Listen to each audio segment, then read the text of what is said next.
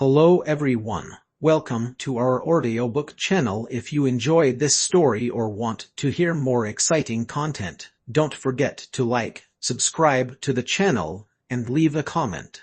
Your feedback helps us improve and bring even more captivating stories. Enjoy listening Volume 1 Part 1. Now, let's clear things up. The woman put down the tobacco pipe she had been gently biting down on, puffed out the smoke, and licked her lips. She was a beautiful woman with striking red, wavy hair, but more importantly was the fact that she was a god. So, what you desire is an immortal body and infinite growth potential. Yes. Nope, not possible. Go back. Or, don't be like that. The man, a 27-year-old man called Li Xin Wu, sat opposite from the woman, separated by an antique desk. He was an ordinary office worker who liked fantasy novels and games. Well, at least until he died. And now that had died, he was a hero that had been chosen by a god. Probably. I heard that I still had a long life ahead of me, yet I died prematurely. Shouldn't I receive at least this much from a god since I died so unfairly? Geez, the novels these days have really spoilt these kids' backbone. Before, if I told them they were getting a second chance, they would go yippee or yell call. Well, people change as the times go by. Though God wanted to hit Li Xin Wu, who had nonchalantly nodded his head and replied to her, she restrained herself. After all, it was none other than her who had gathered the souls of those who had died unfairly, because she needed their help. If he was from my world, then I would've just. She was certainly a god, but she wasn't the god of Earth. She was the god who reigned over Haguroer, which differed in culture, history, size, and every other aspect from Earth. Then why was she in a situation where she had to bring souls from another world? There was a truly sad, tear-jerking reason behind that. Anyhow, those guys sure are cold-hearted. Their god is saying that she'll get herself involved and clean up their mess, but they're just avoiding it since they don't want to die. There were a lot of heroes who accepted my revelation. You know, they all just died in Hiter. Li Xin Wu instinctively gulped and asked God, "Is the place that dangerous?" "Of course, it is." God couldn't hide her bitterness and responded for a second time, putting the tobacco pipe back into her mouth. If she didn't at least do that, she felt like she would've sighed in front of a human. This was a story that happened several decades ago. Hiter, a great empire that thrived in the undergrounds of Haguroer, was met with tragedy. Their emperor, Jisharnu, dreamt of immortality and researched forbidden black magic. But as a consequence of his recklessness, the entire underground empire received an undead curse. What's worse, the curse would spread gradually and, if left unchecked, would devour the entire world. God, recognizing the severity of the situation, passed down a divine revelation to all humans and promised that she would grant a wish to the savior of the empire. There were many heroic men who came forward, but all of them failed. The curse deeply rooted in the empire was strong, and the heroes who headed underground in order to save the empire couldn't overcome the curse, degenerating into the undead and becoming a part of the undead empire. Only after did God decide to exhibit her power more extensively. She scattered and planted her power across the empire, encouraging the heroes, but it didn't help.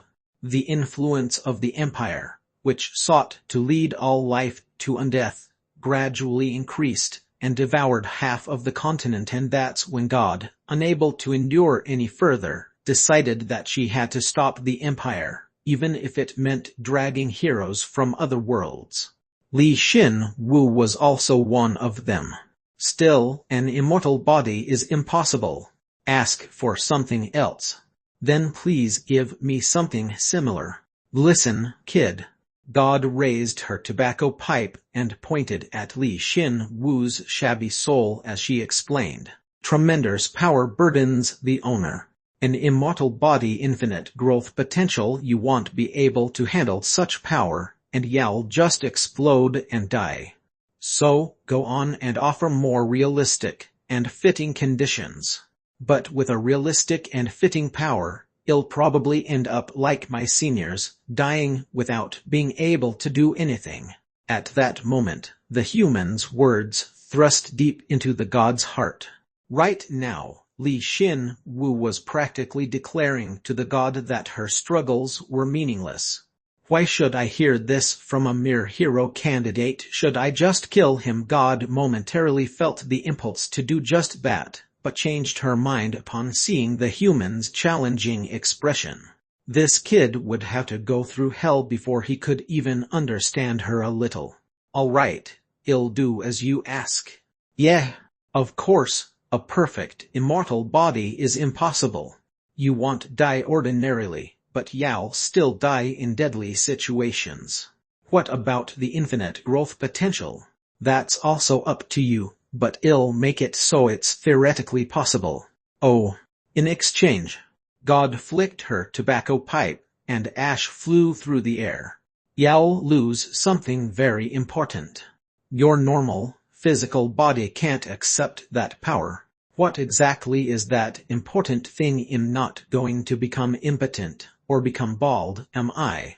This is the best I can do. Now Li Xin Wu, are you going to do it, or not? She didn't answer his question. He faced God's spiteful, cold eyes, and he briefly felt conflicted, but he ultimately nodded his head and spoke. Even if he were to become impotent, or become bald, there's a time when a man needs to take the risk. All right, I'll do it.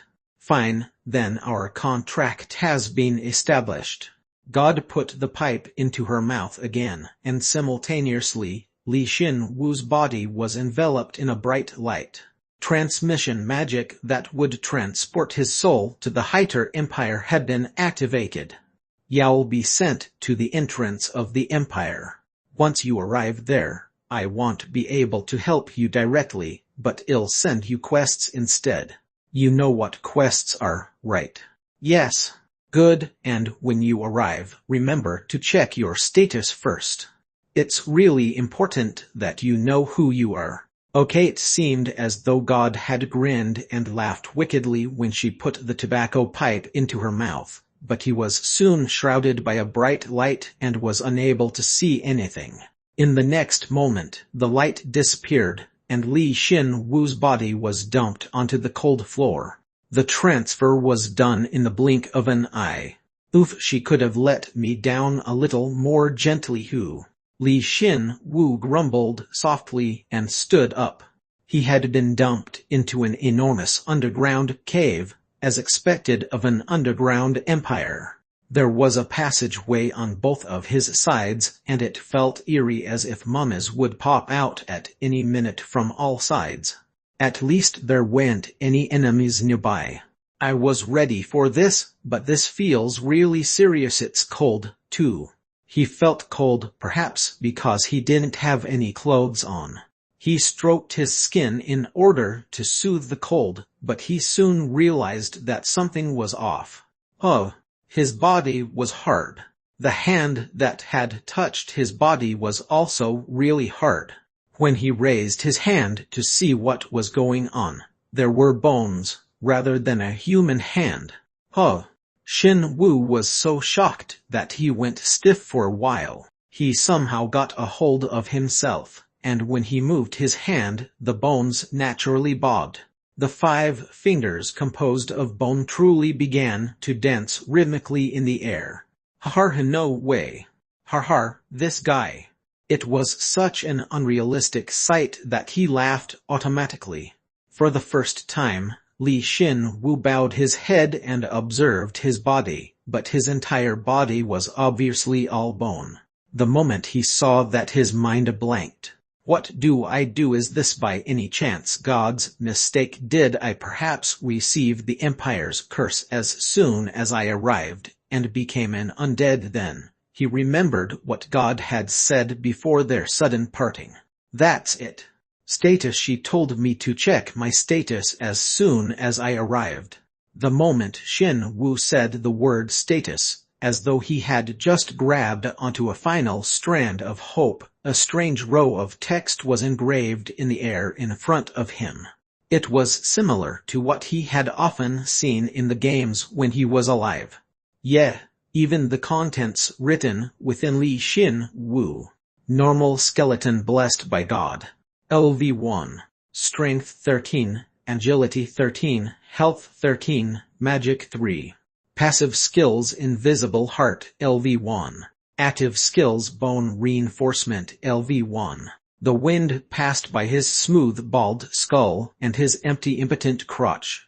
It only took around 10 minutes before Li Xin Wu figured out that this was neither God's mistake nor the Empire's curse. Chapter 1 Part 1. Chapter 1. Reinforcement Hero 1. After he had accepted that he would have to deal with a skeleton body bald and impotent from now on, even he thought it was an incredible feat of composure, Li Xin Wu began to earnestly research his status. If you know the enemy and you know yourself, you need not fear the results of 100 battles. It was a basic principle to know oneself before entering the battlefield. Though he still lacked the courage to actually seek out his enemies. Li Xin Wu. Normal skeleton blessed by God. LV1. Strength 13, Agility 13, Health 13, Magic 3. Passive skills Invisible Heart LV1. Active skills Bone Reinforcement LV1. I get that I'm a skeleton, but what does this blessing thing mean?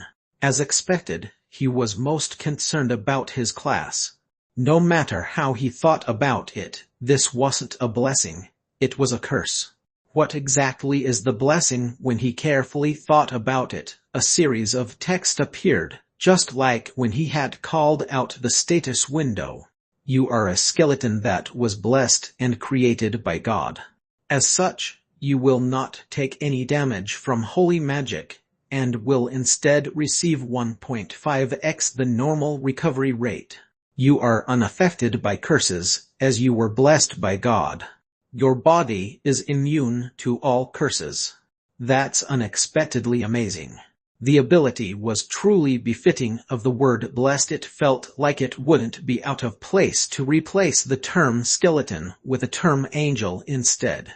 But she should've just made him an angel in the first place. Then he thought pointlessly, and went over the next item. In some ways, starting at level 1 is natural. And as for my physical abilities or my magic, I don't know the standard here, so it doesn't matter. He skipped past the level and stats and checked his skills, which were a reflection of his negotiations with God. He had one passive skill and one active skill, and Li Xin Wu checked the passive skill first. Invisible Heart LV1 Passive. Your heart cannot be seen, nor can it be grabbed. You are immune to mental status ailments, and you will revive even if your body is broken to pieces. Each revival will increase the skill level by 1. Each skill level will increase your stats by 3. However, you will be completely destroyed if the skill reaches the max level LV100. One of the secrets had been solved. He wondered why he was so composed despite being dumped into a situation like this, and it was all thanks to this skill. However, since it would help him survive in his current situation, and wouldn't be detrimental, he accepted the truth quite easily. So, a perfect immortal body is impossible, but with this, did this mean he had 99 lives? Well, it didn't seem like he would die under ordinary circumstances. Moreover, whenever he died, he would gain additional stat bonuses. Isn't this an ability that forces him to accept that he'd become a skeleton? Of course, he didn't know what would happen if his body was broken into several pieces all at once, or if it were possible to die several times at once.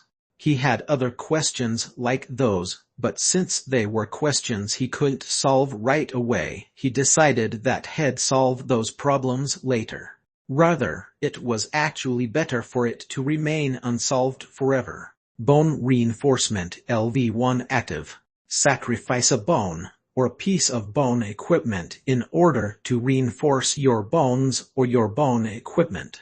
You can absorb the special experiences and memories within the bone. The higher the level, the more effective the absorption. The last one was the skill that would theoretically allow Li Xin Wu to grow indefinitely. But why didn't he feel inspired when he saw it? There's no way to find out until I get a bone and try it out myself. While thinking that, a series of text suddenly appeared before his eyes. A quest has been generated. A quest. This was honestly a nice time for a quest since he didn't know where to go. Perhaps the quest had waited for this moment. The contents of the quest were very suitable for him as well. The entrance of the underground empire. The place where you have arrived at is the underground empire's exterior passageway, where the effects of the curse are almost non-existent. However, the empire's guards are always patrolling these areas. Whether you exterminate or evade the patrols is up to you, but proceed forward and find the hideout that possesses God's power. Quest reward minimap. A minimap. He was curious as to what a minimap was like, and the passageway was a one-way road anyway. It wouldn't be bad to find the hideout, and he also didn't really have a reason to ignore the quest either. He was still hostile to the god who made him like this, but since he didn't want to lose out by going astray, Li Xin Wu decided to follow the contents of the quest for now. But just as he was about to move his body to do so, an undead appeared from far inside the passageway. Patrolling. Are there no heroes anywhere? Luckily, it was a skeleton that looked similar to Li Xin Wu. However, unlike him, it carried a decent white bone spear, and since it was in an equipped state, it was much better off than him. It was surprising that a skeleton composed of all bones could speak and that he could understand what it was saying, but now wasn't the time to be surprised about that. Skeleton Soldier LV1. When he saw its appearance, its class and level appeared right before Li Xin Wu's eyes. But wait a second. It's only level 1 when it looks like it should at least be level 5. How the hell is that level 1? Voice unclear. He had ended up talking aloud due to his shock that the skeleton was only level 1. The skeleton, which was several meters away, instantly turned its head towards him. It noticed him, even though it didn't even have eyes. Skeleton I haven't seen before, newbie.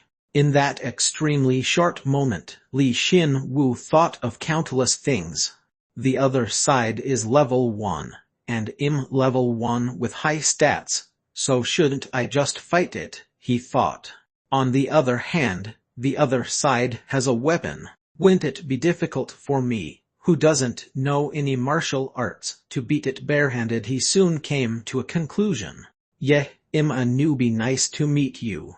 A newbie, nice to meet you. If the enemy misunderstood and considered him an ally, then there was no need to throw away that advantage. Li Xin Wu greeted him as brightly and as pleasantly as he could, and slowly approached it. The skeleton soldier also approached him, as if there were no enemies around.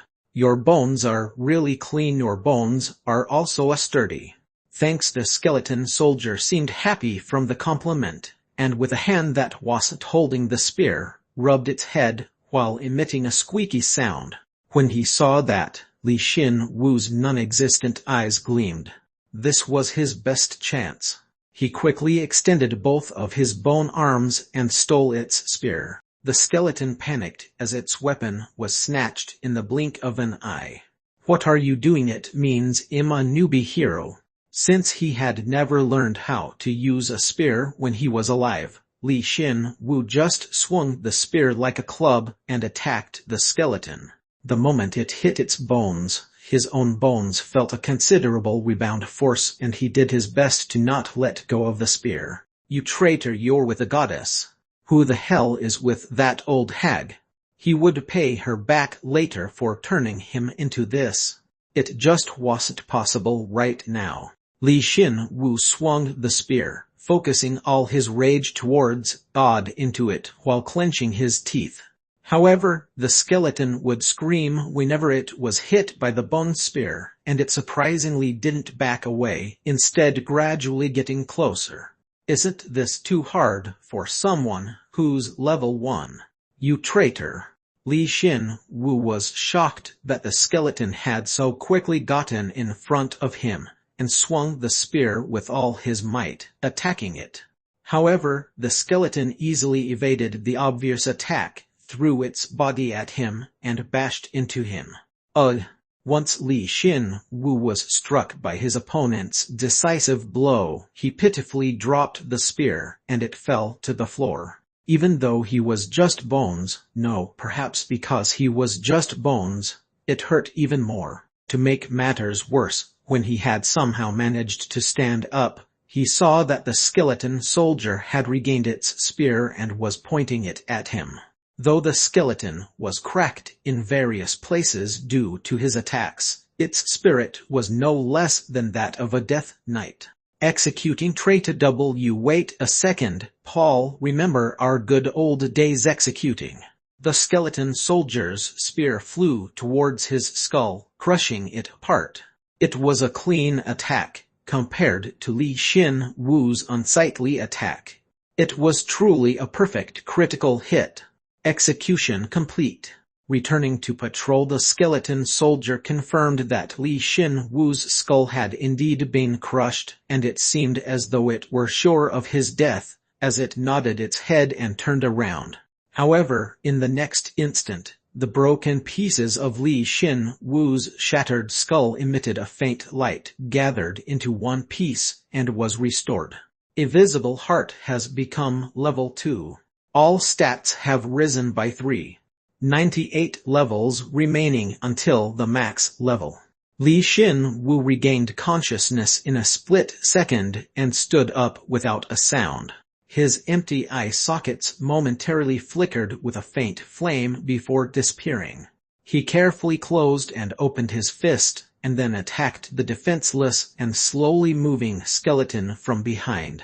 If he learned anything from his defeat, it was that our skeleton's greatest weakness was their head.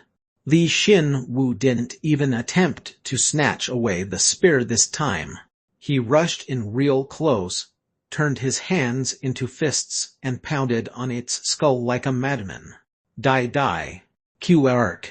The skeleton soldier screamed and swung its spear, but they were too close for his spear to be effective. Its spear floundered in the air a few more times, and it soon threw it away, responding with its own fists, but by then, it was already too late. Xin-Wu didn't know how many times he had struck its head, but the cracks had made thus far suddenly emitted a cracking sound and expanded, shattering the skull. "You have hunted a LV-1 skeleton soldier." Even after the message appeared before his eyes, Li Xin-Wu remained on guard, but when he saw that the skeleton soldier was unable to maintain its body any longer, and start to break down, he barely released the tension within his body and dropped to the floor. Though an undead body didn't feel fatigue, his mind that barely remained inside was completely groggy. I shouldn't have underestimated him. He was confident that he had done everything he could to prepare. But there had been an unbridgeable gap in skill between him and the skeleton soldier. Its spear had crushed his skull in a single strike, and he had to strike him several times before he could do the same. That difference caused him to die once. I can't help that I've already died once. I just have to not die again. Li Xin-Wu energized his spirit, which had been exhausted by the fierce battle. A mere skeleton soldier was nothing more than the lowest rank monster in the Empire. If he gave up here, he would be nothing. Whew! He somehow exerted strength into his bones and stood up. Then, he saw 3 spoils of war that remained where the skeleton had disappeared. One of the remaining items was the white bone spear he had used, another was a black coin, and the last one was a bone that had remained without breaking down. Li Xin Wu instinctively extended his hand and grabbed them. You have acquired a LV1 bone spear. You have acquired the skeleton soldier's arm bone. You have acquired 10 perium.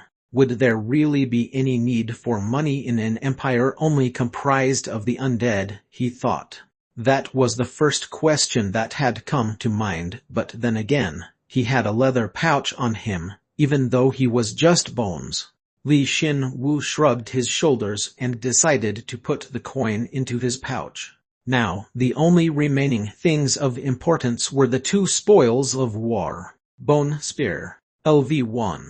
Durability 93,100. Attack power 515. The bone spear remained sturdy, despite clashing against bone several times during the battle. It had an important detail: there was a level on the item. No, there was more. Would you like to sacrifice the bone spear in order to reinforce your bones? You can choose one of the following to reinforce: toe bone, leg bone, arm bone, a finger bone, upper jaw bone, and the lower jaw bone. No. It seemed as though it was possible for bone equipment to be sacrificed in order to reinforce the body, but he desperately needed a weapon right now, so he let it be. More importantly, there was still something left that could reinforce his bones. Would you like to sacrifice the skeleton soldier's arm bone to reinforce your bones? You can reinforce your arm bone. Li Xin Wu scanned his surroundings before he nodded his head. The desolate passageway was silent, without even the sound of ants crawling by. Well, he had already killed a patrolling guard, so it would take some time before another one came up to bat. After he confirmed his safety, he silently muttered, "Reinforce." Chapter 1 Part 2. The moment he used his bone reinforcement skill, the skeleton's arm bone flickered with a weak flame and oxidized in the air, followed by a stinging feeling in his left arm. You have reinforced your arm bone. Strength has increased by 1. Absorbing a portion of the skeleton soldier's memories and experiences. That spear isn't meant to be swung like that. Look, though it may look like this is the spear technique that was taught to me by the strongest general of the empire, General Learfield. And that was it. All right. He didn't have high expectations from the get-go.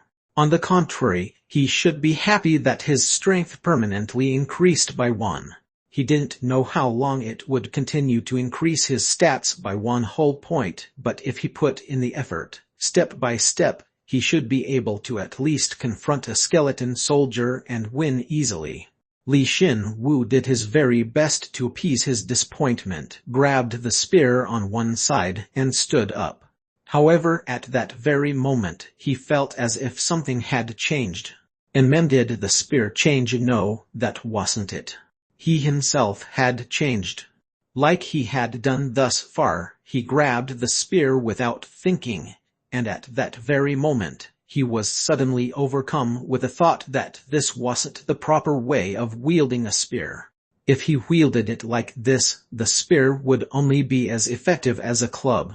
In order to use a spear like a spear, he would need to hold it properly. He followed his instincts and changed his grip on the spear. Somewhere in that posture lay a similarity to the skeleton soldier's own. Passive skill, beginner spearmanship LV1 has been learned. At that moment, Li Xin Wu's non-existent eyes widened. He had learned spearmanship from just absorbing the skeleton soldier's memories of handling a spear. If that's the case, if he were to obtain another's bones who learned a different skill, wouldn't that mean that he'd be able to learn that skill as well? His evaluation of the bone reinforcement skill drastically changed for the better. Good, I can accept this. If he had a normal human body, he wouldn't even be able to dream of reinforcing his body through bones. The resurrection through his invisible heart was, of course, the same. These two skills were so powerful that he had no choice but to accept that he was a skeleton. If he had, at first, been like, even so, how could you turn me into a skeleton, you necromancer bitch? Then now he was like, now that it's become like this, I'll become the strongest skeleton. Li Xin Wu swung the spear a few times and nodded his head in satisfaction. My spearmanship's still lousy, but I can at least stab decently now. He hadn't learned any martial arts before, but he could tell whether his motions were proper or a mess. Since he had swung the spear in the desperate battle to his heart's content, he felt that the force behind his swing was incomparable to before. Over there, newbie here, good morning. Of course, Li Xin Wu wasn't confident that he'd be able to overpower a skeleton soldier in a frontal assault, so he acted like a merry skeleton when a new patrolling guard appeared, and slowly walked towards it. The skeleton soldiers here seemed to really like newbies, as they all greeted him without any suspicions. He was quite thankful for that. Nice to meet you, Paul. My name's not Paul, but it's nice to meet you. The quest comes later. For now, let's not leave this area and grow in strength. He greeted the skeleton soldier, and the tip of his spear flashed, falling diagonally. And thus the antlion of the external passageway was born. Traitor, it's unfortunate that you couldn't remember your past life, Paul. We were the best of friends, Tuhak. Li Xin Wu stabbed the skull of the 138th Paul with his bone spear as hard as he could. The thickness and strength of his bone spear was incomparable to normal bone spears, and that bone spear cleanly smashed the skull of the 138th Paul. It left behind a bone spear, as well as 10 perium before disappearing, just like the other Pauls. Oh, this time it's a leg bone. It wasn't like all skeleton soldiers left behind arm bones. After experimenting over 100 times, Li Xin Wu was able to conclude that they dropped an arm bone, a leg bone, or mixed bones. The description explained that it was a bone of unknown origin. Amongst these, the mixed bones was a dud that didn't increase stats, nor did it contain any skills, while the arm bone increased his proficiency in spearmanship, and the leg bone you have reinforced your leg bone. You have acquired 5 proficiency in the skill, beginner sprint. No, I said now's not the time to be swinging a spear. Goodness, there's really an epidemic coming. I tell you, I'm getting out of here first. Different from you guys, faster than anyone. A nameless soldier. The beginner sprint skill has become LV3. Your sprinting speed has become slightly faster. Nice. They had the effect of bestowing proficiency in the skeleton soldier's soul movement type skill, sprint. This skill allowed for a momentary, lightning-fast sprint, and was a skill that consumed a large amount of stamina, but to the undead, which possessed the race characteristic of never tiring, it was a great skill he'd be able to use again immediately after the skill delay. Anyway, my stats didn't increase again. Should I really get going now? Arm bones and legs bones, not mixed bones, would originally increase strength or agility by 1 each time he reinforced them, but at some point, the frequency of that growth had decreased, and now his stats wouldn't rise even after absorbing 10 bones in a row. Though he had wanted to move after raising both his strength and agility to 100, Li Xin Wu clicked his non-existent tongue and checked his status. Li Xin Wu. Normal skeleton blessed by God. LV1. Strength 57, Agility 46, Health 34, Magic 6. Passive skills Invisible Heart LV2, Beginner Spearmanship LV3. Active skills Bone Reinforcement LV1, Beginner Sprint LV3. Fair higher. Fair definitely higher, but there were 3 things he wasn't satisfied with. First off, mixed bones weren't effective in improving his stats, which resulted in his health stat being lower than his strength or agility. He also hadn't found a way to increase his magic stat, nor did he know how to use it. Lastly, he was still level 1, despite hunting down so many skeleton soldiers. At this point, I might not be able to increase my level through normal hunting. Certainly, the skeleton soldiers he had killed up until now had been much too strong, despite being level 1, and each skeleton soldier was different from the last.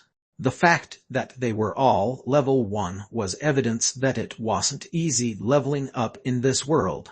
All the more reason to level up at least once before moving forward, but I suppose it can't be helped. Let's move on to the next step. Since he had moved around the passageway while hunting, he knew the approximate location of the hideout.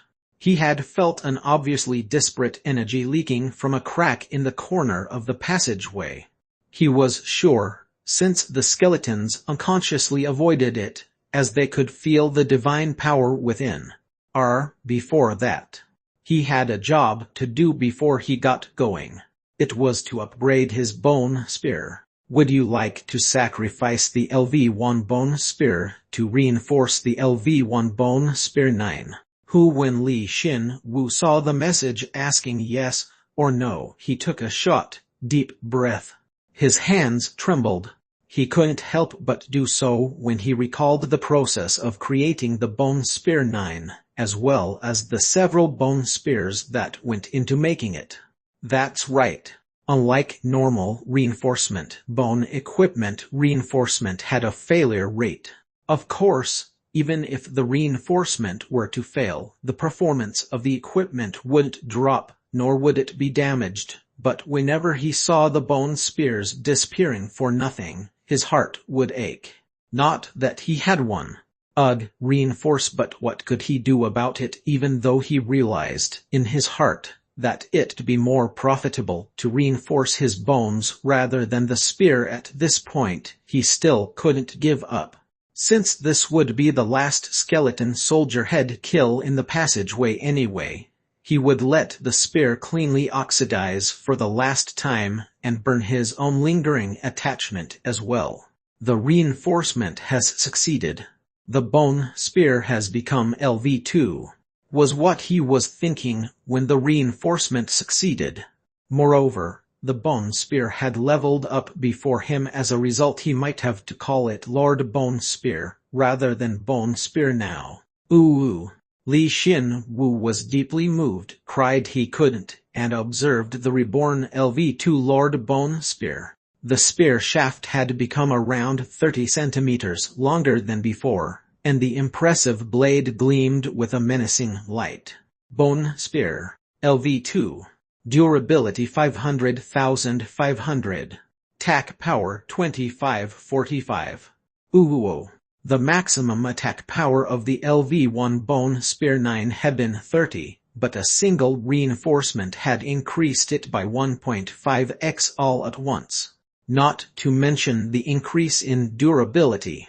As expected, his investment into his weapon had paid off.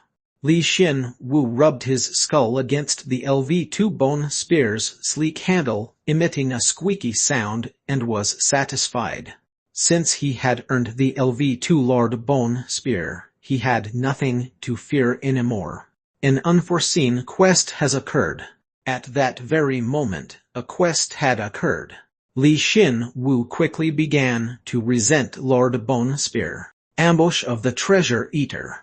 Among the undead inhabiting the underground empire is a race called the Treasure Eaters that like to eat objects with magical energy within them. Normally, there isn't anything that piques their interest in the external passageways, but the LV2 item that you have created ended up stimulating one of the Treasure Eater's senses. It's much stronger than a normal skeleton soldier to the point that it's incomparable, but if you defeat it, you may be able to gain the treasure it has eaten. Quest reward: the Treasure Eater's treasure. The moment that quest notification appeared, he heard a shriek from far beyond the passageways. At the same time, he heard something collapsing. There were also a few skeleton soldiers' screams mixed in as well. Qa-wo. The sound was coming closer by the second. A human, no, a skeleton had just adapted to the situation, yet a new trial appeared as if to interfere with that adaptation.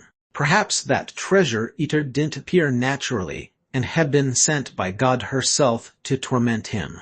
All sorts of doubts momentarily rushed through his mind, but the most important thing right now was deciding his course of action. Li Xin Wu double-checked the location of the hideout and quickly moved. First, he planned to check the treasure eater with his own two non-existent eyes and fight if it seemed doable. Treasure eater LV2. Q. Nope, I gotta run.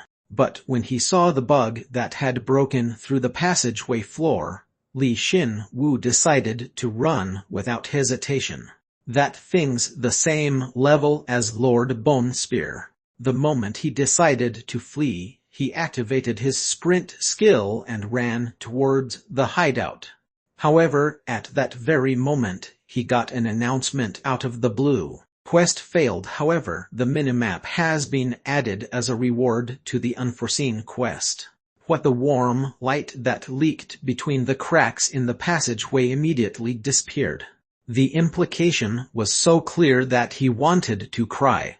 Hideouts could disappear. Li Xin Wu abruptly stopped and grit his teeth, and soon, the treasure eater had gotten close, greeting him by opening its mouth wide.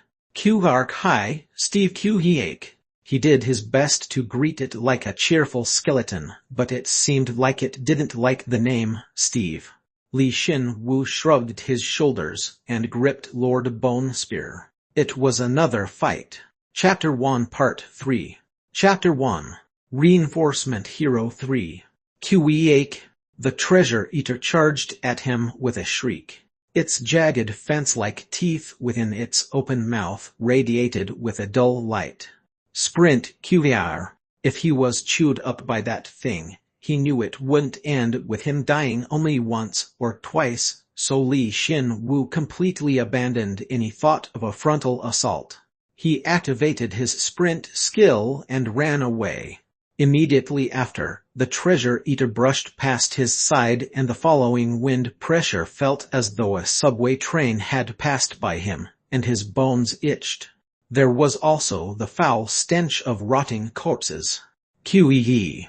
Perhaps it hadn't expected that he'd dodge it so cleanly, and the treasure eater, that had labored in vain, shrieked again and twisted its body around. It seemed like it would take quite a long time for it to make a U-turn, as its body was too large when compared to the width of the passageway. This was his chance. Li Xin Wu firmly gripped his spear with both hands and held it to his side. He subsequently pierced through the side of its body as if he were shooting a cannon, and both of his hands creaked. He placed the full might of all of the stats he had stockpiled thus far into his LV2 bone spear. The force behind the bone spear was truly tremendous. Critical hit. His spearmanship had been firmly tempered through the sacrifice of countless pawls, resulting in a strike both heavy and sharp. The spear entered and split open its side, magnificently bursting open both its skin and the flesh within. It was then that Li Xin Wu realized that the concept of critical hits existed in this world. GDWO. But he had only thought of attacking with all his might and hadn't considered his next move. The moment the pained treasure eater turned its entire body, Li Xin Wu failed to pull out the spear and crashed into the wall. He was afflicted by a pain that felt as though all his bones were being smashed. The pain was killing him, but he knew he would really die if he lost consciousness here, so he desperately maintained his consciousness. It helped here as well that he was undead. Quake tch, this damned thing. Li Xin Wu was trapped between the bug's body and the wall, though he was receiving a shock that felt as though his body was being crushed to pieces. He used all his might, grabbed the spear, and pulled it out, causing dead flesh and blood to burst out. GD. At that moment, the bug screeched like a pig, filling the passageway with its screams. The treasure eater used Shriek of the Dead. Those exposed to this shriek will momentarily enter a frenzied state. As an effect of Invisible Heart, you ignore the effects of Shriek of the Dead.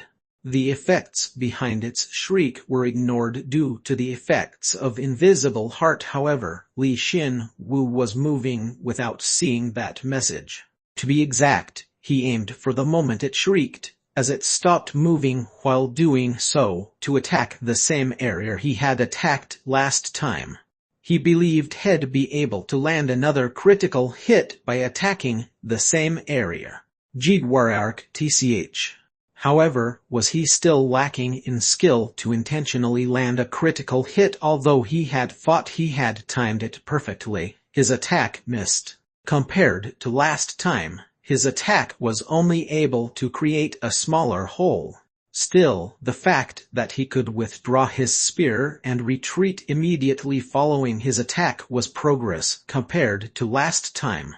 However, at that moment, a message update appeared. Beginner spearmanship has become LV4. You can swing your spear more easily now. Li Xin Wu briefly voiced out in surprise. That's because beginner spearmanship had leveled up to LV3 upon killing the 133rd Paul. It hadn't been long since it had leveled up, yet it had leveled up again, so he couldn't help but be surprised. However, he obviously didn't have the time to look into that right now. Like the message had said, it felt much lighter than before. He gripped his spear and got ready to use his sprint skill again. Jidwarark. The treasure eater had successfully managed to change directions, despite being attacked, and opened its mouth wide, seemingly intent on swallowing both him and the treasure hole. Ugh, sprint, QE. At the end of their split-skinned battle of wits, Li Xin Wu dodged its charge again and flung his body. Though it was a dangerous moment that would determine life or death, he was able to dodge its charge with more ease than before. That's because the treasure eater charged in a straight line, and he had used his sprint skill to accelerate at the crucial moment. If he didn't possess a skeleton's body which enabled him to utilize sprint repeatedly, the battle would've already been over. Conversely, it meant that he was confident that he'd be able to keep up with it as long as he wanted. Nice, then Li Xin Wu concluded that he'd need to prolong the fight, so he abandoned all thoughts of attacking, and decided to damage it little by little. He would use the reach of the bone spear at mid-range to nibble away at its body. Eat this Q-arc. The bone spear quickly stabbed its rear end, splattering blood. Li Xin Wu had successfully attacked, and he immediately retreated to a safe distance and observed the treasure eater. However, its response was strange. Li Xin Wu had expected that it would go wild like last time, but it ignored his predictions and had curled up as much as possible. Kihi-arg. It yelled its most annoying and unpleasant shriek to date. Li Xin Wu grit his teeth to endure its intense, skull-ringing shriek. And there was a truly teeth-gritting scene before his very eyes. The treasure eater uses the roar of healing. The treasure eater's health recovers completely. The wounds that Li Xin Wu had risked his life to inflict were being healed in real time. Steve, you asshole Q. It was just an external passageway monster, but it was healing up like a boss monster. He was even more annoyed by the fact that he had no way of figuring out how many times it could use the roar of healing. If it could use the roar of healing repeatedly, then this struggle would be meaningless. That's so demoralizing. Q. He felt as though his blood sugar was dropping, but it was just a misunderstanding. After all, he was nothing but bones, so there's no way for his blood sugar to drop. Li Xin-Wu weakly gripped his spear. He could do nothing but act on the assumption that right now the treasure eater couldn't use its roar of healing indefinitely. And if not, then he'd have to run away no matter what by using sprint. It was then monster discovered during patrol requesting reinforcements. Li Xin-Wu couldn't believe what he was hearing. He had definitely heard the voice of a skeleton soldier beyond the completely collapsed passageway. Moreover, thanks to the treasure eater rampaging everywhere, the upper, lower, and side passageways had all collapsed, and the skeleton soldiers were coming out from everywhere. Of course, the treasure eater had absolutely no interest in the soldiers equipped with lousy bone spears, but Li Xin-Wu was different. Are these guys really coming to help me? Requesting additional reinforcements. In the middle of requesting reinforcements, discovered something fighting the monster. One of the skeleton soldiers discovered Li Xin-Wu confronting the monster. The skeleton tilted its head when it saw Li Xin-Wu's larger frame. Compared to other skeletons, his body became slightly larger as his stats increased, and the shiny bone spear in his hand, ultimately asking, "Are you a newbie? I'm a newbie, help me." Li Xin-Wu yelled distressingly. It seemed like the skeleton couldn't grasp the situation, as it stood there vacantly for a second, but soon came up to the passageway and pointed its spear towards the treasure eater. Participating hunting to get the poor wool. Right after Li Xin-Wu shouted in gratitude, a message appeared before his eyes. You have achieved the feat of deceiving your enemies and manipulating them. Surviving using everything you have may be the most important talent in the Empire. You have learned the passive skill, acting LV1. It felt slightly strange that this was the first skill he had obtained through his own efforts, but he'd use it as much as possible if it would keep him alive. Li Xin-Wu sneakily took a step back from the treasure eater and yelled in an even louder voice. Pauls, let's beat this monster together. It's a thief that's threatening the security of our empire. Request complete. Participating.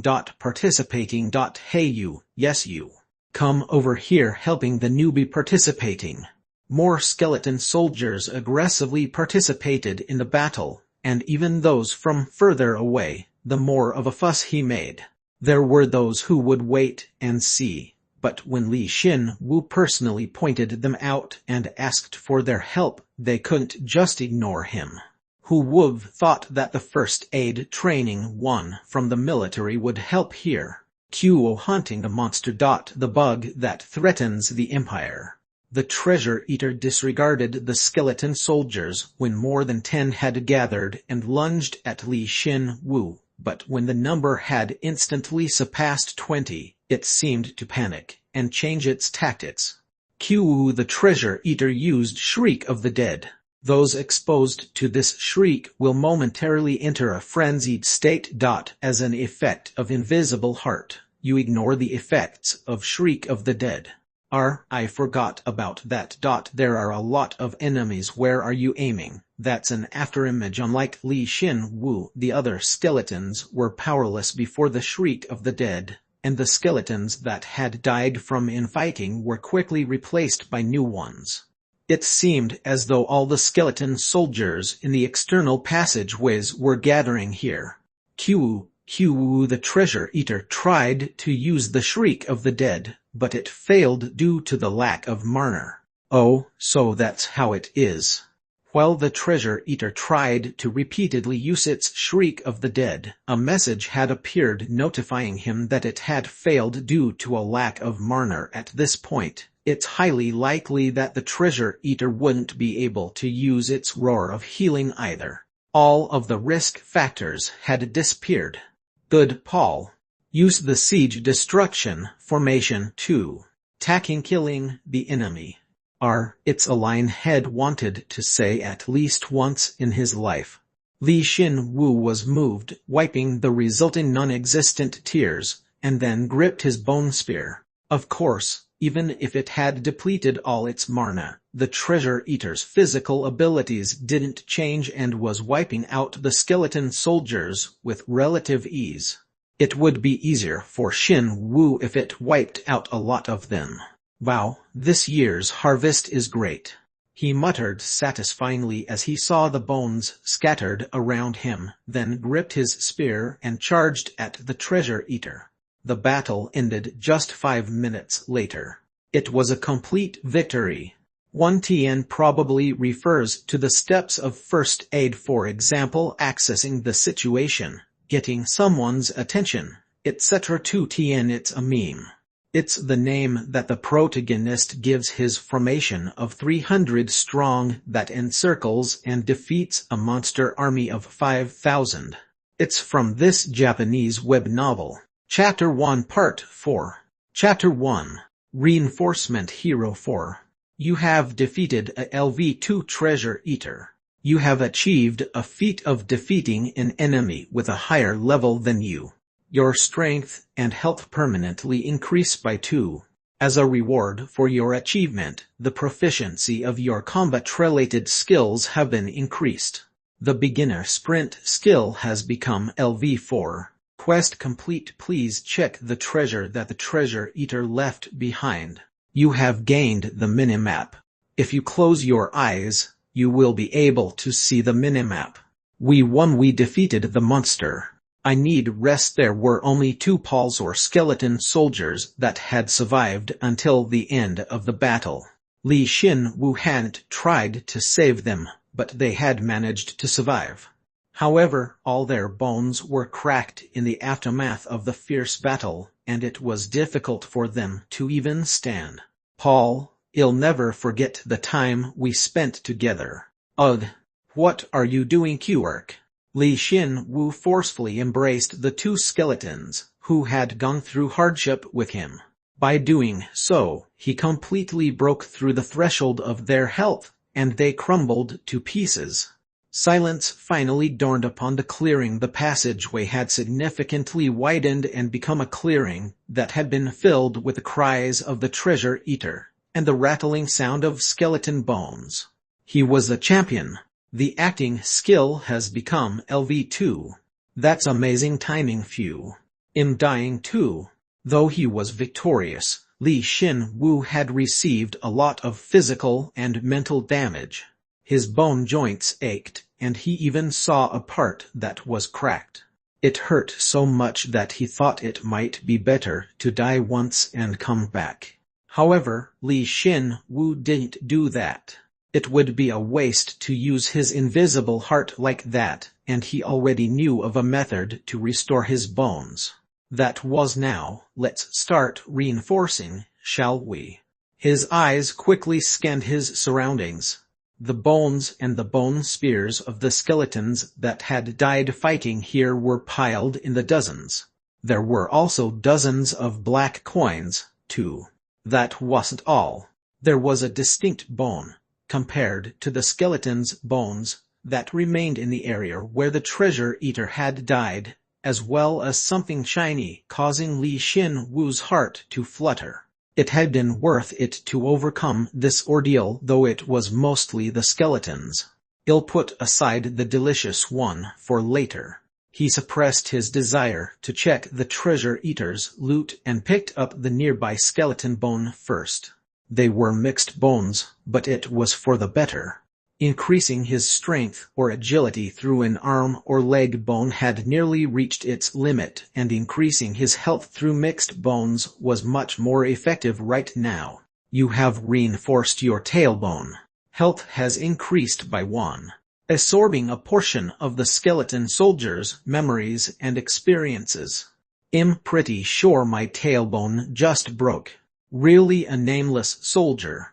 If these guys knew they could leave behind memories of their life, they wouldn't have left behind such useless memories. Li Xin-Wu stroked his tailbone and felt that the cracks had definitely decreased compared to before the reinforcement.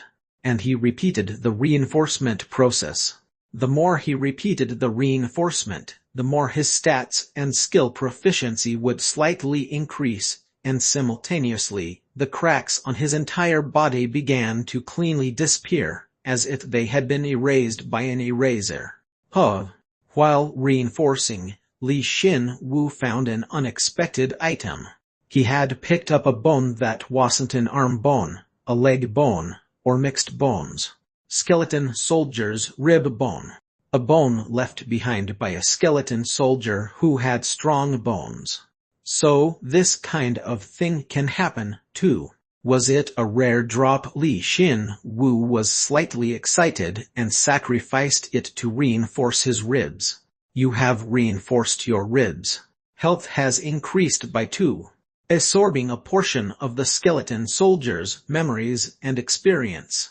General Siegeld has committed treason. That's not possible. I'll trust him and follow him to the end. A nameless soldier. I don't think that's a line a nameless soldier would say, though.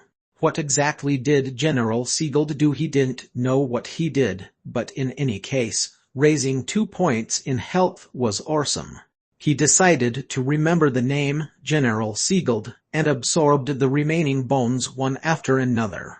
His appearance was akin to a farmer who was harvesting his crops. Now it's time to upgrade the bone spear. He looked at the mountain of bone spears that he had collected while absorbing the bones and looked like he was at a loss. It had been so hard to reinforce the LV1 bone spear, so he couldn't imagine how many bone spears would break in the process of reinforcing the LV2 bone spear. Phew. But there's no helping it. I'd better do it. He had realized the importance of weapons several times during his fight with the treasure eater. A single attack from his spear had been more effective than 10 attacks from the other skeleton soldiers. He took a short, deep breath and extended his hand towards the mountain of bone spears. Reinforcement has failed. Reinforcement has failed. Reinforcement has failed. Reinforcement has succeeded. Oh, he had succeeded in only 4 tries. He had thought that LV1 items may be unable to reinforce LV2 items, but Li Xin Wu became confident after his single success and began to reinforce one after another. Reinforcement has failed x30. Please no, don't be like that. No. Reinforcement has failed. Reinforcement has failed. Reinforcement has failed. Reinforcement has succeeded. Reinforcement has succeeded. Bone Spear 3. LV2. Durability 590,590. Attack power 3357. Ugh, I don't know what the probability is, so I don't know if it went well or not. When he was about to run out of bone spears, the final 2 reinforcements had succeeded, and as a result, the bone spear became a bone spear 3. Li Xin Wu had quickly used up all the bone spears, and a part of him felt that it had been a waste but decided to be satisfied with the fact that his bone spear had definitely gotten stronger. Now, then it was finally time for the main dish he had been saving. His bone joints rattled displeasingly as he approached the place where the treasure eater had died. The first thing he saw was a heaping pile of perium. He extended his hand towards the pile, and a message appeared. You have acquired 1,250 perium. Phew. Where exactly was this perium currency used? No. Could it even be used? He had picked them up instinctively due to his past game experience, but he couldn't make sense of them. While he was at it, he checked how much money was stored in his pouch. He had gathered 3,340 perium up until now. The money pouch is starting to get heavy. Is there no inventory here? Perhaps he would gain an inventory by completing a quest, like how he had received the minimap. Then, he picked up the treasure eater's bone next. As expected, since the treasure eater was much larger than those pathetic skeleton soldiers, a single one of its bones was larger than Li Xin Wu. Would you like to reinforce your bones with a treasure eater's lower jaw bone? You can reinforce your lower jaw bone. This really pisses me off. This probably wasn't even its entire lower jaw bone, but just a portion of it. It was the area commonly called the jawbone, and just the thought of sacrificing it to reinforce his bones caused his skin, even though he didn't have any, to feel goosebumps. However, he didn't really have any other choice. He shrugged his shoulders and proceeded with the reinforcement. The bone reinforcement skill has become LV2. The effectiveness of bone absorption increases. You have reinforced your lower jaw bone. Strength has increased by 1, health by 1, and magic by 5. Absorbing a portion of the treasure eater's memories and experiences. QRQ treasure eater. Li Xin Wu, who felt the faint memories seep into his body, was briefly silent. He shivered, as the treasure eater's shriek in the message felt slightly, really slightly, affectionate. If he were to somehow meet another treasure eater, he felt as though he'd be able to understand what the treasure eater was saying, albeit a little. In any case, it increased my magic, so let's leave it at that. He might have gained a skill, but most of the memories and experiences he gained through bone reinforcement didn't immediately manifest as skills and would require a bit of time. Most of the time, the skill would only awaken at the right time. If it was a skill though, he'd like to gain that roar of healing for sure. Li Xin Wu earnestly prayed and extended his hand towards the final item that also doubled as the quest reward. Featherbone Boots 1. LV2. Durability 256,320. Defense 25-35. Options: Agility 5, Sprint Skill 1. Wouter, think an item could have both stats and skills. This was truly a treasure that was in a completely different league when compared to the similarly leveled LV2 Bone Spear. Li Xin Wu carefully put the bone boots on his feet. There was a slight problem since both Li Xin Wu and the boots were made of bone. It was difficult to figure out whether the boots were an item or the bones of someone with stupidly large feet. But considering the fact that his body felt lighter when he put the boots on, it was definitely the effect of an item. Li Xin Wu. Normal skeleton blessed by God. LV1. Strength 65, Agility 55, 5 Health 48, Magic 11. Passive skills: Invisible Heart LV2, Beginner Spearmanship LV4, Acting LV2. Active skills: Bone Reinforcement LV2, Beginner Sprint LV41. Nice. Li Xin Wu grinned as he looked at his stats. It had certainly changed as a result of the battle. His health, which had been lacking compared to his other stats, had been supplemented to a certain degree, and his magic slightly rose as well. He was sure that he had successfully sublimated the skeleton soldier's battle experience into his own, to a certain degree, in the previous battle. Let's see if I die again. The moment he died in a car accident flashed through his mind. Li Xin Wu grit his teeth and shook his head, shaking off the memory. He resolved to never die again. Whether this place was a cursed underground empire or the middle of a galactic war, he would survive no matter what. A quest has occurred. The moment he made his vow, a well-timed quest occurred. It was as though God had been listening and decided to intervene at just the right time. Infiltrate the Empire. You have remarkably taken down the treasure eater and grown. However, this is still just the external passageways, not the Empire. Follow the directions on your minimap, break through the soldiers guarding the Empire's walls, and infiltrate the underground Empire. Quest rewards: Inventory, use of God's secret shop. Well then. The tutorial was coming to an end. Chapter 2 Part 1. Chapter 2. God's Secret Shop 1. If I close my eyes, When he closed his non-existent eyes, he could see it as an extremely intuitive image. It felt as though there was another eye centered on him that watched from above and scanned the entire area. And within that area, only the correct path shined brightly. Shall I go? There wasn't much more he could gain from staying here. Li Xin-Wu made up his mind, opened his eyes, and started moving along the confirmed path. The clearing had stagnated from silence to dead quiet, and only the sound of his moving footsteps rang out. His footsteps had gotten a lot quieter, perhaps due to the feather-bone boots. The passageway was quite long.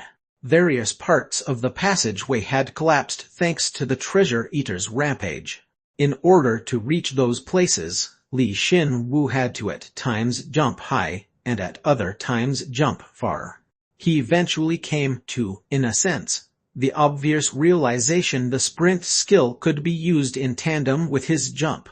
If I become proficient in my sprint skill, then time it. No, I may become a skeleton who can run in the sky. As he walked through the continuing passageway, the atmosphere in the passageway changed in no time. If it seemed as though he had been reluctantly trudging through the underground passageway, filled with nothing but rocks and sand thus far, then this current area is the first place to have a clear path. This is the real empire. I can see the walls. There was a clear distinction between the external passageways and the genuine underground empire, the castle walls. According to the quest's explanation, he would have to face skeleton soldiers over there again. Honestly, he didn't think he'd lose to a few skeleton soldiers now, but he couldn't release his tension, so long as he couldn't ascertain how many of them there were. Li Xin-Wu stopped, his bone joints rattling. There was a single, imposing platoon of skeletons atop the castle walls, aiming their bone arrows at him. Yet, their numbers were small. They soon disclosed that reason themselves. The monster was it hunted. Yeah, we got it though. Everyone else died except for me. Now he could start acting at the flick of a switch. A part of the soldiers that guarded the walls were probably sent to hunt the treasure eater. This all happened because Li Xin-Wu had made a huge fuss. He lorded his foresight, which he hadn't even been aware of, and continued to speak. Paul, please open the castle gate for me. I have to return to guard duty. Wait just a minute. It seemed like this quest would go smoothly. However, had he jinxed it? One of the skeletons wielding a bone bow rattled its teeth as it spoke. I haven't seen that spear before. The treasure hunter dropped it. Li Xin-Wu, who was only focused on entering the empire, roughly concocted a plausible story. But the soldier's response caused his non-existent heart to pound. Then report it to your superiors. He'll report it. No, wait, he didn't think their military discipline was this strict. Moreover, superiors, doesn't that mean someone stronger than them will come? He felt pressed and requested. Hey Paul, wait a sec. I'll give the report myself. So open the gates first. The report comes first. Report in action. Damn it, they hadn't even thought of complimenting and taking care of a comrade who had returned with great difficulty, and instead would call their superiors when they heard the news that he had picked up a new item. You damn egotistic and ambitious skeletons. I said I'd be the one to report it. Since it came to this, there was no need to hide anymore. If that superior arrived, he'd definitely die at least once. He clicked his tongue and sprinted. The skeleton soldiers were startled and aimed their bone bows at him. Are you revolting against the Empire? Are you trying to embezzle? Is it corruption? One sprint. He completely ignored what the skeletons were saying, and jumped while using his sprint and clung to the castle wall. Surprisingly, it was possible for him to jump close to 2m high. Even though he was only at the tutorial level, he thought that he had already transcended humanity, and belatedly realized that he was no longer physically human. Attack subduing. The skeleton soldiers determined that he was their enemy and began to aim and shoot their arrows at him. Though he planned to get hit by a few of them, when the arrows closed in on him, his hand, holding the bone spear, moved by itself. It happened in a split second.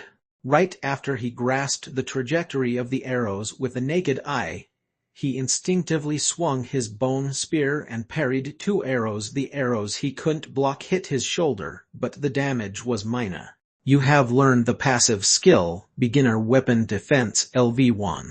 That wasn't all. When he thought he needed to stop the skeletons from drawing their bowstrings again, he naturally opened his mouth and shrieked.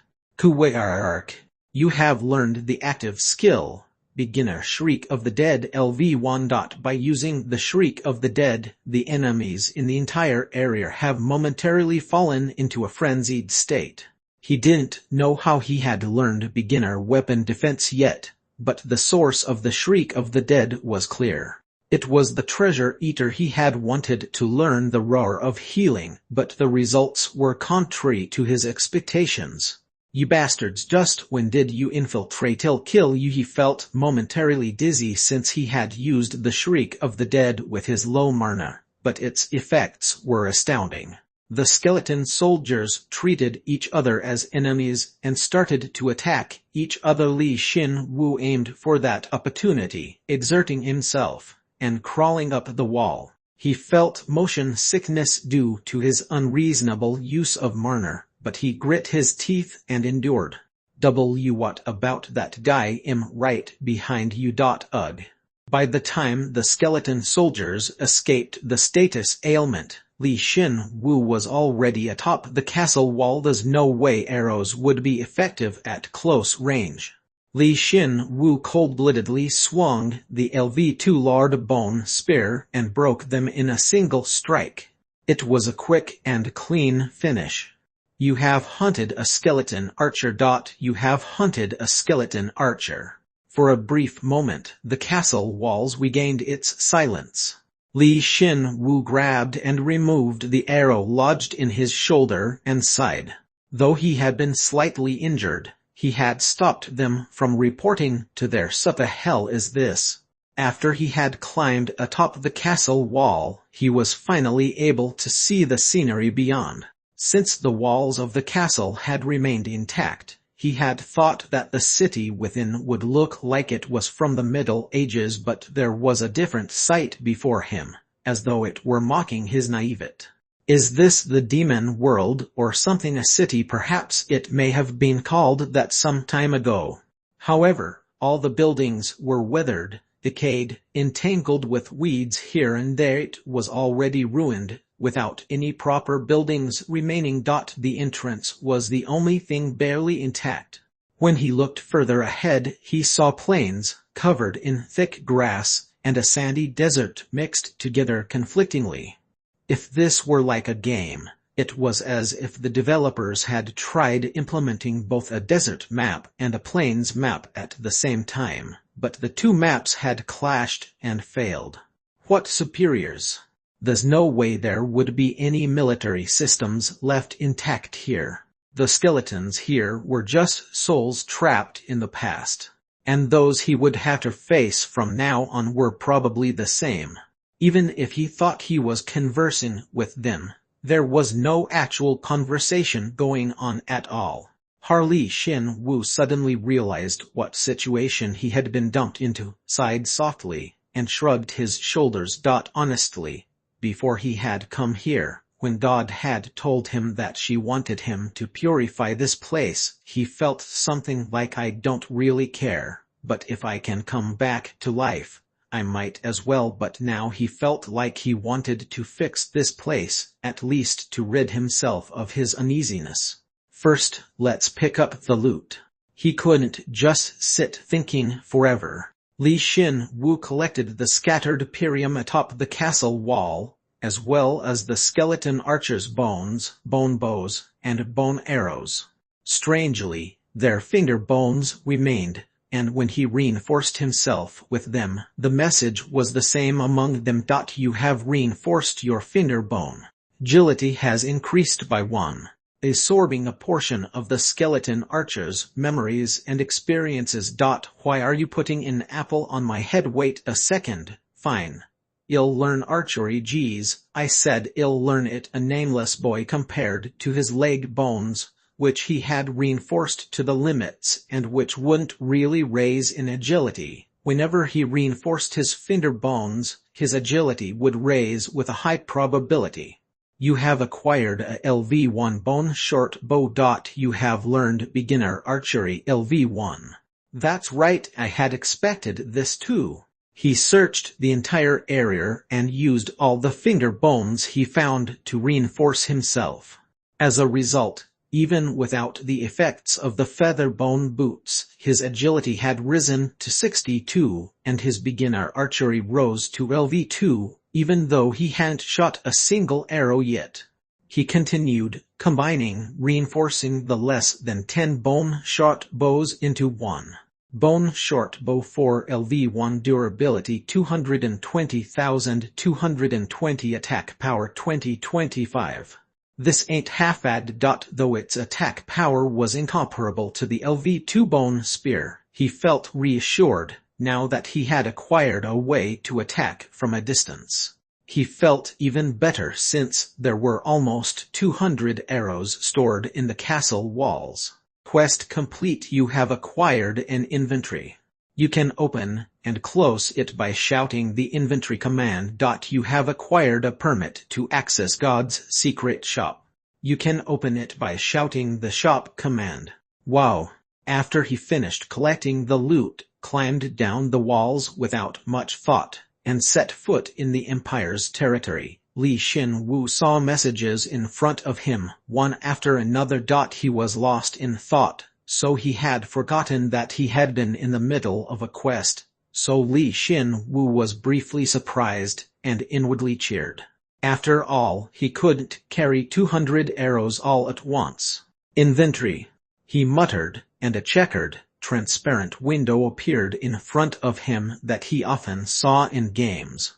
Li Xin-Wu muttered, saying it was an intuitive inventory, and when he touched the window, his hand was powerlessly sucked in. He was startled and pulled his hand out, but his hand was fine. Will this work? He grabbed a bone arrow and put it inside.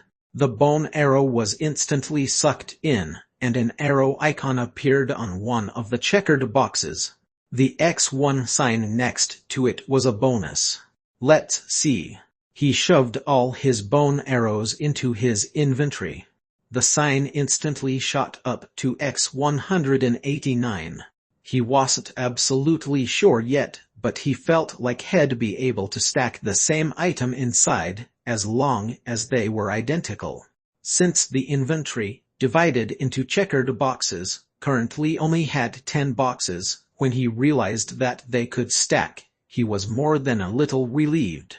Let's put the bow in our money too. When he threw the money pouch inside, the pouch disappeared somewhere, and a black coin icon appeared below the inventory, along with the amount 3,420. He honestly wanted to compliment it because of how intuitive it was. Good, close. However, it didn't close. He thought perhaps it would close if he muttered inventory, and when he did, the inventory completely disappeared. Li Xin-Wu suddenly had an idea and he muttered inventory in his head without saying it out loud. The inventory opened. With this, he'd be able to open and close the inventory amid battle without much difficulty. Then next up with this, he completely understood the inventory. Li Xin-Wu took a deep breath again, and muttered the command of the other reward. Shoth. At that moment, the surrounding area distorted. At the same time, even Li Xin-Wu's consciousness became faint. He tried opening his eyes in an attempt to get a hold of himself. No matter what, then Uten Morgan too, Mr. Skeleton. He had arrived in God's secret shop. 1TN. This term doesn't have a specific enough English equivalent. It's when you perform illegal activities because you need the money. Typically refers to politics. 2TN. Good morning in German. Chapter 2 Part 2. Chapter 2. God's Secret Shop 2. When he came to, he was no longer in the Empire, but somewhere else.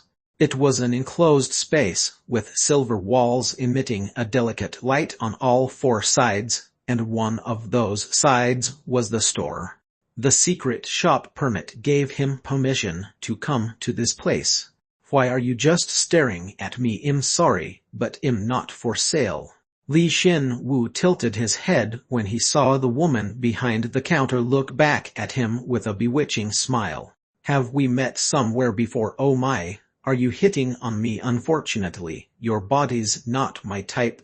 I'm not hitting on you, you know. Even if I were, it wouldn't matter. She spoke while laughing annoyingly, and Li Xin-Wu became short-tempered. He had accepted that he was an undead now, but he needed more time before he accepted his impotence. Even so, the woman, the storekeeper, giggled.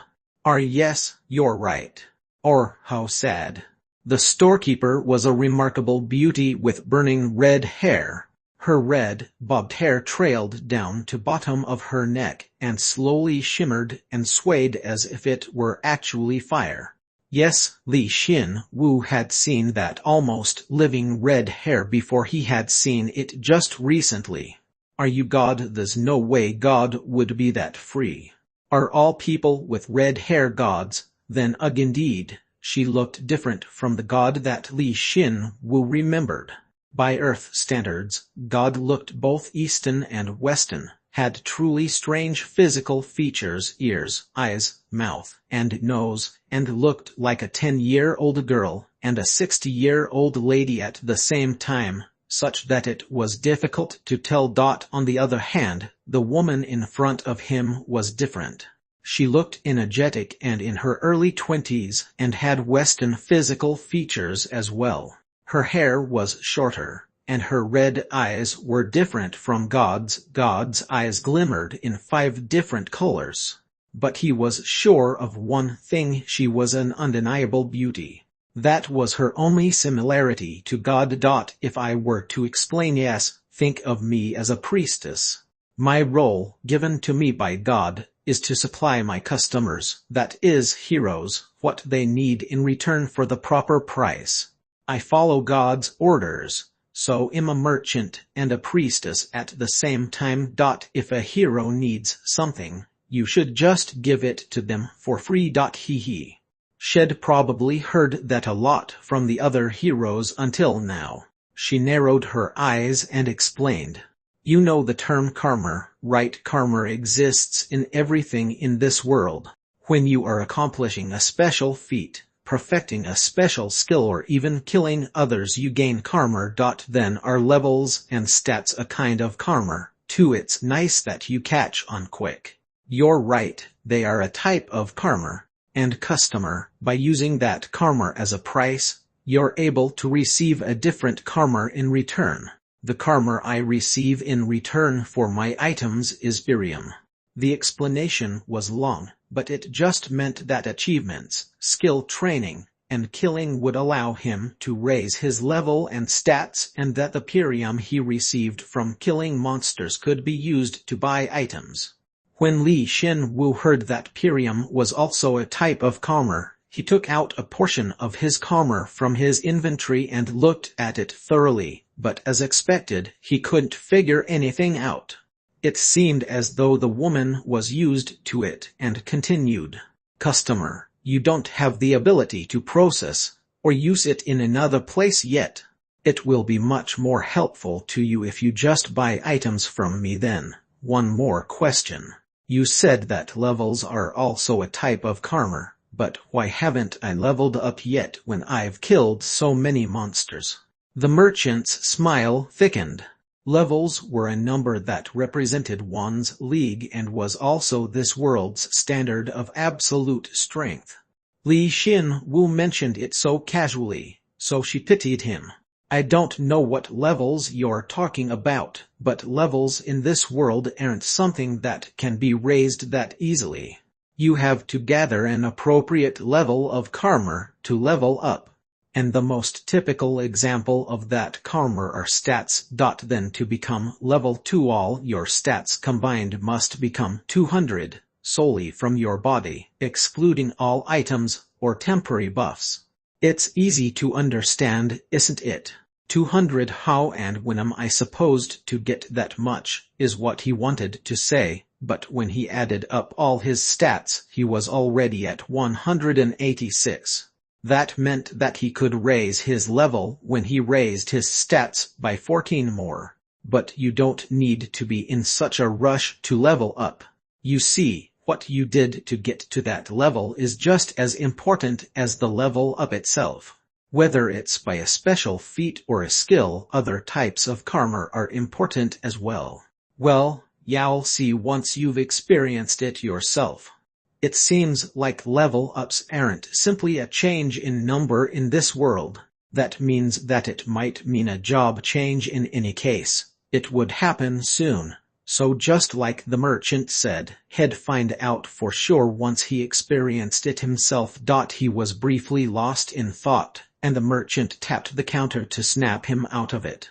I think I've explained enough. Back to the point that I should receive karma in exchange for goods. Would you like to buy something now, customer? What do you sell? I sell everything, aside from what I don't have. First off, potions. He really didn't feel like he needed potions, setting aside whether a skeleton could even drink a potion or not. That's because his injuries could be healed through bone reinforcement.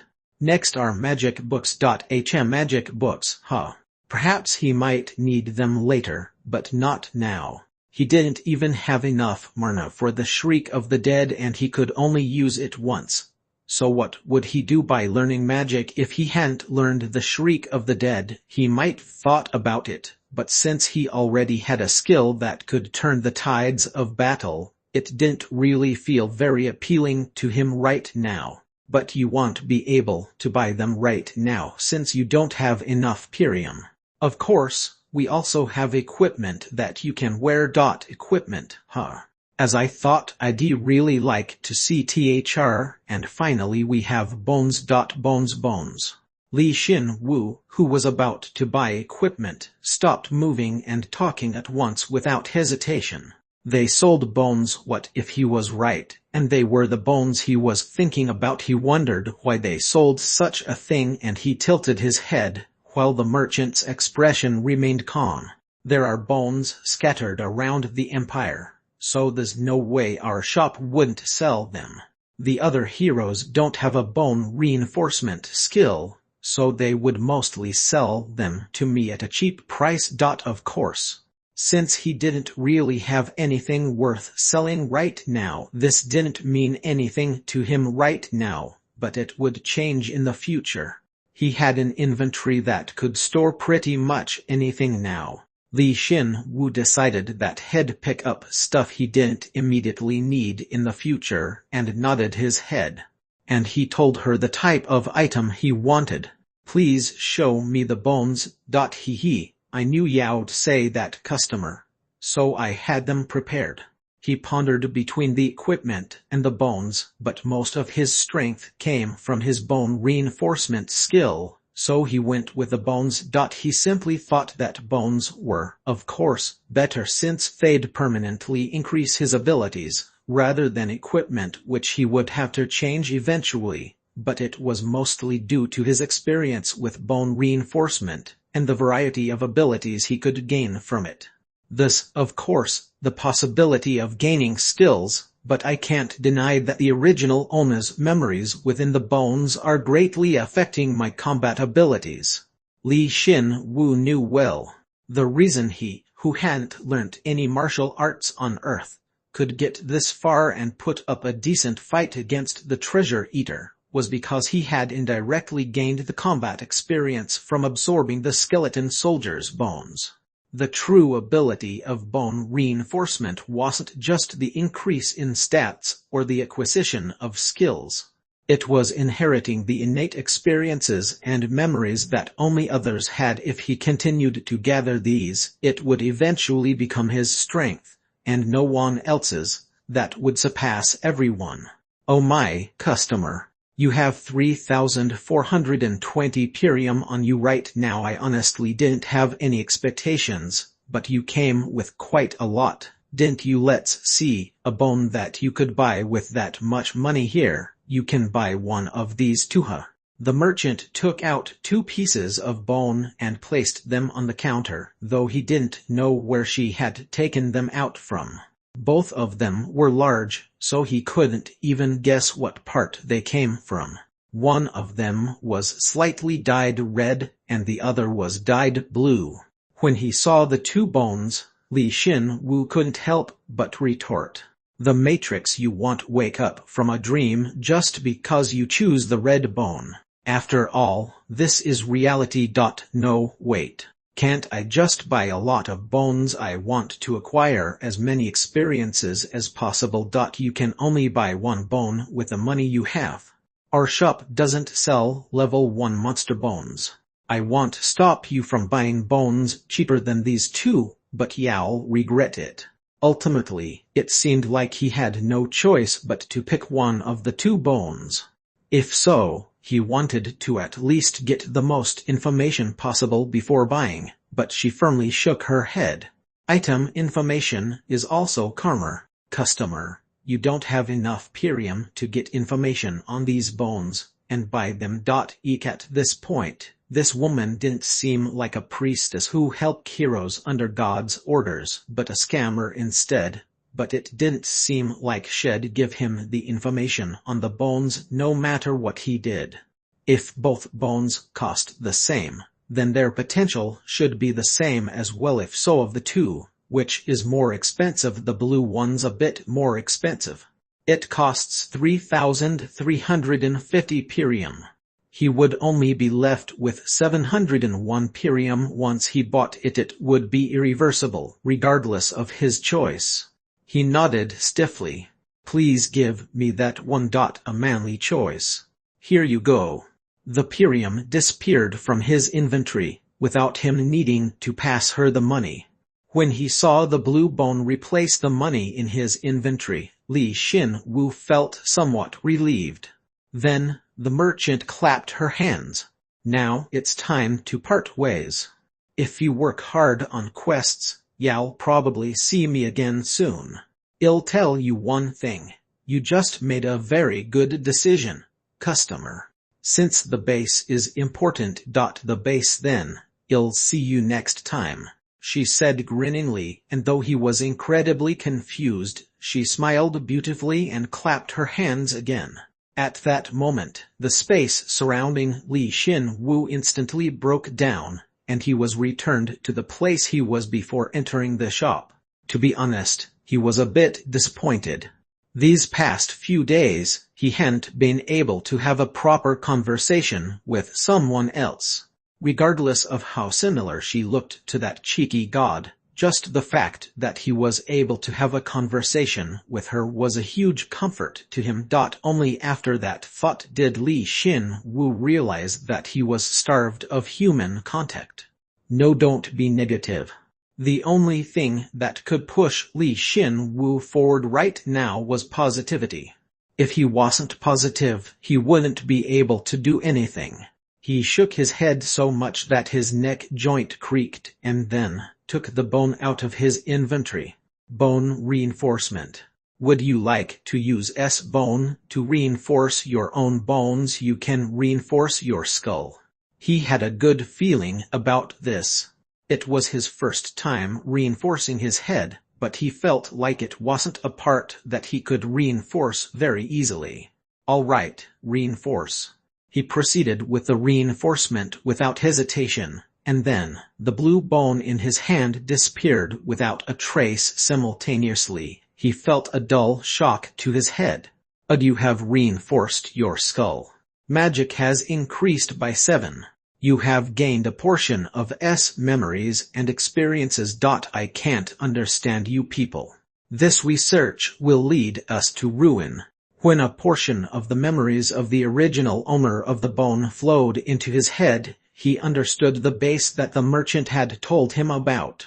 He didn't know about Earth, but it was the ability to wield the energy that was at the base of all existence in this world. You have gained the passive skill, Beginner Magic Affinity LV1. Magic recovery rate increases.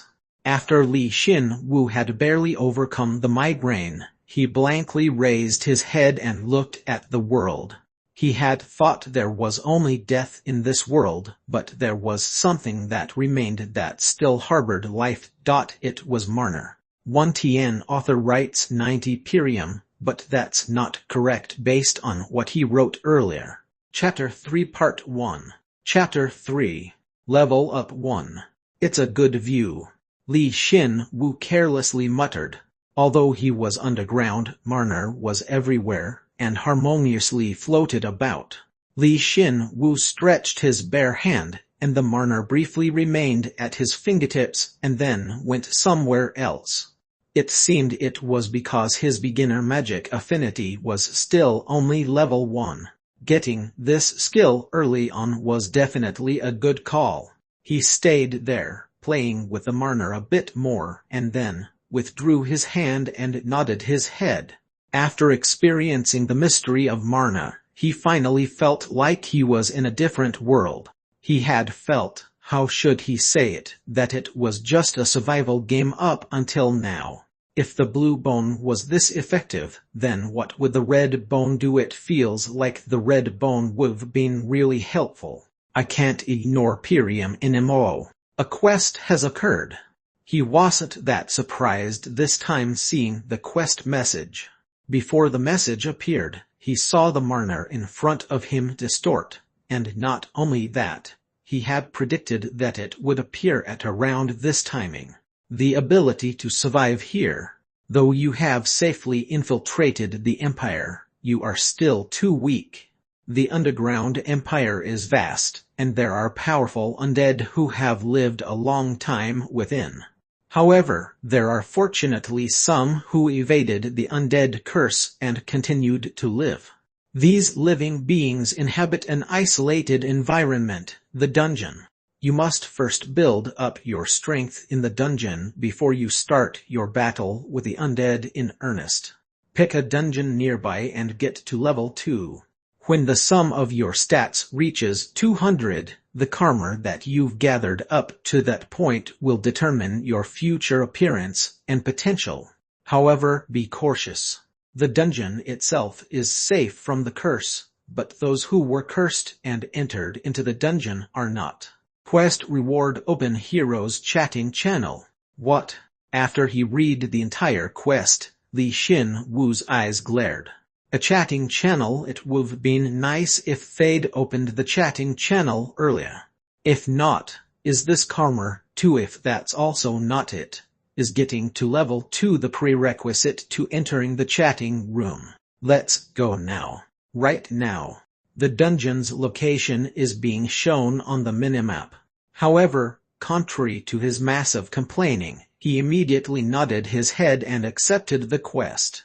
He had been lonely since he hadn't had anyone to talk to, but a channel where he could talk to the other heroes inside the Empire. He would be lying if he said he wasn't happy. Furthermore, realistically speaking, this chatting channel would be helpful. The heroes agreed that their mission was to save the Empire. Then that meant they were on the same page.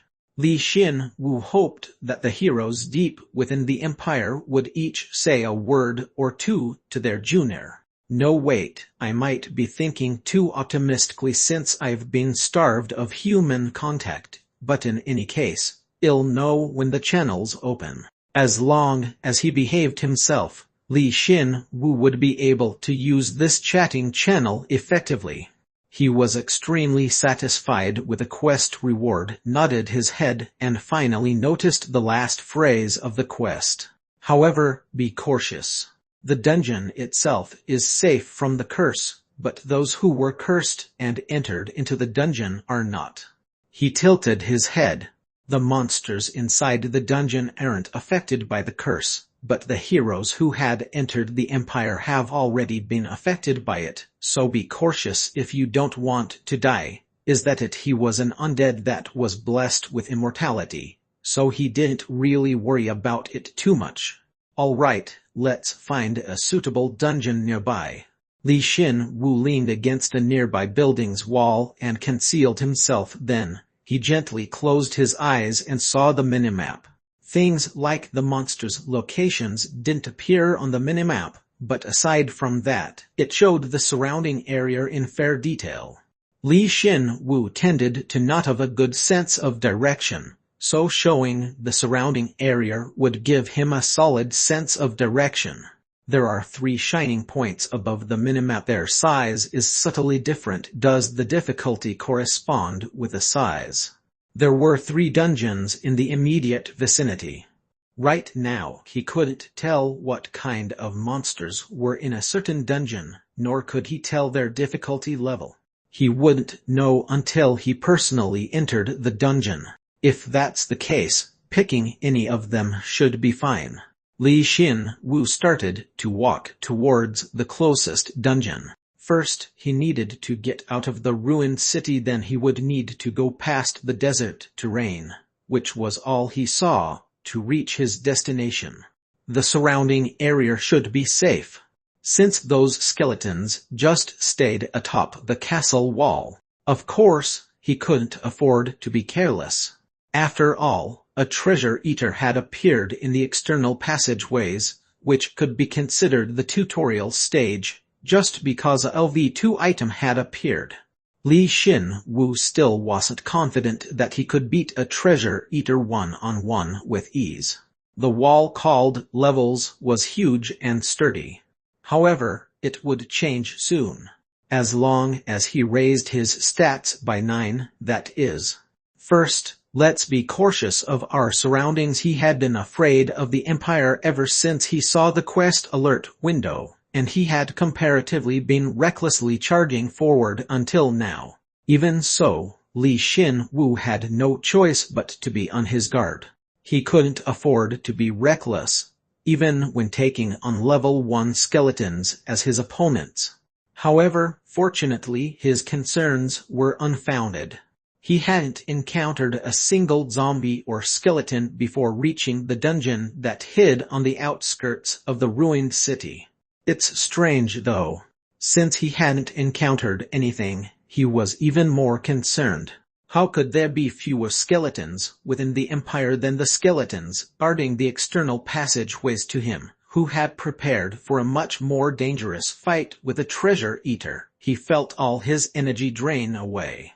Perhaps it's a matter related to the dungeon. He didn't ignore this sense of disharmony.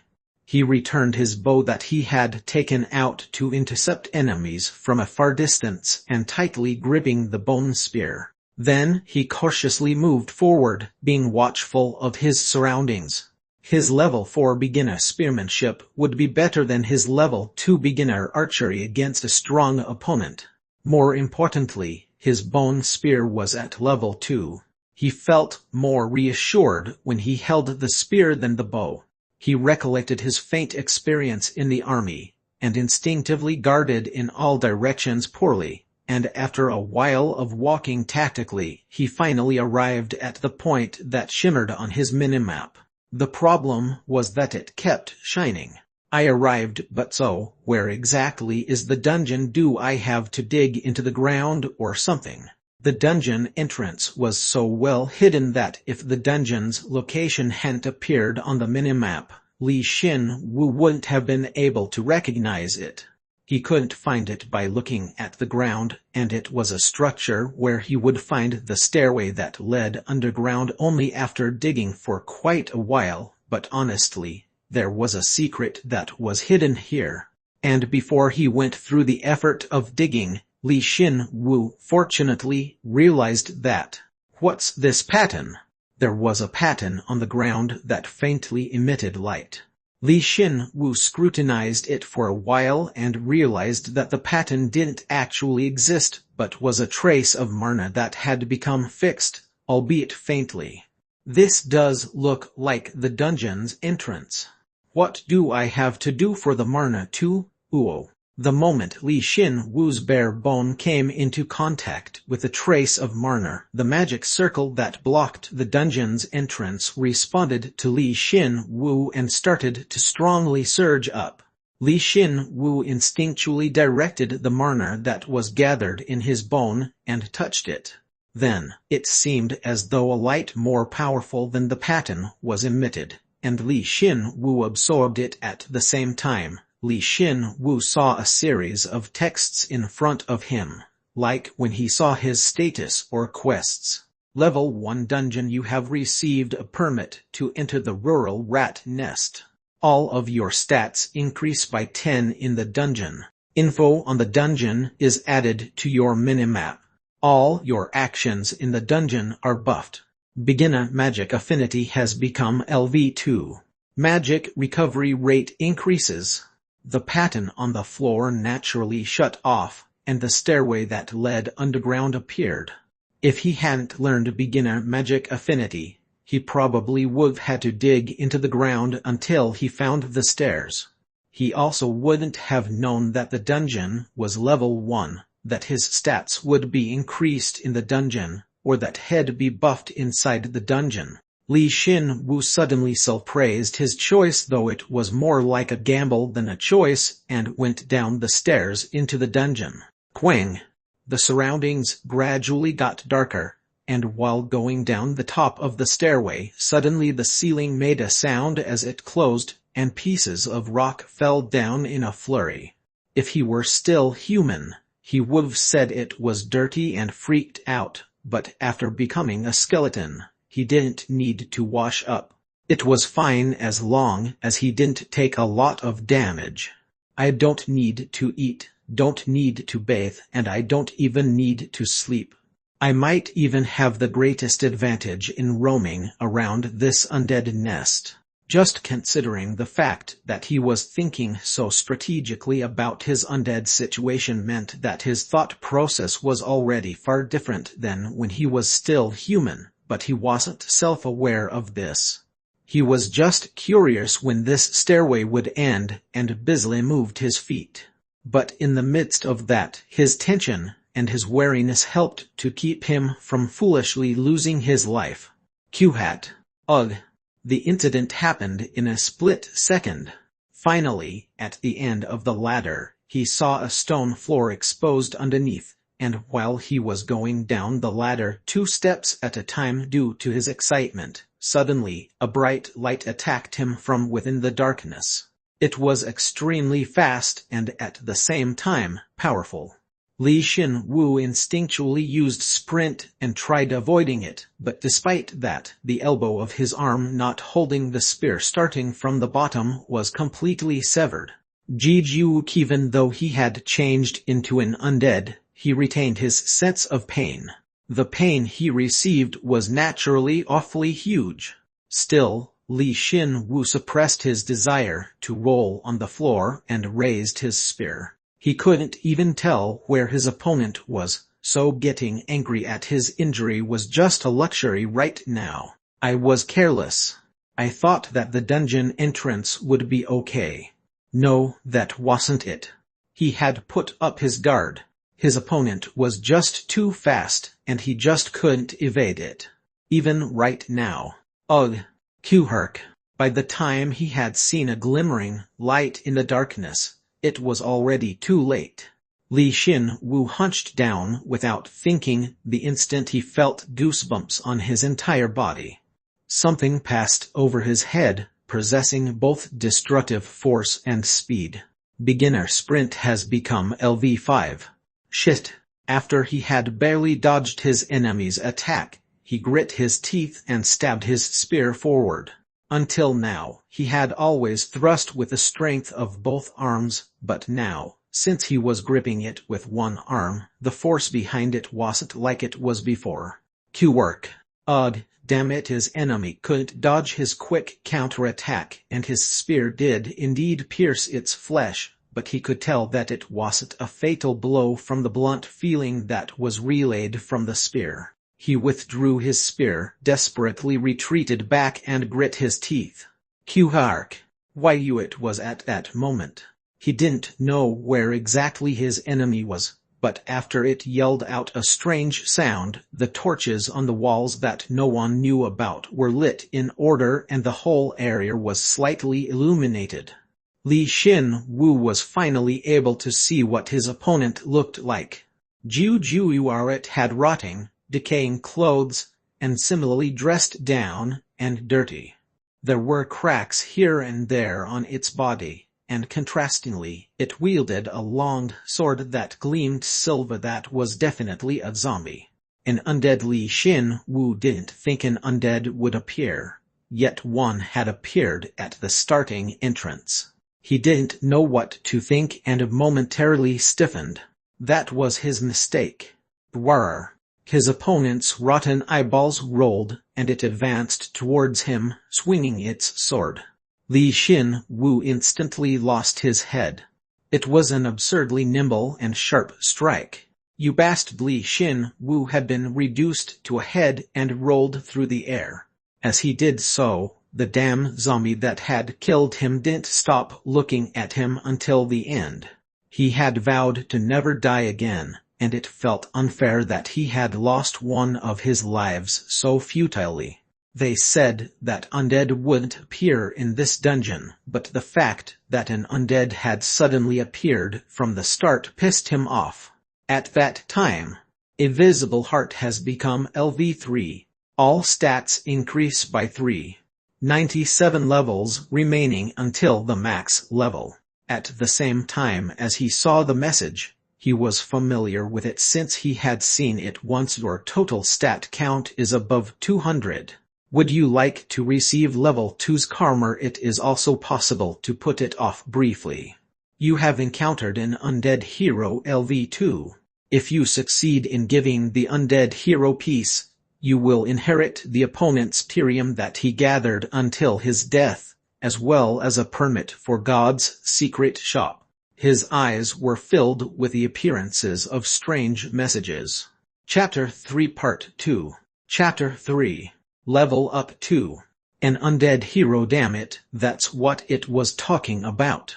Only after reading the message did Li Xin Wu barely understand the meaning behind the message when the quest occurred. The message, the dungeon itself is safe from the curse, but those who were cursed and entered the dungeon are not wasn't talking about Li Xin Wu, but of those who may have gone into the dungeon before him and had become undead. It's level 2 and it's a hero too. So, if the other heroes die, they really are mercilessly turned into the undead. Right now, he wasn't even concerned about the reward for taking down the undead hero. That's because he was instead thinking of how much Pyrium it had gathered before dying, and what he could buy with that money in the secret shop. But if there was something that concerned him, it was that the effect of Invisible Heart had increased all his stats by 3. And his total stats broke through the 200 mark. He wondered whether he should accept the level up or not. Strangely torn. Common sense dictated that he should immediately nod his head and level up. Though the enemy who lopped off his head was a zombie, it was still a level 2 hero, and if he wanted to kill it easily, he should also be at level 2. However, there was something that bothered him. It was the message stating that he could briefly postpone his decision. Why would they need to ask that now if he was only allowed one choice? Telling him that he shouldn't proceed with that choice had absolutely no meaning. If that's not the case, then do you perhaps get something for postponing your level up? Li Xin Wu violently rolled his head as he saw the zombie hero confirm his death, return his sword, and turn around. What could be the reason for postponing a level up, and what would change as a result? Q-ha-q-ha-hat. While he pondered this, the zombie hero hobbled away, slowly returning back to where it came from. When he looked at the zombie hero's body, he noticed that it was badly damaged. Its entire body had slash marks, as well as traces of bite marks. Its neck was especially damaged, as more than half had been cut off and the neck bone was struggling to keep the shoulder and neck together. Then when he saw the wound, Li Xin-Wu was sure he would postpone his level up to 2 and knew what he had to do, what he could do. No, he didn't need any more excuses. That's just what he wanted to do right now. It was a desperate revenge. Your advancement to level 2 is briefly on hold. Your body is reviving. For now, he steeled himself and quickly proceeded with his resurrection. Even his once lost arm was completely restored, and Li Xin-Wu lightly retrieved the bone spear that was rolling on the floor, and he silently, extremely silently stood up. The zombie didn't think that the skeleton it had just taken down had a resurrection skill, so it kept walking slowly. Hupai. Li Xin-Wu only properly aimed for the zombie's neck, and forcefully took a step forward, simultaneously gripping his spear and strongly pierced forward. His stats were buffed by the dungeon, so his spear contained a force that he hadn't had just yesterday. Critical hit. You have learned the passive skill, begin a critical hit LV1. It will become easier to ascertain your opponent's weak points, and you can land a fatal blow. Kaya Arc. Its sharp scream screeched like a drill and echoed throughout the clearing. His attack had definitely hit the mark, and he had succeeded in shattering more than half of the zombie's neck bone. As expected, he had a chance, even at level 1. Plus, his attack just now had caused him to learn the critical hit skill, so it was like killing 2 birds with 1 stone. Kayark. How dare you, Kayark? The zombie hero was extremely agitated, turned around, and attempted to slash him with its sword, but Li Xin-Wu pulled the spear lodged in its neck with all his might and cried out a shriek that wouldn't lose to the zombies. He had used his soul skill that utilized Marner, the Shriek of the Dead. By using the Shriek of the Dead, the enemies in the entire area have momentarily fallen into a frenzied state. Shriek of the Dead has become LV2. The instant it heard his shriek, the trajectory of the zombie's sword stab greatly shook. Li Xin-Wu used that opportunity to safely pull out his spear and retreat. However, his non-existent eyes were filled with unpleasant messages compared to when he had swung his spear and slashed the zombie's neck. The enemy resists the stator's ailment. It was unable to completely resist the effects, but it has recovered its reduced accuracy rate. Kuwark. You piece of the zombie had immediately regained its form, and its sword was approaching quickly before it was too late. Li Xin-Wu grasped its sword's trajectory, and raised his spear, using his beginner weapon defense. However, quagic breaking sound. Its quickly approaching sword had broken his spear into pieces. The bone spear that was level 2 and had been reinforced 3 times 3. Its force truly felt akin to lightning. However, despite the crazy situation, Li Xin-Wu frantically suppressed his unrest and stabbed with a part of the split bone spear, shoving it into the zombie's neck. The zombie screamed and retreated. You piece of shit, Kuwark. He hurriedly picked up the remaining half of the splintered bone spear. However, because of the bone spear lodged in its neck, the zombie was worked up and attacked. Fortunately, the force behind its sword swing was definitely weaker than before.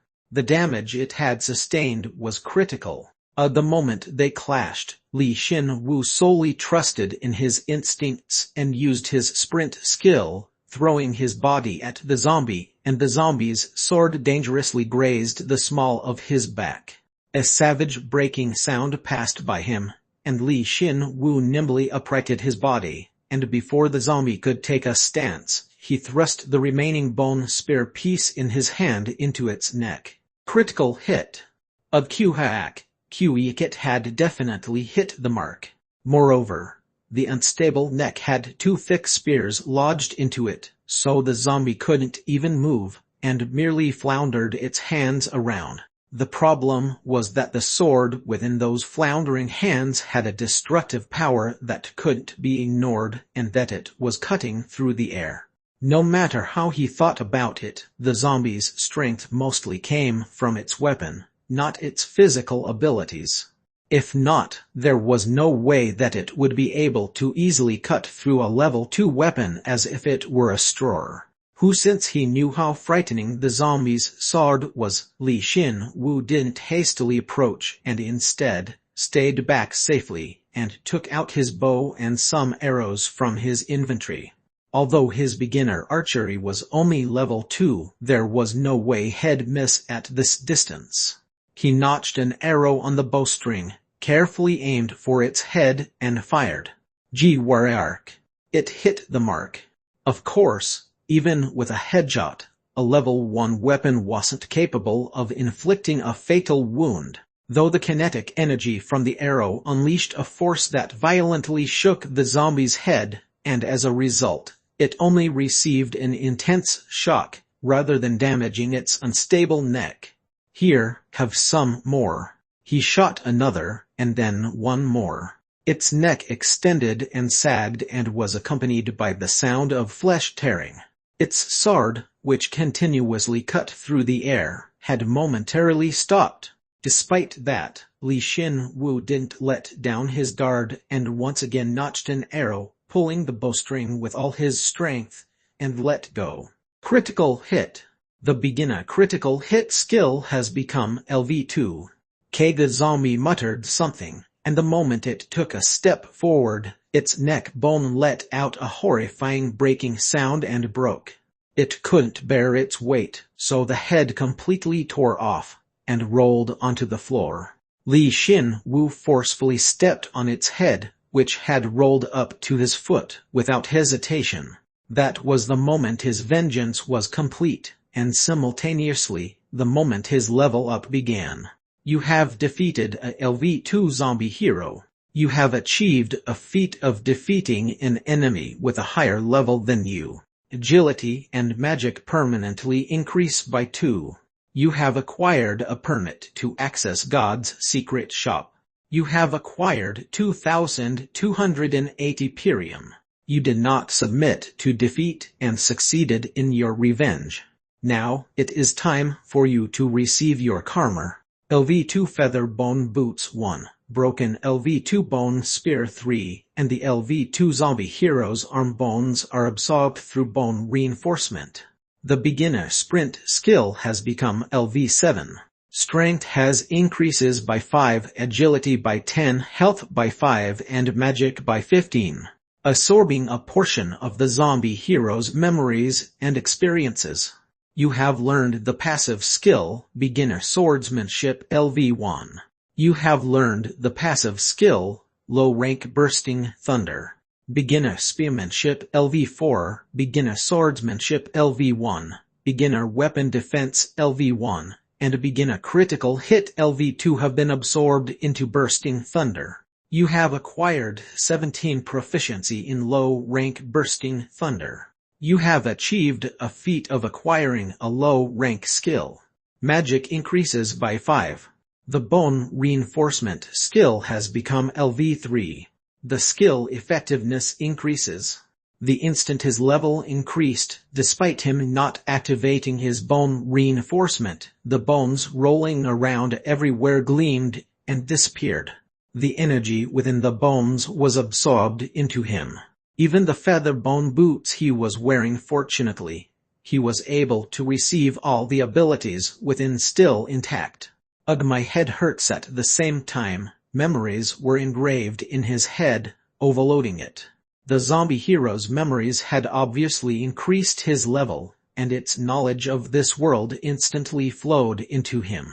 Li Xin-Wu suppressed his desire to lose consciousness by gritting his teeth, and organized and accepted the flowing knowledge as calmly as possible. His body made a dreary sound as well, and was changing in real time. However, because he had such a large headache, he didn't really feel the pain from the evolution of his physical body. His feeble bones became thicker, and the shape of his bones looked more suited for combat, as well as more durable, compared to his body. His excessively large skull had reduced in size and became sturdier, while the skeleton, which didn't have any dirt on it, became slightly murky. Meanwhile, a brand was engraved on his forehead, emitting a faint red light. Right now, Li Xin-Wu thought the word meant avenger, though he had no way of knowing. It was proof that his decision to defer his level up and prioritize taking down the zombie was the correct choice. You have become level 2. The effectiveness of your stats increases. Your inventory increases by 10 boxes. Due to your achievement, you have gained the ability of an Avenger. You have learned the passive skill, Beginner Avenger LV1. How much time had passed since that message had appeared? He had frantically organized his brain, and while he accumulated the knowledge, as well as the information, his front was filled with messages. For the first time, Li Xin-Wu realized that the pain that afflicted his body and mind had gone away. He had gotten a hold of himself, surveyed his surroundings, and then took a sigh of relief. Despite the commotion, no monsters had appeared. Perhaps the zombie hero he had fought had killed all the living beings in the dungeon. Then where? Too many things had changed all at once. He needed to more precisely understand the dungeon, if for no other reason than to explore the dungeon. Li Xin-Wu briefly took a deep breath and muttered status. Li Xin-Wu, Skeleton Avenger blessed by God. LV2 status effectiveness 110. Strength 7310, agility 7710, health 6110, magic 4310, while the dungeon bonuses still apply.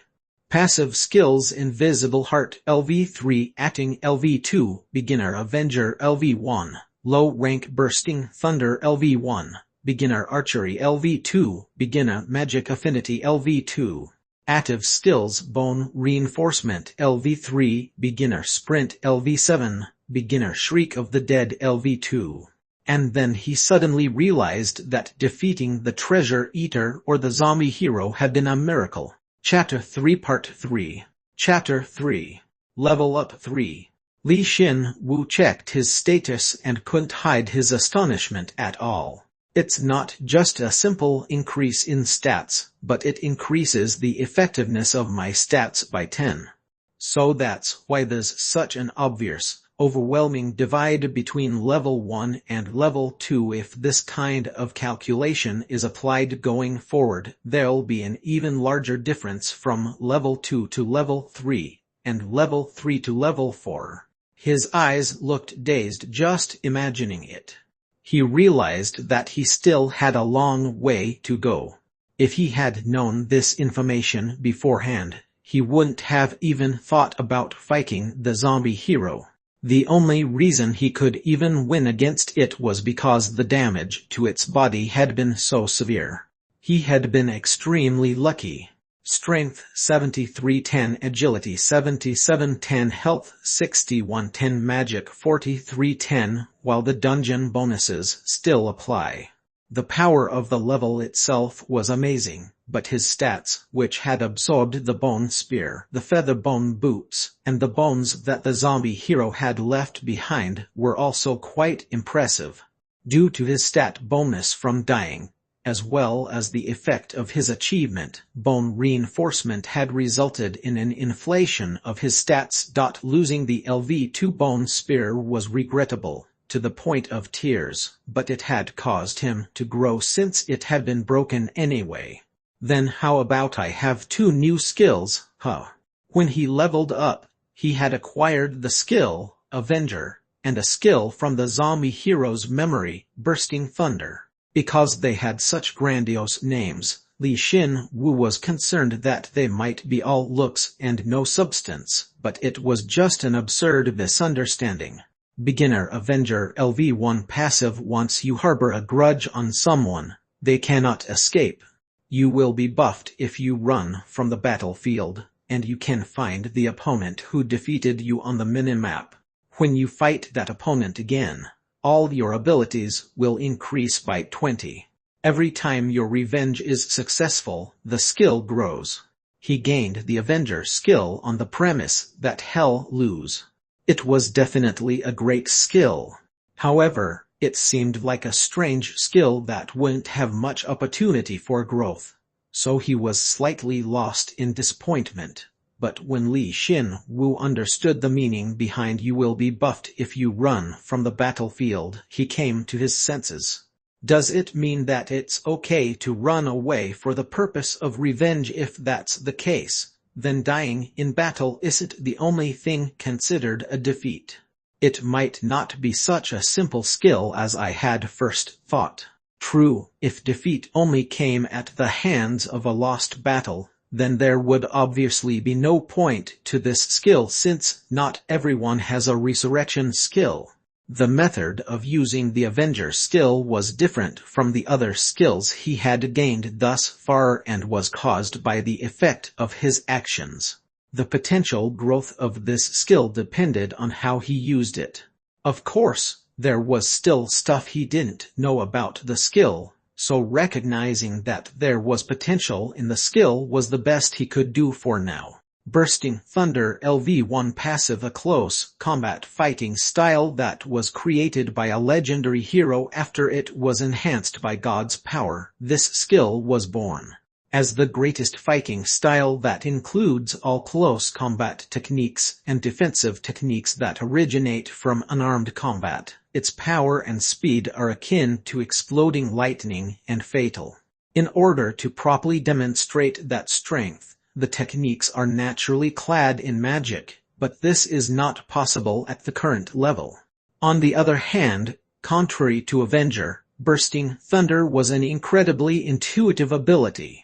For some reason, he was able to naturally understand why spearmanship, swordsmanship, even weapon defense, and critical hit were absorbed in the process of gaining the skill. It was a technique that included all close combat techniques. He didn't really need to say how amazing it was. It wasn't a technique that he could gain anywhere.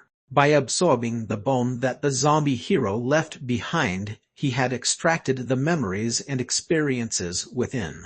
If it hadn't been for bone reinforcement for a legendary hero's ability to be enhanced by God's power, there's no way that our LV2 hero could have created it himself, so he likely asked for this skill from God. When he thought about it like that, he felt like he'd scored. He'd be able to gain the abilities that God had given to the other heroes because of bone reinforcement. He had once again realized that the bone reinforcement skill's potential was unlimited. More importantly, it was amazing that the Bursting Thunder skill was at the low rank level. This was the first low rank skill he'd obtained, and considering his achievements, he was sure that it was a high rank skill rather than low rank. Then, lastly, let's take a look at the sword the zombie left behind. Honestly, when he defeated the zombie hero, he was most excited about acquiring its sword, not the level up, nor the acquisition of skills. Regardless of how experienced it was in Bursting Thunder, splitting a level 2 bone spear in a single strike was evidence that its weapon's ability was uncommon. It's over here. Since the zombie hero had already disappeared and was gone, it was easy to find the sword that was rolling on the ground. The sword gleamed in a blue light within the darkness and looked truly mysterious, so his anticipation continued to rise. However, the moment Li Xin Wu excitedly grabbed the sword, something strange happened. The sword, which had definitely been made of metal, emitted a cracking sound and started to change. Through the power of bone reinforcement, all weapons that you gain change into bone. LV4 Thunder Lasting has changed into LV3 Bone of Thunder Lasting. The weapon completely transformed the moment he touched it, and it became really short.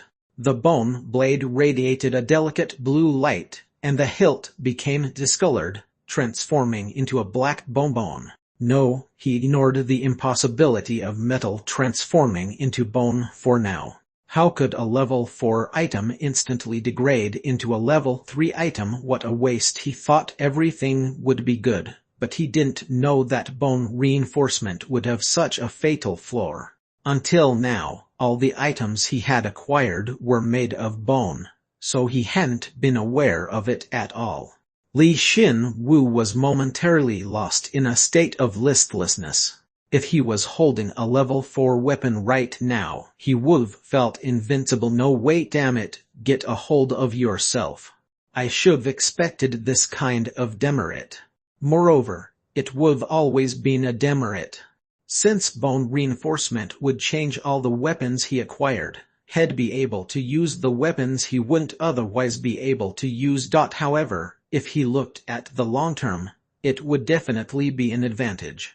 He had no choice but to think that way for now. Tears flowed from his eyes, though they really didn't, and he checked the status of the weapon that changed to bone. Bone of Thunder, lasting LV3, durability 750,750, attack power 100, 120, options, strength 5, agility 5, increases effectiveness of bursting thunder 10. Ugh, he probably got this from God, too. The abilities of the hero he had just defeated were lousy, whereas the latent potential of the bursting thunder skill was ridiculous. Not only that, its weapon was also closely related to the skill. In other words, it was likely that the hero, in exchange for being dispatched to this world, asked God to give it a skill and a weapon. When he compared them to the abilities he'd gained, they seemed inferior. And aside from bursting thunder, there was a high possibility that the hero had gained other abilities, but he could care less since he didn't gain those abilities. It's definitely advantageous to have a high-level weapon at the start, but this is the result. That was the only thing worth complimenting that the hero had given to his junior, but he'd probably forget about it soon. Despite the weapon degrading to level 3, the Bone of Thunder lasting boasted strength that completely outstripped the bone spear. He tried swinging it around, and finally sighed, ridding himself of the regret of not obtaining a level 4 weapon. It was at that moment. Quest complete. The chatting channel is opening. Mr. Li Xin Wu is entering. Lloyd HK. Hey. What's this? A newbie came in. Sarah Von Retadane. Hello, Mr. Li Xin Wu. It should've been a hard decision to become a hero, so thank you for your bravery. Let's work hard in the future. Prince Altair. Anyway, what level are you? Newbie 5-4. You're not level 3. Are you? Please tell me you're not. Lloyd HK. He could start at level 3 and grow. Why are you discouraging someone who just came in? Prince Altair. Damn it. That's because if you finish the start at level 3, even if you desperately try to earn Pirium, the limit's level 5. Do you know how many I've seen die like that? Lloyd HK. But I started at level 3 and now am level 6. Prince Altair. You're talented. As soon as the chatting channel was opened, a few people hectically chattered away. It was called a chatting channel, but it was more like a group chat, so it was noisy hearing so many voices in his ear simultaneously. Despite that, he was so happy that he could hear other people talk that tears threatened to flow, to the point that he somewhat regretted that he didn't have eyes from which tears could flow. Li Xin Wu. It's nice to meet you, seniors. Please take care of me. The moment the chatting channel opened, he instinctively understood how to use the channel, and gently bent his left pinky finger and spoke. He spoke both reasonably and calmly, to the point where it was difficult to believe that he had become a skeleton.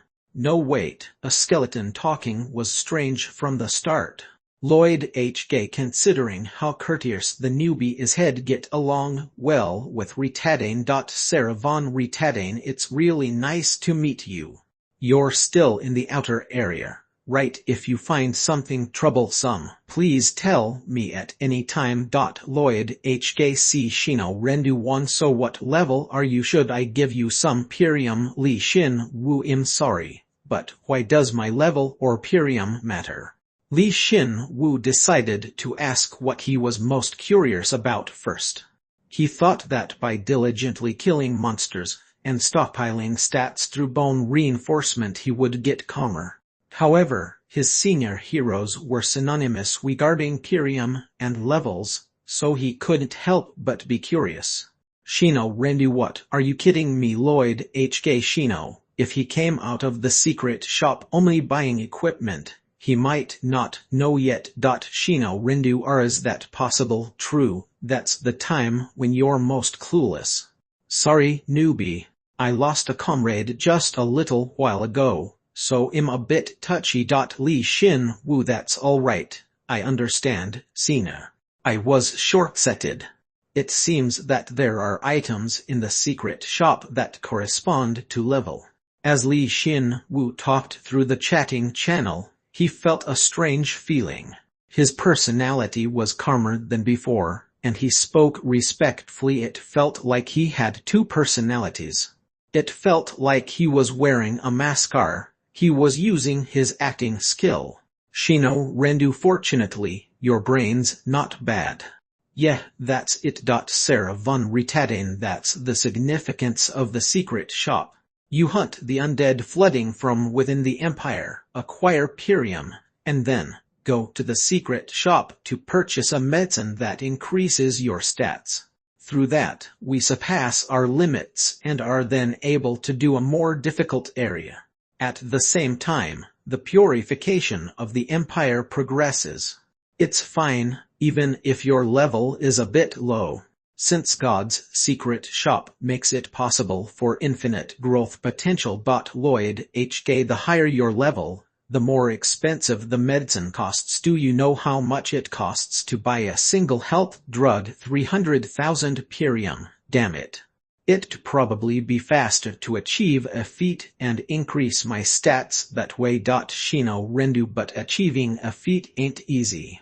Ulfi wanted to do that and overtaxed himself. Li Shin Wu was moved once he heard a senior hero lament. He was suddenly sure that his request to God wasn't wrong. Of course, he knew that they all didn't have a special characteristic like bone reinforcement, but he didn't know that they had to go through so much trouble just to level up. If they had to go through this much trouble, then it was worthwhile becoming bald and impotent. Probably. Please, Prince Altair. While we're on the topic, what level are you right now? Ritadane. Sarah von Ritadane. Isn't Mr. Li Shin Wu more important than me right now? Prince Altair. You're avoiding it again. So, newbie, what's your level? Li Shin Wu was briefly silent. He had just learned new information and suddenly realized how amazing his ability was, so his mind had become busy. However, if he was sure of one thing, it was that he didn't really need to tell them that he was level 2 and cause them to despair. There was the difference between the level they would accept and the level he would accept, and in their eyes, his growth rate would seem excessively fast in the future. Li Shin Wu. Level 4. Lloyd HK. Nice. If you're level 4, then there's still hope in this world. Sarah von Ritadane. That's a relief. Then it seems like you won't hopelessly die in the outskirts. Shino Rendu. Not bad. Hey, after you've properly armed yourself, make sure you get the medicine. Increasing your level should be your priority over everything else. Your level. You already know, right? Since he knew they would respond like this, he exaggerated quite a lot. He didn't even know how much he had to raise his stats to get to level 4, but he went with it for now. They had responded in the way he had expected. Prince Altair. Still, you're not very strong, so you probably received a special feature based on your characteristics. What did you get? You didn't ask for something like increasing your level, shooting fire, or asking for a sword, right? Please tell me you didn't.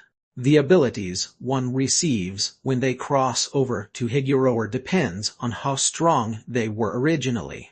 Normally, in a fantasy world, a strong person would comparatively get weaker abilities, while a normal civilian from Earth like Li Xin-Wu would receive the greatest of abilities. That bastard prince was asking about that right now. Li Xin-Wu, I got a skill. Prince Altair, good job. Seriously, good job, Lloyd HK, your base is good. If he does well, he should become strong. Sarah von Retadane, you did well. None of the skills that God grants are normal. Yes, how can we help, Mr. Li Xin-Wu? Right now, Lloyd HK, newbie, tell us about your current situation.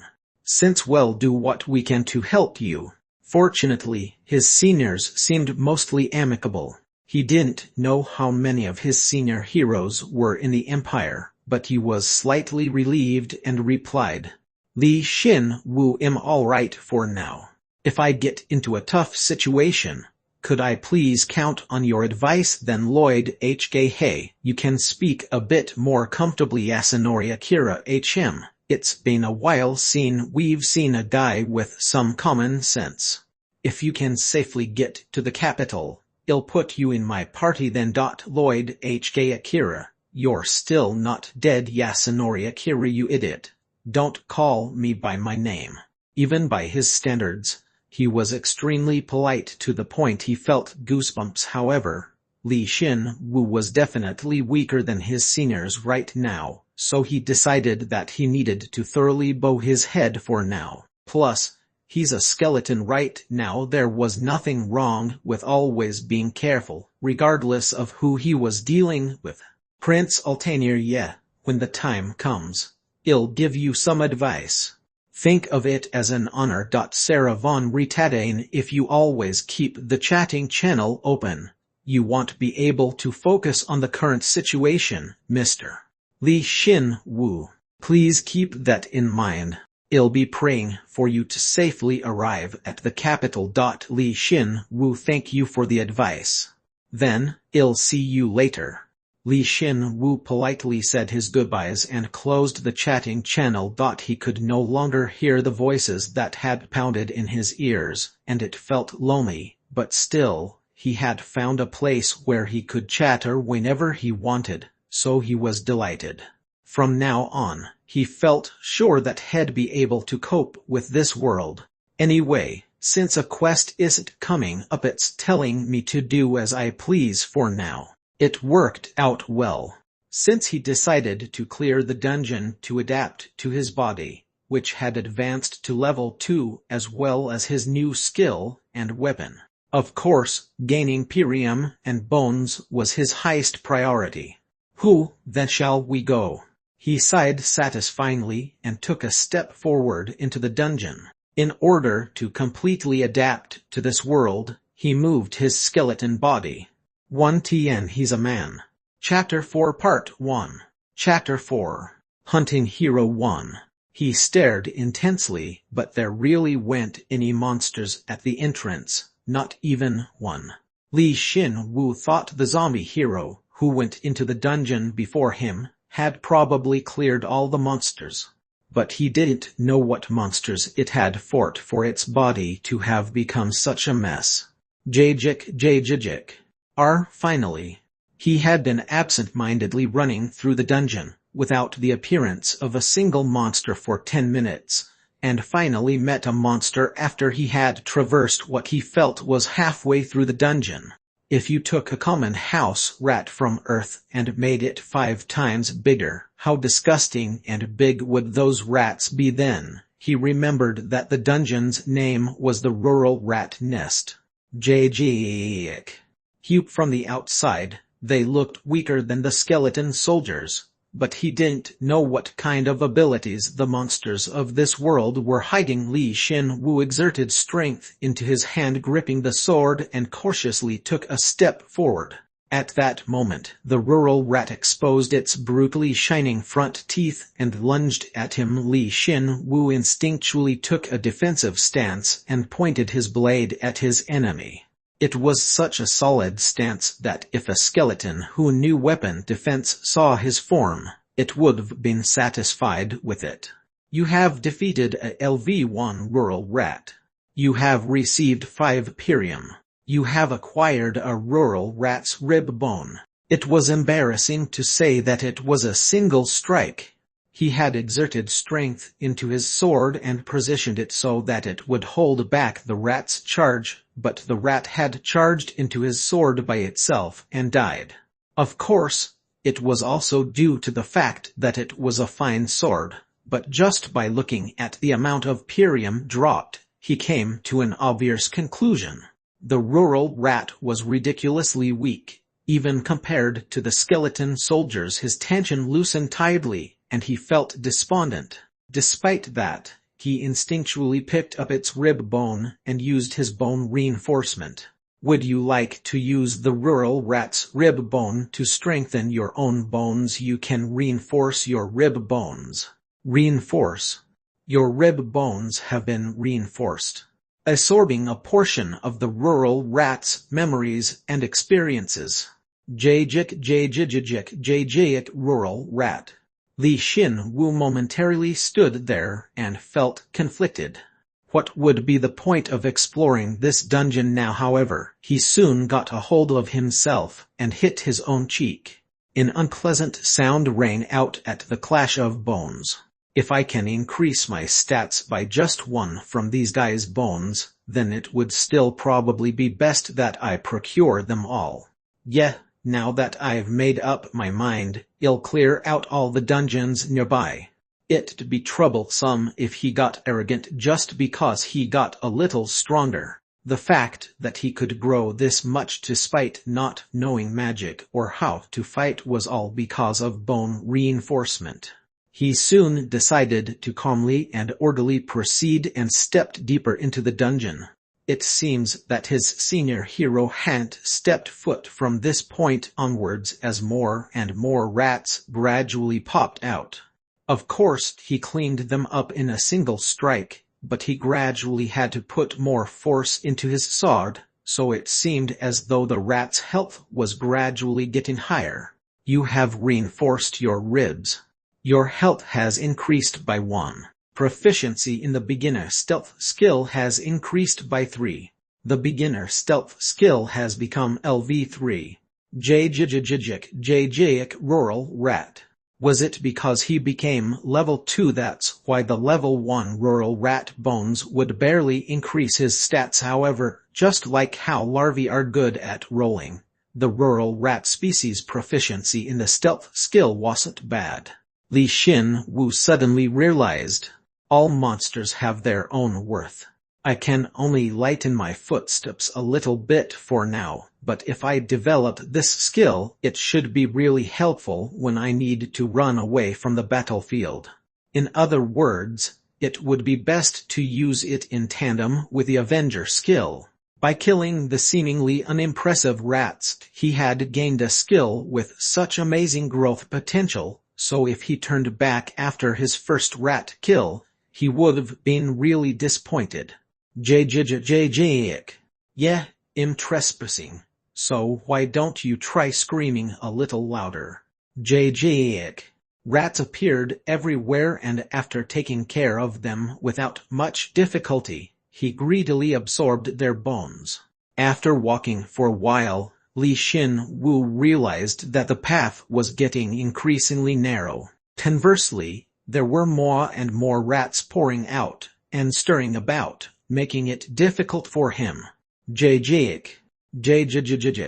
Yes.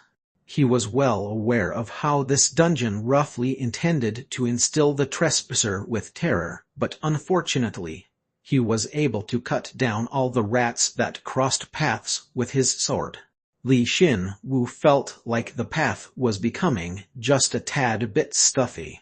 Moreover, as he traversed deeper into the dungeon, his body was becoming more accustomed to the bursting thunder skill, so he was actually thankful if they changed up the conditions or the environment.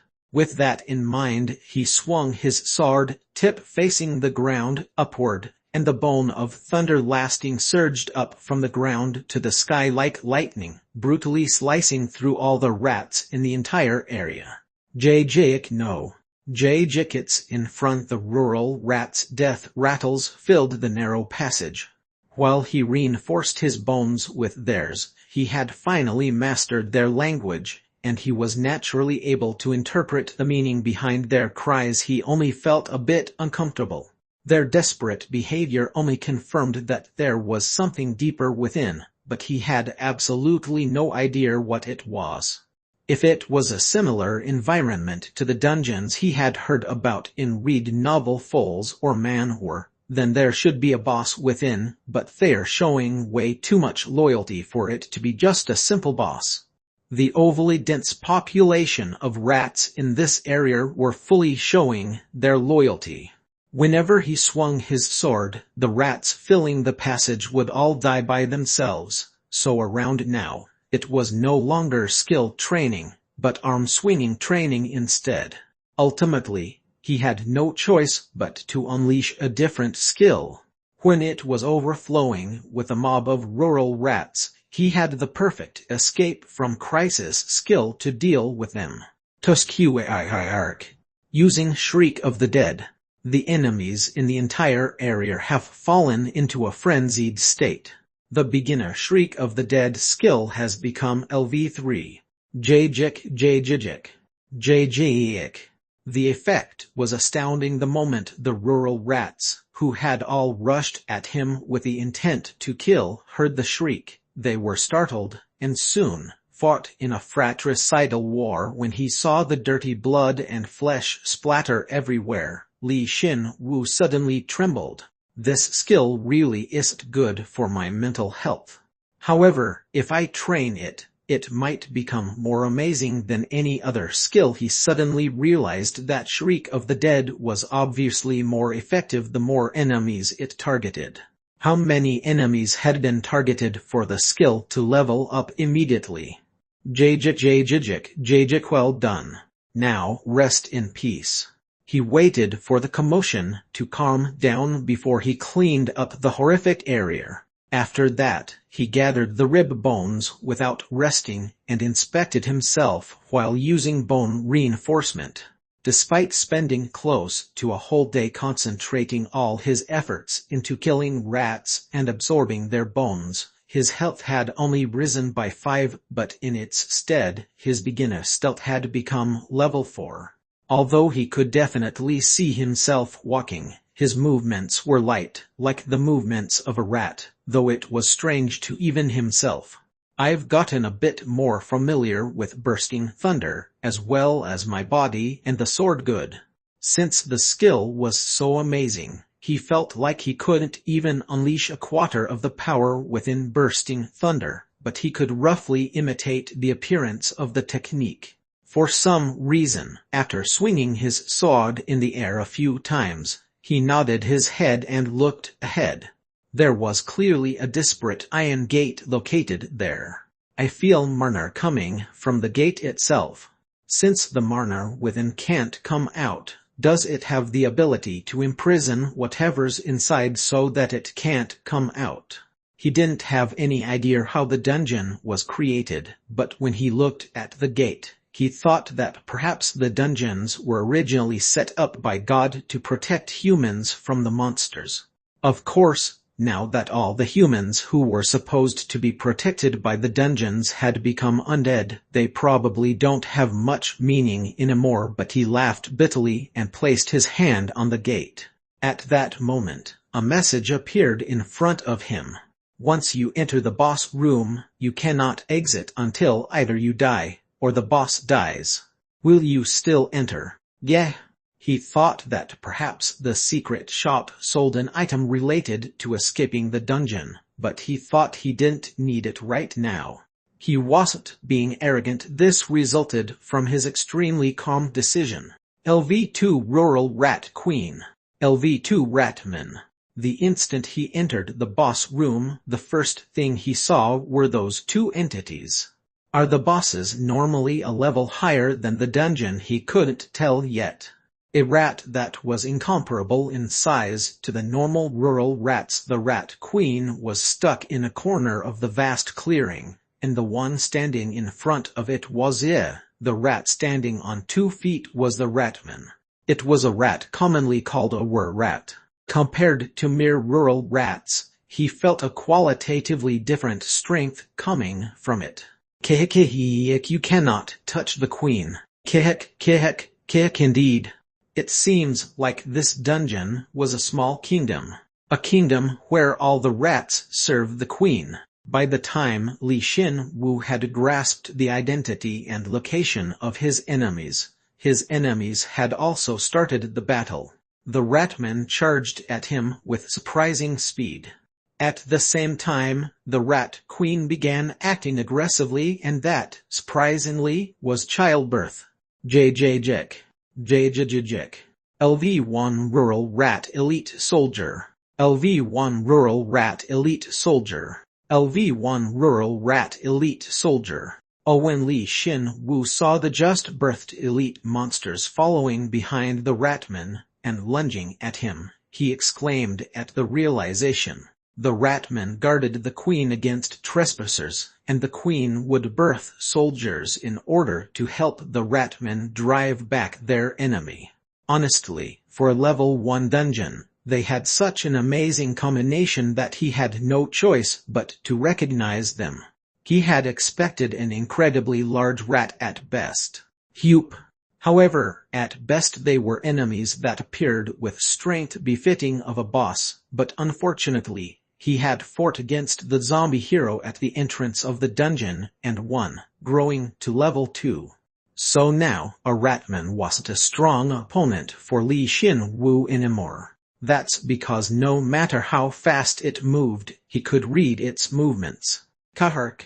Li Xin Wu used his sprint and charged towards the ratman whose nails were gleaming and was rushing towards him. The ratman locked onto him and swung its nails, but at that moment, Li Xin Wu aimed for its chest and stabbed. It was the stab he was most confident in. Critical hit. Kayark. Jjik. Li Xin Wu, as it were the natural course of action, pierced through the ratman's chest. Was that all he had simultaneously utilized sprint, causing the ratman to be unable to endure the powerful force, pushing it directly back and causing it to roll to the floor. Its dirty blood scattered about through the air. 2 of the rural rat elites that had followed behind the ratman collided with each other and rolled onto the floor. Li Xin Wu had the energy to spare, and he finished off the remaining puzzled elite. You have hunted a LV1 Rural Rat Elite Soldier. You have acquired 15 Pirium. You have acquired the Rural Rat Elite Soldier's rib bone. When he set aside the Pirium amount and looked at them objectively, the Rural Rat Elite Soldiers were stronger than the skeleton soldiers. Of course, even so, they would still die in one strike from Li Xin Wu. Li Xin Wu collected its rib bone for now and turned his attention. Even though blood was pouring out of its chest, the ratman bravely stood its ground.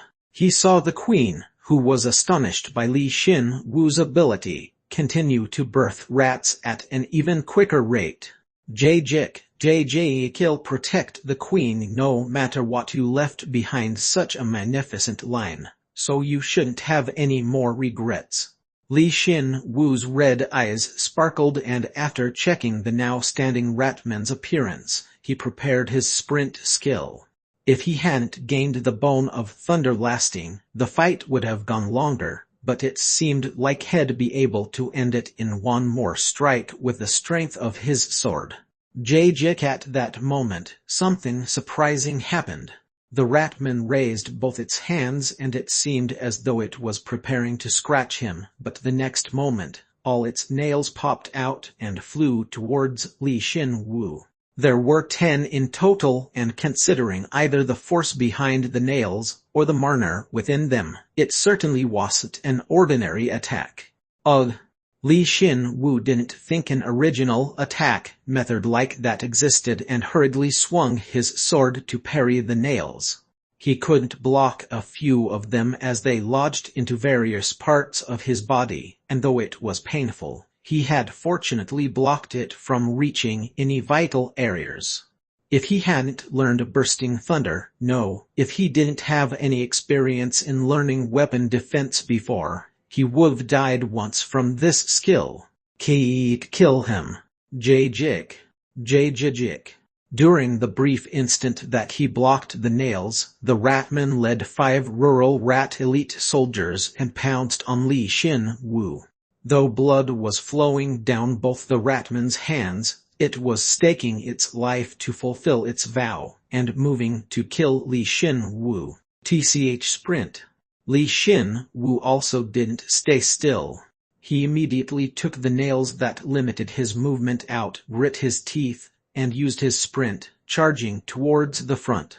The elite soldiers tried to obstruct his vision by throwing their bodies at him first, but that wouldn't be able to hinder his movement now. You have hunted a LV-1 rural rat elite soldier. You have hunted a LV-1 rural rat elite soldier. Jajik. Kuwark. Huarp. The sound of the rat's screams, the Ratman's shriek, as well as Li Xin Wu's battle cry mixed into one. In the corner, the Rat Queen was birthing elite soldiers even faster in order to take care of the trespasser. However, by the time the next batch of births was complete, the situation had already been completely cleaned up. Kikai my queen, you have hunted the LV-2 Ratman. You have hunted a LV-1 rural rat elite soldier. You have hunted a LV-1 rural rat elite soldier.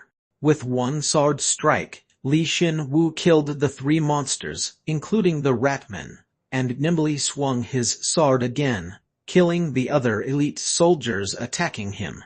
The strength was truly like lightning falling from the sky and striking the earth. You have hunted a LV-1 rural rat elite soldier. You have hunted a LV-1 rural rat elite soldier. You have hunted a LV-1 rural rat elite soldier. Jake, how the Rat Queen spoke in a disbelieving voice. Li Xin Wu was still intact, and collected the bones and the perium on the ground in one go. Honestly, he wanted to reinforce himself with a Ratman's finger bone first, but right now, he needed to check something first. It was the ability within the rural rat elite soldier's rib bones. Bone reinforcement. You have reinforced your rib bones. Your proficiency in stealth has increased by 5. Rural rat elite soldier. So that's how it is. The crack in his ribs from the Ratman's nail throw was quickly healed. Was that all? His stealth proficiency had increased by as much as 5. He had predicted this, but it was much more effective than a normal rural rat. Li Xin Wu's eyes, which were gazing at the rural rat queen, gleamed drearily. I'm curious how long you can keep giving birth now. Jajik, the rural rat queen faced the wicked skeleton, and was struck with horror. Of course, all she could do was give birth, and just like he wanted, she gave him reinforcement materials. No, she had no choice but to birth elite soldiers. Chapter 4 Part 2. Chapter 4. Hunting Hero 2. You have reinforced your rib bones. You have absorbed all the memories and experiences that you can from the rural rat. JJI rural rat elite soldier. JJ Li Xin Wu wordlessly checked the message and turned his gaze away. There he saw the face of the dying rural rat queen. It seems that she had a limit to her birthing, and no matter how much she tried, there wouldn't be any more elite soldier births. What great timing! He couldn't be sure since he didn't have a watch, but he had killed the elite soldiers that she had birthed and reinforced himself with the bones they left behind. He had already done this several dozens of times or more, and it felt like he had stayed here long enough. In the end, he had completely mastered the rat bones. It was a task that caused him to recollect his time playing an RPG. He left his character in a suitable hunting ground and used his macros to farm. Yeah, you've done well.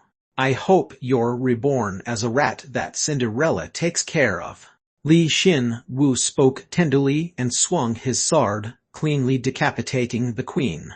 At that moment, Li Xin Wu heard the sound of a trumpet ringing in his ear and his eyes were filled with messages. Level 1 Dungeon, Rural Rat Nest Clear. Magic has increased by 1. You have gruesomely slaughtered all life within the dungeon. You have gained 1 Slaughterer's token. You have gained the Dungeon Clear reward. The queen only left behind a large bone and some perium, and soon after withered away and disappeared. However, when Li Xin Wu was picking up the bone and the perium, he found a wooden box where the queen had disappeared. It was a small and frail box that seemed like it would rot away immediately. It was definitely the Dungeon Clear reward. Now let's see. Li Xin Wu opened the box. There was a book and a money pouch containing perium inside. Lastly, there was also a dagger inside, but it didn't transform despite him touching it, so when he looked at it again, it was, fortunately, a weapon made of bone. You have acquired the LV2 Bleeding Tooth. Bleeding Tooth. LV2. Durability 450,450. Attack power 1836. Options: when you attack, there is a fixed chance that it will inflict the diseased status ailment. Strictly speaking, this isn't a bone, well, whatever. There are teeth on a skeleton too, so it's probably something like that.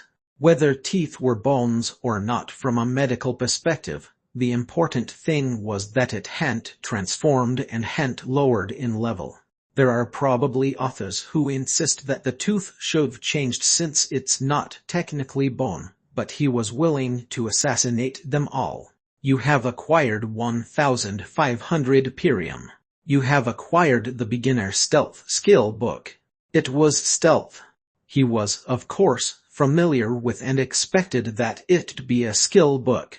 He had been secretly really excited since he thought it'd be a new skill that would increase his overall fighting ability, but to think it'd be stealth, something that had trained to death in this dungeon. His teeth trembled and he stored the book. He was already familiar with the skill, so he felt like familiarizing himself with the skill wouldn't do anything and planned to sell it at the secret shop. When I put it all together, the dungeon reward isn't anything special. It's probably cause it's a level 1 dungeon tch. He wouldn't be able to appease himself without complaining. Li Xin Wu sighed and checked the items remaining in his hands. They were none other than the Ratman's, as well as the Rat Queen's bones. Now that it's come to this, you're my only hope on reinforcement. You have sacrificed the Ratman's finger bone to strengthen your own bones. Agility and magic have increased by 1, absorbing a portion of the Ratman's experiences and memories. The pain of losing a part of my body is nothing compared to the pain of losing the Queen Ratman. You asshole, even your dying will is way too cool. Moreover, he was able to roughly figure out what skill he would gain from this bone by automatically interpreting this guy's lines. Li Xin Wu sported an insufferable expression and checked his hand. As expected, there weren't any nails. Teeth are acknowledged as bones, so why aren't nails? This is gonna be a skill in name only. His agility and magic, which became harder to increase after becoming level 2, had increased by 1 each, so he shouldn't feel disappointed, but still, he couldn't help but be disappointed. However, he gripped the Rat Queen's bone, hoping that it would give him a better skill, but ended up with a ridiculous result. You have sacrificed the rural rat queen's pelvic bone to reinforce your pelvis. Health has increased by 1, and magic by 2. Absorbing a portion of the rural rat queen's memories and experiences. GGIR, my adorable children rural rat queen. Why did it have to be the pelvic bone? No, it's probably not. It isn't, right as the feeling of Norser shot up. He wasn't able to control his queasiness, but Li Xin Wu tried really hard not to think about it anymore. Then, a message appeared at an opportune time. The dungeon will soon collapse. Please escape before it's too late. So, it's done its job, then it disappears, huh? Good. He briefly took a deep breath and turned around. He could already feel the dungeon starting to vibrate slightly. Li Xin Wu wanted to check the slaughterer's token too, but it seemed like he'd have to do that once he got out of the dungeon. Li Xin Wu took another deep breath, used his sprint, and started running. Small fragments of rock were falling from behind him, as well as emitting ominous sounds. Li Xin Wu. Skeleton Avenger blessed by God. LV2. Strength 73, Agility 78, Health 82, Magic 47. Passive skills Invisible Heart LV3, Acting LV2, Beginner Avenger LV1, Low Rank Bursting Thunder LV1, Beginner Archery LV2, Beginner Magic Affinity LV2, Beginner Stealth LV7. Active skills Bone Reinforcement LV3, Beginner Sprint LV7, Beginner Shriek of the Dead LV3. Nice. The first thing he did once he got out of the dungeon was check his status, and those stats made him incredibly pleased. Just before entering the dungeon, his stats hadn't even reached 200. Although his invisible heart had activated once, his stats had risen to a sum of 280. He didn't know how much his stats needed to be to get to level 3, but he was sure he'd be able to reach it soon. Moreover, my low health has completely overtaken my strength and agility. The Rat Queen, which had appeared as the dungeon boss, had played a huge role in that. Because it had birthed several hundreds of elite soldiers, he was able to raise his stats a lot. Even though they were all level 1. He was also able to raise his stealth to level 7. Now my bones shouldn't break, even if they're hit fairly hard. His increase in health through his level up had certainly thickened his bones, as well as made them sturdier. When he tapped his bones, Li Xin Wu laughed satisfyingly. Then, right on time, the dungeon he had escaped from completely collapsed and a message appeared. A quest has occurred. The callousness and the cruelty you showed in the dungeon has awakened the karma of a slaughterer. However, you are still too weak, and your enemies were even weaker. Ultimately, you did not receive the whole karma, but just a token of it. If you are truly confident that you can bear the weight of the karma, then gather 10 slaughterers' tokens, and complete the karma. You should already be well aware of the method. Quest reward 1 permit to the God's secret shop, and 1 exclusive equipment. Now that I think about it, he thought it would be a quest like you've gone through a dungeon, so go deeper into the Empire now and annihilate the undead. But instead, he got a quest that completely broke his expectations. It reminded him of an item he had forgotten about and pointed him in a direction where he could grow. So it was as if God was personally telling him, you're still too weak to get a proper mission, so get as strong as possible through a quest. How could it be 10? I don't have to go through 10 dungeons, do I? There's no way he'd have to go through that many. Still, it would definitely be a long journey. Li Xin Wu wondered whether or not he'd be able to gain a new quest while progressing through this one, and became a bit uneasy, but he had no choice but to get a move on for now. Slaughterer's Token. A fragment of a slaughterer's karma. Once you gather 10 tokens, the karma will become whole. It only has meaning when you gather them with your own strength. Since you have gained your first fragment, it becomes easier for you to gain the same token of armor in similar situations. So, the tokens do have meaning after all. Does it mean that it becomes easier to get the rest since I've already gotten one? Li Xin Wu was definitely concerned about the hard-to-understand and complex factors, so he decided to not think about it too hard.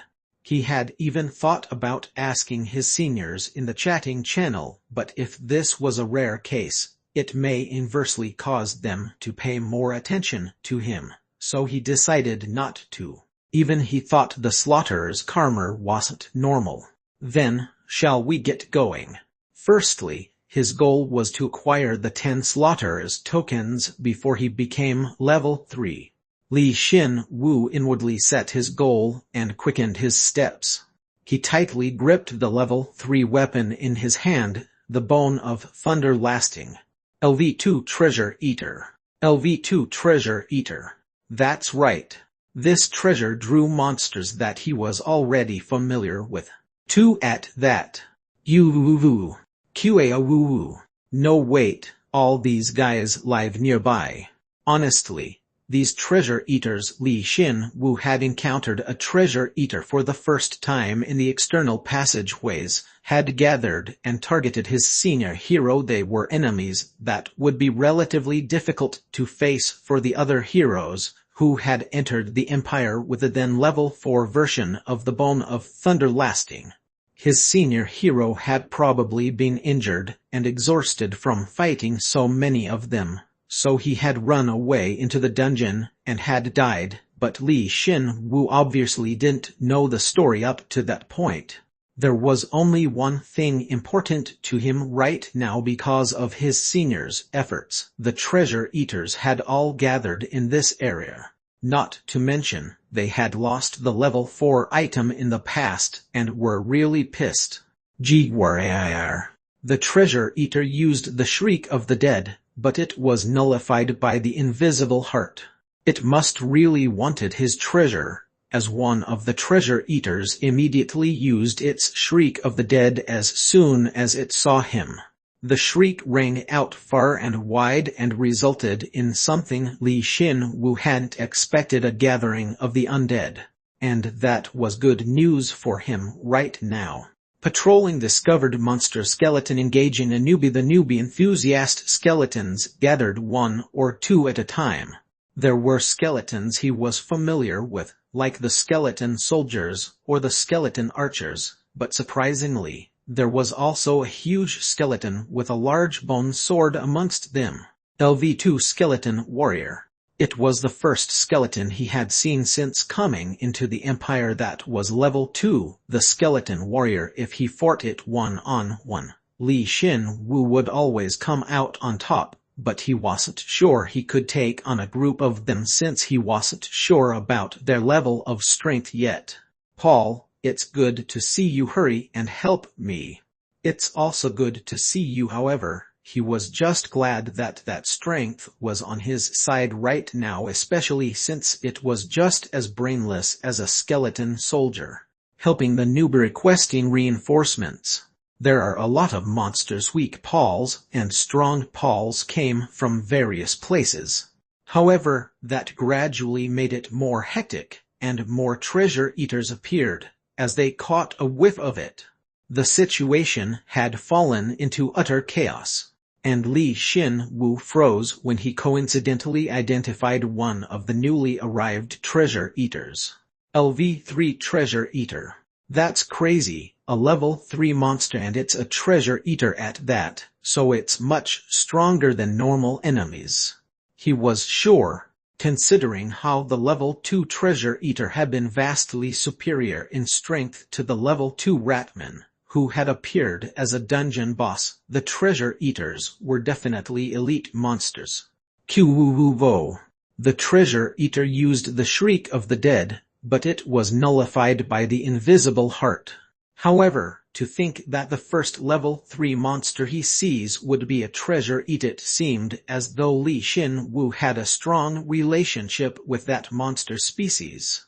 If another hero had heard that, they would think of him as a walking lottery ticket. Since the treasure eater was truthfully an elite monster, and it was harder to encounter one than taking one down, I might use the Avenger skill for the first time here. Even while Li Xin-Wu racked his brain for a way to get the most benefit out of this situation, he raised his sword in one hand and bravely yelled out, "We're going with the siege destruction formation. Use the siege destruction formation. Move faster, Pauls." A fierce battle began between the skeletons, led by a swindling skeleton, and the treasure eaters. It was a battle that the one in the external passageway couldn't be compared to. Chapter 4 Part 3. Chapter 4. Hunting Hero 3. One way or another, the battle had gone on for 20 minutes, and Li Xin-Wu cleanly decided against using his Avenger skill against the treasure eaters. While the Pauls were fighting against the treasure eaters, he used his beginner stealth and tried to covertly escape the battlefield, but it was impossible to escape their sight, especially when their goal was his bone of thunder lasting. Still, I can't use my weapon as bait to run away. Ultimately, I have to clean up all of them here before I can proceed. Li Xin-Wu sighed and raised his head. He saw 4 treasure eaters that only watched him and followed him. There was no point to a beautiful girl chasing after him right now, let alone a caterpillar. How exactly am I supposed to take care of all of these?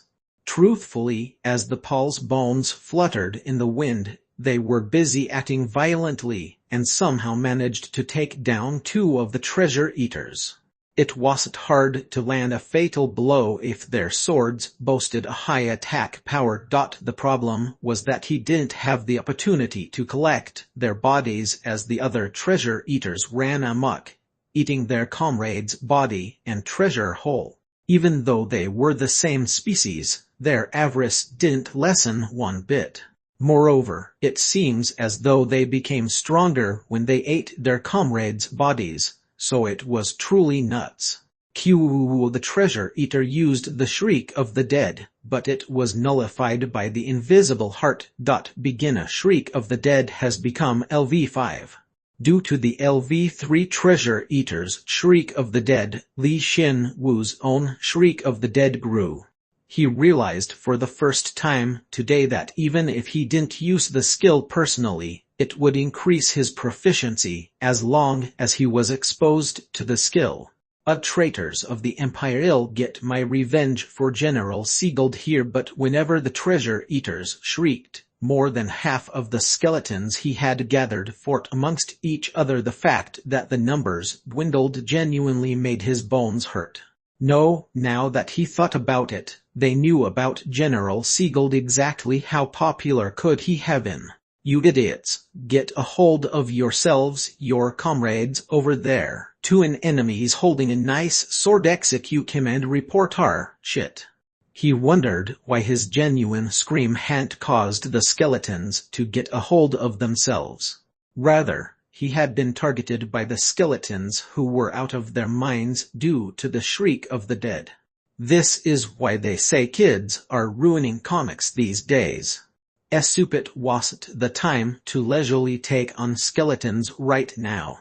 Though they had killed 2 treasure eaters, there were 4 remaining, and there was even a level 3 treasure eater amongst them. Fine, since it's come to this, it's time to counterattack. Li Xin-Wu got atop the roof of a building that had been destroyed by the treasure eaters' rampage and shrieked. QRR. You used the Shriek of the Dead. The enemies in the entire area have momentarily fallen into a frenzied state. The LV3 treasure eater has resisted the Shriek of the Dead.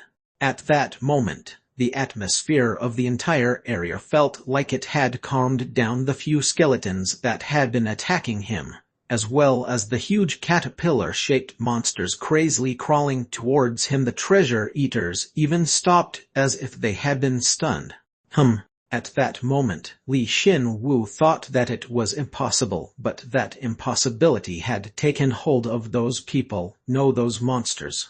The treasure eaters started to fight amongst themselves if they weren't cognizant that they were allies anymore. The prey they were most hungry for were obviously members of their own species. Jidwarark Jidiik. The LV3 treasure eater, the only one to resist the shriek of the dead, tried to pull them apart and got between them, but it had the opposite effect. Like how the skeletons had tried to attack Li Xin-Wu, the treasure eaters also started to attack the LV3 treasure eater without fear. Wow, this is huge. Keek. While the treasure eaters were tied up in fighting amongst themselves, Li Xin-Wu cleaned up the skeletons running amok. The treasure eaters were level 2 and possessed the shriek of the dead themselves, so he didn't think it would work, but that was also his bias. As expected, before he used it himself, he couldn't know how it would turn out. He had gotten another good experience this way. You've recovered, Paul, you dumbass. I was worried about you. Thanks. Joining the moment he was about to shatter the skeleton warrior's head with his bursting thunder skill, it had recovered from the effects of the shriek of the dead. Upon seeing that, Li Xin-Wu quickly withdrew his sword and patted its shoulder. Even while being dazed at Li Xin-Wu's words of concern, it followed behind him. Those who have recovered, come over to this side. We can't do anything by ourselves, but if we're with our comrades, we can do anything. I feel strength from the newbie's voice over here. This way. Qjjjjjek. He coaxed the unscathed skeletons nearby and finished cleaning up the rest of the afflicted skeletons.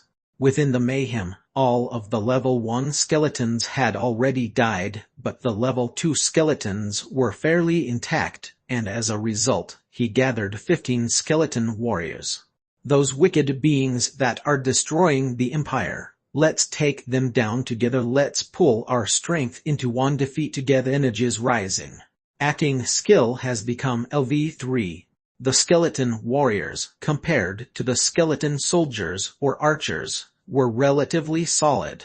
That was especially true regarding their fighting spirit, which had been ignited from Li Xin-Wu's speech. But their idea of a system of command was still a mess, and just by him speaking a bit bravely, it felt a little bit like they had, at some point, recognized him as their superior. Though it was the best thing that could happen to him. Qqheek. Meanwhile, at around the same time that Li Xin-Wu had rallied the skeleton warriors, the treasure eaters were suddenly finishing up their bloody battle. In the most awful way at that. Qeek. Above the wreckage of the now ruined building, the sole remaining LV3 treasure eater cried out as the winner. After being half torn apart and eaten, the corpses of the other abandoned treasure eaters truly looked pitiful. But Li Xin-Wu wasn't very surprised, as he knew about halfway through that this is how it would turn out. I can get all the treasure if I take care of that one guy anyway. And it got a lot of injuries from fighting to report to superiors. Yeah, I got it. But we gotta take down that guy first, right?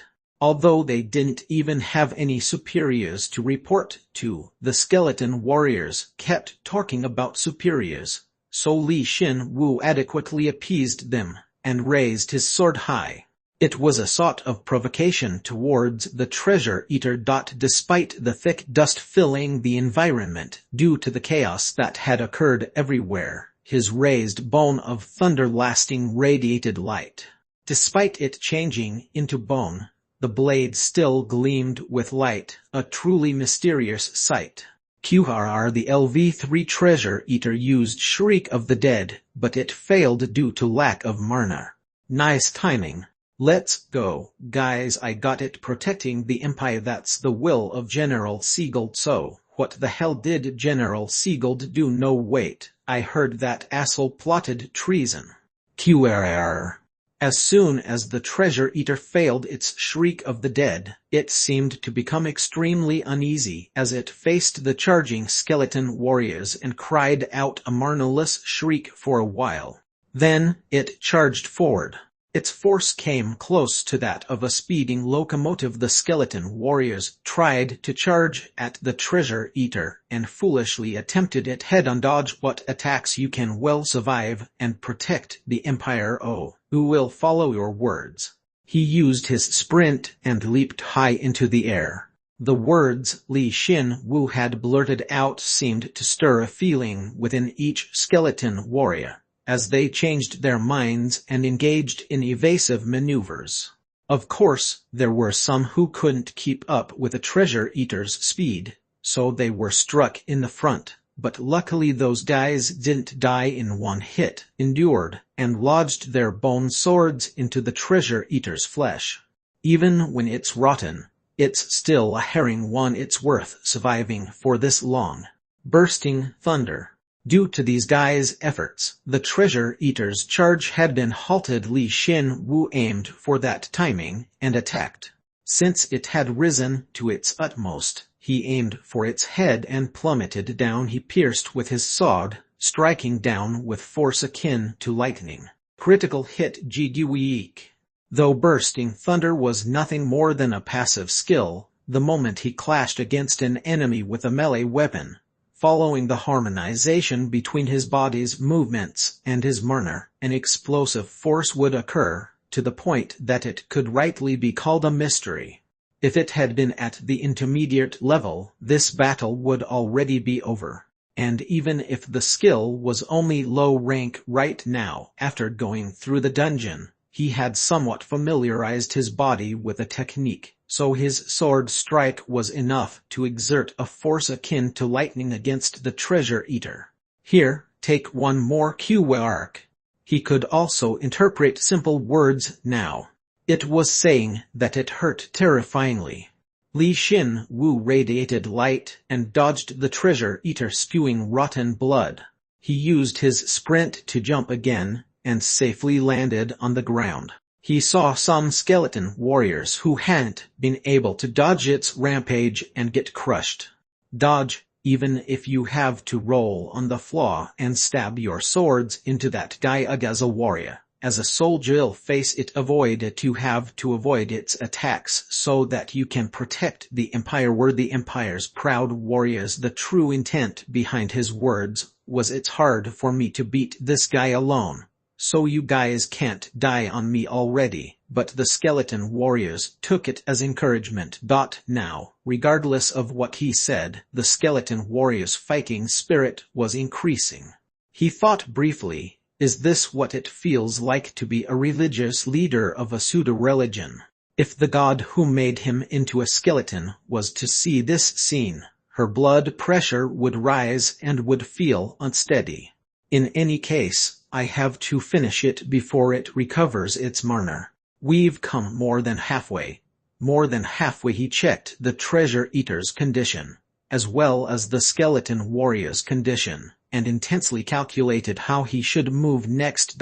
If it seems like it was distracted by the skeleton warriors, he would provoke it by swinging his sword within its sight, and if it seemed like a lot of skeleton warriors would remain while the treasure eater was gradually accumulating damage, he would cold-heartedly lead them to their deaths.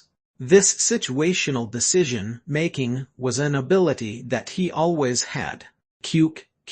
How long did that gruesome battle go on? Through one of the skeleton warriors' brilliant sacrifice, Li Xin Wu blocked the treasure eater's attack and forcefully struck with his sword.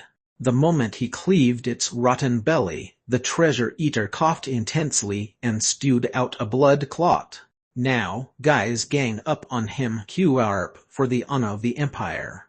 While it was dying, they had to rush it. Li Xin Wu bobbed his hand, sending the signal, and the skeleton warriors simultaneously charged at the treasure eater. The treasure eater had become a mess, and one by one, the skeleton warriors' swords lodged deep into its flesh. The treasure eater spat out another clot of blood and was in pain. It was undoubtedly in a fatal state. Li Xin Wu raised his sword and forcibly yelled. Now it was time to harvest the fruit of this long and distressing battle. The siege, destruction, formation, or gaining up had paid off. We're all the way there. Charge, I said. Charge, stab more forcefully, killing it. If I'm with you I can go anywhere. The skeleton warriors charged behind Li Xin Wu while saying words that felt somewhat burdensome to him. However, talking about the conclusion first, this became Li Xin Wu's greatest miscalculation in this battle. Kikijihii. The treasure eater spewed out a blood clot, raised its rotten eyes, and gazed at them. Immediately after, from within the blood clots, flames. Oh, hey, wait a sec. The blood clots exploded in a grand fashion and covered the entire area. 1tn. It's a saying that means something that's originally good won't wear out, change, and or someone's nature integrity won't change. Basically, he's saying that they still have their skill, even after they've degraded into skeletons. Chapter 4 Part 4. Chapter 4. Hunting Hero 4. Treasure Eater uses flames of resentment. Scorching flames cover the whole area. Critical hit. The LV2 Treasure Eater didn't have that skill though, but he couldn't complain. After all, when Li Xin Wu realized that it was a higher level, he should've been suspicious that it had an ability that the Treasure Eaters up until now didn't have. Because he was sure he had grasped victory, Li Xin Wu had forgotten his sense of danger and acted recklessly. It was his mistake. It's really a good realization. If I come out of these flames alive, it should be a profitable trade. Li Xin Wu didn't hold back, using all his strength in an attempt to get out of the scarlet flames that covered the chaotic battlefield. No matter what. Though it wouldn't be over if he died here, he can't always rely on Invisible Heart. The fact that Head instinctually opened his inventory and grabbed his bone arrows the moment of the explosion was truly a wise response. Even though the strength contained in each individual arrow didn't compare to the bones left behind from hunting monsters, they would at least be enough for first aid. Bone reinforcement. Bone reinforcement. Use them all for bone reinforcement. The bone arrows were completely used up, and then his body, which had been entirely burnt by the huge explosion, was instantaneously healed. Since they were just normal bone arrows, they didn't leave behind any experiences, memories, or skills, and his stats didn't increase either, but it was enough that he had fortunately avoided an instantaneous death. Of course, he wasn't out of the woods just yet. Bones. I need more bones. Fortunately, the battlefield was filled with the bones of the skeletons that had died prior. However, the bones themselves were burning within the malevolent flames, so he would have to hurry up if he wanted to use them for bone reinforcement. It was a relief that his circumstantial judgment was quick, as he was soon able to collect several dozens of bones. Bone reinforcement. Bone reinforcement. Your arm bone has been reinforced. Your leg bone has been reinforced. Your shoulder bone has been reinforced. Your arm bone has been reinforced. He couldn't get anything more from the bones from regular skeleton soldiers anymore, but they would still heal him if he used bone reinforcement, and he saw his reddish bones barely return to their natural color. Of course, immediately after, he saw an even stronger flame rushing towards him, and he once again found himself in a dangerous situation. It was at that moment that he realized what a calamity fire was.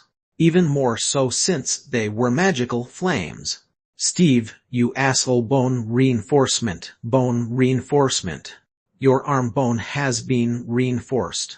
Your palm bone has been reinforced. Strength has increased by 1, absorbing a portion of the skeleton warrior's memories and experiences. You have to slash even harder. were the swords of the Empire nameless soldier. Finally, the skeleton warrior's bones were starting to get mixed in. Its healing effect was even better. Li Xin Wu's eyes gleamed and moved his body even faster. He needed to collect even more of these precious bones before they burned up. Your arm bone has been reinforced. Your palm bone has been reinforced.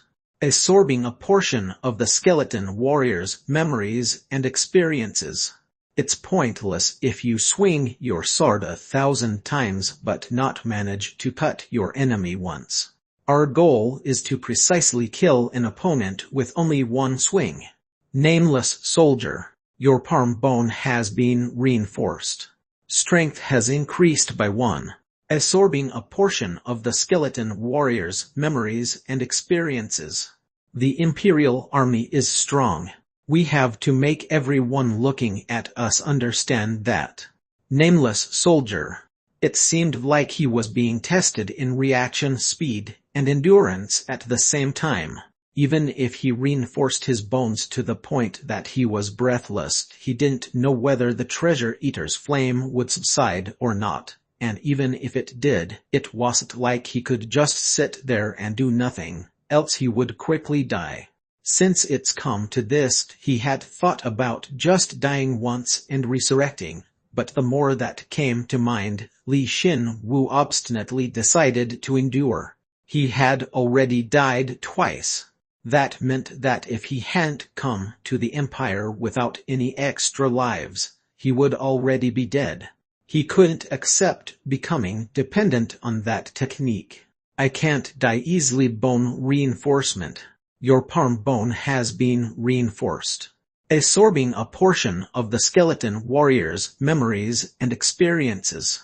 I did it. There was magic in my sword just now. Nameless soldier. He quickly sprinted through the raging flames and found bones. When he couldn't find any more bones, he attempted to escape the raging flames, but to his shock, those flames stuck to his body and didn't let go easily. It was almost as if the treasure eater's resenting will resides within the flames, gritting its teeth and saying that it would kill him. And that wasn't a misunderstanding. The surviving flames were tightening around his neck. Then if he didn't kill the treasure eater, these flames wouldn't disappear. He had realized this instinctually. The moment he was sure of it, Li Xin Wu found the treasure eater and turned his body. The flames had already spread in all directions, and it was a situation where he couldn't even see properly, but the marner within these flames that stuck to his body was leading him.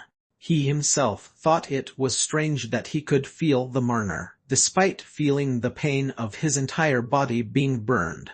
It's this way. Don't they say that if you want revenge on someone, you'd have to dig 2 graves? This skill was truly like that.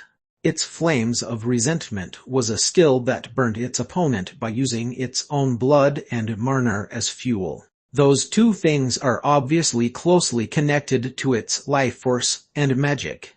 Right now, Li Xin Wu could feel that connection. In this urgent situation, his ability was growing at an exponential rate. The beginner magic affinity skill has become LV4. The beginner magic affinity skill has become LV5. Damn it. The fact that his magic affinity skill had increased was definitely something to be happy about, but it was becoming harder and harder to push through the flames and run. He didn't have any more bones to reinforce himself with. His bone body burned, and he could feel his ability gradually slipping. The beginner magic affinity skill has become LV6. The beginner sprint skill has become LV8. Sprint. Whenever he fought a hard battle, he only increasingly hated and regretted the him who was attached to the past. Damn it, but his health was gradually dropping, and it was at the moment he felt it drop, the moment he prepared for death and grit his teeth, the mass of marner inside his body changed his mind, and he felt it spread all across his body. You have learned the active skill, Beginner Regeneration LV5. His bones, which felt like they would crumble, were saturated with magic and instantly returned it to a healthy state. More than anyone else, Li Xin Wu was able to ascertain its effect. It was truly a simple skill. It would consume mana to regenerate the body. It was the same for bones. Li Xin Wu was curious as to how he had learned this skill, but he didn't have the time to leisurely think about it right now. When he regained his energy, he used his sprint and kicked off the flaw, jumping into the sky. There you are. Li Xin Wu, who had briefly escaped the sea of flames, caught sight of the wriggling and moving treasure eater. Like him, the treasure eater was dying. But Qi was sitting wickedly in the center of the flames, and then widened the distance. It then moved around as if it were drawing a circle. He felt like it would wait until he died, and then the treasure eater would collect the treasure. Li Xin Wu was already pissed off, but he was also annoyed that he couldn't do anything to it right now. He was way too far from it. It was great that he had awakened the regeneration skill at the right time, but it had the disadvantage of using up magic. This meant that he'd run out of mana before he was able to take it down. Even so, it's not like I can shoot arrows from the sky. Unfortunately, his knowledge of archery was shoddy. Even if he had the skill, he had used all of his arrows back then to heal himself. Even while he grit his teeth, his body felt the force of gravity and was falling back towards the flame-scorched ground. While falling, Li Xin Wu suddenly, without any thought, naturally raised his left hand. The passive skill, Beginner Archery LV2, has been expunged. You have learned the active skill, Beginner Catapult LV5. That feeling that he had experienced just a moment ago dominated his body. It was the feeling of awakening a skill following the beginner regeneration. He had awakened the beginner catapult skill. The brief and powerful pain accompanied his left index finger being pulled out, and just like the name implied, it shot out like an arrow. Most of the mana he had remaining was inside of that projectile. Its accuracy, as well as its speed, were incomparable to mere beginner archery. It cut through the air, burrowed into the middle of the treasure eater's forehead, and in the end penetrated through it.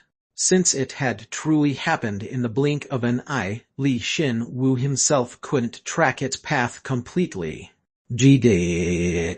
However, the result was clear. The moment Li Xin Wu dreadfully fell into the flames, the treasure eater gasped a horrific death rattle, and fell heavily with a thud. Immediately after, the flames that had been stuck to his body, as well as the flames filling his surroundings, cleanly dissipated. He stood dumbfounded, and lines of messages started appearing before him. You have defeated a LV3 treasure eater. You have achieved the feat of commanding your comrades and defeating an enemy that was at a higher level than you. All stats permanently increase by 2. You have acquired the passive skill, Command LV1. You have acquired the title, Treasure Hunter. Whenever you hunt monsters or explore a dungeon, it will become easier to acquire higher-ranked rewards. The title box is open. As a reward for your feat, the proficiency of your combat-related skills increases. Low-rank Bursting Thunder has become LV2, Beginner Stealth LV8, Beginner Shriek of the Dead LV6, Beginner Catapult LV6, and Beginner Command LV3. It was extremely hectic. He was sure that the skill he had used at the final moment was the skill he had gained from the Ratman, and he didn't think it'd have this much force. It felt really empty where he lost a finger, but he had gained the regeneration skill just in time, so whenever he gets enough mana, he can just regain the bone. Wait a sec, did I perhaps get the regeneration skill from the Queen? Li Xin Wu recalled the Rat Queen's ability, who had birthed the elites, and he automatically nodded his head. Regardless of how much Marner it had, that number of births was rare and beyond measure. However, if it had a healing ability, he could understand that many births in that short amount of time. Catapult, which would pull out a finger and launch it, and regeneration, which would restore that bone. Who would have thought I would find such a perfect match in the same dungeon? In any case, he had survived because of those two skills. He thought it would been better had they awakened a bit earlier, but he couldn't be too greedy. Because he had moved so intensely, he had also grown. Then wow, it's a proper annihilation. After he was sure that he wasn't at risk of dying anymore, he carefully stood up and surveyed his surroundings. There was nothing to survey, since everything had turned to ashes. He couldn't find any skeleton soldiers or skeleton warriors' bones. He did see some of the great swords that the skeleton warriors had used remaining, but there weren't any spears. Seeing that, he realized that the skeleton warriors were better with a sword than a spear. I'll pick you guys up later. More importantly, after Li Xin Wu checked that the other treasure eaters' bodies had cleanly disappeared, he turned around while tears slightly flowed even though he can't cry. Despite him having no way of restoring them, he still had the biggest reward left. The reward known as the LV3 Treasure Eater's Corpse. Chapter 4 Part 5. Chapter 4. Hunting Hero 5. Your big bro doesn't expect much, Steve. May you spit out a piece of level 4 bone equipment. Li Xin Wu muttered unpleasantly and approached the treasure eater. It was stiff, looking exactly like a cicada that had fallen from a tree and died, and its rotting flesh and its burns were covered in blood. It wasn't exactly a great sight, but right now, to Li Xin Wu's non-existent eyes, it looked like a stack of gold. Phew. It wasn't anything special, so why was he shaking? Li Xin Wu gently approached, and with his index finger that he regenerated with his Marner poked the body. At that moment, the body divided into particles of light and fluttered away like spring cherry blossoms. He was able to see an undead completely disappear, and saw it naturally regress into Marner for the first time, and he saw the inside of the orbs of light dropping onto the ground. These were the items that the treasure eater had left behind as it departed this world. You have acquired the LV3 Treasure Eater's skull bone. You have acquired 14,960 perium. You have acquired a LV2 iron spear. It has transformed into a LV1 strong bone spear 5. You have acquired a LV2 iron shield. It has transformed into a LV1 strong bone shield 5. You have acquired a LV2 blessed rose tree staff. It has transformed into a LV2 blessed bone wand 3. You have acquired a LV3 dire wolf bone armor. He had acquired the treasure eater's skull bone, 14,960 perium, as well as a total of 4 items. Li Xin Wu checked his list again, and despaired.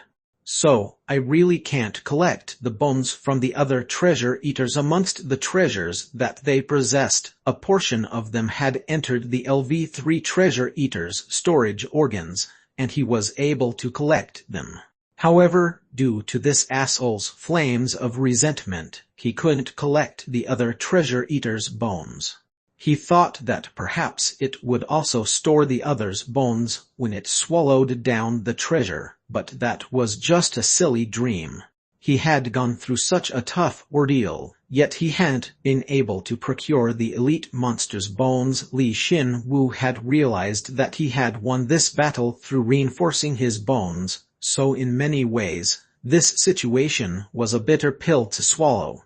If I learn magic, I should learn magic that extinguishes fire from my bones first. However, it wasn't all bad news. First off, the reward's main dish, the treasure that the LV3 treasure eater kept hold of dearly, was fortunately equipment composed of bone. Dire Wolf Bone Armor. LV3. Durability 800,800. Defense 100-115. Options increases health by 20. If I just look at the abilities, it's really simple, but in many ways, it was an item that didn't seem very exciting compared to the Grand Bone of Thunder lasting, but despite that, the Dire Wolf Bone Armor was plenty amazing. That's because its goal as defensive equipment was to protect the body, and it did that thoroughly. This upper body armor, created out of Orburn-dyed dire wolf bones, was ridiculously sturdy, though he didn't know how they had processed the bones.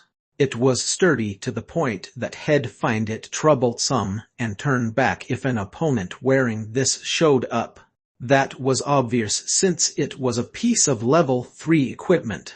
Moreover, just by wearing it, his health would increase by 20. It would increase his overall defense as well as increasing his stamina.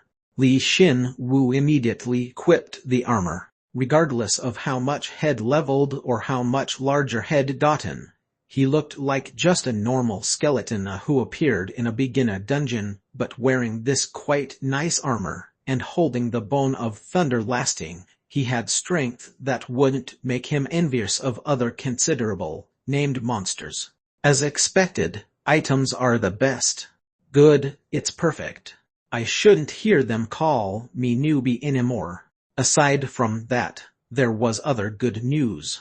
The blessed rose tree staff transformed into a blessed bone wand, and despite being level 2 equipment, the item level hadn't even decreased, and on the contrary, had actually been reinforced. LV2 Blessed Bone Wand 3. LV2. Durability 350,350. Attack power 1015. Options increases magic by 11, increases magic casting speed by 11, increases damage taken from living foes by 11. In other words, there's no guarantee that the change into bone is necessarily a downgrade. It depended on the item, like in this case, when the change occurred, it would become stronger, or perhaps the item may even increase in level. He felt much better, at least compared to when he thought that the item would always decrease in level. Of course, he didn't really have a use for the wand right now, so he shoved it into his inventory. Good. Shall we get to the real main dish? The main dish was the treasure eater's skull bone, which he had placed carefully on the floor. He picked up and raised the skull and felt an unusual magic contained within. He could tell there was an intense heat that dwelled within. Li Xin Wu remembered the skill of the treasure eater that had threatened to annihilate him and the skeleton warriors alike, as well as pushing them into a crisis after gulping down. He carefully activated his skill. Bone Reinforcement. You have reinforced your skull bone. Magic has increased by 15, absorbing a portion of the treasure eater's memories and experiences. 15. His magic had increased by as much as 15 all at once. He was attacked by the pain of the sudden change, but he was already somewhat prepared for it, so Li Xin Wu calmly endured it. He just followed the movement of Marner. Within the pain that felt as if his head was being twisted, new Marner welled up and expanded through his body. The Marner was truly a refreshing sensation. While that went on, a tiny flame bloomed within that Marner. The instant Li Xin Wu was about to exclaim after discovering it, it instantly swelled without him able to grab hold of it, and completely filled his entire body. For a split second, a black flame rose up and then disappeared. Li Xin Wu realized that the flame couldn't harm him. A strong will dwelled within those flames. That was none other than his own will. You have learned the active skill, Beginner Flames of Revenge. Beginner Flames of Revenge LV1 active. An Avenger's tenacity is put into their magic and manifested in flames. It will pursue and latch onto your target and will not extinguish until you run out of mana, die, or your opponent dies. It can be extinguished by someone with higher magic than you. It is also possible to incorporate the flames into your weapon. The skill it had used was definitely the Flames of Resentment. But for the skill name to change, Li Xin Wu was puzzled by the name change, but honestly, it was extremely obvious. That's because when he reinforced his bones, he would just get the object's memories and experiences, but he wouldn't get the skills intact. In other words, his own memories and experiences would be added to the skill that was manifested based on the person's memories and experiences, so it was always possible that it would result in the skill taking on a completely different form. Like when he had absorbed the Ratman's finger bone, he had awakened the catapult ability rather than the Ratman's ability to launch its nails. Now am feeling a little better. After the pain, as well as the dizziness from the sudden increase in magic had passed, Li Xin Wu shook his head and got a hold of himself. He felt like the inside of his mind was much more refreshed, though it was honestly still empty. All right, shall we adapt and move around our body? He had collected everything the LV3 treasure eater had left behind, but there might be some loot still on the battlefield that he hadn't collected. Even if he were to exclude the skeleton warriors' greatswords that he could easily see, there may be bones buried under the ashes. As a result of him searching the entire area for 30 minutes, Li Xin Wu collected 15 LV1 long bone swords, 1 LV2 treasure eater lower jaw bone, 3 skeleton warriors' palm bones, and lastly, 2,560 Tyrium. The fact that even one treasure eater bone was left intact was truly a happy occasion, but the problem was that it didn't end with him just acquiring the bone. You have acquired the Trickster's token. What's this? Li Xin Wu's features frowned when he saw the gold coin in the palm of his hand, depicting a bizarre man wearing a helmet and shorts, with a spear in one hand and a trumpet in another. Naturally, the explanation for the item came up. The Trickster's token. The token of a scammer who hates harmony, instigates disorder, and can plot anything. 1 is plenty enough, while 2 is too few. When he had first gotten the Slaughterer's token, he was pretty sure he remembered that it would definitely be easier to obtain Slaughterer's tokens than other types of tokens. And he thought that had done plenty enough here for him to earn another Slaughterer's token. However, what is this trickster? What the hell is this? Is it saying that he had to gather both the Slaughterer's tokens and the Trickster's tokens? Li Xin Wu furrowed his non-existent brow, and the moment he agonized over it, he observed the familiar distortion of Marner. It was obviously a notice for a quest. The quest, Slaughterer's token, has been cancelled. A new quest has been created. A new manipulator. The faces you possess are extremely numerous, and not one of them is the truth. If that's the case, fool everyone. If you do so, you can become anything. To be more specific, including the Trickster's token, gather 10 different Calmer tokens. Quest progress: Trickster's token 11, Calmer tokens 210. Quest reward: 1 LV6 weapon, Trickster's arm bone. Wait a sec. Different individual Calmer tokens. Is it telling him to gain other Calmer tokens like how he had gained the Slaughterer's token and the Trickster's token? Didn't the quest difficulty go up outrageously? He thought about why he got this kind of token.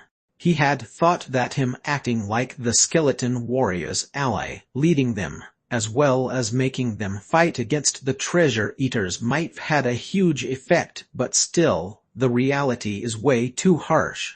He didn't even know what conditions he'd have to fulfill to get the other Calmer tokens, and yet he had been given this quest. What the hell is a trickster for him to get such a quest? It'll be fine if I just ignore it, right? It probably won't be much of a problem. That's what he said, but it actually weighed on his mind considerably. It was a quest that had appeared after chewing up the Slaughterer's token quest. He couldn't help but be curious.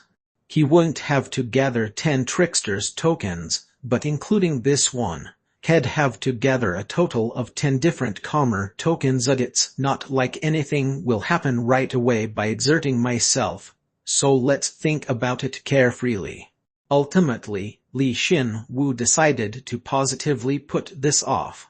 Rather than rot his brain from thinking too deeply about this, he decided to instead do his best when it comes to a situation where it seems like he'll be able to progress the quest. After he decided to do so, he felt a bit more relieved. Anyway, the quest reward changed, so it's become kind of awkward to use the permit for God's secret shop right away. He had pushed through the dungeon and the treasure eaters all at once, so he had come to possess a fortune of 25,000 perium in no time. Whether he buys a bone or a magic book, he had enough of a fortune to reinforce himself as what he believed. However, since he didn't have a promise for when he got his next permit right now, he refused to use his remaining permit without careful consideration. In the end, Li Xin Wu sighed and changed his mind. He would continue to do what he had been doing first, in other words, cleanly mop up the level 1 dungeons in the nearby vicinity, and then go to the secret shop. I've decided, so shall we hurry? Li Xin Wu gently closed his non-existent eyes, and after checking where each dungeon was, he gripped his bone of thunder lasting and hurried his steps. He had grown rapidly after the intense battle, and his steps definitely contained more strength than before. He was currently level 2 and his stat total was 323. He was confident that he was growing at a ridiculous rate, perhaps even beyond his own imagination. Chapter 5 Part 1 Chapter 5 Trickster's Karma 1. Since it was underground, it seemed normal to be unable to tell how much time has passed, but depending on the time, the underground empire would brighten and then darken, and then repeat. From what he had heard, the magic originating from the large-scale magic spheres that were set up and attached to the extremely high ceiling made it possible, but it wasn't really important to him. Mr. Li Xin Wu has entered the chatting channel. Within the silent darkness, Li Xin Wu gently leaned against a rotten, decaying old tree, and then checked the chatting channel.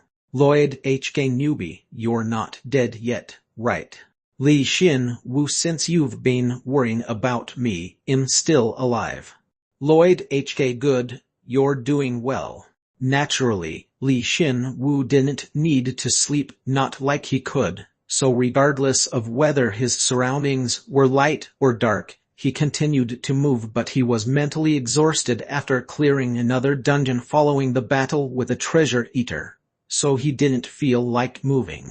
Therefore, he decided to rest, using night time as an excuse, as well as snoop around the chatting channel.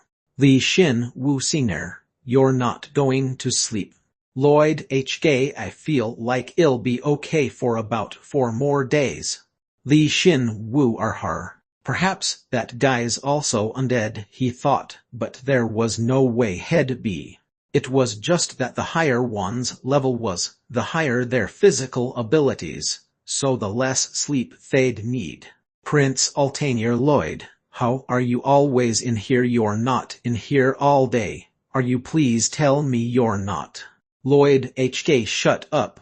I'm actually getting ready to give a group of undead a proper beat down, you know. Prince Altair, well, it seems like you're still diligently doing those hero quests that don't give you much of a reward. Just quit it right now.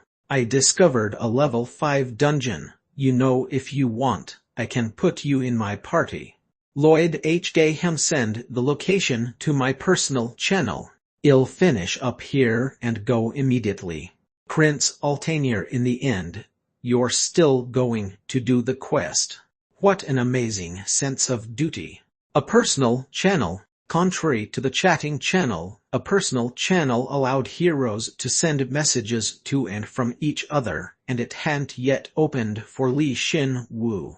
Of course, even if it opened, there wasn't anyone to really use it with. Shino Rendu a dungeon. Hey, let me in too. Prince Altair, you're still level 5. Don't you know the fundamental rule that you need to be one level higher than the dungeon you're entering? Shino Rendu, ugh, that's true, but Lloyd HK, sorry Shino. I need some help here. Do you think you could help me out? I can also share the quest with you. Shino Rendu, it's fine. Mr. Shino Rendu has left. Lloyd HK, oh well, it's quick going from level 5 to level 6. I should encourage him later. Prince Altair, Lloyd, Unana Lloyd and the prince spoke about this or that, and it seemed like they were quite close. It must mean that they've spent a lot of time together after they dropped into this world. Lloyd was good-natured and honest, while the prince was immature and said whatever he wanted. It did seem like they were a good combination. MS. Yi Jin has entered the chatting channel. Yi Jin Evion. Have you all seen it, to that thing? Lloyd HKO, it's been a long time, newbie. Now that I think about it, you're not a newbie anymore. Did you know that you have a stronger junior under you now? Prince Altair, Yi Jin, I haven't seen you in a long time, so I thought you were dead. Yi Jin, I'm not dead, you know, but more importantly, a stronger junior, that's not it. The horse is the problem right now, the horse. Irian Rupert, a horse. Jin. What horse? Li Xin Wu half listened to what his seniors were chattering on about and rested. He held a circular chip in his hand that looked similar to a gold coin. It had a muscular warrior wielding a greatsword engraved on it. The fighter's token. A warrior who never looks back and struggles valorously. To a fighter, any plan or aid is but a hindrance. So, this does come out. He did want to obtain these tokens, but he didn't know what he'd need to do to obtain them. For him to just get one for clearing a dungeon, if he were to quibble as to why this token came out, he thought that it was due to him pushing through the dungeon in a straight line without using any skills. I had wanted to raise my regeneration skill, but I got flustered since I didn't get hurt at all. When he had fought against the treasure eater, Li Xin Wu had significantly grown in battle experience, as well as stats after his battle with a treasure eater, so he could no longer feel any danger from level 1 dungeons. He had put forward his bone of thunder lasting and pushed through the dungeon. He had intended to train his regeneration skill by using it whenever he was injured and thus increase his proficiency in it. But the dungeon was too easy, so he hadn't been able to use his regeneration skill. The boss was level 2, but its attack power, as well as its endurance, were just a little bit higher than the Ratman. But he didn't need any other skills aside from bursting thunder to take it down. After thoughtlessly clearing the dungeon like that, he had gained the fighter's token. Since he had gained something, it was worthwhile pushing through the dungeon so ignorantly. Perhaps it might be better to hold onto a solid singular concept to get other karma tokens. By slaughtering, he gained the slaughterer's token. By pushing through the dungeon in a straight line without the use of skills, perhaps the time it took to push through the dungeon or his combat style had an effect. He had gained the fighter's token. In a battle where he had fooled the skeleton warriors and lead them to their deaths, he had gained the trickster's token. If it followed that logic, then he thought it might be best to pull the other abilities he possesses into a single concept in order to clear the quest. However, he smiled bitterly. Talk is cheap. What concept is he even supposed to choose? Moreover, there wasn't any guarantee that he'd continue to face easy battles, that he'd be able to plow through without using all his strength. Regardless of how hard he tried to think positively, his head just hurt, so he just stopped and shook his head. Jin, I'm telling you it's true. A skeleton horse that can run extremely fast. It's really scary and really fast. Yasunori Akira, what crap. If it were an undead, then it'd be hostile to humans. Have you forgotten the basics? Lloyd HK newbie, no wait, you're not. Jin. Explain it in more detail. First off, it's really an undead, right? Jin, that's what I'm saying. It was all bone, and where its two eyes should be, deep blue goblin fire was burning. It's as scary as a named skeleton knight. Prince Altair, a skeleton knight's nothing, whether it's named or not. Irian Rupert, Sir Altair, Jin is still level 3. Please fix that insensitive speech habit of yours. His seniors were still busy saying strange things in the chatting channel. However, Li Xin-Wu thought since skeleton heroes exist, a skeleton that just runs wasn't very strange, so he stopped paying attention early on in the conversation. Li Xin-Wu, then, I'll get going so I can rest. Lloyd HK, alright. Please don't die. Jin, you're the newbie. It's nice to meet you. If you don't know something, you can ask me. Prince Altair, that newbie is stronger than you, you know. Just take care of yourself. Jin, Li Xin-Wu gently smiled as he heard the voice of a frustrated young girl and left the chatting channel. Despite being cursed and sent down to this distorted world, the fact that there were a lot of others who were trying their best to survive aside from himself became more than just a small comfort for him. Then let's go to the next dungeon. His energy had returned. Li Xin-Wu energetically stood up and hurried along the path to the next dungeon. His goal: gaining a token for every dungeon clear. He already had a concept in mind that he'd use to clear the next dungeon. He had both the stealth and catapult skills, so he thought that if he balanced them correctly, he would get an assassination-related calmer as well as the corresponding token. Stealth is also fun the more you do it. I think I can do it with a beginner-level skill, as long as my enemies don't discover me first. Li Xin-Wu, who realized that stealth was an effective skill that didn't take up a lot of mana, was training his stealth whenever he fundamentally moved. He had learned everything there was to stealth from the rats. He would lower his body, move closer to the darkness than the light, and make as little noise as possible. If he grasped the direction he heard someone approach from first and avoided them, he probably wouldn't be discovered. Like right now. He survived because he was using stealth. He was really thankful for his senses right now. Li Xin-Wu saw a giant monster come out from the darkness and into the moonlight. He desperately calmed himself down so that he wouldn't make a sound. He didn't even know where it popped out from. There's nothing to eat. LV3 giant zombie. Edward L. Baker. That's crazy. This was a real named monster. It was similarly level 3 like the treasure eater, but he felt an incomparably brutal spirit coming from the zombie.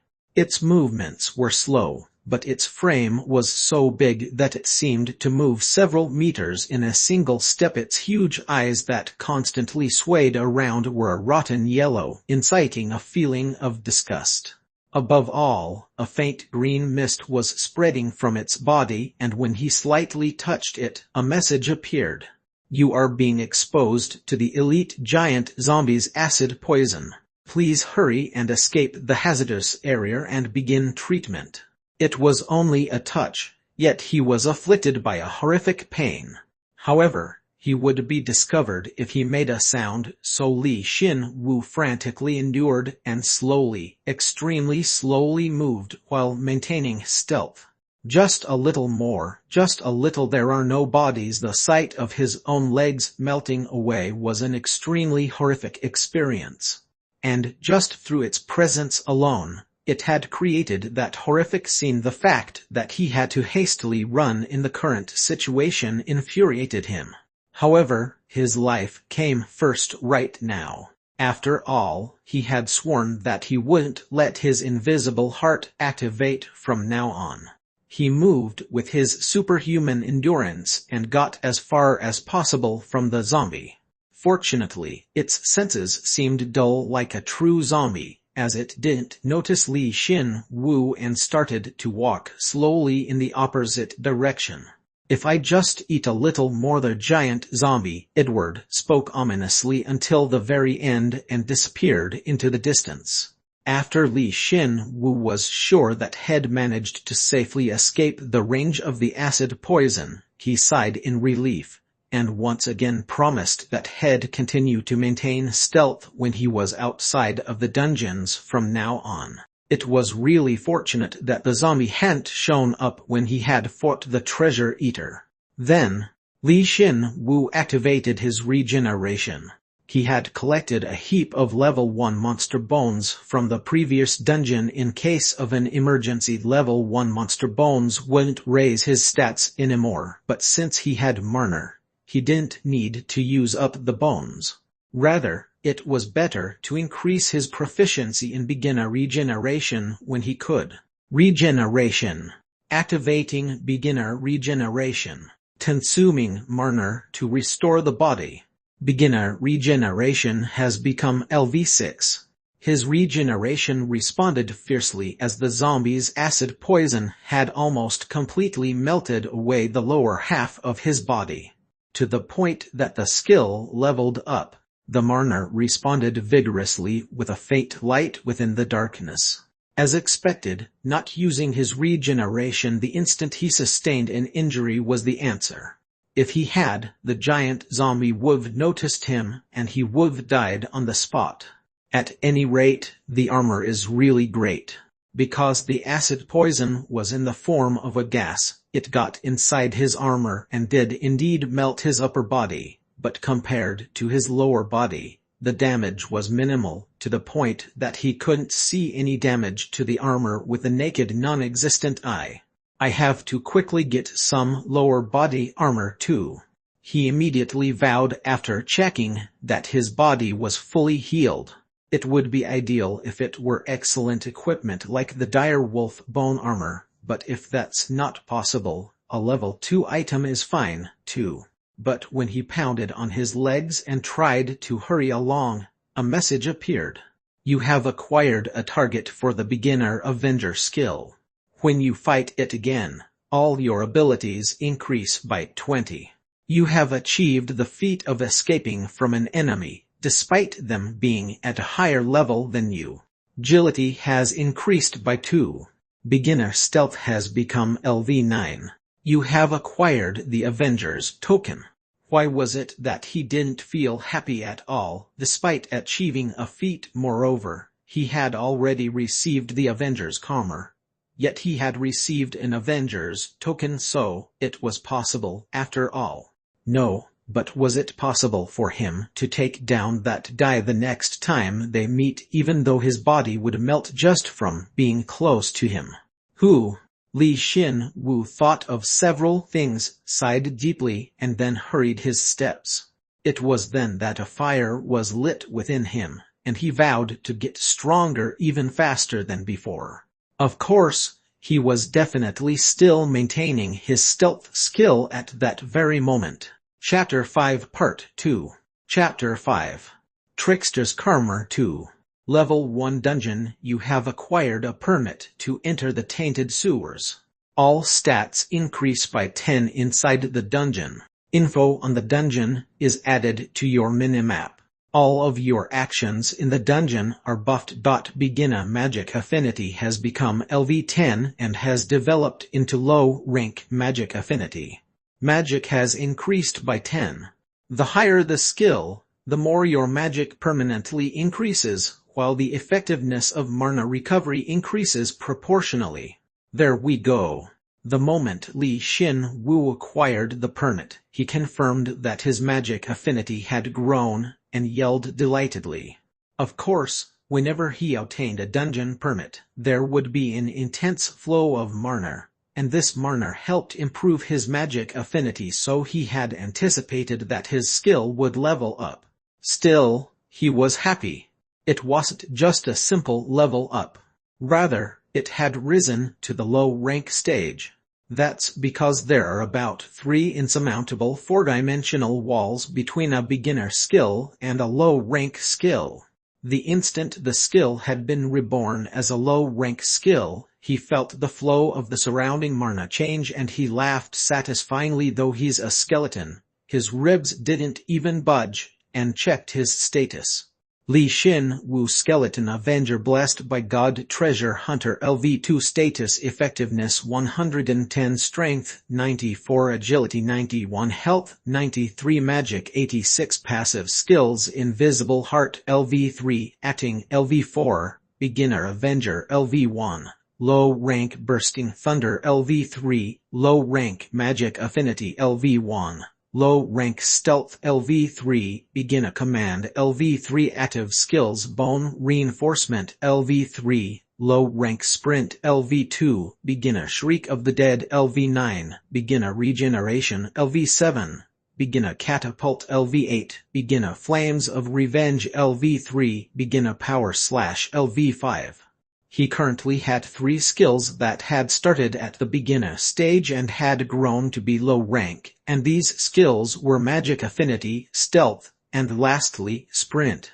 Ever since his encounter with the giant zombie, he had been using Stealth at all times, so it was natural that it had grown. He used Sprint the most since he possessed the Undead's characteristic of never tiring, and on the back of that, it had risen to the low-rank level. When these skills became low-rank skills, he had obviously gained some stats, and if he were to compare them to when they were at the beginner level, their performance was completely different. They were supplementing his fighting ability.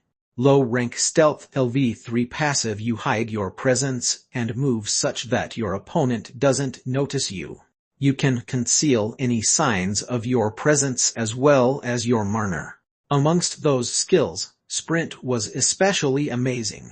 It had a huge effect in increasing his speed regarding his travel, evasion, and of course his attacks as well, but when it rose to the low-rank stage, it became much easier to put that speed into his attacks. With just that, it felt like his fighting ability had increased by 30. Aside from that, Power Slash infused magic into his weapon, from which he would then forcefully slash. It was usually a skill learned at the very beginning by warrior classes in games and felt like it was their exclusive active attack skill, but it was a skill he had learned from the memories and experiences of the skeleton warriors. Despite having several skills, he hadn't had a truly powerful one-hit kill move until then. So Power Slash was like rain after a long drought for him. Of course, it had particularly good compatibility with Sprint.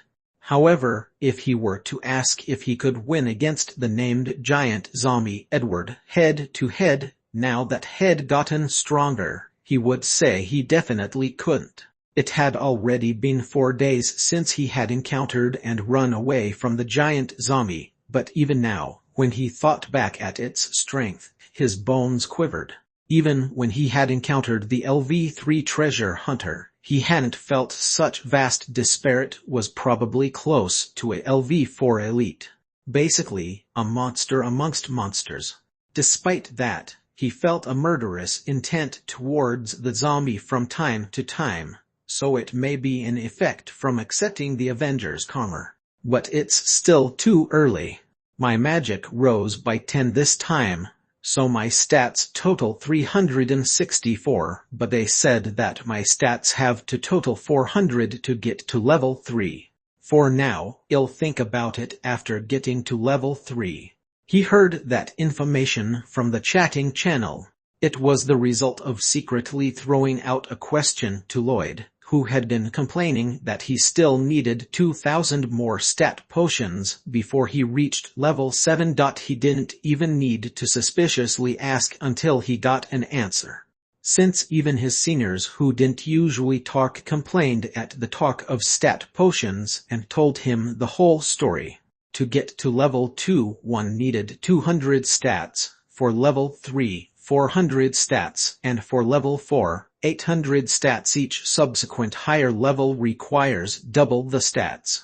Honestly, when he saw his seniors just chattering away that they were level 6, he thought that they may all just be lousy. But when he realized that they had reached at least a total of 3,200 stats, he completely discarded such thoughts. Right now, they could break him with one flick of their fingers. I lied to my seniors that I was level 4, so I gotta move faster. He organized his thoughts, and his sight was fixed upon the giant manhole in front of him. It seemed like it was a ladder that only he, who had acquired the permit for the dungeon, could use.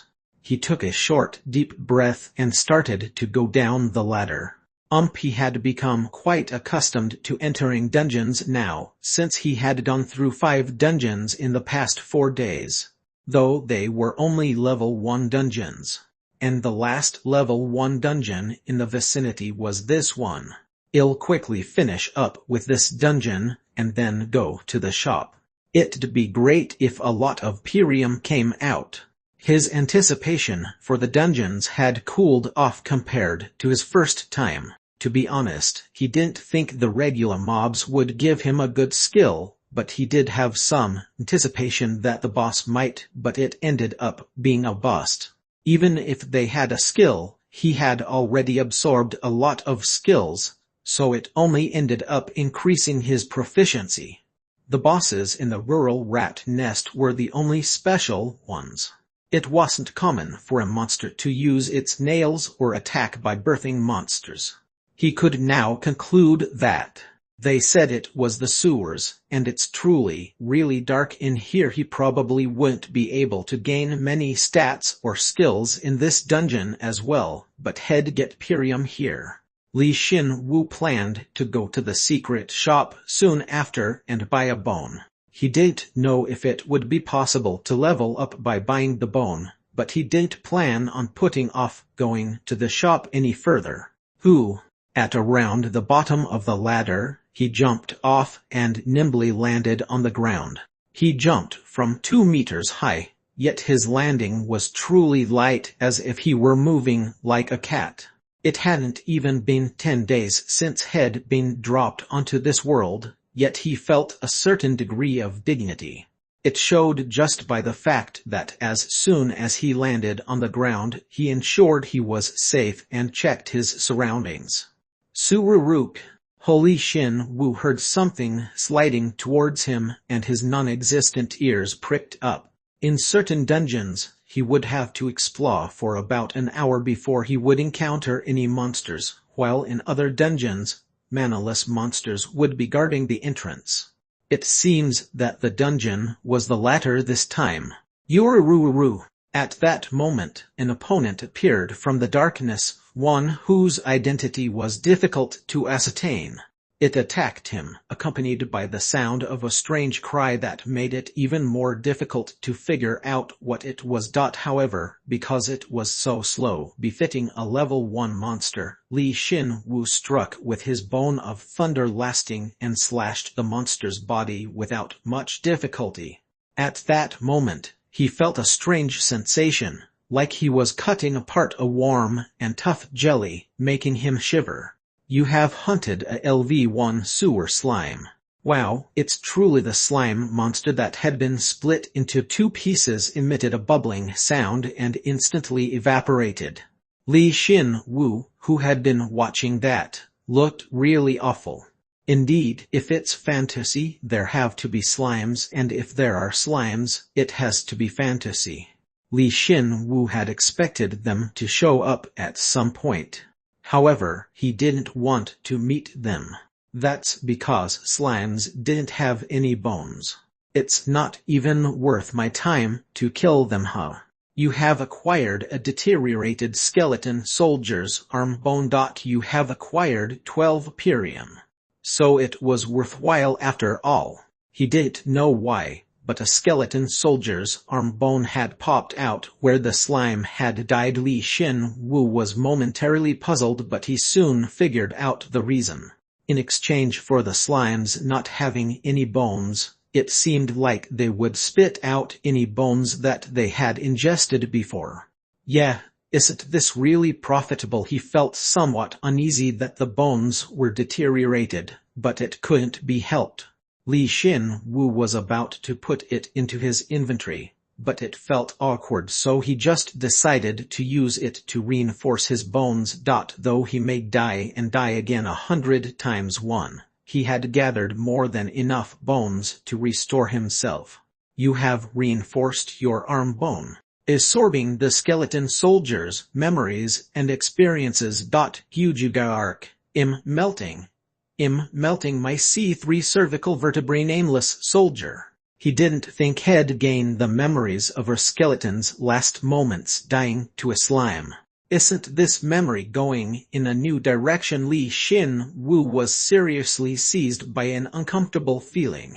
However, since he had gotten plenty of skeleton soldiers' memories, he thought that it didn't matter whatever happened.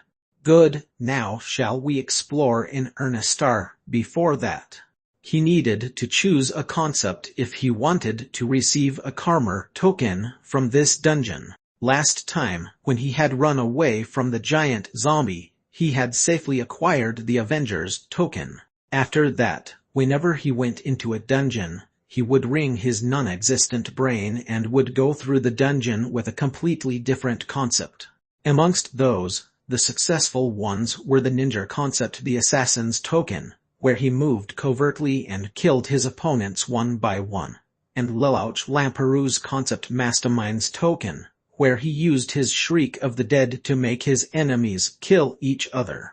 Right now, he had the slaughterer, trickster, fighter, avenger, assassin, and mastermind tokens, a total of 6 karma tokens. However, he only needed to get 4 more tokens from now on. Well, there was a time when he thought so positively.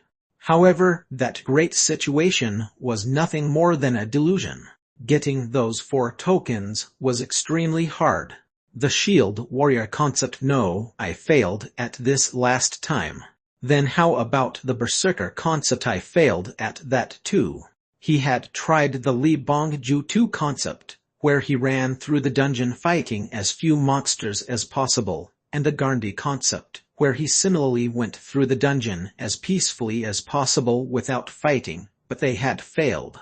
He realized after that they both weren't concepts that should be used in the dungeon. Since it's come to this, it might be better to try the Emperor concept. It was demanding 100 bones of the same race from his enemies in exchange for their lives. He had promised that he would use that later when he found monsters that he could actually talk to. Then I have no choice since my magic has increased. Let's go with the sniper concept. Li Xin Wu didn't have any alternatives, so he went with a concept that he had held back, the sniper concept. Due to the mana he used to regenerate his fingers whenever he used catapult up until now, he hadn't been able to focus entirely on the sniper concept, but since magic affinity had become a low-rank skill, it felt like it might be possible now. I really hope that a usable skill comes out here. Li Xin Wu made up his mind, and after putting his sword into his inventory, pointed his finger and slowly walked into the dungeon. Up until now, no hero had dared enter a sewer dungeon. It was way too dirty the moment the first explorer had appeared. One Tien, famous Korean saying from the Goryeo dynasty. It describes something that remains unchanging. In this case, it's the fact that hell have enough stockpiled bones, regardless of how many times he needs to use them to heal himself. Tu Tien Li Bong Ju is a South Korean marathoner. Chapter 5 Part 3. Chapter 5. Trickster's Karma 3. The slime's weak acid poison is melting your body. Li Xin Wu gave up the sniper concept only 10 minutes after making up his mind. The reason was simple. There were too many slimes that inhabited the sewers for him to pick them off one by one. Yoruk. Yorururuk. Har. At least at this very moment, he was thankful that he was a skeleton. The slimes that were overflowing in all directions were stuck above his head, his back, and his legs, and were making a dururuk sound. If he still had a normal way of thinking about hygiene like a human, he probably would've ran away from here a while ago. Yorururuk. Yoruk. Yorururu. Moreover, they're just level 1 sewer slimes inhabiting a lousy level 1 sewer dungeon, so they probably didn't think it'd have much appeal. So, that's why all of them avoided the sewers, and as a result, the slimes kept piling up more and more until they multiplied this much. It had been 15 minutes since he'd entered the dungeon, and Li Xin Wu's entire body was buried under slimes without a way out. If he was a normal skeleton soldier, he would've already completely melted away and disappeared within a minute. However, unfortunately for the slimes, he was level 2, closing in on level 3. His stats had also swelled by another 10 from the dungeon permit. And the decisive factor was that he was a skeleton that possessed the regeneration skill. My gear might get damaged, so let's go naked. He had fought against the slimes for a few minutes, but ultimately became concerned that his equipment would get damaged from the slime's acid poison, so he deequipped it all. He naturally put his armor into his inventory as well as his sword. All right. This should be fine with only my naturally recovering mana. As soon as he took off his armor, the health increase effect from the armor disappeared, and he started to incur more injuries from the slime's acid poison attacks, but it was at a level that his beginner regeneration skill could bear. Of course, if his magic affinity hadn't reached the low rank stage, he wouldn't have even dreamed of doing this. Hup. Yoruk. Jigoruk. Despite deequipping his gear, he didn't have any difficulty whatsoever hunting the slimes. Not only was his level higher than the slimes, but the combat technique he had learned, Bursting Thunder, was a technique that could also be used unarmed. Hup. Jigoruk. Someone from the outside may see this scene as unusual, a swelling wave of slimes. There were so many of them that it looked like a sea of slime. But truthfully, Li Xin Wu was in there, killing slimes left and right. Har. Jijuru Jijik. Whether he's unleashing Bursting Thunder with a sword, a spear, an axe, or his fists, it would converge at one point. As fast and as hot as exploding lightning, that was Bursting Thunder's start and finish. Though there wasn't any mana within the attack, the force created by his two fists was plenty strong enough. Whenever that tremendous strength condensed in his arms passed through the slimes, they would turn to particles of light and disappear. You have acquired 12 Pirium. You have acquired 12 Pirium. You have acquired a deteriorated skeleton soldier's leg bone. You have acquired 12 Pirium. You have acquired a deteriorated zombie's shin bone. Bone reinforcement, bone reinforcement. As soon as he collected the Pirium, it went straight to his inventory, but when he acquired the bones, he would immediately use them to reinforce his bones. One of his goals was regenerating his body, but as expected, the most important thing was his curiosity regarding the common memories that only those ingested by the slimes had. My body's melting. You weren't satisfied with my already melted skin, muscles, blood, and flesh. Now you're trying to melt my bones, which is all I have left. Nameless skeleton. GDX. I can't avoid the flood. It's a slumber more suffocating than death. An eternal slumber is approaching. Nameless zombie. He could only absorb the memories at their time of death, but Li Xin-Wu thought there was a reason for that here. To be more specific, he was excited that he might get a skill. Jiguruk. Jijiark. Bone reinforcement. Guariark. My head's breaking. It's sinking in. Nameless skeleton. Quyuk. General Learfield'll go down in history before you. Nameless skeleton. Jigorok. Yoruru. Bone reinforcement. Jijijijijijijijik. Nameless rural rat. Gujater. Think that my end comes from the city's cleaning crew. Nameless zombie. However, it seemed like the skill this time was no joke, as there was no reaction to absorbing dozens of bones, neither in stats nor in skills. Moreover, he was really bothered by the skeletons that strangely had their consciousness intact, leaving their wills behind. He also remembered hearing about Learfield before. He must be just as famous as Seagold. Beginner regeneration has become LV8. Even so, it wasn't like this dungeon was a complete miss. Setting aside the amount of stockpiled Pirium from the huge mob, he had been looking for a place to train his regeneration skill, and this here was the optimum environment to train it in. Even as he continuously took damage from all directions, he could continuously keep his regeneration skill active with just the mana he had. His proficiency in regeneration was increasing so quickly that he wondered if this place was created to train the regeneration skill. Duruk. You have acquired 12 Pirium. You have acquired 12 Pirium. If there was one more beneficial point, it was that his proficiency in barehanded combat was gradually increasing, something he hadn't had the time to study in depth.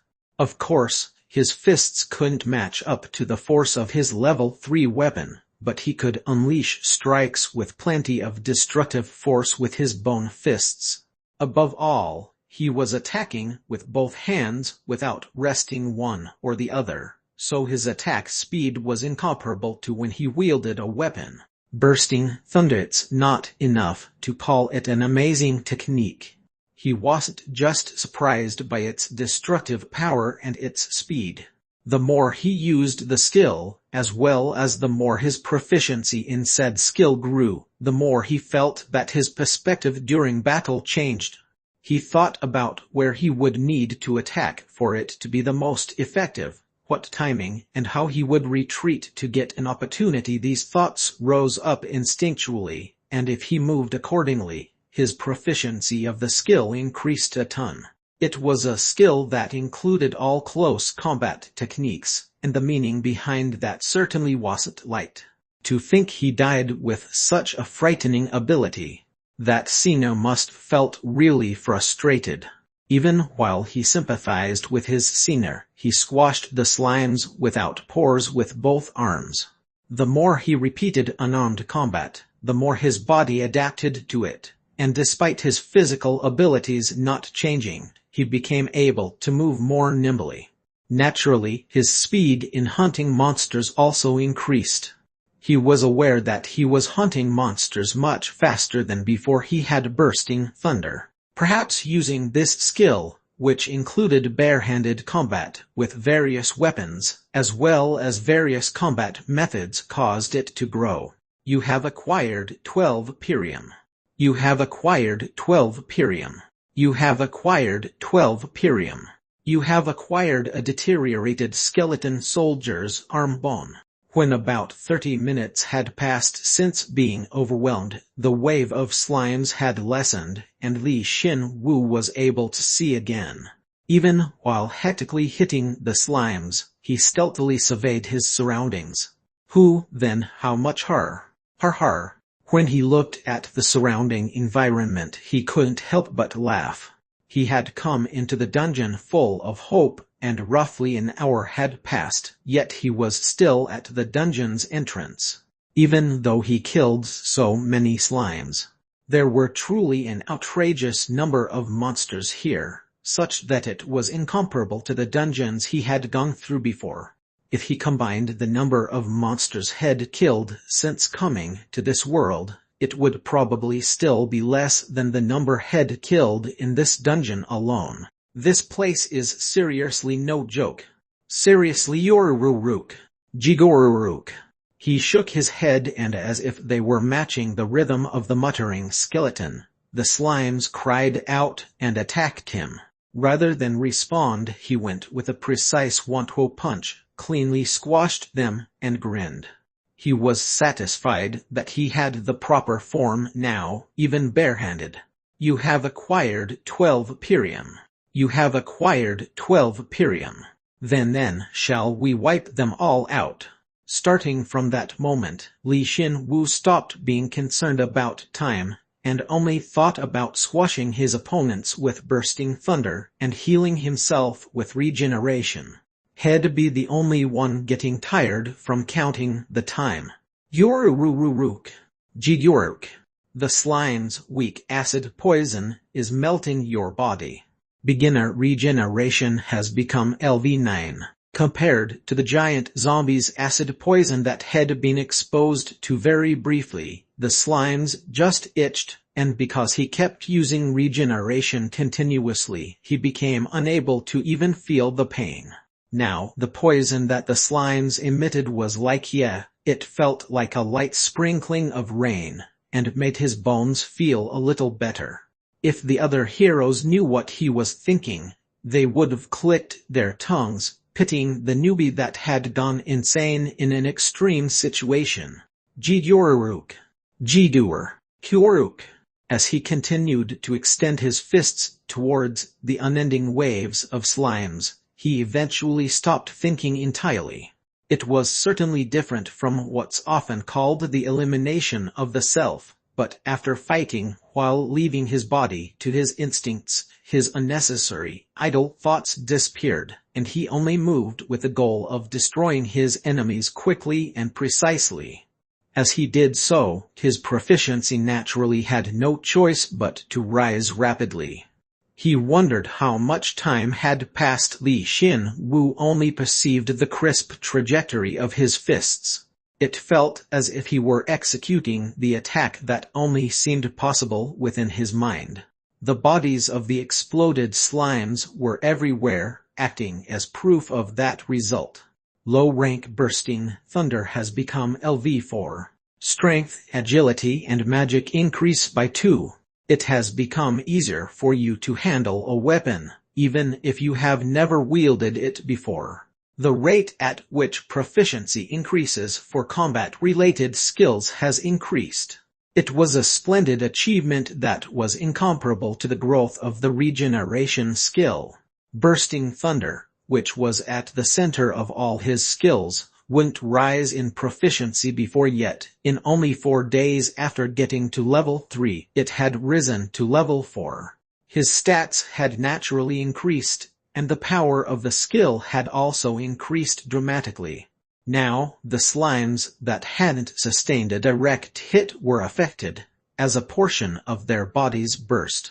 Li Xin-Wu smiled faintly and started to move even faster. You have acquired 12 Pirium. You have acquired 12 Pirium.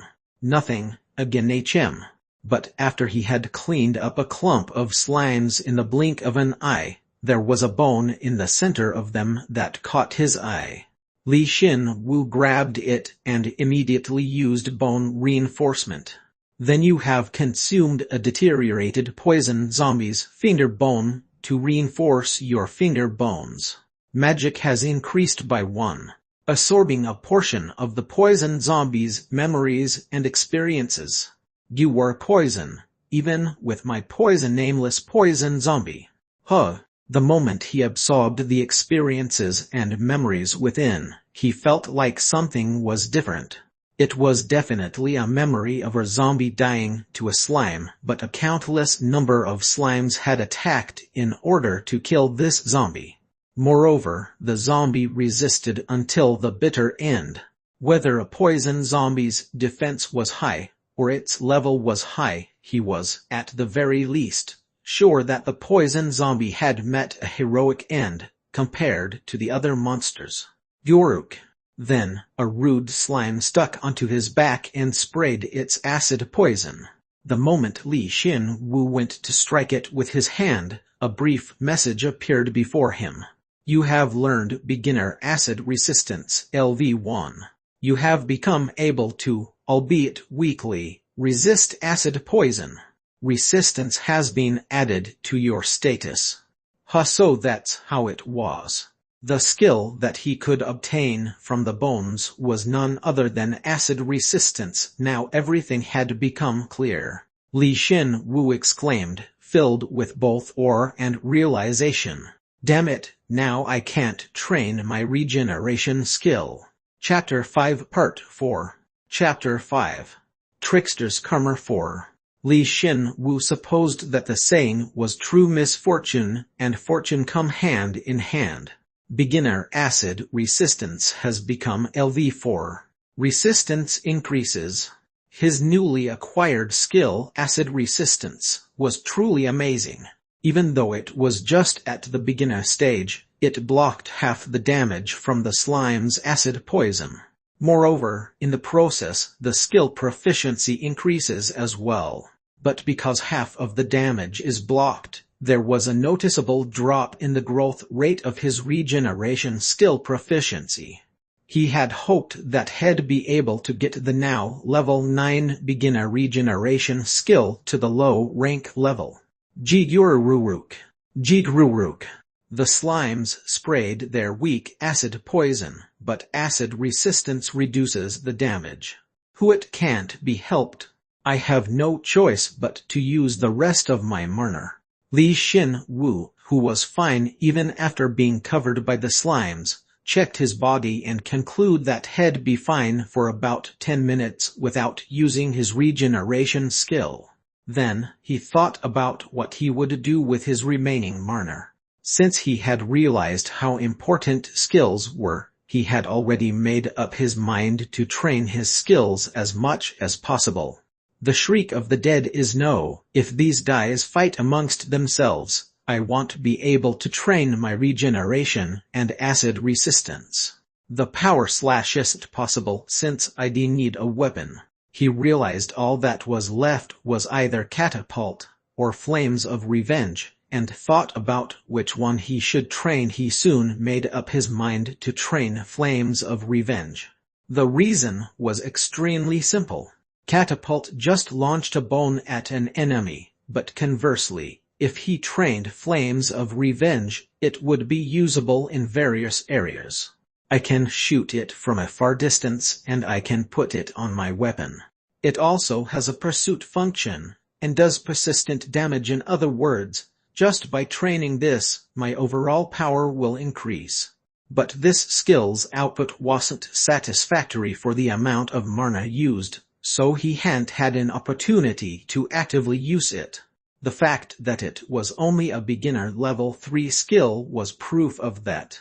The treasure eater had created such an enormous flame, though perhaps it could be due to the disparity between their magic, or it could be because something changed as it was modified from flames of resentment to flames of revenge. In any case, the higher the level, the more effective it should be. Let's train the skill to at least see if that's true. Since he had acquired the acid resistance skill, the burden to his mana had reduced significantly. Right now, it was absolutely possible for him to simultaneously train his flames of revenge. Even though it was against his will, damn it. He definitely wanted to raise his resistance skill to the low rank level, but Li Xin Wu made an expression as though he was going to cry, though of course, there wasn't any change whatsoever on the outside, and created flames. The slimes that violently attached themselves to him seemed to also be intimidated by the mass of black flames floating in the air, and were melted by the flames. Their bodies shrunk gradually and soon emitted a sound of gas leaking and were completely destroyed. Since they had died so quickly, he hadn't used much mana. You have acquired 12 perium. You have acquired 12 perium. You have acquired 12 perium. You have acquired a slime's core. Huh.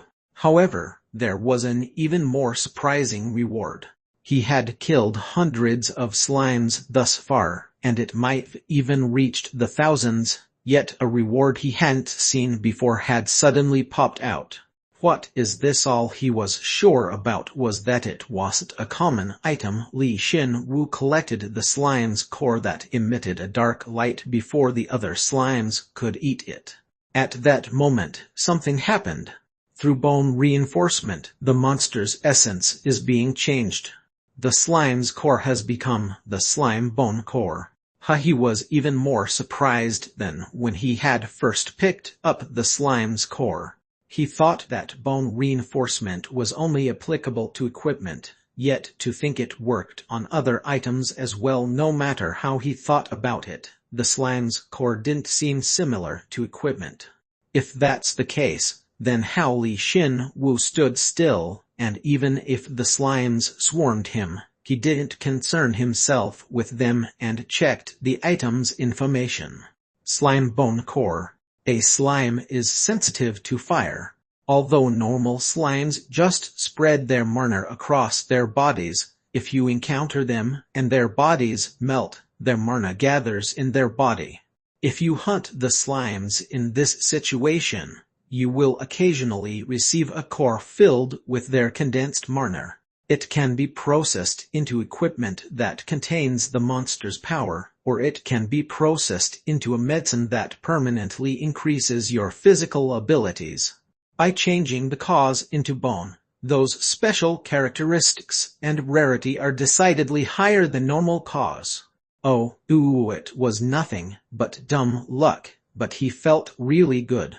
He felt like he couldn't receive anything from the slimes besides deteriorated bones and perium, but to think there was this kind of twist waiting for him. He could roughly guess why the core had changed into bone when he read the item explanation. Didn't it say a monster's core could be used as a material for equipment or potions, just like how normal equipment is changed into bone? The cores that could be used as materials for equipment and potions are also naturally affected by bone reinforcement. It's turned out well. I won't be able to intake a skeleton's core with a normal method anyway. He didn't hide his excitement and used the slime bone core as the target of bone reinforcement. Then the message appeared. The slime bone core works on the entire body. Would you like to proceed with bone reinforcement? Yeah. Reinforcing the entire body. Magic has increased by 1. Acquiring a portion of the slime's memories and experiences. Slime. He probably wouldn't raise his magic by 1 every time he took in a core, so he had to see it as being lucky this time. Still, just the fact that he could intake cores in order to acquire magic was great. Since he had trained his skills, his magic had increased by a lot, but compared to his other stats, it was still lower. However, if he did well in this dungeon, it's possible that his magic could become higher than his other stats. Now then, it was important starting now. Of course, it'd be great if he were able to burn all the slimes inhabiting the sewers and acquire their cores, but unfortunately, his mana was finite, and he needed mana to use his regeneration skill to safeguard his body from their acid poison. So from now on, he would measure out enough of his remaining mana for his regeneration and acid resistance skills, and would appropriately use his flames of revenge when he could. He would simultaneously train the flames of revenge and acquire as many slime cores as possible. Yoruruk. Yeah, let's play a lot. Pudding. How satisfied could he have been with the slime's cause for him to have given the slimes a nickname? Li Xin-Wu took a deep breath and used his remaining mana, excluding an amount reserved for his regeneration skill, and used his flames of revenge again. You like playing with fire, don't you, Pudding? Jigyoruruk. A countless number of puddings of slimes quivered intensely and were greeted by fire. Li Xin Wu saw that and laughed pleasingly as they burned. Just like a demon. Yeah, eat a lot. They probably didn't understand what he was saying, and the slimes still trembled even more intensely. Li Xin Wu laughed with a har and threw his fist, popping the slimes in the center that couldn't bear the flames with their own mana. You have hunted a LV1 sewer slime. You have hunted a LV1 sewer. It probably wouldn't be perfect, but after repeatedly going through trial and error, and fine-tuning his stamina and magic, he was confident that he could completely turn this into a training environment. And it was truthfully proceeding like that. Was it because he started properly, or maybe because his Marner senses were particularly sharp? Low-rank magic affinity has become LV2. Magic increases by 2. His magic affinity skill, which had been reborn into a low-rank skill, had finally risen to level 2 since entering this dungeon. His mana regeneration was now faster, his flames of revenge naturally became more effective, he could use it more, and as a result, the proficiency rose. Moreover, he was proceeding at a slower pace than before, but his regeneration still rose. Whenever his acid resistance blocked the slime's acid poison, and whenever he absorbed the deteriorated bones that popped out, he quickly grew. This dungeon was truly an immeasurably valuable treasure house for him. If I find a senior that I like, I should teach them about this place. That they definitely have to enter a sewer's dungeon if there's one nearby, as he committed to his horrific plan, which would push someone he liked into hell and was something a human being wouldn't be able to think of. He gradually crawled further into the dungeon. The sewers was so vast that it covered this small town, and was wider and deeper than any dungeon he had learned about. Obviously, there were heaps of slimes piled up like mountains. It was when 5 days had passed. He suddenly thought he felt the flow of Marner. It'd been a long time since he saw a lengthy message in front of him. You returned to your wild instincts and have achieved astonishing hunting results. Strength, agility, and health have increased by 2. You have acquired the Barbarian's token. Proficiency in low-rank bursting thunder and beginner flames of revenge increases. Beginner flames of revenge has become LV7. HM. Li Xin Wu, who was cleaving through the slimes with motions his body was now familiar with, and using his remaining Marner to create flames, repeatedly burning the slimes. Unfortunately, even though he burned the slimes, their core drop rate was low, was flustered at the sudden message. Barbarian's token. What barbarian? He had completely given up on going through this dungeon with a concept this time, yet he had suddenly achieved a feat, and even received a token. He smashed the remaining slimes in the passageway and immediately took out the new token from his inventory. Barbarian's token. A armor that suits those who fight only with their bare body, without relying on weapons, armor, or refined techniques.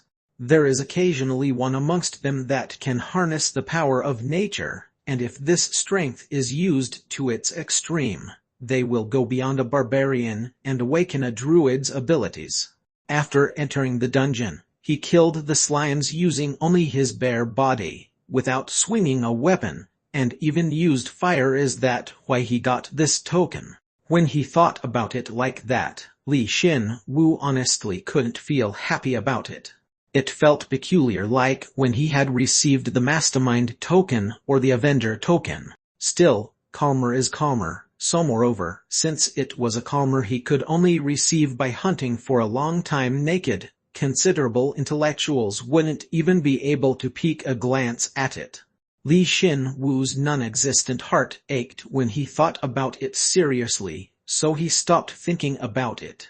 In any case, he now had a total of 7 tokens. If he just got 3 more, he would be able to achieve the Trickster's Karma. At first, I thought it would take me forever to gather 10 tokens, but I just need to get 3 more of them like this. Of course, it would probably be best to get more skills and attempt a new concept. Like the druid, Li Xin Wu promised to remember the term druid for now, and raised his head. Now that he thought about it, why hadn't the slimes attacked him when they hadn't left him alone before? The path was ending. There was a circular iron gate situated at the end of the path. Chapter 5 Part 5 Chapter 5 Trickster's Karma 5 Is it the boss room? The sewers dungeon he had entered had quite a simple structure, though it thoroughly had roads that split off, other than the small waterway that organisms couldn't go in or out of. There were only a few wide passageways, so he could just thoughtlessly kill the slimes and follow the path. And at the end of this path was this. He had a suspicion that the passageways were gradually merging into one, and it turned out it was all because of the boss room. Thus probably no reason to hesitate at this point. It did seem like he had killed all the slimes, and he didn't have a reason to turn back without killing the boss. But he hadn't felt danger from an enemy even once in this dungeon, and he was a bit exhausted, so if he were to fight the boss in this state, he might lose one of his precious lives. So before fighting the boss, Li Xin Wu yelled out to refocus himself. I need to put on my equipment too. He hadn't worn his equipment for the past 5 days, so it felt a bit awkward. Li Xin Wu wore the dire wolf bone armor, confirmed that his health had indeed increased, and raised the bone of thunder lasting in his hand. This time, his strength and magic increased. When he checked his status in this state, Li Xin Wu Skeleton Avenger Blessed by God Treasure Hunter LV2 Status Effectiveness 110 Strength 9816 Agility 9510 Health 9530 Magic 10215 While dungeon bonuses are being applied, passive skills Invisible Heart LV3 Acting LV4 Beginner Avenger LV1 Low Rank Bursting Thunder LV4 Low Rank Magic Affinity LV2 Low Rank Stealth LV3 Beginner Command LV3 Active Skills Bone Reinforcement LV3 Low Rank Sprint LV2 Beginner Shriek of the Dead LV9 Beginner Regeneration LV9 Beginner Catapult LV8 Beginner Flames of Revenge LV7 Beginner Power Slash LV5 Resistance Acid Beginner LV9. There wasn't much change in his strength, agility, or health. At most, his skills leveled up, or his stats increased slightly as an additional effect of receiving a portion of the barbarian's karma. However, the change in his magic was huge. He trained his low-rank magic affinity, and reinforced himself with the slime bone cause he occasionally acquired as a result. His stat, which had, funnily enough, been the lowest, was the stat that exceeded 100 first. Because of that, his stats reached a total of 390. If he raised his stats by 10, he would reach a total of 400 and would soon reach level 3. If we add in the bonus, I'm already level 3. It happened when he saw the equipment's effects, as well as the dungeon's bonus on his stats. He thought he needed to be really focused, yet when he saw his persistently increasing stats, he couldn't stop the rushing feeling that he didn't need to be afraid of anything. No, I can't do that. Li Xin Wu hit his cheek.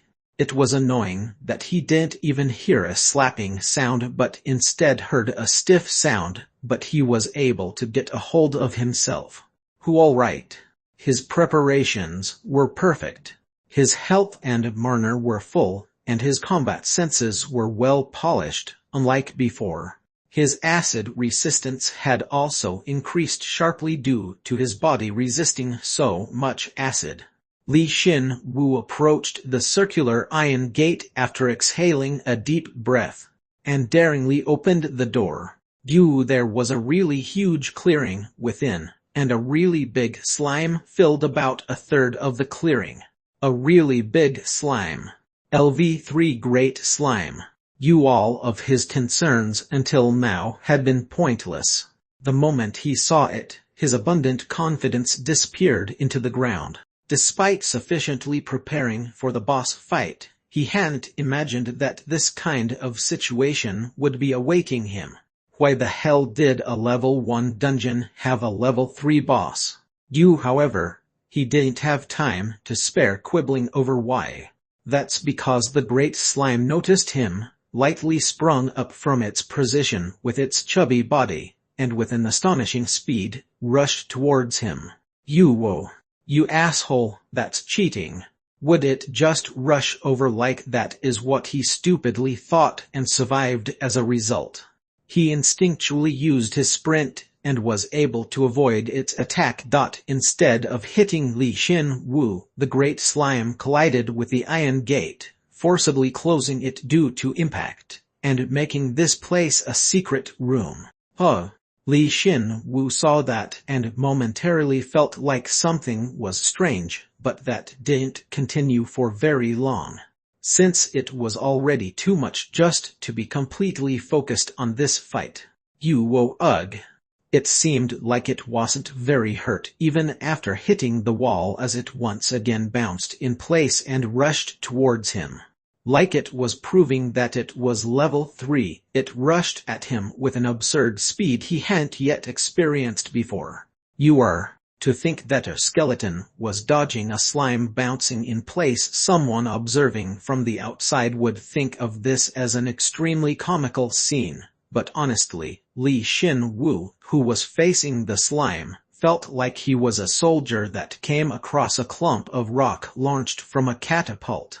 The trajectory of its charge was really simple, so as long he grasped its charge beforehand, it wasn't actually that hard to dodge it. However, he couldn't just dodge like this forever. Li Xin Wu really didn't like this situation. It made him think of when he was in high school, competing in dodgeball, and him being the only one remaining in the ring.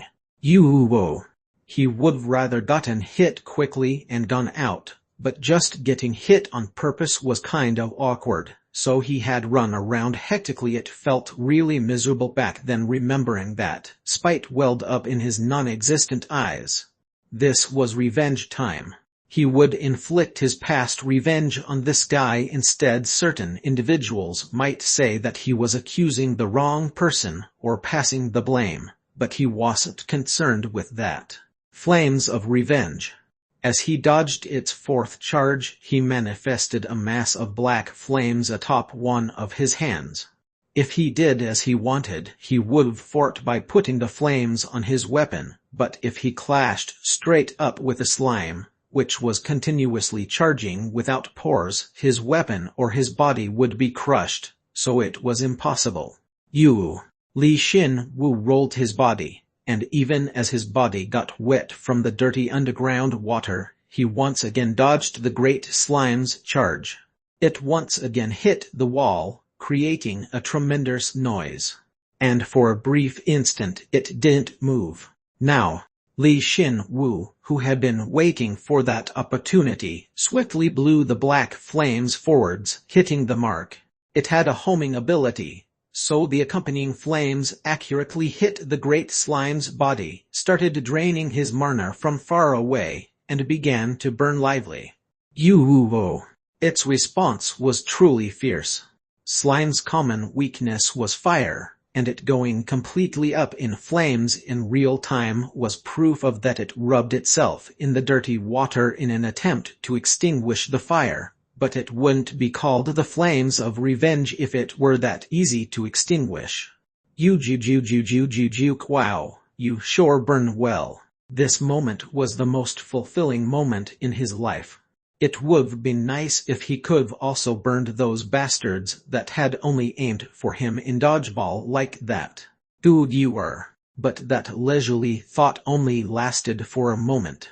The intensity of the flames gradually expanded, and when its body was engulfed and burning, The great slime seemed to shake and instantly erupted in a grand explosion. What? After the fire had attached to it, it had disassembled a portion of its body into pieces and erupted everywhere. It was like a missile that had slammed into the ground and exploded. Since there was nowhere to dodge, he just hurriedly curled up his body and protected his head.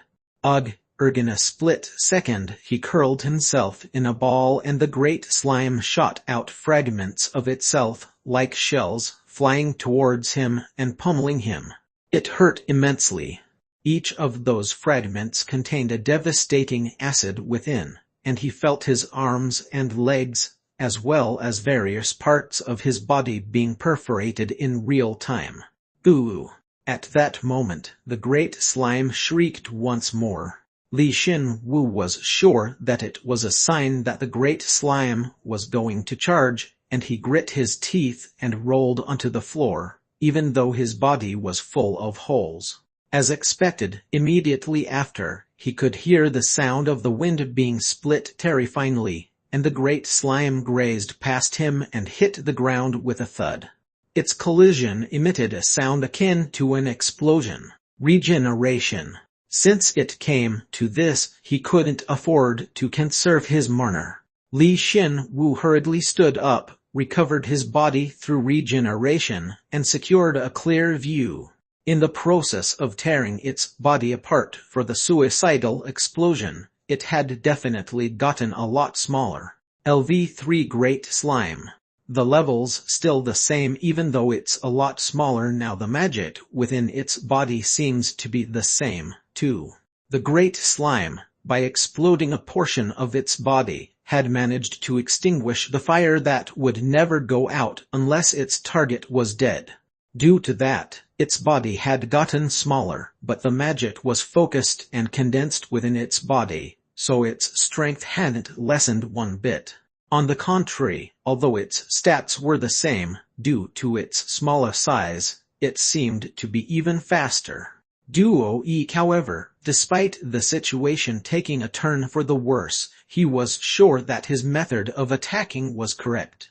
If he were to nitpick over its natural abilities, it was a monster that far surpassed the Treasure Eater. He couldn't even imagine taking it head-on, so he needed to reduce its size this way. He'll burn its body using the flames of revenge, causing it to shake it off by using its suicidal explosion. He'll recover the damage I take from its explosion, and in the process, the slime's charge will gradually become faster. He'll dodge its charge and then hit it once again with my flames of revenge. Yeah, it's perfect. It's a perfect nightmare. As he repeatedly trained in this dungeon, he had certainly grown in stats, skills, and experience, yet he felt frustrated that he still had to struggle against the boss. However, truthfully, it was the opposite. Because he did his best to train and went through the motions to learn his skills through first-hand experience, he was able to fight this monster one-on-one. If he hadn't thought of training his flames of revenge, if he hadn't thought of immediately becoming familiar with his regeneration skill, he wouldn't have even stood a chance in this battle. Soup, there's no helping it. Li Xin-Wu, with a feeling that he was a new Type 1 relying on his machine to plunge into the atmosphere, formed his flames of revenge. He didn't know if his health and magic would endure until the end of this battle, but he had no choice but to try it right now. It was preparing its charge again, but no matter how fast it was, the fact that its route was simple didn't change. Li Xin-Wu had also become familiar with it, so the instant it charged, he used his sprint and avoided it simultaneously. He successfully hit it with his flames of revenge. Durururu, it's coming. It bounced so quickly that it wasn't aware of the incoming fire and was struck by a direct hit. It hit the wall, its body rolled, and then when it realized that its body was on fire, it rampaged about like last time, and exploded for the second time. However, Just as Li Xin Wu had prepared beforehand, he protected his head, and the instant he took damage, he withdrew the stockpiled materials in his inventory and used bone reinforcement, healing his wounds.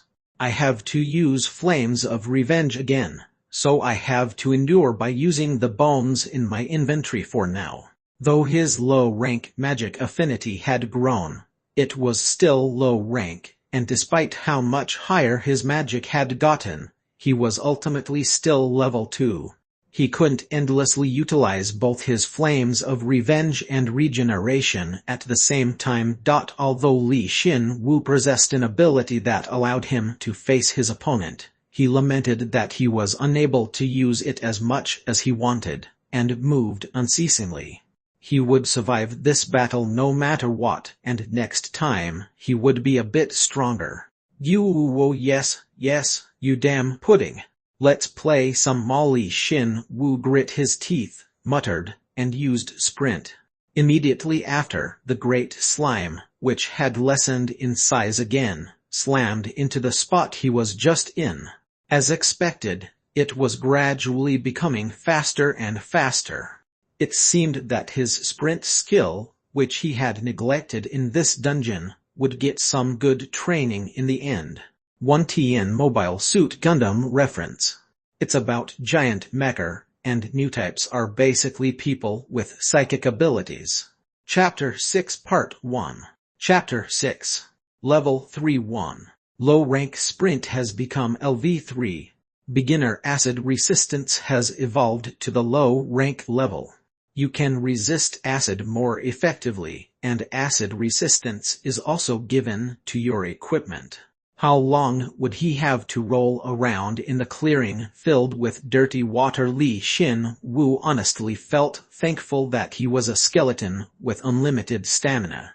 Even if his stats were the same, he would run out of energy already if he were a human, and been squashed.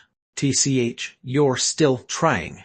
Yoruru, as a result of it self-destructing in an attempt to shake off the flames of revenge, the great slime had reduced to the size of a normal slime. It did increase its speed significantly, but the problem was that it hadn't gotten used to its smaller size, so its charge attack's accuracy had dropped. Yoruruk. Let's see. Li Xin Wu avoided its attack, as he had gotten used to its movements. It slammed into the opposite wall, and completely destroyed the surface of the wall. The force behind its charge had certainly become tremendous, but he could now close his eyes and still dodge its attack. My magic is slowly reaching its limit. Let's finish this. If it wasn't for the bones stockpiled in his inventory, it would've been impossible to endure until now. He had completely used them up, and squeezed out the mana to use his regeneration skill, all in order to endure. What's worse, he hadn't been able to repair a portion of his rib bones as they remained damaged until now. His armor was also worse for wear. He was already in this situation by the time his acid resistance had risen to low rank and he could imbue it to his armor. However, the important thing was that he hadn't died yet and endured. Flames of revenge. He thought about pouring all of his mana into the flames, but desperately controlled the urge, only instilling about half of his mana into the flames. He had left enough mana to utilize regeneration, or the flames of revenge just one more time. If it didn't die after taking 2 shots, then he'd really have to die and come back to life. Low-rank magic affinity has become LV3. Magic has increased by 2. Your magic will have a greater effect with a lower amount of mana. The skill level had increased by a lot, but as he fought various battles within this dungeon, he felt as though he had taken a step into the domain of detailed mana control that couldn't be explained simply by skill level.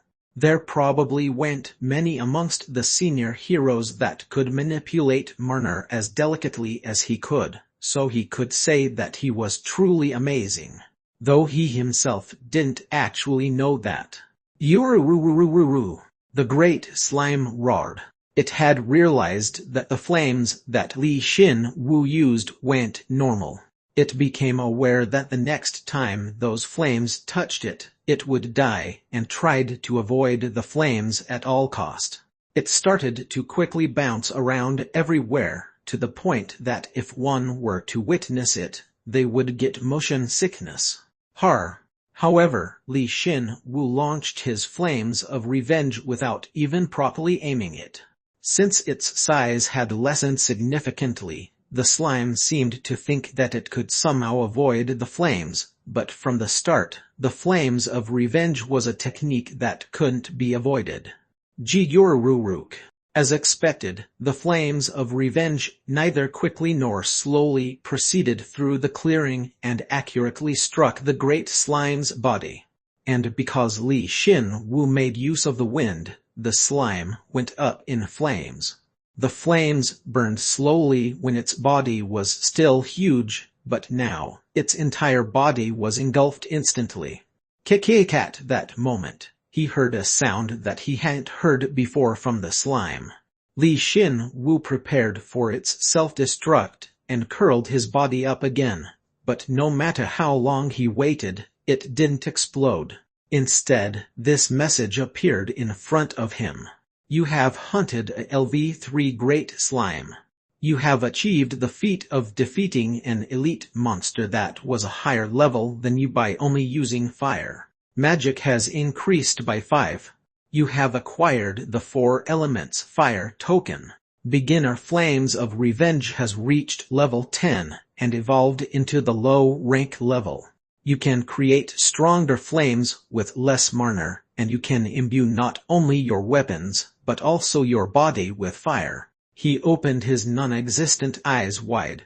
It was already astonishing that he had gotten his second token in this dungeon alone, but the fact that this message appeared meant Li Xin Wu carefully raised his head. There was no explosion, and there definitely wasn't a charge coming.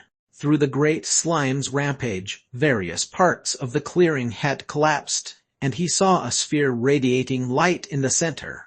It was a core. Li Xin Wu saw that, and a lengthy sigh escaped his mouth. It was such a lengthy and intense battle that he couldn't easily get the feeling that it was over, despite it definitely being over. It kind of felt like the day he was discharged from the army. The battle had felt that long to him. But I still won. He couldn't give himself lip service and say he won due to his skill. Rather than needing his polished combat skills, he was just busy running away and shooting out flames. If this were a novel, the readers would say what kind of development is this and criticize it. However, he won. Regardless of the means necessary, he won. He won without dying. That was enough for him. He was as happy as he could be. He won, so it was now time to collect the loot. Li Xin Wu moved his creaking body and walked over to where the great slime lay dead. There were 4 things there. Perium, the great slime's claw, someone's deteriorated bone, and finally, a large shield. You have acquired 11,210 Perium. You have acquired the great slime's bone core. You have acquired a deteriorated skeleton shielder's shoulder bone. You have acquired a LV2 bone tower shield 5. If this goes well, I won't even need to go the shop to level up due to his achievement. His stats had risen to a total of 396. He didn't have a way to tell what level monster the skeleton shielder was, but if he included this, and the great slime's bone core, it felt like he'd be able to raise his stats by at least 4. For starters, he collected the Perium. He checked his inventory and saw that he had collected 71,130 Perium after this last deposit. He was truly deeply moved. It only seemed like a couple days ago that he was pondering which bone he should pick, which cost a little more than 3,000 Perium, Yet to think he had gathered a sum of 70,000 perium already. He looked at his inventory and, after nodding his head a few times, moved on to his next task. That was to put all his equipment into his inventory. When I got to level 2, bone reinforcement had absorbed all of my equipment as well.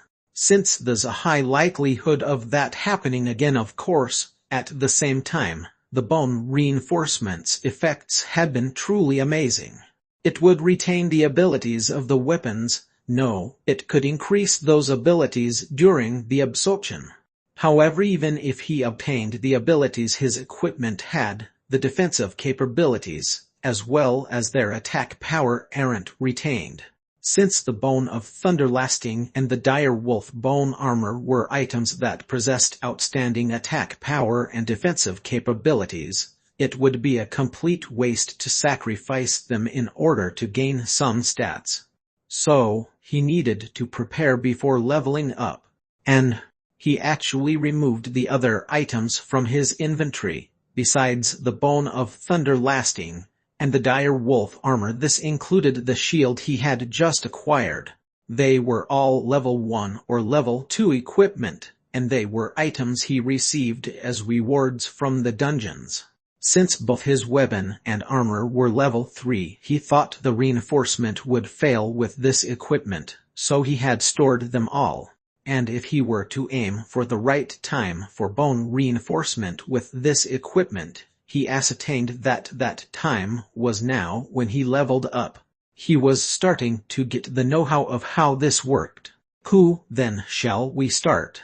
After he piled up the equipment right beside him, he inspected them with delighted eyes and raised the deteriorated skeleton shielder's shoulder bone in his hand. Bone reinforcement. You have reinforced your shoulder bone. Health has increased by 3. Absorbing a portion of the skeleton shielder's memories and experiences.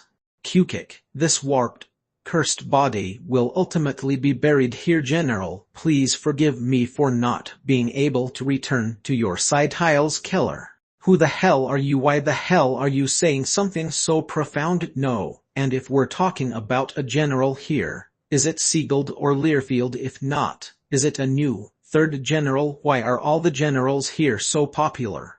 Damn it, I'll remember the name Hiles Keller. He only wanted to improve his abilities. But why is this subplot constantly being attached? His curiosity naturally increased, but Li Xin-Wu decided to ignore it for now. More importantly, his stats now totaled 399 through bone reinforcement. I'm so scared that I'm shaking. Li Xin-Wu checked once again that his equipment was safely inside his inventory and cautiously grabbed the Great Slime's bone core. He gripped it in one hand, sighed once again, and initiated the reinforcement. The Great Slime's bone core reinforces your entire body. Magic has increased by 17, acquiring a portion of the Great Slime's memories and experiences. Garter Great Slime. The Great Slime's extremely clear memories passed through his brain. Its first memory was the moment its entire body was burning, going completely crazy, and self-destructing. It shouldn't be, right? He was worried with the Rat Queen that he'd get a skill based on birthing, but since he had acquired the regeneration skill as a result, it should be like that this time as well. It had to. The moment Li Xin-Wu muttered to himself, trying to get himself to accept it, a dark magic hung over him, as though it had been waiting for this moment. It is time for you to receive the karma you were endowed.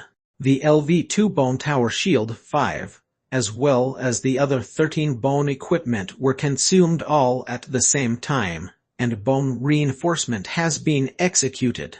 The effects of the equipment a lower level than you are halved. Agit went as expected. He didn't know how, but the moment he leveled up, all the bone equipment in his periphery were drawn to him, and bone reinforcement was initiated. Perhaps this was why bone reinforcement possessed a modification ability. Perhaps it was for this very moment the equipment flew and changed into small particles. The instant those particles were absorbed, he felt a strong power rising throughout his body, as well as a sign that something was changing. Li Xin-Wu suddenly thought, perhaps the ultimate goal of bone reinforcement is to integrate the strength of the bones, as well as the bone equipment, into my body as one. Of course, it was still impossible to make a deduction. Did he have to try reinforcing bone equipment with other bone equipment, or should he try to reinforce his own bones? It was still a problem that he needed to solve. He couldn't say which exactly was more effective yet. From now on, this was a problem he'd have to look into, possibly for quite a long time. But right now, the only thing he was sure about was that he still needed the assistance of powerful equipment. Strength has increased by 11, agility by 9, health by 13, and magic by 12. You have learned the active skill, low rank harden LV1. The bone reinforcement skill has become LV4. You can now target others and use your bone reinforcement on them. Even while he seriously considered his bone reinforcement and the direction of his growth, the change proceeded quickly. All the potential strength within the equipment was extracted, and as a result, his stats were reinforced beyond his wildest imagination. In the process of leveling up, his bones thickened once again and became even more durable. His height increased considerably and became close to 1 meter and 90 cm. His bones were even more saturated with darkness, and anyone that saw him would say that his bones were black. And once the acquired memories and experiences were collected and organized, they bore fruit. Low-rank sprint has changed into the combat sprint skill. The level remains the same. In exchange for the skill duration shortening, when it is used in tandem with an attack skill, the attack is amplified. Agility has increased by 5. You have acquired the active skill, low-rank self-destruct LV1. By exploding a section, or even your entire body, you inflict tremendous damage to all your enemies in the surrounding area. You also take a significant amount of damage. Health and magic have increased by 3. Combat sprint was probably an ability that the shielder had. It had changed in a way that better suited him, so it couldn't get any better than this. More importantly, contrary to regeneration, he hadn't been saved from receiving the self-destruct skill. Li Xin-Wu decided to think about this later. After all, there was something much more important that he had to do right now. A change much greater than any skill level up. You have become level 3. The effectiveness of your stats increases. Your proficiency in combat-related skills, with the addition of a bonus, increases. The boxes in your inventory increase by 20. Due to the feats you have achieved, your species changes. You have become a dark skeleton. You are more aggressive and handle magic superbly, but you are extremely vulnerable to divine power. However, you have been blessed by God, so this weakness is nullified. Resistances that lay dormant have been revealed. As he saw the message stating that his evolution was complete, Li Xin-Wu, who had calmed himself down, checked his body and muttered, "A dark skeleton, huh? A skeleton avenger, or a skeleton warrior, is like a job in a game, not our species." But this time, his species had actually changed. Honestly, his bones were all dyed black now, and with one look, he gave off more of a menacing impression than before. He felt that his strength and his magic were much stronger, to the extent that they were incomparable to before. If it was with his current strength, he felt as though he could face the great slime head-on. "However, my bones have turned black," So will I be able to properly fool the skeletons? Li Xin Wu had a concern that truly befitted a hero, and smiled gently. He could actually feel just how much more powerful his body had become, so he was able to cleanly sweep away his uneasiness and concern over the future. Who then? He had something he needed to check first. Despite Li Xin Wu roughly knowing, he shook for some reason, a reason that he himself couldn't understand. He smiled bitterly and opened his status. Chapter 6 Part 2. Chapter 6. Level 3-2. Li Xin Wu. Dark Skeleton Avenger. Treasure Hunter. LV3 Status Effectiveness 125. Strength 113 10 Agility 108 10 Health 127 10 Magic 130 10 While dungeon bonuses are applied.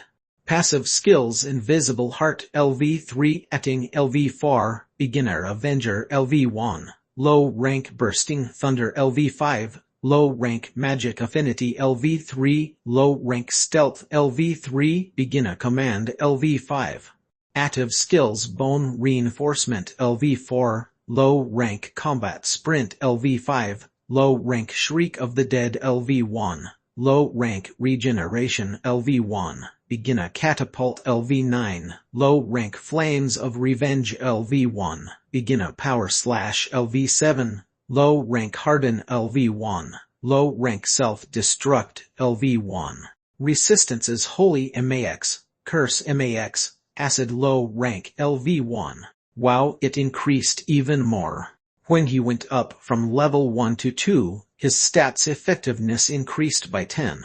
Of course, that was plenty amazing, but now that had risen from level 2 to 3, it had increased by an additional 15 to a total of 125 effectiveness. Go figure, it felt like his body was overflowing with power, but the giant slime, which was only one level higher than him, felt way too strong. Levels really are everything in this world.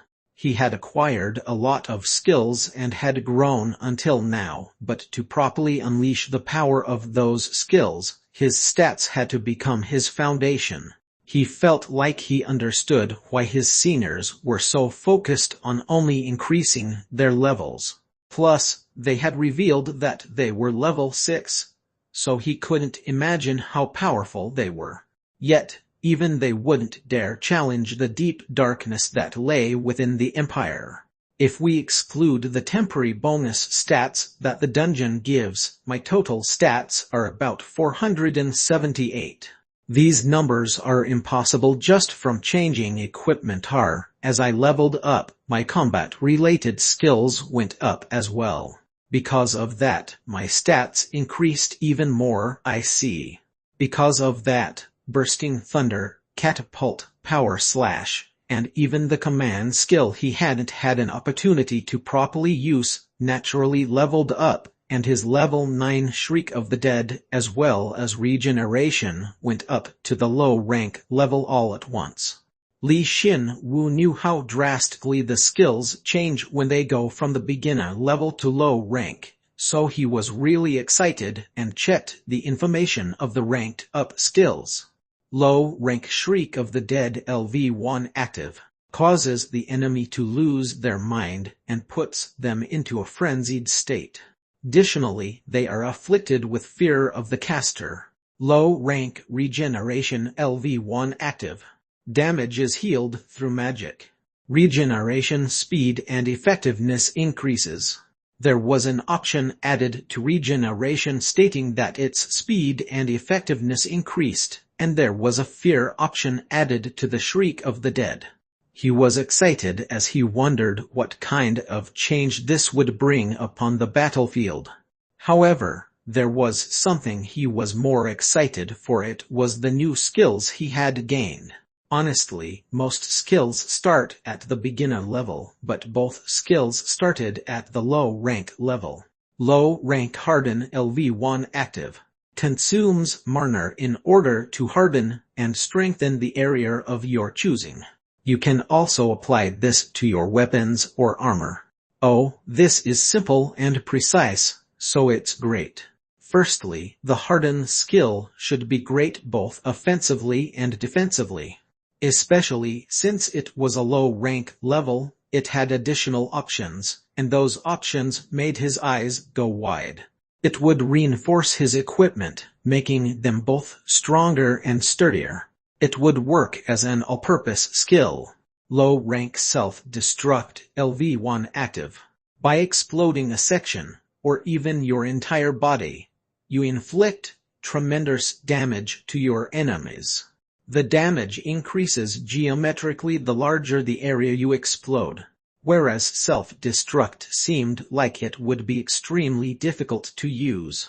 He would die on the spot if he exploded his entire body. So who the hell would want to use this skill? At least Li Xin Wu possessed the invisible heart skill, so it wouldn't be so bad, but even taking that into account, it was definitely a skill with a horrific penalty. Moreover, even if I were to just explode a portion of my body, it ultimately just means that a portion of my body, which is attached to me, would explode right in front of me. He muttered like crazy, but then it hit him. A portion of the body. If that's the case, then what if he were to remove a portion of his body and then explode it? He had just the right skill for that. If I were to quickly launch my bone with my catapult skill and then add my flames of revenge to increase the accuracy and firepower, if he were to somehow succeed in integrating those three skills, he would completely rid himself of the weakness of self-damaging himself, and it seemed like he'd be able to create a skill with a maximum explosive effect. It may be a bit dangerous, but it was worth it to test it. Li Xin Wu, who had been immersed in his thoughts, suddenly looked over his status and realized something new. In exchange for the blessed by God words being removed from his species, the moment he received low-rank acid resistance, he saw that he had received a renewed section for resistances and 2 additional resistances. Holy Max! Curses MAX, how much do I have to raise the level of my skills to get to MAX? These 2 skills weren't new. He accurately interpreted it as the 2 resistances that he already had been openly expressed in his resistances section, something that had occurred following his level up, and the resistances section being opened up. It was much more intuitive, showing both his holy and curse resistances maxed out, rather than a vague phrase like blessed by God. Looking at it like this, he suddenly realized just how much he had received from God. But what she took from me was equally as large. Despite him leveling up to level 3, he grit his teeth at the empty space between his legs and his bald head. What, would she only feel better if she took it all? But still, for now, rather than getting fired up for unclear, visionless revenge, he should be focusing on his growth instead. After checking the dungeon reward, he would go to the secret shop. He would get stronger. Li Xin Wu, who suppressed his rage and pacified himself, closed his status and checked the area where the great slime had died again. He soon realized that something was off. There's no dungeon reward. He had already cleared several dungeons. There wasn't a single time where he wouldn't receive a dungeon reward after defeating the boss monster. Aside from what the boss itself would drop, there would always be a small wooden box that appeared. But there wasn't one. What did this mean? The conclusion was simple. Perhaps the great slime wasn't the dungeon boss. After thinking of that, he thought of the evidence that would back his hypothesis up one by one. When he had first entered this room, he thought it felt out of place. Now that reason was clear. Normally, the moment a challenger shows up in the boss room, it automatically turns into a secret room, yet the great slime closed the door itself, which felt odd. Moreover, when he thought about it, even when he took down the great slime, he didn't get a message that had cleared the dungeon. By now, there was no room for doubt. He hadn't cleared this dungeon yet. An elite level 3 boss showed up in a level 1 dungeon, and you're saying that wasn't the main boss? Seriously, what the hell is this? Despite him already receiving a plentiful reward from the Great Slime, he was hit by a sense of frustration, feeling as though he hadn't gotten a proper reward for his efforts. And then, a piece of rationality soon returned to him. There definitely wasn't any other path, though Li Xin Wu used the slimes to train, and to get the most bang for his buck, he searched the entire dungeon, and killed them all. He checked all the blocked paths, and found that the passageways merged into one. Yet, if this wasn't the end of the dungeon, how would he even reach the end? Tadak. At that moment, a piece of rock fell from the wall. Since the Great Slime had moved around, ramming here and there, it wouldn't have been strange if the entire passageway had collapsed.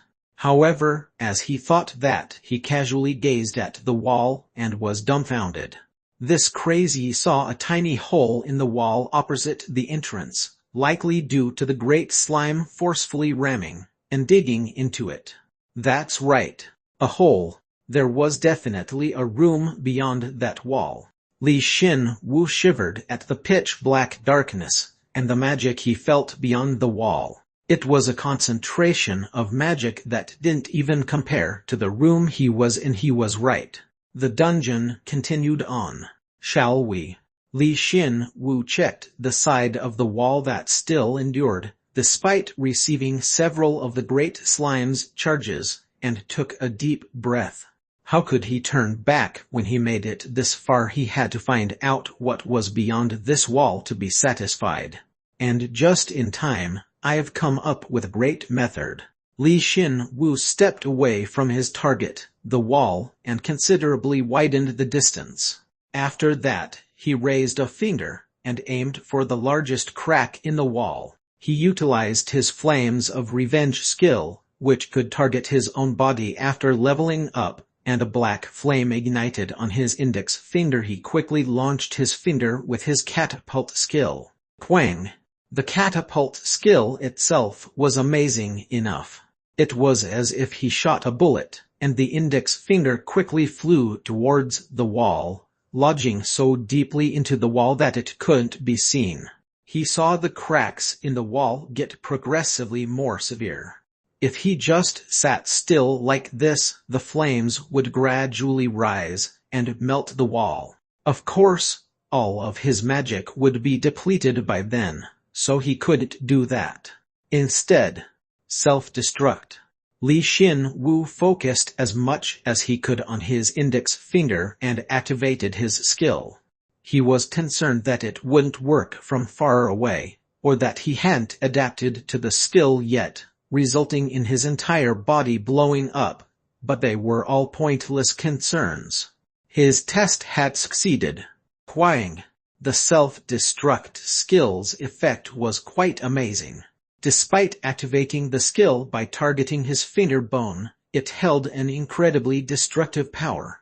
His index finger bone, which exploded magnificently in tandem with the flames, emitted a boom and caused immense damage to the wall. The wall seemed to hold for a brief moment, but soon couldn't withstand the force and crumbled, revealing the room within for all to see. Level 1 Dungeon. You have found a secret path in the dirtied sewers. The dungeon information has been updated. Magic has increased by 1. Level 2 Elite Dungeon. You have acquired a permit for the secret sewers. All stats within the dungeon increase by 5. The dungeon information is added to your minimap. All of your actions are buffed within the dungeon. A level 2 Elite Dungeon. He had learned about elite dungeons just a little while ago from listening to his seniors. There was a high chance that especially strong, elite-named monsters would appear, and the dungeon reward was great, but it was that much harder compared to normal dungeons.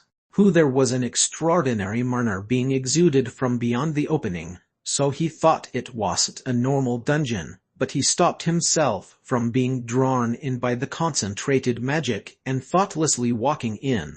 It was an entrance that he had barely found after defeating a level 3 elite monster. If he took it lightly and went in, he might get into some trouble. But still, I have to go inside. He wanted to prepare as much as possible before going inside. If one were to ask what those preparations were, there was obviously only one answer. It was the secret shop. Chapter 6 Part 3. Chapter 6. Level 3 End of Volume 1. Guten Abend 1, Mr. Skeleton. The red-haired beauty sat behind the silver counter and was eating an orange. When she saw him, she raised her hand and waved. Li Xin Wu opened his eyes. He didn't have any, but that's how he felt, and asked, "In what time zone is that the standard way of greeting someone?"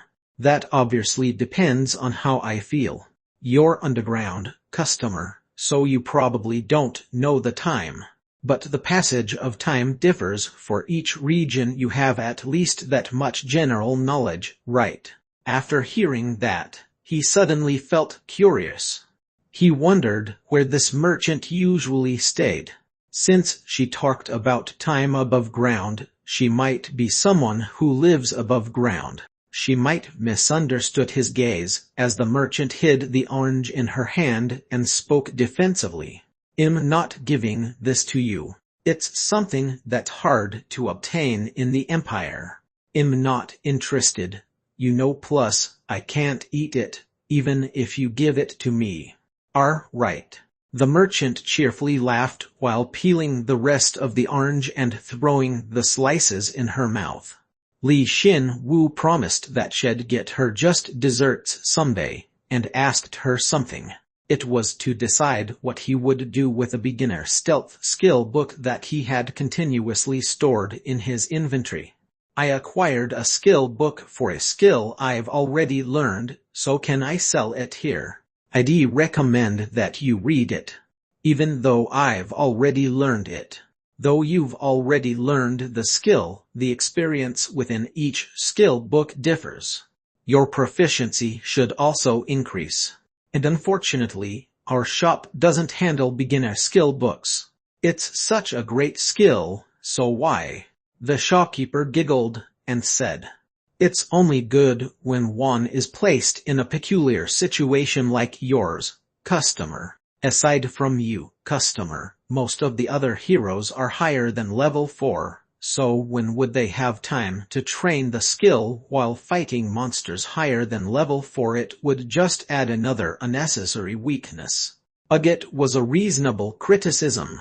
As he shook, he meekly retrieved the skill book and opened it. He didn't really need to read it. The moment he opened the book, the contents of the book entered into his brain, fully intact. The low-rank stealth skill has become level 4. You can move without making a sound. Agility has increased by 1.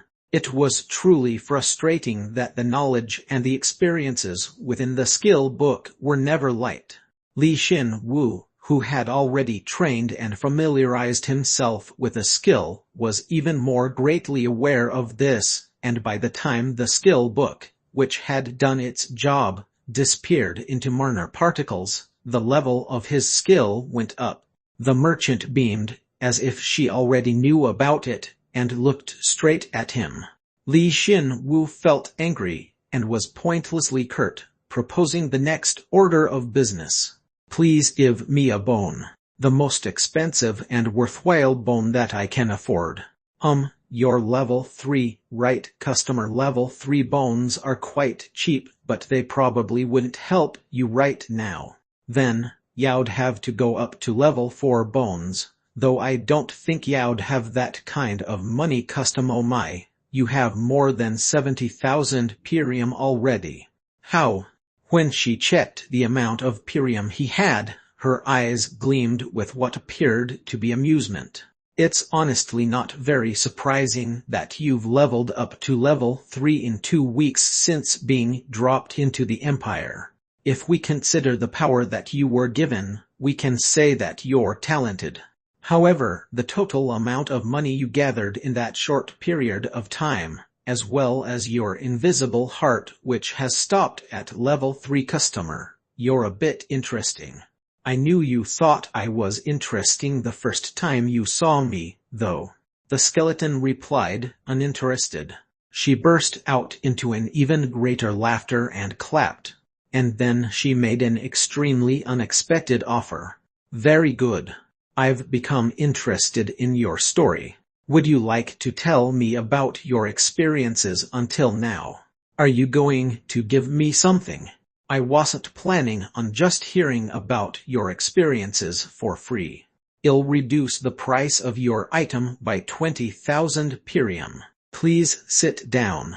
In exchange for telling his story, she would cut down the price of the transaction by 20,000 perium, so he had no reason to refuse. He immediately straightened his neck and faced her. Her red eyes glowed as if there were magic within them.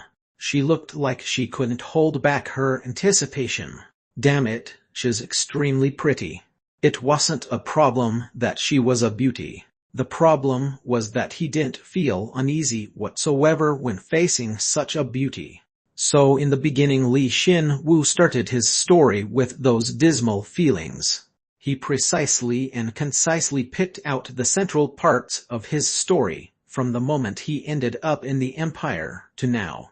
So, I ended up finding the path that leads to a level 2 elite dungeon, and decided to drop by here. Who, indeed? The merchant breathed out, seemingly expressing satisfaction, and opened her mouth. That guile, that composure above all, your obsession over your life has caused a change, customer. Even though you possess 100 lives, to think you'd place so much value on each and every one of them. Even God probably wouldn't have been able to predict this. Yes, by doing so, you became a new trickster, customer. Is that really important? It is important.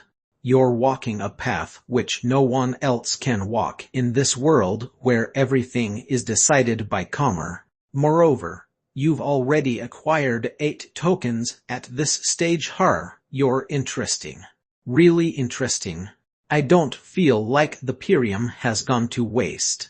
She clapped her hands and nodded her head. Li Xin-Wu felt like he had become an entertainer somewhere and asked her a question. If this information gets leaked to the others, it won't happen. I double as an informant, but your information will not be leaked to anyone else aside from me, and will be kept a secret. Even if that person is another hero.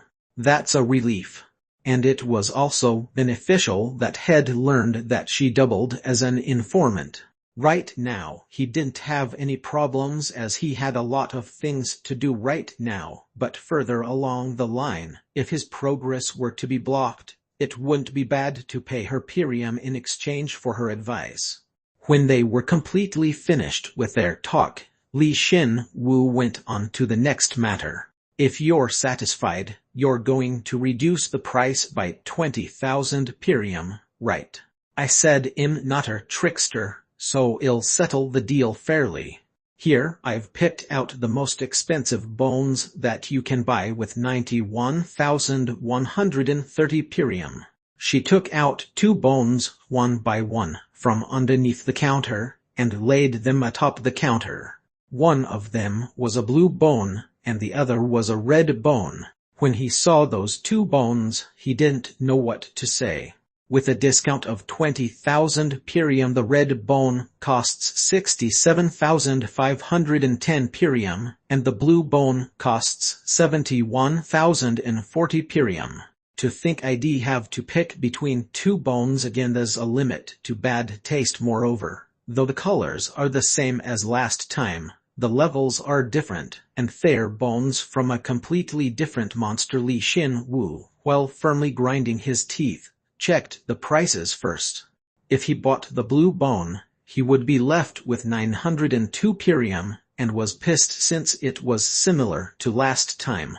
You obviously can't tell me what monster it came from, right? Of course. If you were to buy a cheaper bone, you could check the information right after. But would you like to do that? Though I wouldn't recommend it. The merchant didn't hide her intent and snickered. Perhaps she had offered the 20,000 Pyrium discount in order to present these two bones at the same time, and to piss him off. Li Xin-Wu meticulously inspected the exterior of the two bones. He couldn't differentiate them by their hardness alone, and the magic coming from them as well. Wait a second, magic. When Li Xin-Wu concentrated deeply on the two bones, the merchant looked amused. You're honestly a bit surprising. To think you'd awaken such aptitude in magic from just the experience you acquired from that bone last time. Oh my, it seems like you already can't hear what I'm saying. There was magic in all the bones had acquired until now. It was just that the tendency of that magic changed. When the bones contained a pure, deep magic, he would gain magic stat points, but if there was a different, complex power within, he could gain other stats as well. While it was alive, the owner of the bone had a special power, and that special power was wrapped in magic through bone reinforcement. That lock was removed, and it felt like that power was transferred to me intact. Of course, even if he didn't know what monster the bones in front of him belonged to, he had absorbed hundreds, if not thousands of bones that raised various stats. Though he didn't know about the skills, he felt like he could read the pattern of the magic that changed depending on which stat it would raise. Low-rank magic affinity has become LV4.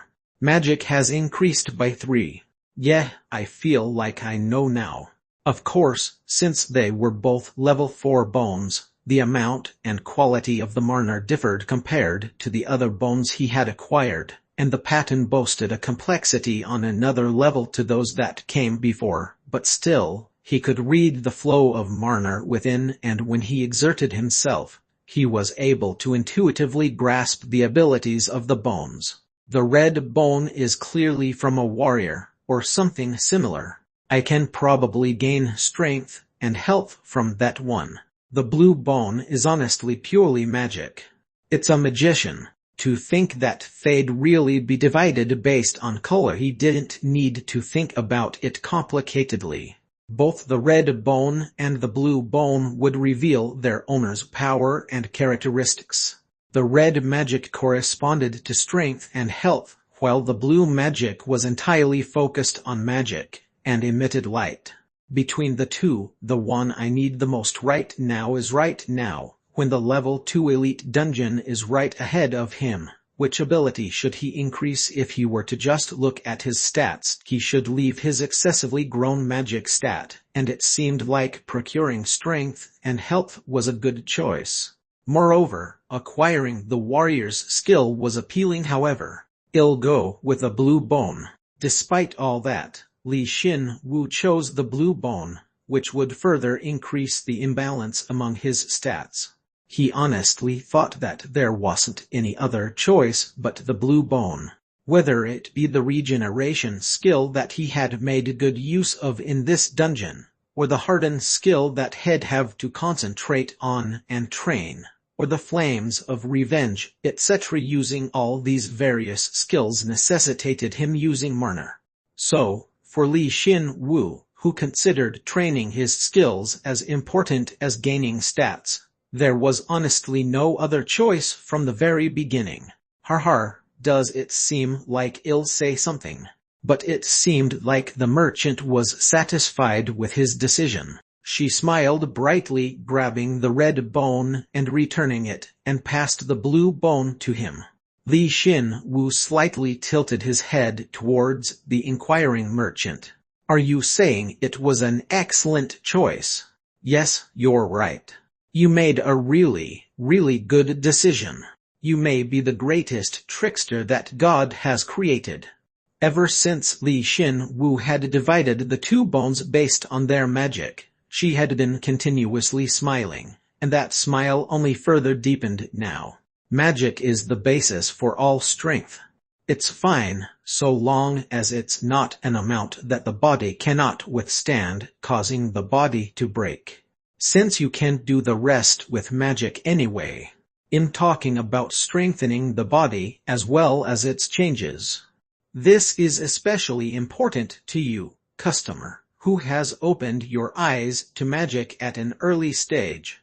As he listened to her, Li Xin Wu had a hunch.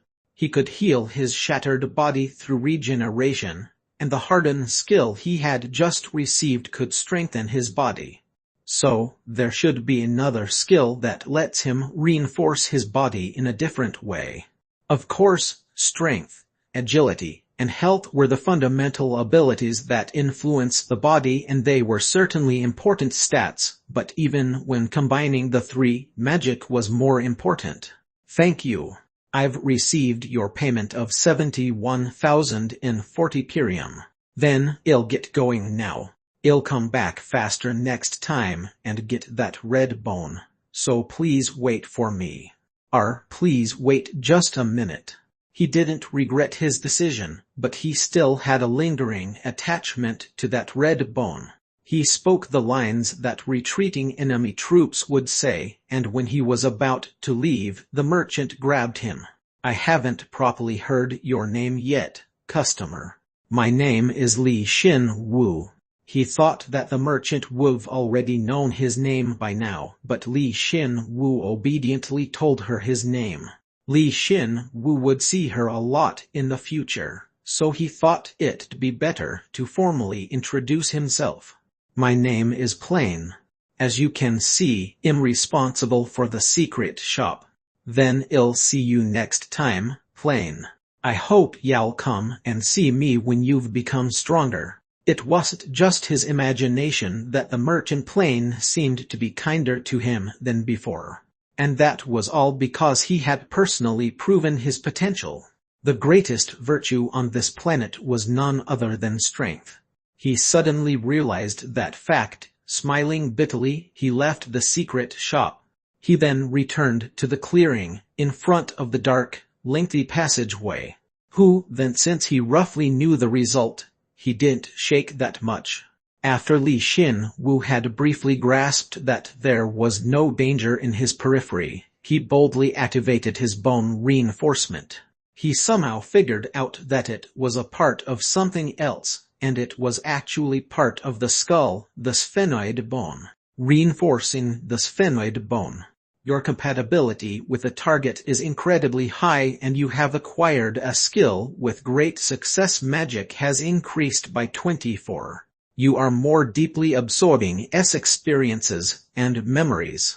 Hey, wait! Li Xin Wu, who realized that the activation of the skill was different from last time, hurriedly tried to gesture, but it was obviously to no avail.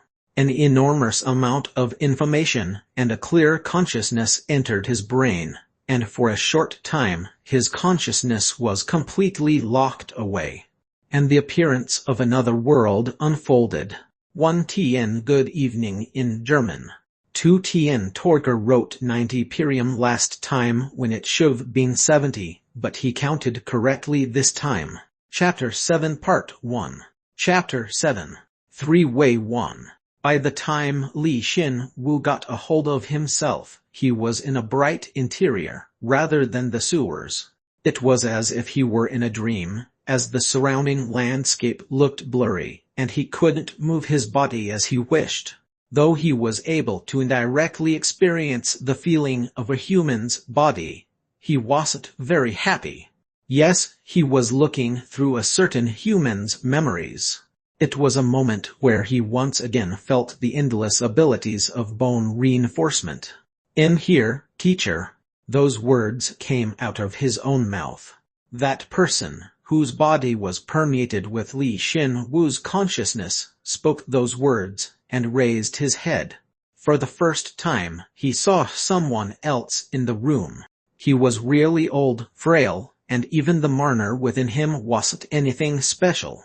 "Teacher, but this guy seems like he's way stronger." Since he was within this person's body, he knew for sure.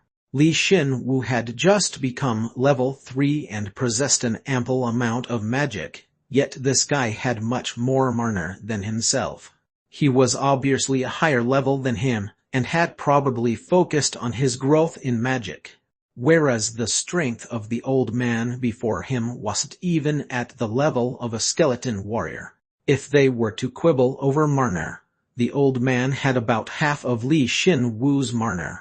Normally, Li Xin-Wu didn't have the ability to precisely measure someone else's mana, but it was possible for the person who he was inhabiting. "Jarrett, why have you come? I have something I must tell you." Of course, since they had a teacher-student relationship, strength probably wasn't that important. They don't say that the student surpasses the master for nothing. For starters, Li Xin-Wu decided he'd listen to their conversation. "I have nothing to hear from you. Teacher, I heard you've become responsible for a group that's researching under His Majesty's supervision. Where did you hear about that? That's not important. What's important is that what you're doing is wrong." As expected. When he thought about it, the last time he reinforced his skull, he remembered hearing about research of some kind. He had roughly guessed what it was, but this memory made it clear what the research was. It was the research that would fill this empire with the undead. "Teacher, you must stop that research at once. It's research that's twisted at its very core. Bringing immortality within everyone's reach will bring nothing more than ruin. But that's what His Majesty wants. Isn't it you who had told me that this research was wrong? Teacher, please tell me honestly. Who's the one who really wants immortality? Is it His Majesty around now?" Li Xin-Wu started to feel like he was watching a movie. The empire had fallen anyway, so there was no need to be on the edge of his seat. He watched their conversation extremely comfortably. Meanwhile, it seemed as though their argument was reaching its climax. Yes, one born with genius such as you wouldn't understand what it feels like to lack in natural ability and be unable to proceed to the next stage. You don't know how wretched it feels. I just practiced as you taught me, teacher. Then why couldn't I reach that level? Suddenly, the old man's temper flared. It felt as though it had built up more and had finally exploded. "I lack in talent, in magic, and in everything. I can't get to level 3 before I die. Karma, I don't have enough karma, at least, if I don't buy more time. And yet, why are you voluntarily trying to shoulder the burden of the horrific karma that you vehemently rejected in the past? At the time, you were the one I respected the most. You don't know. You, who has everything, wouldn't know what it feels like." The old man suddenly screamed. But Li Xin-Wu thought he had heard that voice somewhere before, and then, a truly shocking development occurred. The teacher had been delivering his impassioned speech, and suddenly one of his eyes popped out and rolled onto the floor. "What the ugh? That wasn't all." The teacher suddenly vomited rotten blood and bowed his head. His student, Jarrett, had a hunch that something had gone terribly wrong, but the moment he was about to retreat, his teacher raised his head and suddenly attacked him. The teacher's eyes had turned yellow and had a dull glow. It was like the standard development for a zombie. Kayak. What the hell? Jarrett realized that his teacher, who had sought immortality, had instantly become an existence furthest from life. He had changed into an undead. He quickly diagnosed whether he could turn his teacher back to normal or not, but soon shook his head and extended his hand. In a brief instance, the world's mana responded to his call, and he instantly created a net comprised of mana, trapping his teacher. It was the stage that his teacher had so fervently desired to reach. Li Xin-Wu felt it across his entire body and was deeply touched. So this was how you handled Marner. He could energetically feel it all, how Jarrett had manifested his will in that brief moment, how he drew out the Marner within his body, and how he caused change in the Marner. Kaya Harkamit, teacher is teacher, who had transformed into a zombie, also raised his Marna and struggled, but when Jarrett grit his teeth and flicked his finger, the Marna net changed into flames and began to magnificently burn his teacher. When he released the flames, all that remained was a small blue bone. Damn it, what the hell did those bastards do to him? The sole survivor, Jarrett, persistently grit his teeth, muttered, and picked up the bone fragment. The Marner that arose from his body almost acted as proof of his rage. I can't let this insanity go on any longer. I have to protect the Empire at all costs. To do that, damn it, Jarrett chewed on his lips. Whereas Li Xin-Wu was concentrating so desperately in order to further engrave Jarrett's high-level Marna control into his mind that he couldn't feel sympathy for him. In the end, I have no choice but to meet with General Siegeld. It's Siegeld again. He couldn't help but retort when he heard about General Siegeld. However, Li Xin-Wu hoped that he would explain what Siegeld did, though unfortunately his hope was dashed, as that was the last thing he heard before his consciousness became faint. It was as if someone decided that these were all the experiences and memories that he could receive, and cut it short. His sight turned dark, and his own senses gradually returned to him. Back to the senses of his cold, hard-bone body. TCH. Low-rank magic affinity has become LV7. Magic has increased by 10. You have learned the passive skill, Low-rank magic accumulation. Magic has increased by 5. You can draw your Marna naturally, and by amassing it within your body, your total amount of magic increases, and by doing so, your body will harmonize with your Marna better than before. The moment Li Xin-Wu completely awakened within the sewers, he received concise and amazing messages one after another. He rubbed his non-existent eyes. His magic affinity had leveled up, and he had acquired a new skill, a really important one at that. He had learned a skill that was essential in handling magic, and the magic affinity skill had sharply increased, so he could say that he had no regrets, but the name, Siegeld, weighed on his mind, so he couldn't feel happy about his growth. Since I keep hearing his name, he must really been an influential figure in the Empire. He briefly pondered over it, but soon opened the chatting channel. It should be alright to ask his seniors about Siegeld just once.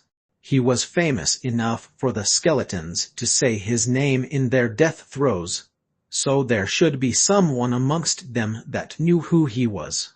Li Xin-Wu seniors, may I ask a question? Yasunori Akira the newbie, huh? It's good that you're not dead. Li Xin-Wu Harharit was something that he took as a greeting whenever he entered the chatting channel. It meant it was that hard to survive in this empire. He smiled bitterly and started to speak. Li Xin-Wu, have you perhaps heard of the name Siegeld? Yasunori Akira. It does seem like I might've heard that somewhere. Lloyd H.K. I've heard of him. He's one of the generals, right? From what I've heard, it seems like there were 12 generals in this empire. Shino Rendu, have you cleared the dungeon? That's a relief. Lloyd H.K. Because you worried about me, I was able to safely clear the dungeon. Prince Altair, whoever he was, that Siegeld guy must've been really popular. The lower ranked the skeleton, the more fervently they talk about him. Sarah von Retadane Siegeld, he's probably an undead right now as well. He's our enemy. Prince Altair, that's obvious. As expected, it seems like his seniors had heard about Siegeld before, though he did feel disappointed that he couldn't get any additional information on him from them. Li Xin-Wu clicked his tongue, and Sarah asked him a question. Sarah von Retadane. However, Mr. Li Xin Wu, do you perhaps have a reason for asking about Seagull? Li Xin Wu are, like my other seniors, I've heard a lot about this Seagull guy from the skeletons. I was just curious as to who he was. Sarah von Retadane. I see. However, Mr. Li Xin Wu, regarding that person, when Sarah was about to say something more, something happened. MS. Yi Jin Jin has entered. Yi Jin Jin, please save me. Somebody please save me. Li Xin Wu stiffened at the sudden call for help, but his seniors clicked their tongues, as if they were used to it. Lloyd H.A. Damn it, I thought it'd been too long for everyone to come out unscathed. Prince Altania, rest in peace. Yi Jin Jin. If I see you later, I'll make sure to burn you to a crisp. Yi Jin Jin, you're too much. I'm going to die. Ig Gyark, a zombie. It's a huge zombie. Irian Rupert Jin Jin. Where are you? Where are you right now? I need to know where you are if you want me to help. Sarah von Retadane. It's no use, Rupert. God really values us, and if we're close enough to help, a quest will occur, even without her call for help. Irian Rupert. No, then are you saying we just have to sit here and watch her die? Shino Rendu. We've already seen several dozens of heroes dying from here. We have a lot of regrets and remorse. You should just shut up if you're going to talk about responsibility or having a conscience so lightly. Irian Rupert. That's an instant. The mood in the chatting channel calmed down exceedingly. The seniors who got along well with her were distressed, and even those speaking curtly couldn't hide their pity for her. Li Xin Wu understood all of them, and he even understood those who remained silent. Lloyd H.K. Sorry I couldn't save you. Yi Jin Jin. Yi Jin Jin, please save me please. However, their mood didn't match Li Xin Wu at all. Even though a human being was on the verge of death, Thayer not even uneasy was it, because he also felt contempt for himself, since he was also like them, since he was suddenly starting to be unsure of his own identity. They were all right, but they were also all wrong. A quest has occurred. Hero rescue. A hero close by you is in a life-threatening crisis. If you succeed in perfectly rescuing her, you will acquire a suitable reward. Of course, if you fail or ignore her call, there won't be anyone who blames you, but there may be those who mock you and say that you are foolish. Quest reward: 3 permits to God's secret shop, 1 random skill book, acquisition of a suitable amount of stats and Purium, and LV3 equipment reinforcement permits based on your contributions. That's right. It seems like this girl was nearby. Chapter 7 Part 2. Chapter 7. 3-Way 2. Li Xin Wu accepted the quest, left the clearing, and approached the sewer's ceiling. He had gone through the entire sewers over and over again for several days, so he knew the structure of the sewers well.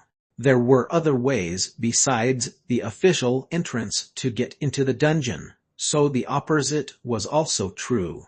Good, as I expected, there's a crack. He used his bone of thunder lasting to shatter a drain pipe. No matter how tough the drain pipe was, it wouldn't be able to endure a hardened LV3 weapon's power slash. Quar!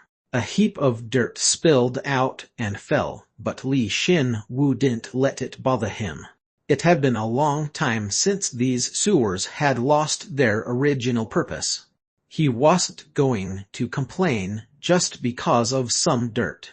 It shouldn't be blocked to the point that I won't be able to come back, right? Of course, it didn't matter, even if it were blocked. He would just break through it and go on his merry way. Like right now, he returned his weapon, and like a mole, violently dug through the dirt and procured a route to the surface. He couldn't have even dreamed of doing this when he was still human, but since he was an undead that didn't need to breathe now, it was quite simple. Since the sewers went that deep, he was able to escape rather quickly. Fu Li Xin Wu, who had gotten outside, sensed a huge presence straight in front of him. Would it take around 2 minutes by running? It was a distance close enough that could be seen with the naked eye. A black-haired Asian girl was in the middle of running hectically behind her. A huge 3-meter giant undead was quickly chasing her. LV4 Acid Ghoul Edward L. Baker. You have found the target of your revenge. When you initiate battle, all abilities increase by 20. Flames of Revenge receive an additional 20 increase. Really? The one he had encountered and succeeded in barely running away from was none other than that giant zombie. Moreover, it had grown to become a level 4 ghoul. Human. It's been a long time since I've seen a human possessing such appetizing fleshy giant. Save me. Though its body was smaller than the last time, considering how the acid poison it spread was getting stronger and stronger, as well as how its movement speed seemed faster than a normal monster's, it was certain that it had leveled up. He had thought that it wasn't a normal monster, but why did it have to be the one to rise to level 4, and why did it have to be the one attacking another hero? Should I run away? Li Xin Wu naturally thought. However, he soon shook his head. It wasn't because he pitied the girl, who was weeping and ran while dragging her injured leg. It wasn't sympathy, contempt, goodwill, or regret either. Rather, he didn't feel anything for the girl, to the point that he felt like he'd start feeling contempt for himself. He would've readily helped her if it wasn't very difficult, but it was also a situation where he didn't really want to actively help her. It made him realize that he was a completely different person from before. Despite that, there was only one reason why he couldn't easily back down. He coveted this quest reward so much that he was ready to sacrifice a life or two to get it. Moreover, I have the Avenger skill right now, as well as the Flames of Revenge. All of his abilities increased by 20, so even though the zombie had amplified its stats by reaching level 4, he thought it was definitely worth a shot. He hadn't been aware that the Avenger skill would additionally buff his Flames of Revenge skill, which was a happy miscalculation. He had procured a surefire way of inflicting damage to it. Moreover, the fact that it was a monster that used acid poison was another reason that made Li Xin Wu so bold. He had already cleared the slime's den and come out, and in the process, his acid poison resistance had gotten to the low rank level. He was sure he wouldn't be helpless against its acid poison this time. Now that his mind was made up, there was only one problem left. Can I take care of this issue without exposing my identity to that girl? Ideally, he would act as an aloof skeleton knight who wandered around following the collapse of the empire. He would take care of the acid ghoul, receive the quest reward, and leave worry-free. He wasn't sure if that would actually work, but for starters, Li Xin Wu decided to run with that concept for now. Of course, even if he is exposed, it wouldn't be too much of a problem. He was an undead, but it was undeniable that he was also a hero. He had all the evidence in the world to prove that he was one. Alright, then Li Xin Wu finished all of his calculations and raised his index finger. A black flame wrapped around his finger and softly burned. He carefully raised his finger and aimed at the acid ghoul, whose heavy feet stomped onto the floor, and ran quickly. Perhaps it was by chance, or perhaps it was necessity, but the girl was running towards him, and because of that, it became much easier to aim at the ghoul. Ready, aim, fire. His index finger was launched, accompanied by a simple, short, and powerful pain. The black flame engulfed the index finger and it went afar, faster than any bullet. It cut through the air, advanced, and burrowed into the ghoul's shoulder. TCH. Li Xin Wu briefly clicked his tongue. It was obvious, but he had originally aimed for its head. Of course, even if he had hit its head, he probably wouldn't have taken it down in one hit, but he was disappointed it didn't work out.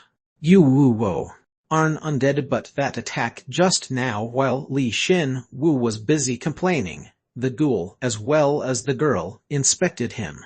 The ghoul shrieked, filled with pain and anger, and the girl was incredibly flustered at the unprecedented sight of an undead attacking another undead. Oh Giark. Because of that, she sprained her ankle and fell to the floor. That dumbass. Human eating. Rather than punish the skeleton that attacked it, it seemed like the ghoul decided to eat the human in front of it first. Li Xin Wu inwardly wanted to get rid of her right now and exploded. The index finger burrowed in its shoulder. Giark. Yuguk. The effect was amazing. The ghoul was about to grab the girl's head with its rough arm, but its shoulder joint burst. It wasn't able to endure the horrific pain and stood in place, roaring in pain. Whereas it seemed like the girl had realized that she had just escaped death, and even while crying, desperately moved her body and escaped the ghoul. She had already been afflicted by its acid poison, so about half of her clothes had been melted, and she truly wasn't dressed decently. However, Li Xin Wu wasn't agitated by that at all. It should've been alright if had been a little uneasy, though Qa are annoying. A mere skeleton. Geez, you burn well. It's hot enough to cook a sweet potato. The satisfying result of his attack soothed his regret of losing something important. It was because above the ghoul's tattered shoulder joint, the clear black flames still blazed on, and gnawed at the ghoul. He knew it was an amazing combination, but he didn't think it'd be this effective. If he could repeatedly use this technique from afar, whether it be an acid ghoul or anything else, they would die all the same. Annoying guy die. TCH. However, that was still only the ideal situation. There was no way that his opponent would take that kind of horrific pain and idiotically stay put. The acid ghoul seemed to be really pissed, as it even let the appetizing human go, and sprinted at full speed towards him. Li Xin Wu ascertained its speed, as well as the direction it was going, and raised his other hand's index finger, which he had already ignited with the flames of revenge, aimed and fired. Firing again. Kai-hack. But surprisingly, the ghoul swiftly swung its arm and parried the shot, as if he were waiting for it. Of course, the flames of revenge excellently shifted to its arm, attached to it, and began burning it, but he hadn't gotten an opportunity to explode his shot. It just miserably bounced off, and rolled onto the floor. Li Xin Wu saw that, and though he had roughly expected it, he clicked his tongue. TCH, well, it is a level 4. It had a much faster reaction speed than a normal zombie, and the durability of its body was different as well. In a scenario where the ghoul noticed him, and he wanted to fight it using catapult, he felt like he'd need to be at least level 5. The fact that he'd gotten the first hit in was a tremendous success. Now I have to fight it off myself. In preparation for the coming ghoul, he regenerated both of his fingers, and tightly gripped the bone of thunder lasting. He activated Harden, applying it to both his sword and his armor, and even ignited the flames of revenge on his sword. Even so, he still had mana to spare. If it was before, it wouldn't have been strange for close to half of my mana to have been drained by now, but right now, my mana's overflowing. Since he'd strengthened himself with Jarrett's sphenoid bone, Li Xin Wu's magic was at 173. Moreover, his low-rank magic affinity had risen to level 7, and he obtained the low-rank level 1 magic accumulation. Even at this very moment, the two skills were drawing the surrounding mana towards him and replenishing his mana.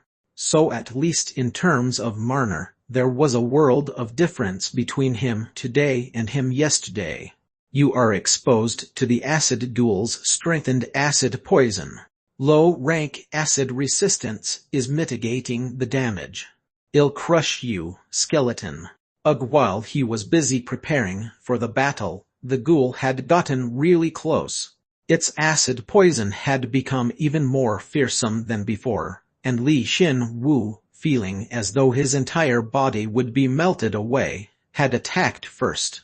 Though it was actually bearable due to his acid resistance. He prayed that his armor would last until the end of the battle and activated his skill. Power Slash. D. The ghoul's sharp nails and the bone of thunder lasting clashed. Immediately after the horrific shriek, Li Xin Wu's body was mercilessly pushed back. In the ground, there were traces of 2 deep lines. Jijuwook. Your weak skeleton. Despite using Power Slash, the strength behind Li Xin Wu's strike couldn't match up to the ghoul's. It was obvious. Even though his strength was counterbalanced by the amplification effect of his Avenger skill, he still couldn't contest a level 4 as a level 3 with purely stats. Moreover, this asshole seems to have especially high strength. Li Xin Wu gripped his sword with both hands, whereas the ghoul extended one hand, so he was even more shocked. He grit his teeth and attempted to parry its arm, but its form was as hard as steel. The flame blazing on his sword shifted to its arm, attached to it, and began to burn it, but he couldn't defeat the ghoul with just that degree of pain. The flames on its shoulder were gradually expanding, so now it looked like some sort of flame giant. Eek, Power SLing not our chance. Li Xin Wu pushed its arm away, and tried to use his Power Slash again, but the ghoul used its other arm to smash him, like a straw cutter. Li Xin Wu, who used his combat sprint to seize that split-second opportunity, swiftly retreated both his body and sword, and rolled onto the floor. Instead, the ghoul's arm burst open the innocent ground and sank into it. It was truly a horrific, destructive power. To think you'd get away, die. I'm telling you to die. Damn it, since it became level 4, our levels are worlds apart. It seems like it's at least 300 stats higher than me. How the hell am I supposed to win? Li Xin Wu evaded its next attack and had to consecutively back away. By simply swinging its arms, the ground was hollowed out, forming small craters. When he saw that, before fear, he just felt astonished. It was a relief that it wasn't very hard to dodge them. Qark, you rat, a mere skeleton, without a bit of flesh. Then are you that slow due to you having all that flesh? Oh boy. Qgart. The ghoul truly had tremendous strength and health, but it wasn't very fast. The fact that Li Xin Wu was able to dodge its attacks was proof of that. However, he couldn't just move around dodging this guy forever. You are being exposed to the acid ghoul's strengthened acid poison. Low-rank acid resistance has become LV2. My armor's steadily melting away. I won't last long like this. He had applied both his hardened skill as well as his acid resistance to his armor, yet the condition of his armor wasn't good. It was due to already having fought the Great Slime. If it kept going like this, his armor wouldn't even last a few more minutes and would disappear without a trace. Damn it. At the end of his brief pondering, he put his armor into his inventory. Even if he were to die once, he couldn't afford to lose his armor in a place like this. Kaya hack! Kaya hack!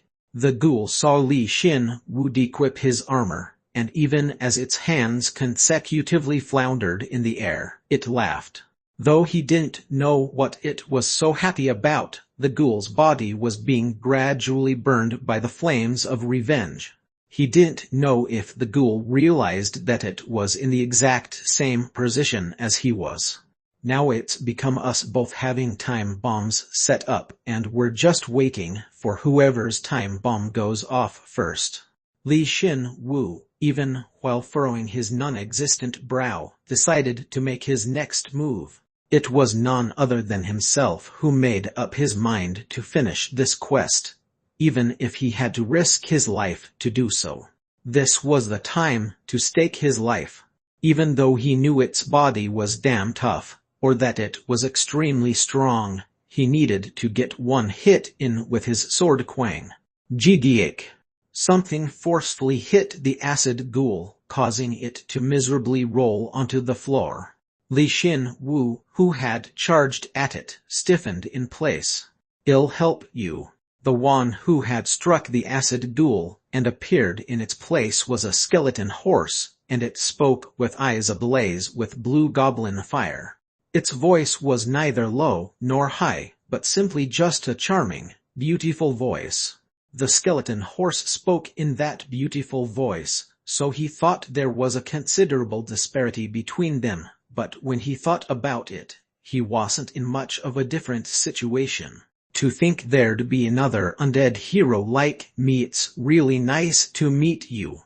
Li Xin Wu was speechless when he heard the skeleton horse continue, and kept his mouth shut.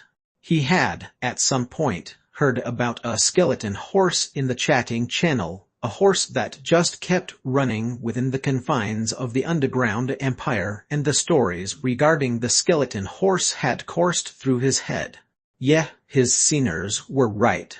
There was no way that an undead wouldn't attack humans and would just keep running. If they weren't a hero, that is. Chapter 7 Part 3. Chapter 7. Three-Way 3. A skeleton and a skeleton horse, both of them were heroes at that. They definitely had much to say to the other.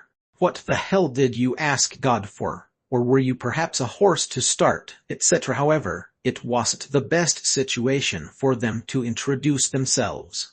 Li Xin Wu suppressed the urge to grab hold of and interrogate it, and he spoke simply to the skeleton horse, which probably looked at him as if it wanted something. "Thanks for helping. Shall we talk about the rest after taking that bastard down?" "All right."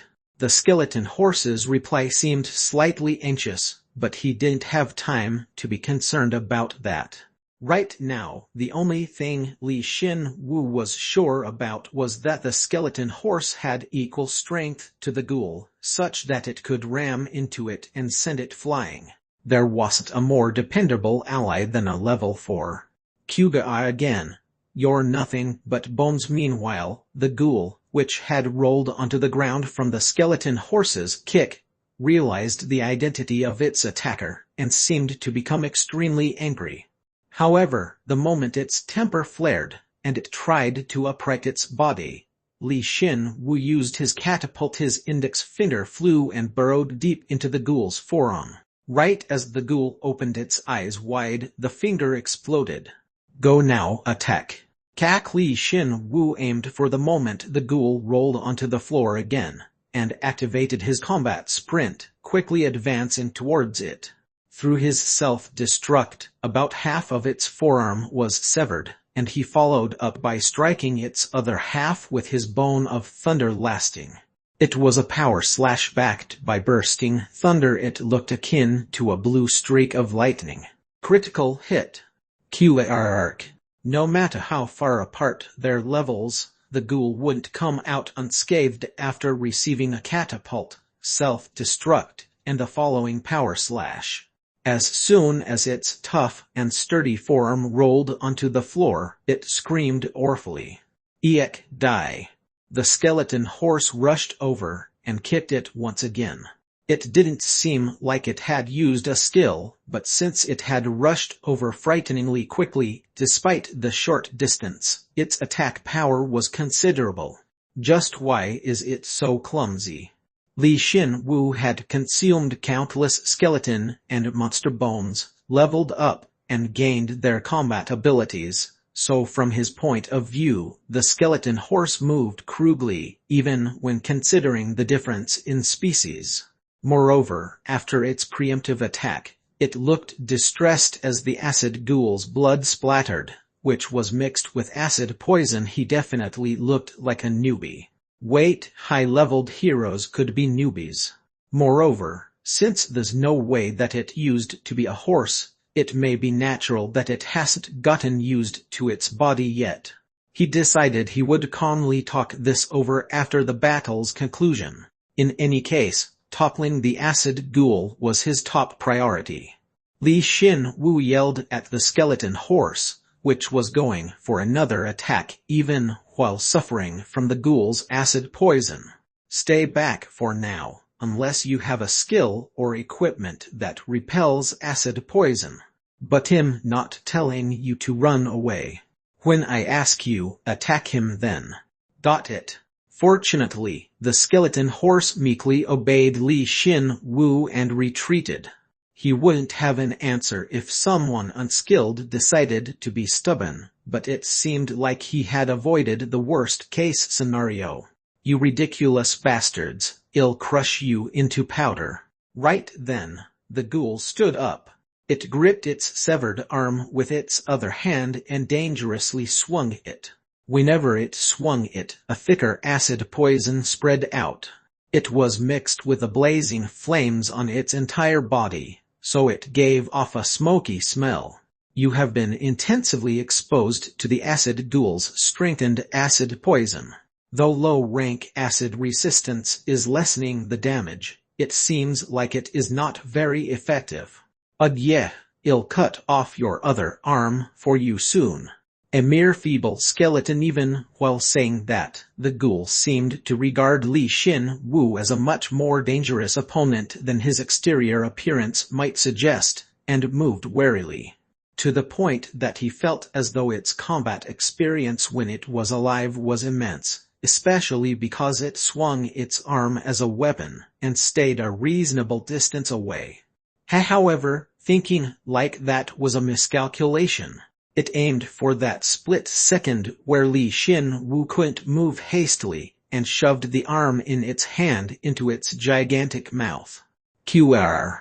You crazy Li Xin Wu, who realized at that moment that the ghoul's mana had increased explosively, regretted that he hadn't already severed its other arm. Then again, he obviously couldn't afford to, nor did he have the time to do so before. You dirty bastard. Emma Ghoul, you stupid skeleton. Just because it ate its arm didn't mean that another arm would grow in its place. However, the moment it swallowed its own arm, the skin, which had been blazing with the flames of revenge, immediately returned to its normal state, and not only that, his other remaining arm swelled fatally. It naturally felt as though the ghoul's strength had increased a level. You asshole, you're not even a boss, yet you're starting the second phase die. After it finished consuming its arm, the ghoul charged at Li Xin Wu. It was astonishingly fast, so much so that it was incomparable to before. Li Xin Wu didn't act with reckless bravado, and immediately activated his combat sprint. However, when he thought he'd gotten far enough away, the ghoul's arm strangely lengthened and smashed him. Erg. Kaya hack. This is where it seized the momentum. It pursued Li Xin Wu, who was rolling on the floor, and attacked him again. Die break. TCH.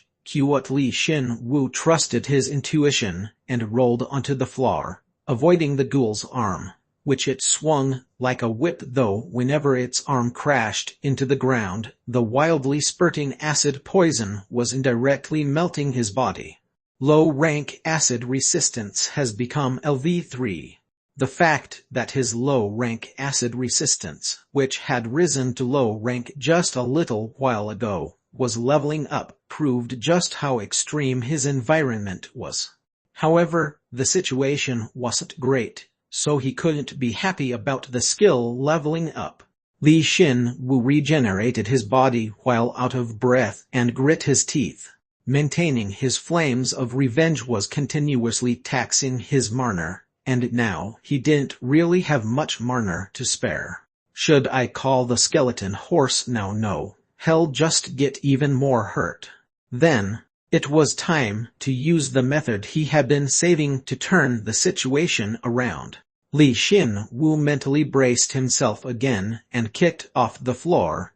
Using his combat sprint, he leaped up into the air as the acid ghoul's arm came flying towards him. He activated Harden, applying it to both of his arms, and held tightly onto the arm. Hoot! The acid ghoul seemed to think that Li Xin-Wu had given up his life, as it sported a wicked smile, and pulled him towards it. Despite him activating his Harden skill, his arms started to gradually melt, but he didn't have any intention of using regeneration. He calmly waited for the moment he got close. The moment the ghoul was sure of its victory was the best time for a comeback. Good. In exchange for a life, he'll grab hold of victory. This timing again. However, when Li Xin-Wu had resolved himself, someone else interfered.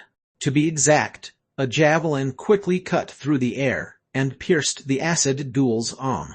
Arc. The effect was amazing. The spear burrowed deep into the ghoul's arm, and when the acid ghoul contracted its arm, it was tormented by a horrific pain due to the deep tear wound. It was really impressive, especially when the sharp marner at the tip of the spear impacted the ghoul and spread everywhere. Hoop! Kuwak! While Li Xin-Wu stood in awe, another javelin holding marner flew and burrowed into the ghoul's arm. It was a speed and accuracy that gave him goosebumps when he figured out who had thrown the javelins. He laughed forcefully. Yi Jin. It was none other than Yi Jin. He thought she had run off on her own since he hadn't seen her, but she hadn't. She was still wearing rags instead of clothes, and she looked as though she would immediately collapse and start crying at any time, but she pursed her lips and endured. After that, she prepared to throw another javelin, and it actually didn't seem like she was going to run away. He honestly looked again. Even when rotten, it's still a herring. At least at this very moment, her gaze befitted that of a hero. Pray, where do you think you're going? Now that it's become like this, the situation's changed. There was the skeleton horse, while sloppy, which possessed a level 4's strength, as well as the coward that was only level 3, but was a hero with a talent in throwing. He had a chance of winning now without giving up one of his precious lives. Hub. Q-Hack. Beginner power slash has become LV8. The activation speed of the skill has become faster. Before he was flung to the ground, Li Xin-Wu exerted all his strength to twist its arm, and then rolled onto the ground. He wondered whether he could utilize power slash with his body as well, so he had tried it, and it seemed like he had half succeeded. You insect, how dare you! Hoot, hey you! Why yes! Li Xin-Wu avoided the infuriated acid ghoul's acid poison particles and retreated, calling out to the hero, Yi Jin. He couldn't pretend like he couldn't talk at this point, and he didn't have a reason not to either. It seemed as though Yi Jin didn't think she was in a position to discriminate about this or that, as she obediently responded. How many more times can you shoot that? 2 more times. If I give a location, shoot it right away. Yes, I won't let you. Har. Perhaps the spears were quite painful, as it immediately aggroed onto Yi Jin. It even ignored Li Xin-Wu and ran towards Yi Jin, but Li Xin-Wu directly blocked its path. On his left raised hand, a black flame blazed. Why don't you try blocking this one? Not a chance. Li Xin-Wu's finger trembled, and the instant he made the motion for his catapult, the ghoul appeared to perfectly read its trajectory and swung its arm. However, it didn't feel anything ever touch its hand. Q-hit was a fake. you dumbass. The moment that the ghoul felt quizzical, Li Xin Wu was already drifting in the air, aiming his index finger at the ghoul. He had taken the opportunity when its vision was obscured from swinging its arm and jumped. Quirk. The ghoul noticed him, but it was much too late to withdraw its arm. When it opened its mouth wide to shriek, Li Xin Wu launched his index finger bomb without delay. The beginner catapult skill has advanced to low rank. Agility has increased by 5. Continuous catapults have become possible. I'll kill you. Li Xin Wu exploded his index finger the moment it lodged into the ghoul's head. Despite the ghoul losing 20 of its head, its stance didn't falter and swung its arm at Li Xin Wu. It staggered a bit from the various injuries it had sustained, but the brutal force within its arm was still the same as ever, and soared through the air with an unpleasant piercing power. Damn it, if he could, he would've shot bullets continuously like the Ratman, but he lacked the mana to do so. He could use it twice more, and if he wanted the scale to be even bigger, he could only use it once more. Li Xin Wu couldn't afford to waste that chance now, and as he fell down powerlessly, he grit his teeth and yelled out, "Help me! I was waiting." Its spirit was like Superman's. He didn't even know where he came from. The skeleton horse appeared with a speed that made it seem like it could even dodge lightning, and like it had done before, forcefully rammed into the ghoul. Quirk. Who?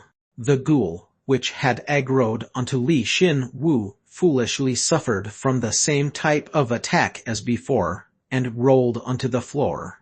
Li Xin Wu used that opportunity to land safety. Still, we can't kill him like this.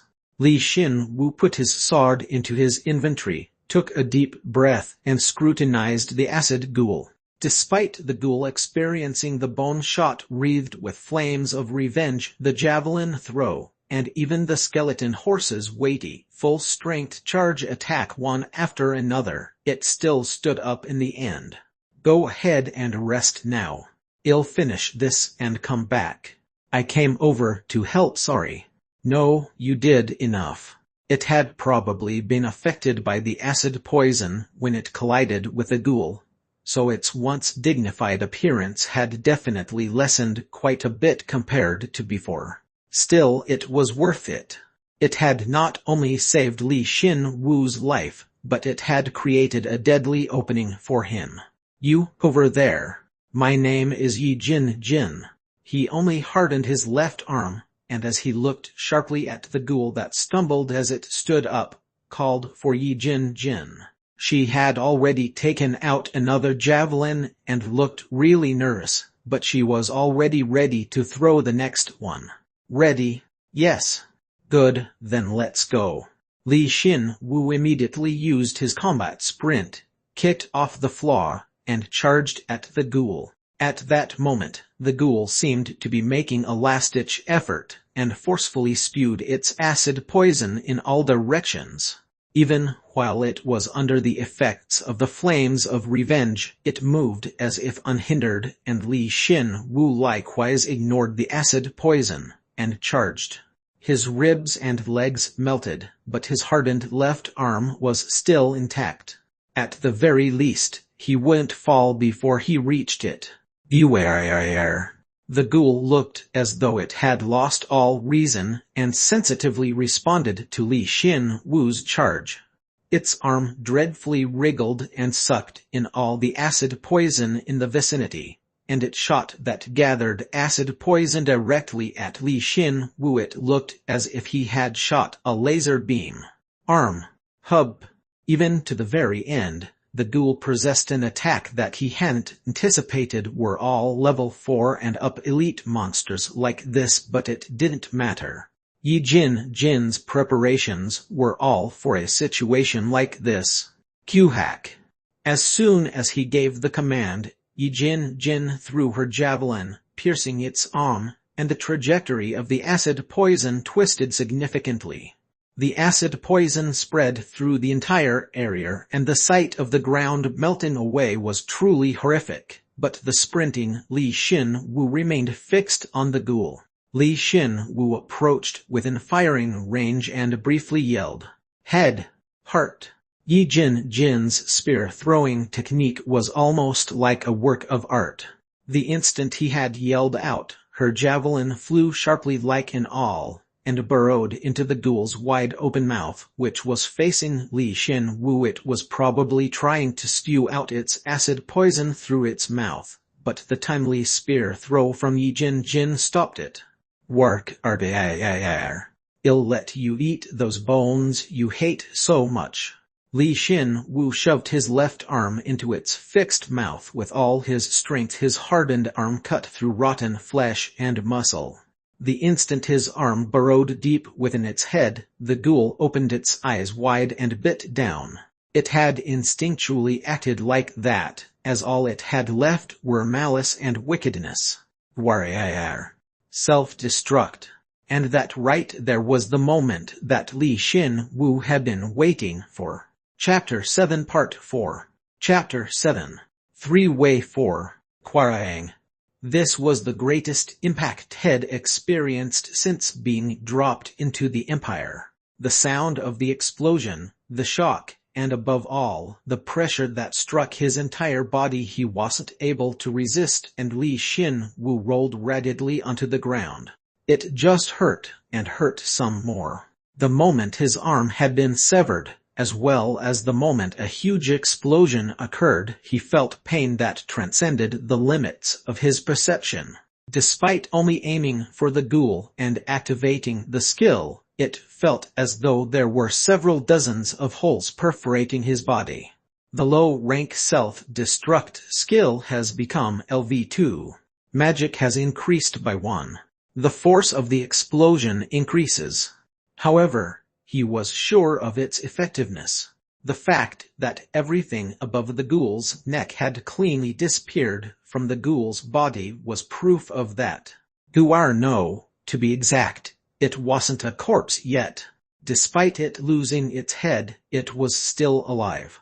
It was filled with wounds, and flailed its arm about, seeing it fumbling around the floor to find Li Xin-Wu. The culprit that made it this way made him feel goosebumps. From its throat, of which around half was remaining, a truly grotesque voice trickled out. "Hu-hup."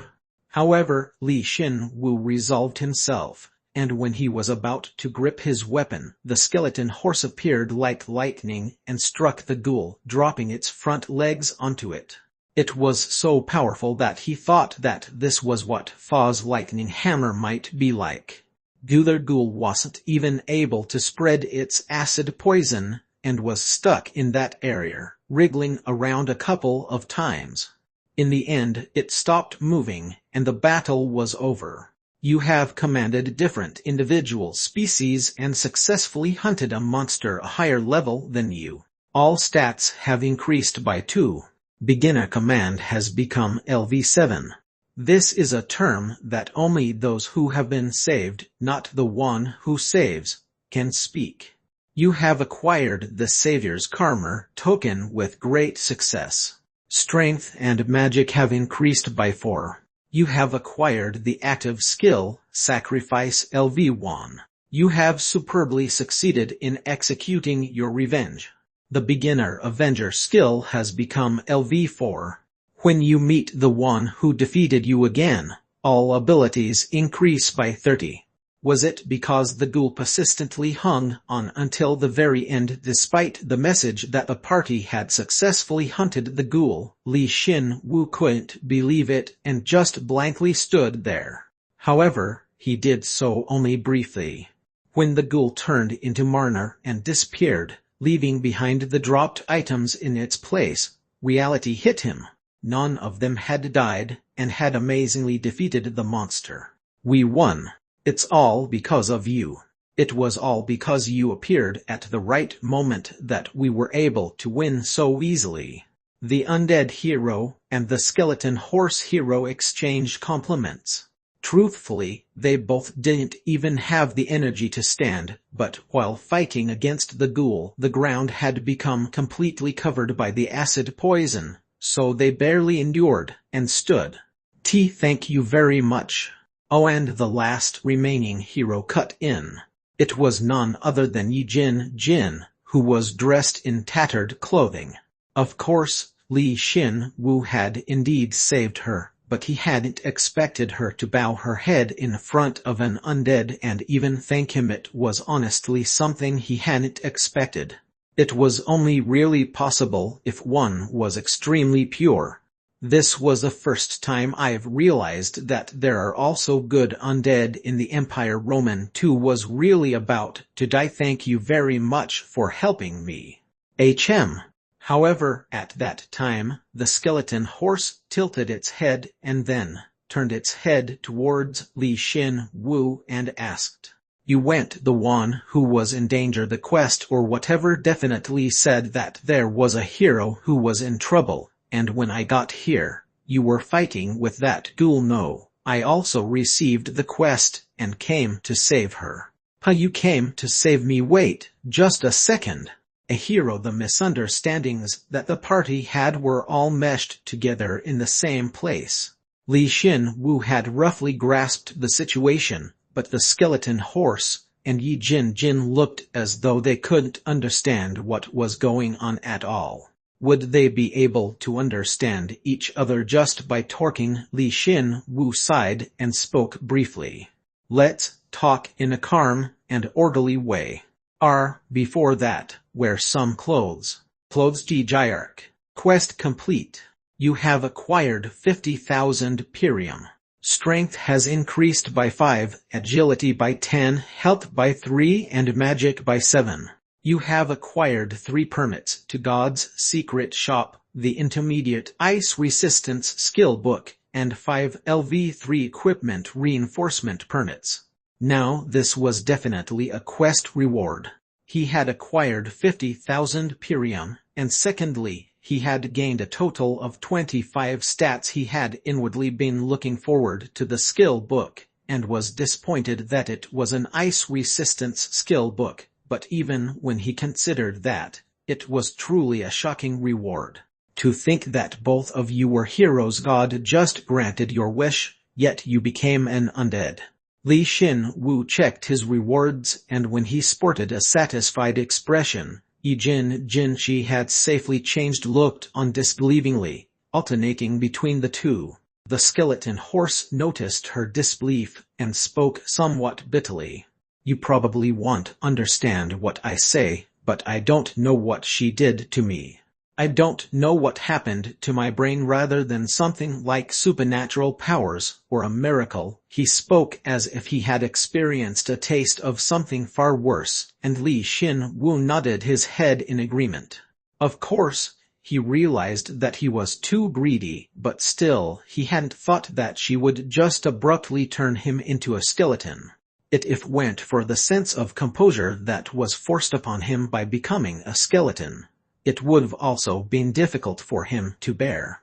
It might be difficult to believe me, but just trust me when I say that I, as well as this guy, are your allies.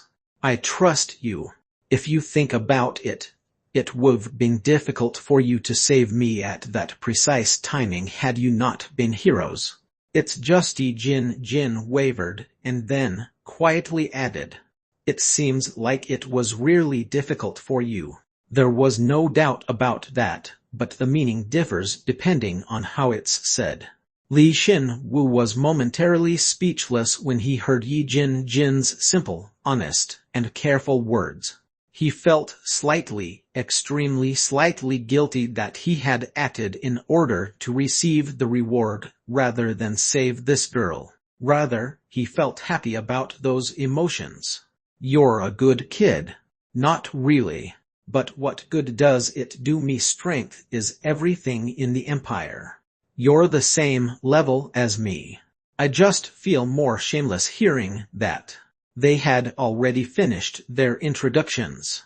Li Xin Wu's lie that he was level 4 had been exposed, but since it been revealed that he was an undead already, it didn't really matter anymore. Honestly, it didn't really matter if they figured it out, but if they went in a special situation like Yi Jin Jin, his seniors wouldn't easily accept that he was an undead hero, so he had been pushing it back. I'm level 4, but I'm weaker than you. So it's alright. Jin, that's you said you were level 4 ever since you became a skeleton horse, right? Yeah. Jin was none other than the skeleton horse. He was obviously a human before, not a horse. In his original world, Jin was a sprinter and had answered like this when God asked him what he desired. I just want to keep running, faster than anyone else. No matter how he thought about it, God was definitely crazy. To grant that request, she turned him into an undead and a horse at that. Li Xin Wu could accept that she turned him into a skeleton, and could even understand why, but turning Jin into a skeleton horse made him want to ask God, do you really want the heroes to fight off the Empire? So you're saying you just continuously ran, huh? Without even clearing a single quest. Yeah. I don't know how long it's been since I've been dropped onto this world, but I don't get exhausted, hungry, thirsty, or even tired, and I didn't know what to do, nor did I want to fight monsters. I just ran. I didn't even know about the chatting channel, and until I received this quest, I didn't even know that there were other heroes. If one were to make a wish and the next morning become a skeleton horse, they would obviously be stunned. He just felt that it was frightening that Jin relieved all that stress just by running. He didn't know about anything else, but Jin had probably grown considerably in sprint-related skills. He could completely understand his acceleration speed in such a short distance, as well as the force of the tackle that followed. On the other hand, since he hadn't fought a monster face-to-face even once before, the fact that he responded so sloppily in a combat scenario was natural. Li Xin Wu, who had some sort of pride in being the one amongst the heroes that had the most unusual history, meekly passed over the crown to Jin. That's why I think you're really amazing. You said you've only been here for 3 weeks. I don't know how you became such an experienced warrior in just 3 weeks. He's right. That sword strike, or that shot were real. It was undeniable that Li Xin Wu had played a crucial role in hunting the acid ghoul, but he turned away as the two looked at him as if his face were golden. Just in time, he saw the loot that was rolling on the ground. Yi Jin Jin, who checked which way his head had turned, smiled ambiguously and took a step back. The loot'll sit this out. Since you guys saved me, please take some, based on how much you contributed with your javelins. You have to be the one that handles the karma that you've sown. It's really only been 3 weeks since you've first been here, right? She couldn't believe what she was hearing. It seemed as though Li Xin Wu knew much more about the truth of this world than she did, and had to ask back. Of course, it turned out exactly as Li Xin Wu had said. There was only one monster and there were individual drops for each of them, but how their splits would be shared was already determined. 23,510 Pirium. Acid Ghouls Thumbnail. LV4 Acid Skull Helm. 70 of the total Pirium was deducted from his share, but he got 2 items. Though he was able to acquire new information that this world did indeed recognize nails as bones due to the acid ghouls thumbnail. A skeleton doesn't have nails, but they honestly don't need them. But there was something more important than that. Acid Skull Helm. LV4. Durability 15 million in 1500. Defense 250 310. Options Magic 10. Effectiveness of acid type skills 10. A helmet made of its skull. This is really valuable. It's a level 4 helmet. I'm really jealous. Wow, it's really tough. Li Xin Wu as well as the other two began touching the pale green and sleek helmet, and couldn't stop from being moved. It was beautiful, to the point that he couldn't believe that it was made of bone. It started from the neck, and completely protected the head. There wasn't a separate visor attached, but there was a small crack that he could see through. An undead's head is central to their life. There isn't much to think about. It's more important than body armor. He equipped the helmet at that very spot. Compared to the dire wolf bone armor, which increased his health by 20, it seemed like the additional 10 magic didn't compare, but it had other options besides that. The effectiveness of acid type's skills would increase by 10. It wasn't just a valuable option because it would increase the effectiveness of his acid resistance. It'll probably help with a skill that I gain from the acid duel's thumbnail too. Yeah. I have to absorb that quickly as well. He turned around and spoke to the black-haired girl and Jin, who were conversing quietly. The battle's over and you're safe now, so I'll get going. It seemed as though Jin hadn't expected him to say that, as her complexion became ashen, but soon, she nodded her head stiffly. He also had things to think about after this incident.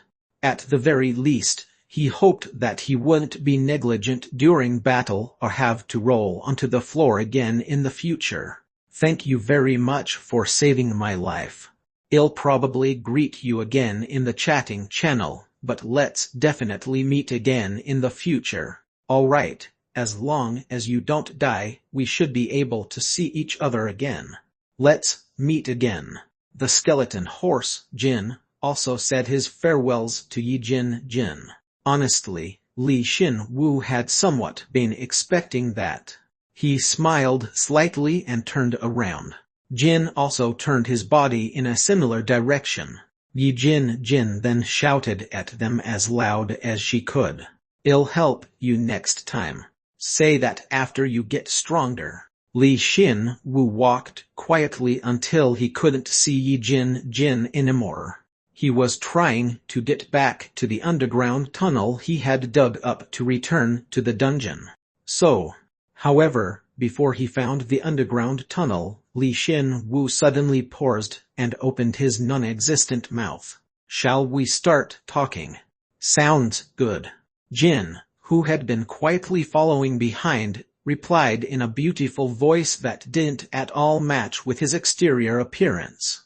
I was waiting. Chapter 8 Part 1. Chapter 8. Elite Dungeon 1. I felt it this time. That I can't just go on like this. That was the first thing Jin said. Running was everything to me in my past life, but continuing to just run in this world is nothing more than escapism. That's what I felt when I saw you and Jin. Well, probably. Li Xin Wu agreed, uninterested. Of course, because of that, his running-related skills had increased, but that's just a byproduct of him escaping reality. In order to survive in this world, and in order to advance forward, one needed to fight. Tell me, how did you even after becoming an undead, so quickly adapt to this world and proceed forward? And if you can, please help me so I can become like that too. For free. No. Jin strongly shook his head, but it seemed like he was really hesitating with his follow-up. Li Xin Wu had already roughly anticipated Jin's request, so he could understand his hesitation. How long did he wait like that? Jin sighed deeply and spoke. I'll let you ride on my back. It should be helpful for travel as well as battle, right? In other words, it's an offer to party up. Yeah. Jin was originally a human. For him to have offered to let someone else ride on his back must caused him to give up a lot of things. It was no different from him throwing away precious evidence that he was human. He was willing to go that far in order to advance further. It seems like it's way worse for me, but yeah, your speed is definitely helpful. Honestly, I did need someone to talk to. Alright, let's work together. Vendar. Jin sounded relieved, yet he saw Li Xin Wu straighten his index finger. Jin, who had seen this very index finger burrow into the acid ghoul and explode, couldn't help but flinch. Still, accepting you without any hesitation right now isn't best for either of us. Then, here, Li Xin Wu passed Jin a tattered sack. Jin obediently accepted it and tilted his head while holding it in his teeth. Li Xin Wu smiled faintly and spoke. If you hunt skeletons or undead like zombies, they usually drop perium and bones. Come back after filling that sack to the brim with bones. That's my condition. The blue goblin fire, that acted as substitutes for his eyes, shook strongly, as if expressing his doubt. To think that it was possible to express his emotions through goblin fire, Li Xin Wu was extremely jealous of that. When he becomes level 4, will goblin fire fill his empty eye sockets? It's all for your sake, so fill the sack. The higher the monster's level, the better. But ugh, I got it. So it's a test. It seemed like Jin was definitely misunderstanding. He thought Li Xin Wu was testing him, testing whether he had the right to accompany him, or checking if he had the resolve to hunt monsters. Of course, when bone reinforcement became level 4, he became able to apply it to others as well, so he just planned to use all the bones that Jin gathered to strengthen him all at once, imparting the undead's knowledge and experiences onto him. You'll definitely be able to become as experienced as me in no time. That sounds impossible, but I got it. I'll show you that I wasn't ignoring those undead until now because I was scared. Perhaps it was because he was an athlete in his past life, as Jin's spirit was considerable. The experience of taking down the acid ghoul may have instilled him with confidence. Come back here once you've filled it to the brim. If you can, do some quests. Since doing quests is the only way to unlock things like the inventory or the chatting channel. I got it. And also take this. Jin stuck out his neck.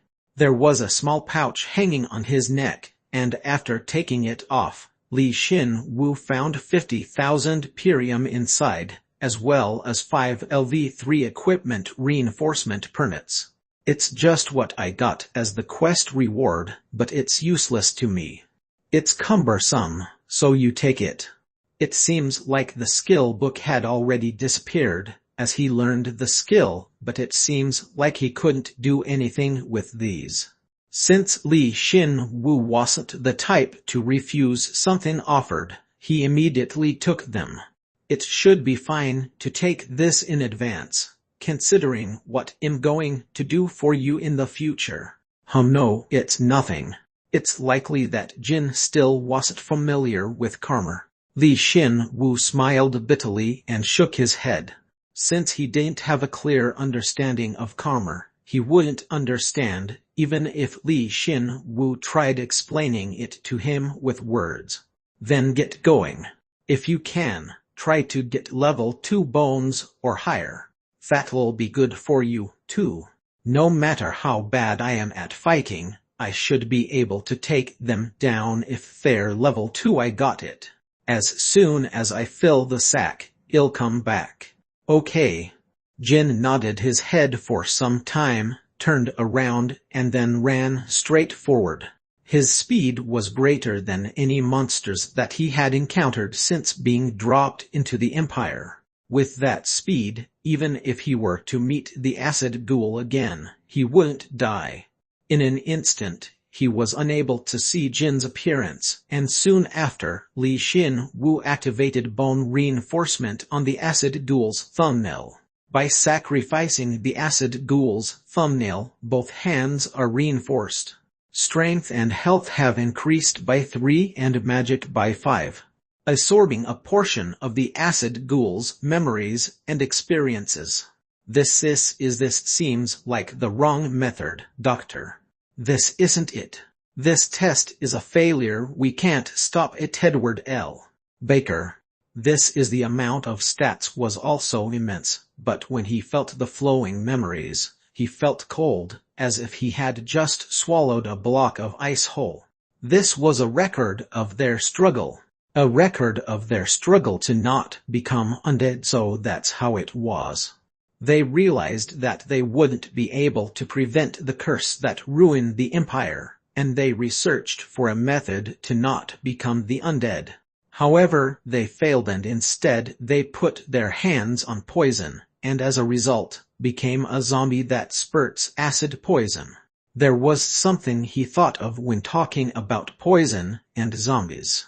Hadn't he obtained a deteriorated poison zombie's bone in the sewers? Moreover, the slimes bore poison as well. As soon as he wondered whether there was something remaining in the sewers that connected the two, he couldn't sit still at all. However, before that, Li Xin-Wu had suddenly acquired 10 LV3 equipment reinforcement permits, and used one of them to reinforce the dire wolf's bone armor. The armor, which looked as though it would break any minute now, instantly returned to its original form, and was reinforced. Direwolf Bone Armor 1. LV3. Durability 850,850. Defense 110-125. Options increases health by 21. Next up is Li Xin-Wu prepared for the future, where his equipment would get damaged, and separately stored 1 reinforcement permit. He used the remaining 8 all at once to reinforce his Bone of Thunder lasting. While his armor only really possessed the ability to protect his body, his sword had a hidden power related to bursting thunder. Bone of Thunder lasting 8. LV3. Durability 10701 and 70. Attack power 260-280. Options: Strength 19, Magic 19, Effectiveness of Bursting Thunder Skill 18. Whoa. As expected of a weapon that God herself bestowed, though it had changed, it certainly was different from other weapons. The more he repeated the reinforcement, the more absurdly the attack power grew. It was this strong at 8, and he felt that it had reached values that would enable it to outclass even level 4 weapons. And that was the same for the stats as well. There was definitely a noticeable difference in strength depending on whether one equipped the weapon or not. It was to the point that around now, he thought that perhaps the true reward for saving a hero were the reinforcement permits. However, since I've received something so amazing, if I don't help that guy considerably, I won't be able to deal with a shortage of karma. Plain doesn't speak idly.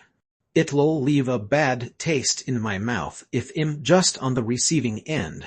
But, well, that problem should be solved at around the time he meets Jin again.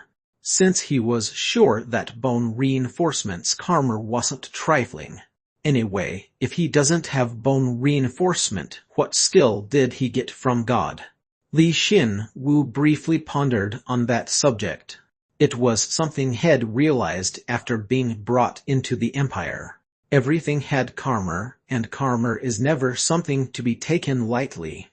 In exchange for becoming an undead, he gained 100 lives, as well as a reinforcement ability using bones, so Jin should have gotten something around the same level. Of course, Jin had started at level 4, contrary to Li Xin-Wu, so he probably had to take that into consideration as well. I should ask when he gets back.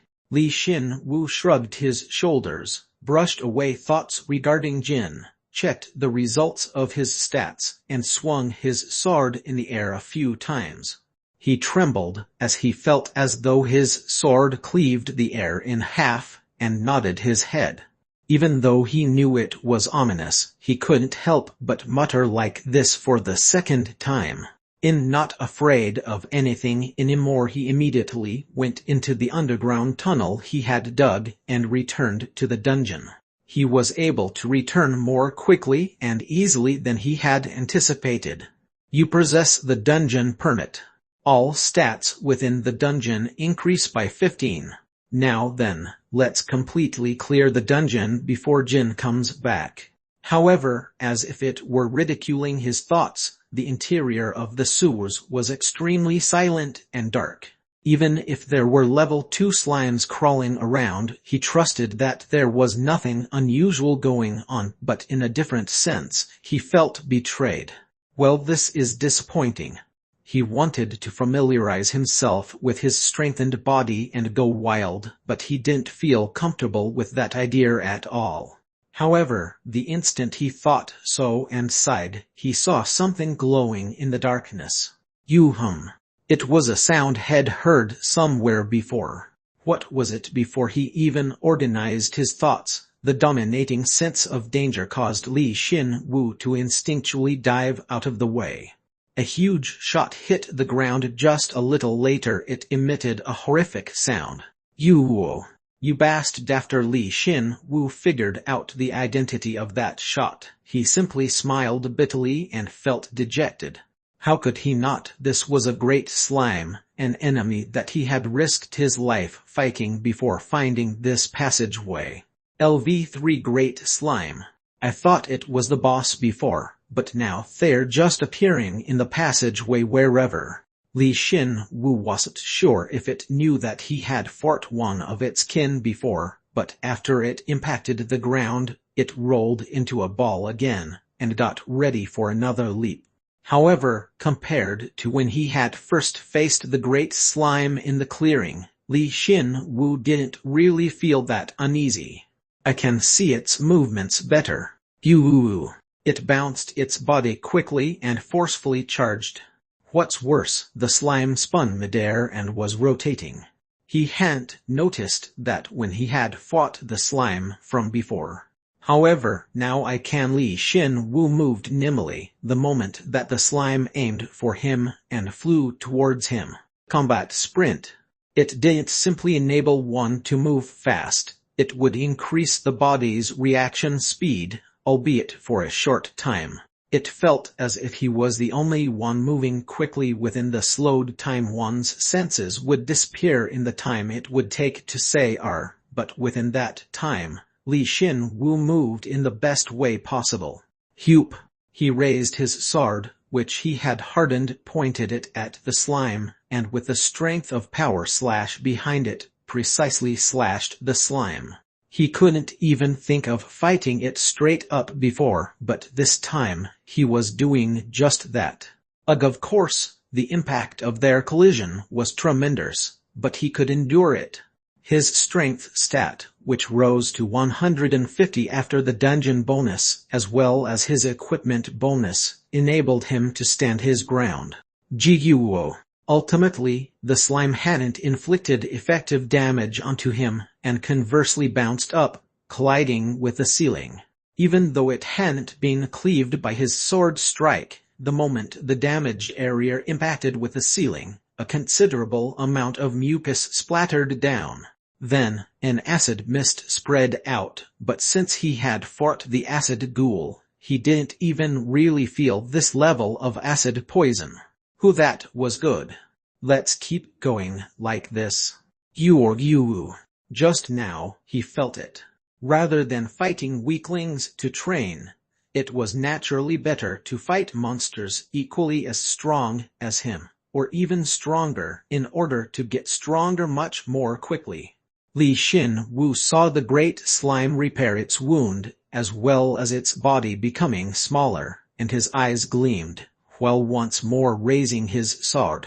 It wouldn't be unreasonable to say that around the time that he could comfortably fight a great slime face to face without using the flames of revenge, he would be qualified to reach level 4, would it? Going. The giant slime and the skeleton clashed again. A fierce roar resounded through the dungeon, breathing life into the once silent dungeon. Chapter 8 Part 2. Chapter 8. Elite Dungeon 2. Yorurururuk, you have hunted a LV3 Great Slime. You have acquired 9,350 Pirium. You have acquired a LV2 Old Thorn Bone Spear 3. You have acquired a Great Slime Bone Core. That was easier than I thought it would be. After roughly 10 minutes of intense battle, Li Xin Wu had emerged victorious in a face-to-face confrontation. Of course, he was injured in the process, but it was to an extent that he could easily heal with only one use of his regeneration. His equipment was fine as well. In the end, he had used flames in order to squeeze out a core, but by that time it was already dying, so he could safely say that he had killed it with only his sword. Now, shall we use Bone Rain him? There was a problem that came around the time he finished up the terrific battle and collected the reward. Due to the battle, he had expanded the passageway, and 2 great slimes rushed in all at once. LV3 Great Slime. LV3 Great Slime. What the hell, it was indeed a LV2 Elite Dungeon, and he wondered what it would be like if 3 LV3 Elite monsters had appeared in the same area, but now wasn't the time to be thinking about that. The Great Slimes were strong enough to break his bone joints the moment he was careless. 2 versus 1. I don't really need to work myself too hard right now. Li Xin Wu quickly made a decision. As soon as they saw him, they went into a frenzy and bounced their bodies around. He avoided their charges and ignited his flames of revenge. While doing so, he suddenly thought perhaps it might work, then attempted to create a flame on both hands, and ended up succeeding. Of course, it wasn't very difficult for him to accurately hit either slimes with the flames. Even if they went Great Slimes and were Empress Slimes, they wouldn't be able to avoid the flames of revenge's homing ability. The flames of revenge were significantly larger than before. Was it due to that normally there would be a delay in between them getting hit by the flame and recognizing the danger and exploding after, but they didn't even do that this time and immediately tried to explode. He made a split-second decision and immediately activated his combat sprint, leaping high into the sky. Before he collided with the ceiling, he forcefully lodged his sword diagonally. Perhaps it was because his body was made of bones, or that he was so light, but the sword made no sign of slipping out, allowing him to hang safely. Immediately after, a huge explosion occurred. Quang. Let's see. Li Xin Wu hung onto the ceiling, and after toughening his feet through harden, he kicked away all the pieces flying towards him. His feet spun around like a windmill while kicking away the pieces. It was something he himself had done, but it felt like he was watching some kind of movie. I just thought it was a lot better than getting hit, so I tried it, but it actually does work. His visual acuity had definitely grown as his agility went up. Even when he was level 2, he couldn't believe it, but now he could read the trajectory as well as the speed of the pieces, match them, and respond accordingly. Of course, he couldn't kick them all away, so he was hit by a few of them, but that was only about 5 of fragments. And that was no longer at a level that could really hurt him. Then shall we start in earnest him? However, when he was confident that had skillfully handled the explosion, and was about to proceed with his next move, Li Xin Wu realized that a strangle phenomenon was occurring from below. It was the Great Slime's behavior. They were going to explode again. Now that I think about it, the flames on their bodies aren't going out. Of course, the flames of revenge were tenacious, but all they had to do was tear off the piece that was aflame. Then, why were they still burning? The answer: it was due to their self-destruct skills, which didn't discriminate between friend or foe. The fragments that were burning from the flames of revenge were spread everywhere, and the other slime that was in close proximity was struck without warning and began to burn once more. As a result, their bodies shrunk in size and they took damage. What's worse, the flames were shifted and they began to burn again. They're really dumb, aren't they? He thought, hanging there vacantly, and while he was thinking, the slimes raised their magic and self-destructed again. However, Li Xin Wu was still hanging from the ceiling, and was even more easily kicking away the pieces than last time. His combat sprint sharpened his senses, so it wasn't difficult at all. The low-rank combat sprint skill has become LV6. Agility has increased by 3. You can activate the skill faster, and you can maintain the skill for a longer period of time. As Li Xin Wu kicked away the incoming great slime's fragments, he felt a thrilling pleasure. Did he always like moving his body around this much? It may be the influence of someone else, someone's bone he had absorbed through bone reinforcement. Whether it was his original personality or not, he was sure that at some point he began to enjoy personally moving his body and fighting, as well as learning skills through experience. And that personality was something that was extremely beneficial in surviving in the underground empire. After completing their second self-destruct, rather than completely extinguishing the flames actually expanded. At around that point, the great slimes realized that the situation wasn't as simple as it would seem. Li Xin Wu thought it'd be funny if they repeatedly used their self-destruct and died, but it didn't actually go that way. The slimes, which had focused only on Li Xin Wu, turned to each other for the first time. They realized that they were the targets of the flames. And they soon did something astonishing. One of the great slime's mucousy body opened just like a mouth and ate the other one. Even as the flames melted their bodies, they softly connected their magic cause together and fused into one whilst emitting sparks, a truly magnificent sight. A LV3 Great Slime has fused with a similar organism. LV3 Great Slime 3. There was a reinforcing mark on a monster. Li Xin Wu was astonished, and couldn't believe the sight. The great slimes, which had become one, had become bigger. They would have compressed their mana centrally in their bodies in the process of self-destructing, so their abilities would have doubled and pushed the flames onto the outer portion of its body, self-destructing once more. As a result, it returned to its pristine form once again. Of course, while it was fusing, Li Xin Wu had dislodged his sword from the ceiling and dropped down. He activated his stealth and was already hiding within the darkness, but his sight didn't leave the fused and strengthened great slime. Perhaps the reason that there are great slimes in this dungeon is because they're the result of the originally low-leveled slimes repeatedly fusing together over a long period of time. If that's the case, then he could understand why this dungeon, which was originally supposed to be level 1, had become an level 2 elite dungeon. Li Xin Wu had unintentionally come across one of the truths about the dungeon, and felt extremely strange.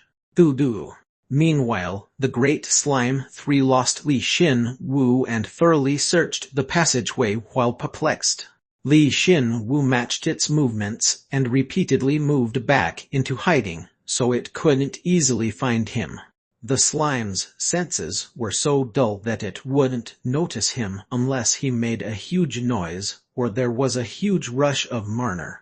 It soon gave up on finding Li Xin Wu and turned around. However, it didn't appear as though it was returning back to its everyday life. It realized that there was an enemy in the silent sewers and had become more aggressive after fusing. In other words, It was focused on getting stronger in preparation for the next time they met.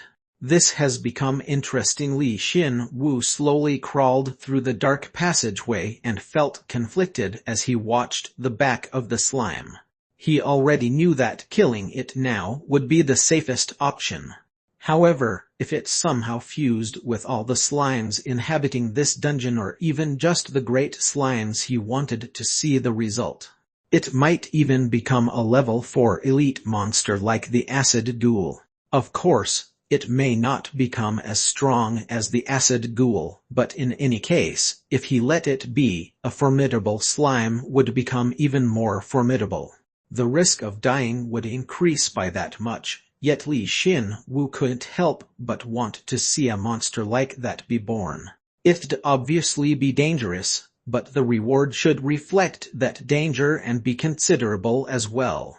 Li Xin-Wu already knew the rewards a level 4 elite monster would drop, the rewards that were a level higher than that of a level 3 monster. It wasn't just the loot. In the process of fighting an enemy of a higher level, all his actions would become a strong karma and would come back to repay him. That's what happened when he had fought the acid ghoul together with the other heroes, too.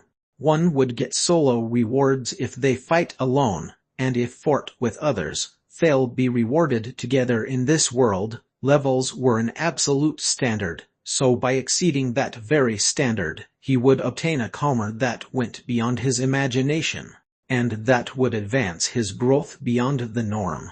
So much so that he wouldn't lose to his seniors, or the undead that filled the empire. If the other heroes heard him, they would ask if he were carrying around a few spare lives and would be amazed, but honestly, he couldn't help it. He did have extra lives. Several dozen of them at that. You have acquired a target for the beginner Avenger skill. When you meet again, all abilities increase by 30. Around the time the great slime had went beyond the clearing and disappeared, a message quietly appeared in front of him. Everything was set. He would be able to defeat the evolved slime. He felt really satisfied that he had gotten this skill from his own actions and the resulting karma, rather than anyone else's bones. And about the tricked by accidentally receiving the savior karma, he now only needed one more token in the future. At the end of that, what karma would he acquire? He was sure that he wasn't very far off. For now, bone reinforcement. The entire body is reinforced. You have acquired 3 magic. Proficiency in low-rank self-destruct has increased by 10, absorbing a portion of the target's memories and experiences. You great slime. TCH, since I've risen to level 3, the amount of stats it gives me has decreased. Li Xin-Wu, who had finished with a bone reinforcement, concluded that it was a good decision to let the great slime go, and after nodding his head, started to proceed through the dark sewer passageway. Of course, while maintaining his low-rank stealth. Chapter 8 Part 3. Chapter 8. Elite Dungeon 3. Did the great slime 3 already wipe out all of the slimes as it passed by? It was so silent that it felt as though his noisy fight at the beginning with the great slimes was a lie. Moreover, this place conversely doesn't have any filth. Or was it all melted by the acid? When a slime becomes a great slime, the acid that it spews out becomes stronger. It would melt solids and evaporate liquids. The slimes that spew out this horrific acid were crawling around, so it was only natural that the sewers become clean. But around this time, he wondered why the sewer passageway was still left intact. I know it's tough, but the fact that the preparations were this thorough, perhaps the Empire treated it as though it was natural for slimes to appear in the sewers.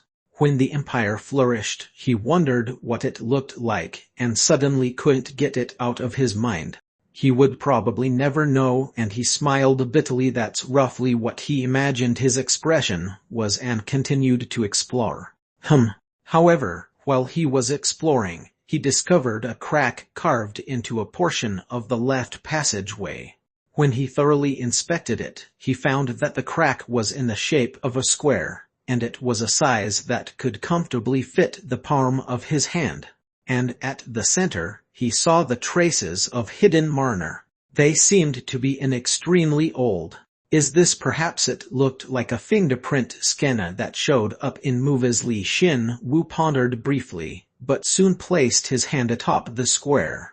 Then, the square pattern surprisingly emitted heat and slightly came out. Beyond any doubt, it was a lock. Li Xin-Wu was excited, thinking that had found a secret hidden within the dungeon, and immediately emitted Marna, but the reaction wasn't great. The door lock turned red, and emitted an ominous light, though that was all. Nothing else really changed. Of course, he had roughly expected that. It was a lock, so there was no way it'd open by just emitting a bit of Marner. However, be that as it may, he thought that this structure didn't just respond to a certain individual's Marna alone. That's because he could faintly, very faintly, feel the traces of Marner from a variety of humans that had stood before this very lock. Then is it a pattern as expected? Unlocking it had now become difficult. It'd probably been dozens of years since the last time this lock was activated, and was so terribly worn out to the point that it'd be difficult to ascertain the origin of the traces of the time-worn Marner. The saving grace was that there were countless traces of people's Marner, and their strands of Marner all overlapped. If he were able to analyze the flow of Marner, he felt as though he'd obtain a meaningful result. It'll probably be a lot of work, but shall we? There should still be some time left before the great slime cleans up this dungeon. Li Xin-Wu concentrated on the door lock and began to thoroughly analyze the traces of the faintly remaining Marner. Figuring out a starting point is important. Yeah, is it here? He saw the conditions of opening the lock as follows: draw the Marner to the center of the palm, and use that Marner to create one pattern. Of course, it wasn't just that it had to be the same pattern, but it had to flow from the same starting place and end at the same ending place. He genuinely activated his senses, and by analyzing the door lock's release conditions, he found and excluded the false traces that they had purposefully put in. He had fun, as it felt as though he was playing some sort of puzzle game. The low-rank magic accumulation skill has become LV2. Magic has increased by 2. It goes up. It was the same process as when entering a dungeon, so perhaps by just carrying out these tasks, his proficiency in magic-related skills would increase. Li Xin-Wu, who was motivated to improve his skills and stats, didn't even know how amazing what he was doing was, and continuously analyzed the lock. And then, he finally succeeded in determining the pattern. The low-rank magic affinity skill has become LV8. Magic has increased by 5. It's a skull. What completely bad taste. He knew approximately what the people who had gathered here came for. However, to think that the pattern that they used was a skull, the laughter came out naturally.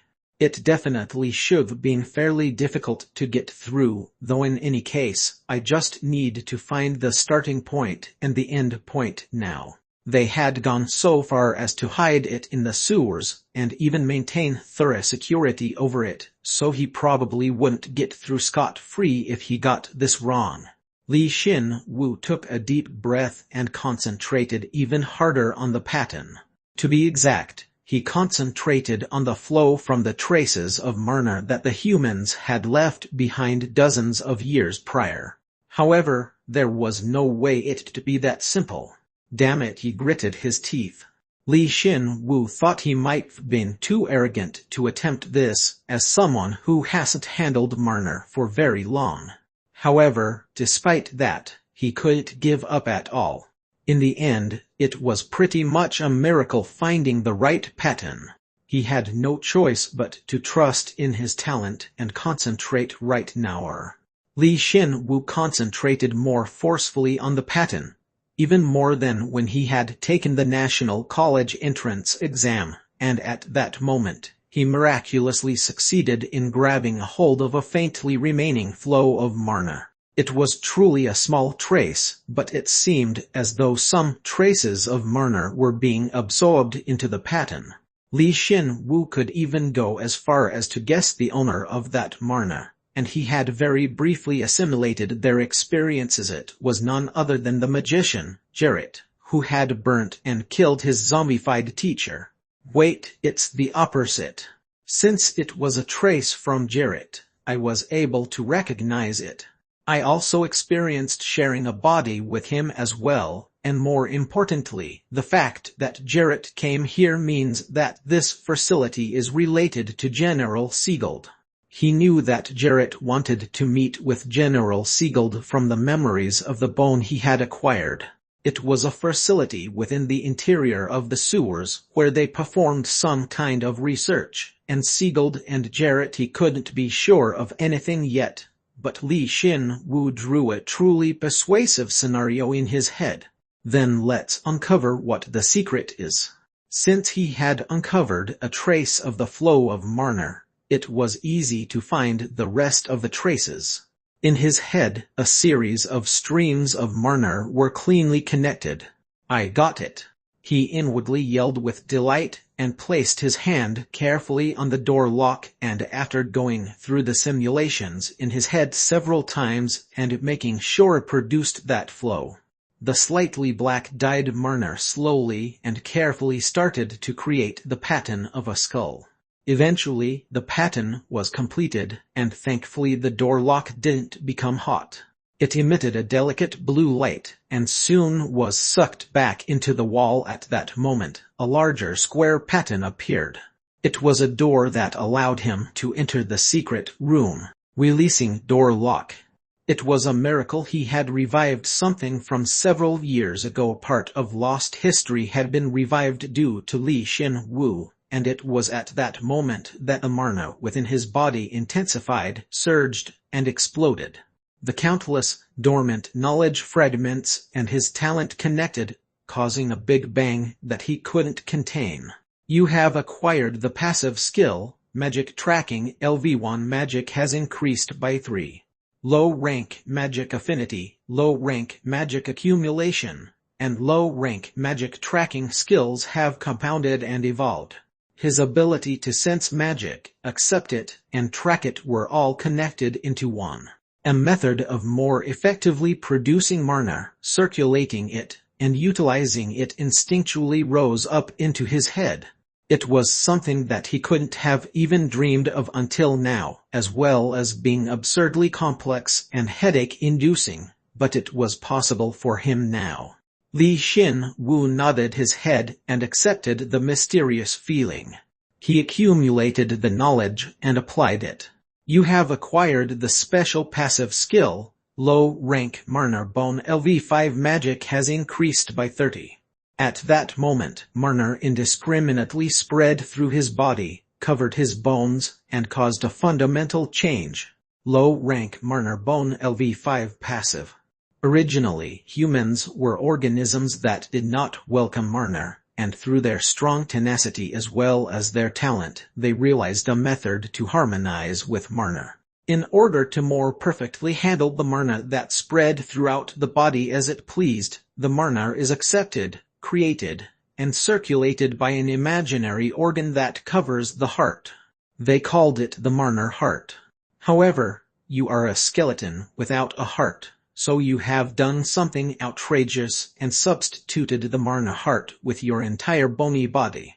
That scale is truly enormous, and if you did not have a considerable understanding and handling of mana, it would have been impossible to even attempt. By achieving a balance between the vast knowledge, your talent in mana, and the special situation, this astonishing skill was born. And no one besides yourself knows the growth potential of this astonishing skill. It was truly an odd feeling. It felt as though he had taken off some unnatural clothes and had been thrown into a world filled with Marner, naked. His body, composed of 206 bones, was integrated with Marner, and each of those individual bones were now more closely connected. Of course, controlling all 206 bones simultaneously while controlling the Marner was certainly not easy. Even if he was aided by the skill, there was way too much to focus on at one time, and he was afflicted with pain that felt as though he was being split apart. It wasn't a joke if he were to lose control and was flooded by the Marner. It wouldn't be strange for his bones to shatter. He would have to constantly exert himself to adapt to this skill from now on. The invigorated flow of Marner increases the body's reaction speed. The invigorated flow of Marner shortens the activation time of all skills. You have successfully absorbed some outside Marner and stored it. Marner has increased by 1. However, enduring the pain was bound to lead to sweet rewards. Had only tasted a portion of it, yet it wasn't hard to realize that the effectiveness of his Marner increased by more than several times. Even manifesting, collecting, and producing Marner had increased. For the first time, Li Xin-Wu felt like he had the right to call himself a hero. And that qualification wasn't just this. At only level 3, you have acquired a portion of the qualification necessary to walk the path of an archmage, one who naturally commands nature and changes the world. Magic has increased by 20. You have acquired the archmage's karma token. Quest complete. You have acquired 1 LV6 weapon trickster's arm bone. You have already achieved the trickster's karma, but you are merely at the level of a toddler. The more personas you acquire, the more your strength grows. That is the path you have chosen, as well as the karma you have been bestowed. Who he had just been trying to find the secret room, yet had experienced a sudden change, one that he couldn't dream of even after calming down the rushing Marner. He momentarily stood still in order to get a hold of himself. Li Xin-Wu kept control of the Marner and circulated it. He felt the Marner that his bones harmoniously spewed out, as well as the resonating external Marner, so clearly that he thought that he would feel nauseous with the slightest slip. He likened this feeling to that of riding a roller coaster. I'd rather just vomit, but these damn bones won't let me. It wasn't an issue that could be dealt with in a short amount of time, though thankfully it was a problem that could still be solved. Just like how a human isn't usually aware of their breathing or the blinking of their eyes, but still does so naturally, he was training the control of his Marner bone skill in order for it to operate unconsciously. Torque is cheap. Li Xin-Wu smiled bitterly and stayed in place for the moment. How much time had passed at around the time where his head still hurt, but he could move it like usual. Li Xin-Wu sighed in relief and checked the bone he had gotten as a reward for the quest. LV6 weapon trickster's arm bone. A trickster's arm bone that was used as a weapon to cajole their enemies. There is enough recorded within to reform one's existence. Height was overwhelmingly distinctive compared to the other bones he had absorbed thus far. He couldn't suppress his admiration of the bone as he inspected it. It had an awfully large amount of Marner within, was obviously extremely tough, and the fact that each of its finger bones was a different shape was especially distinctive. Perhaps the trickster was an existence that didn't need a weapon. He decided that it would be important to figure out how this weapon was connected to the trickster, for now hell reinforce the activation of the skill has failed. You are not prepared to accept the strength within the bone yet. This pattern finally came up. He was already a bit prepared for this, but since it actually happened, it tasted bitter. If that was going to happen, He wanted to complain and ask why they gave him such a mouth-watering bone at this time, but when he thought about it in another way, he felt like he was that amazing to have cleared a quest that was so far above his level. Well, it should be possible soon. If bone reinforcement couldn't accept it, then he would have to forget about this bone for now. Li Xin-Wu inspected the bone with a deeply regretful expression, and in the end put it into his inventory. Well, he already had his hands full adapting to and applying the Marna bone skill he had just awakened. It might have actually turned out well for him. Li Xin-Wu convinced himself of this and raised his head. The secret door that had revealed itself for the first time in dozens of years looked worn out. All right. Li Xin-Wu firmly resolved himself and placed his hand atop the door. The door silently rose up, to the point that it was difficult to believe that it had lain undisturbed for dozens of years. The records of General Siegeld and the records of the research related to Jarrett thinking that the secret was right before his eyes caused him to feel excited once again. But before Li Xin-Wu's eyes was Q'ark, a skeleton without an inch of flesh remaining popping out and attacking him. Chapter 9 Part 1 Chapter 9 Anti-Skull 1 Q'ark TCH It precisely aimed for Li Xin-Wu with its sharp sword strike. It truly was a perfect surprise attack, but Li Xin-Wu was faster and avoided its attack. He bent his head back and kicked upwards, causing the sword in the skeleton's grip to go flying. Q'ark. This is the skeleton's sword flew directly up and lodged into the ceiling. However, the skeleton seemed unconcerned, fixed its gaze at Li Xin-Wu, and charged. It seemed as though its Marna was focused into its palm, and it attacked Li Xin-Wu for a second time with its hands dyed in a dark green. It's acid, a poison made from Marna. It's at a similar level to the great slimes, and if that's the case it was at that moment. Through his skill in Marna analysis, which had noticeably increased due to his Marna bone, he was able to grasp the structure of his enemy's skill, and at that very moment, the bone he had absorbed before the acid ghoul's thumbnail awakened its potential. You have learned the active skill, Intermediate Acid Poison Spray LV1. Strength and magic have increased by 15. Low-rank acid resistance has become LV7. You have achieved the feat of acquiring an intermediate skill. All stats increase by 5. Huh. Li Xin-Wu was so astonished that he almost lost control of his Marna for a moment. Intermediate though the acid ghoul's ability was indeed frightening, when he normally learned a skill, he thought that they'd always be at a reduced level, so he couldn't help but be astonished. Could this also be due to Marna bone? He was able to completely reproduce the special properties of the Marna within the memories and experiences now, so if all the skills that he was going to learn in the future started at a high level, then him learning the Marna bone skill would have been the best thing that happened to him ever since he was dropped into the Empire. Hute. Q'ark. The deep green mist that rose from his fingertips softly wrapped around the skeleton's palm. At that moment, it yelled in fright and retreated back, colliding with a desk.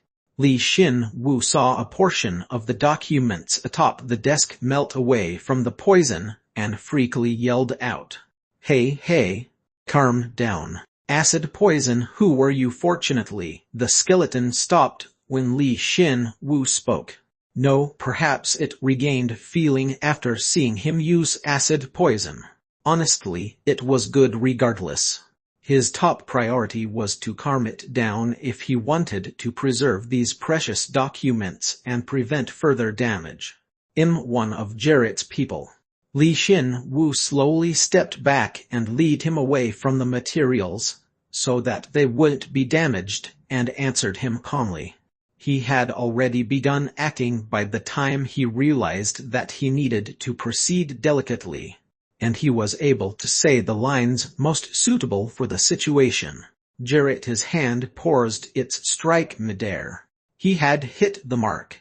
"You're subordinate of Dr. Jarrett Atteran. I don't recall seeing you before.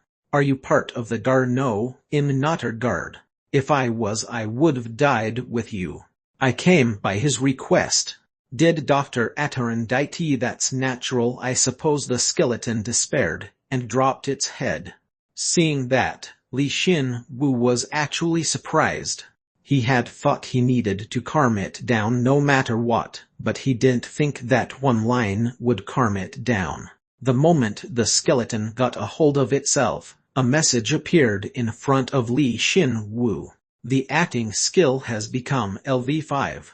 Those who listen to your words will instinctually have a good impression of you. Your body is black, Huts, because of the poison. Your poison's really strong." "Yeah, our tests were like that. Now I remember a little bit." At around that time, the skeleton had completely lost its fighting spirit.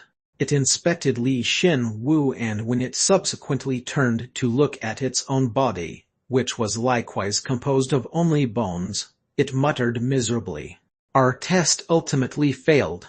We couldn't stop ourselves from turning into undead in the end. That foolish emperor tried to prevent disaster by calling an even greater disaster." Those words felt as though Li Xin-Wu had just been hit by a straight punch.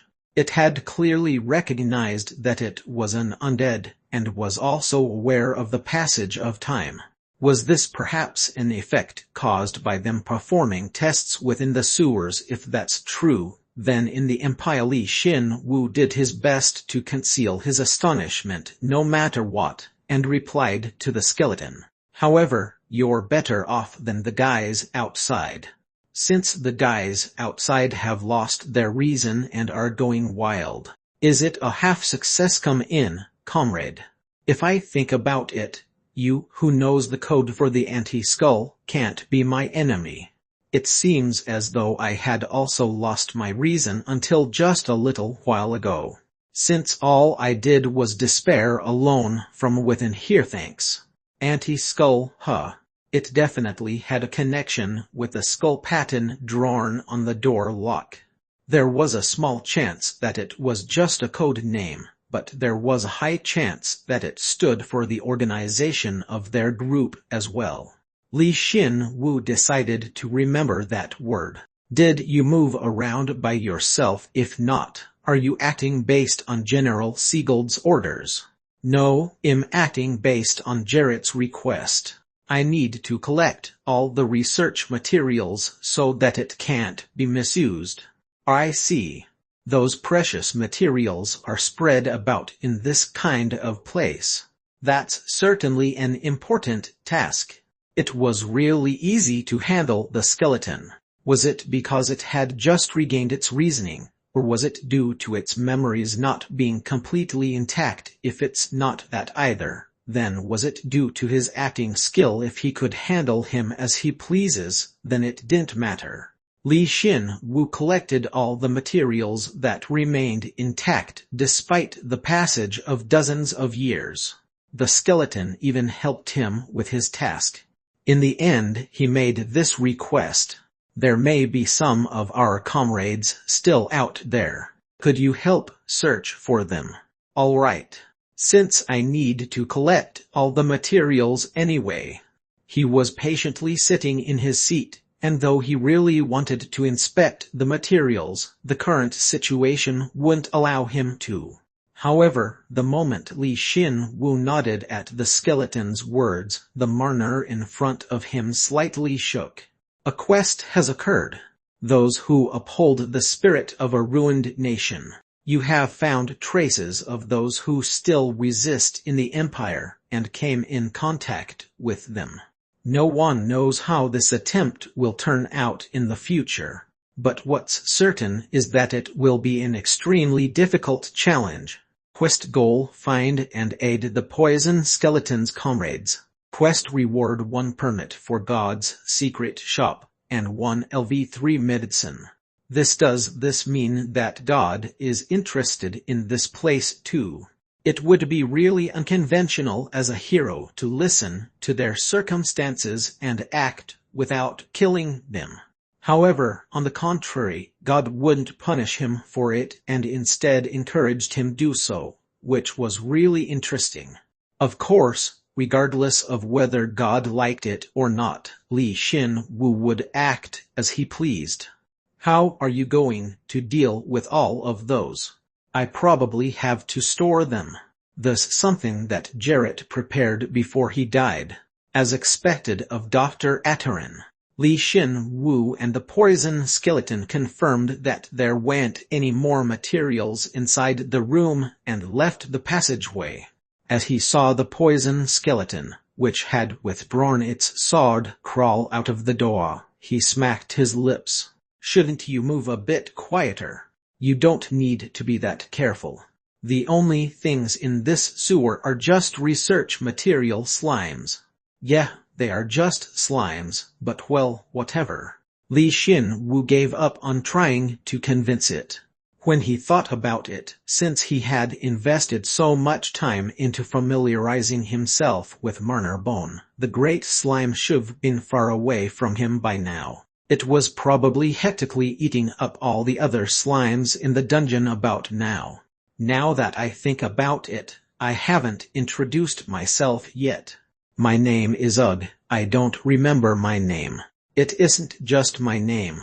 I don't even remember who I was. I wonder why. I remember the tests and the curse, but there's nothing I remember about myself. It's as though the inside of my head is completely empty. If he was a human instead of a skeleton, he would have seemed like a main character, but the world wouldn't remember a mere extra's amnesia. Surprisingly, Li Xin-Wu replied uninterestedly.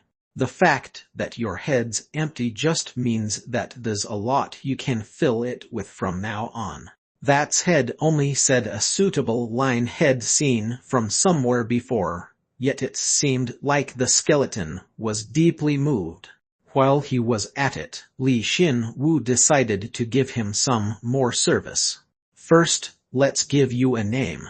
Now your name's Paul. Paul, it's an alright name. What's your name? Paul Zero. It was a name head thought up himself, but it was really an alias without a speck of creativity. Then Paul Zero, this way. I don't remember anything regarding myself, but I definitely remember the way. Great. Let's go, Paul. Li Xin-Wu and Paul moved quickly. He definitely moved a lot more efficiently because he had died. No matter how excellent his Marner senses had gotten from learning Marner Bone, it took a certain amount of manual labor to find the secret passageways. He was suddenly in awe of his foresight, as he hadn't killed the skeleton and dealt with the issue by just talking. Li Xin-Wu honestly hadn't thought that this was how it would turn out. We've arrived. You see it too, right? Yeah, I'm opening it right away. Li Xin-Wu released the lock more skillfully than before and opened the door. There were 3 skeletons within, but they were just like Paul had been, and had lost their reason. Kaiar. Yeah. I thought you'd be this way. Li Xin-Wu sighed and softly spewed his acid poison at them. It wasn't acid magic, nor was it a curse, and the skeletons that basked in the poison went in surprise and stopped moving. It was honestly really funny. The taste of this poison it's the taste of an ally. Why, you're you a soldier from another test by any chance? To think that I'm a skeleton. Now, I understand your complicated feelings, but I received Jarrett Atarin's request, and you guys are undead that have their reason. We're all friends here, so just calm down for now. Li Xin-Wu perfectly utilized his acting skill and calmed them down. Paul, who saw Li Xin-Wu instantly clean up inside, just carelessly clapped with his bare-bone hands. The power in your voice is unusual. As expected, it seems you weren't a normal person after all. What do you think our relationship was in the past? Ugh, I don't remember. You already said that before, so be quiet and stand over here in order. Your Paul 2, your Paul 3, and your Paul 4. The 4 Pauls had a touching reunion, even though 5 minutes hadn't even passed yet. Since they were all composed of bones now, it was difficult to recover their previous form, but they definitely remembered that they followed and trusted the same general, and cooperated with the tests. Moreover, since they were all level 3, they were highly likely to all have had the same post in their past life. To think that you're carrying out Dr. Atern's will even after becoming an undead, you're amazing. Won't you come with us to meet General Seagold? General Seagold definitely wouldn't have given up on the magic research. I'll probably go and see you guys someday. I'll remember you guys. Li Xin Wu instantly refused the offer of the Pauls, who had reached a mutual understanding, and quickly collected the materials. And in the process, he took a sideways glance at the characters that they used, and the materials definitely weren't written in Korean, but he could naturally read them. It was probably the same reason he could communicate with others, despite never learning the Empire's language. Now, shall we go and check the remaining materials? Hey, but wait, don't you hear something strange from somewhere? Now that you mention it, yeah. Paul affirmed Paul 3's statement. Then, Paul 4, who had gone out of the door before the rest of them, spoke with a slightly stiff voice. I hear the crawling sound of something huge. Quang! Immediately after, a portion of the passageway burst. Beyond it, a huge slime dyed in a dark green revealed itself and faced them. Its truly dreary aura was so heavy that its body sagged, and that heavy acid mist spread through its surroundings. LV4 King Slime. You have found the target of your revenge. When you fight it, all stats increase by 30. Flames of Revenge receive a 30 additional bonus. Jururuuwo. The King Slime, which discovered Li Xin Wu, forcefully howled, and the tough passageway walls began to quickly crack. However, the poison skeletons were terrified and instinctually stepped back. On the contrary, Li Xin Wu looked pleased and stepped forward. He was slightly disappointed that it wasn't an Emperor slime, but still, this was great. Let's play pudding. Yurururururu. The King Slime responded vigorously to Li Xin Wu's offer. It seemed like it really missed Li Xin Wu too. The Pauls looked like they were going to cry when they saw the walls quickly crack as a result of the King Slime's full-speed charge, but unfortunately for them, there was no place to run. Chapter 9 Part 2. Chapter 9. Anti-Skull 2. To cut to the point, the environment they were in wasn't great for running around and playing hide-and-seek. It was because whenever the King Slime moved, the drain pipes would split, crumble, and spill dirt, causing chaos. The Pauls, who hadn't yet gotten used to their skeleton bodies, flinched whenever that happened. If I can properly see it, then there's nothing to worry about. Li Xin Wu moved his body, avoiding the King Slime's charge, and comforted the Pauls. However, the King Slime collided with the sewer drain pipes, causing the whole area to crumble, and by seeing this, the Pauls yelled out. If this goes on, the secret facilities will collapse too. What? Certainly, the whole sewer could collapse at this rate. Honestly, it didn't really matter if a worthless sewer collapsed, but he couldn't allow all the facilities to collapse before he got a chance to look over the materials. I have no choice since it's come to this. Li Xin Wu stiffly nodded his head and retreated. The Paul's attention remained completely fixed on him and followed him. I'll bring more reinforcements, so keep it busy. We can't. That's impossible. No, you guys can do it. I'll make it so you can. Pudding had pierced through the sewer pipes, became covered in dirt, and spread poison while in the process. Li Xin-Wu took a short deep breath, and towards the Pauls, who sported expressions akin to young birds gazing at the mother bird. Of course, skeletons are expressionless, so one wouldn't be able to tell, but that's roughly the feeling, as well as Pudding screamed with all his might. "I'm really sorry. By using low-rank Shriek of the Dead, you have caused your enemies to fall into a frenzied and fearful state. You have succeeded in using a skill against an enemy a higher level than you. The low-rank Shriek of the Dead skill has become LV2. A QRK. KK. It's an enemy. The 4 poison skeletons, that had for a time regained their reason, had once again completely lost their reasoning due to Li Xin-Wu's shriek. It was such a heinous act that it wouldn't be strange if the devil came and asked if he could take him as his older brother.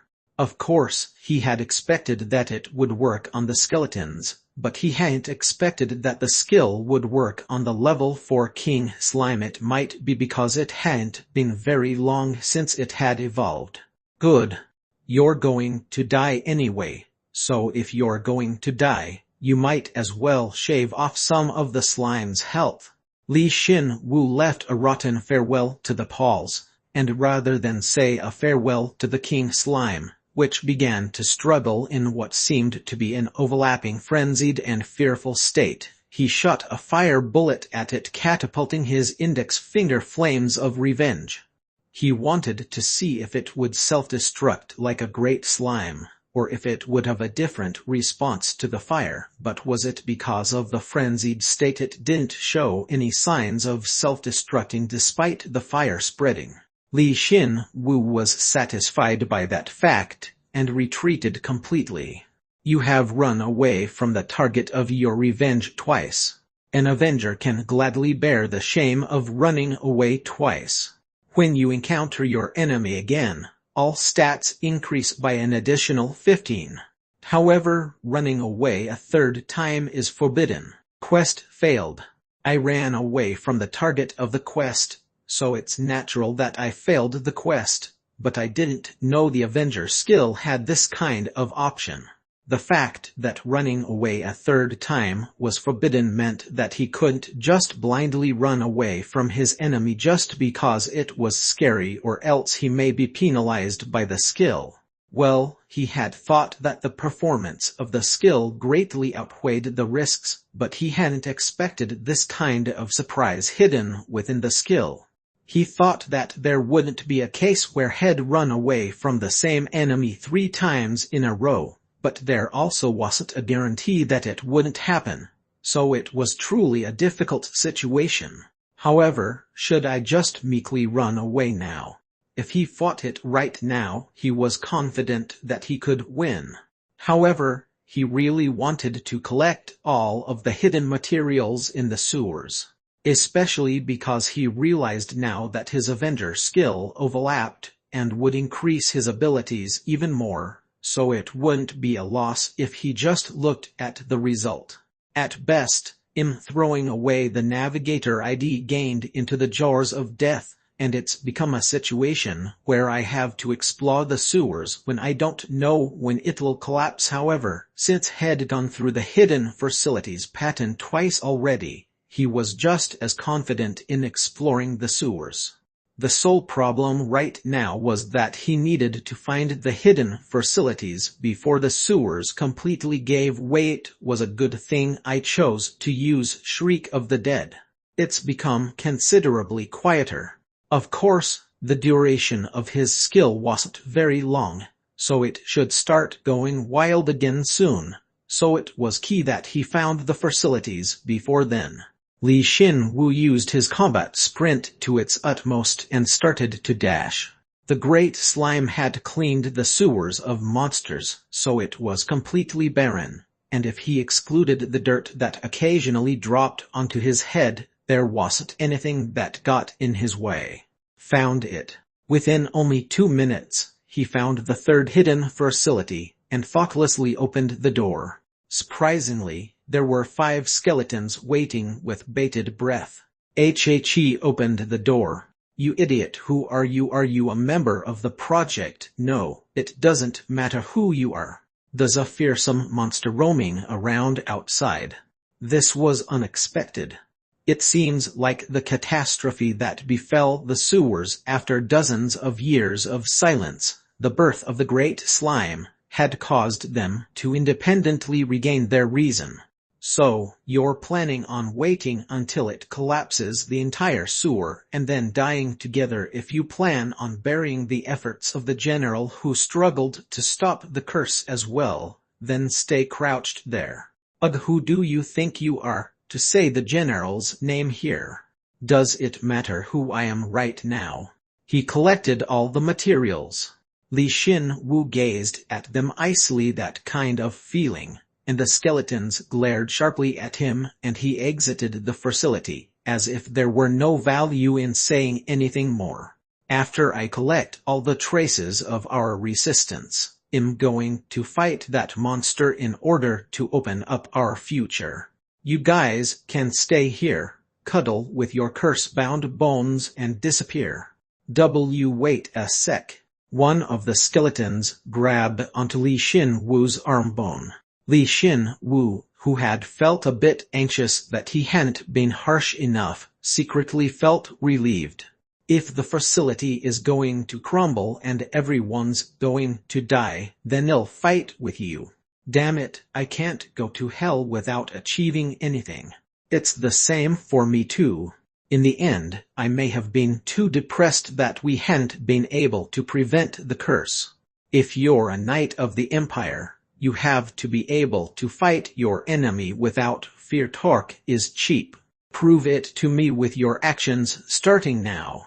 Li Xin-Wu thought it was time to reproach them more, and as soon as he replied frigidly, the skeletons actually seemed to show some pride, and walked ahead of him with heavy footsteps.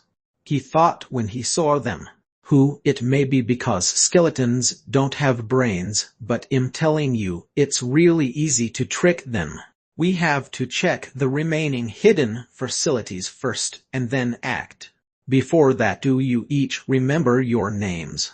I don't remember anything about myself. All right then, from this side in order. You're Paul, Paul 2, Paul 3. Li Xin-Wu treated the skeletons that he had left behind to fight the king slime as already dead, so he forcibly took their names and passed them on.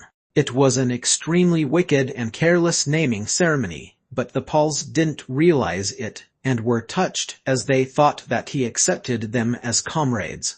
They accepted Li Xin-Wu as their temporary leader, so he didn't really need to make up an alias. If I came out strong from the start, I could have finished it without lying unnecessarily. Li Xin-Wu learned a new way to conduct himself based on the situation.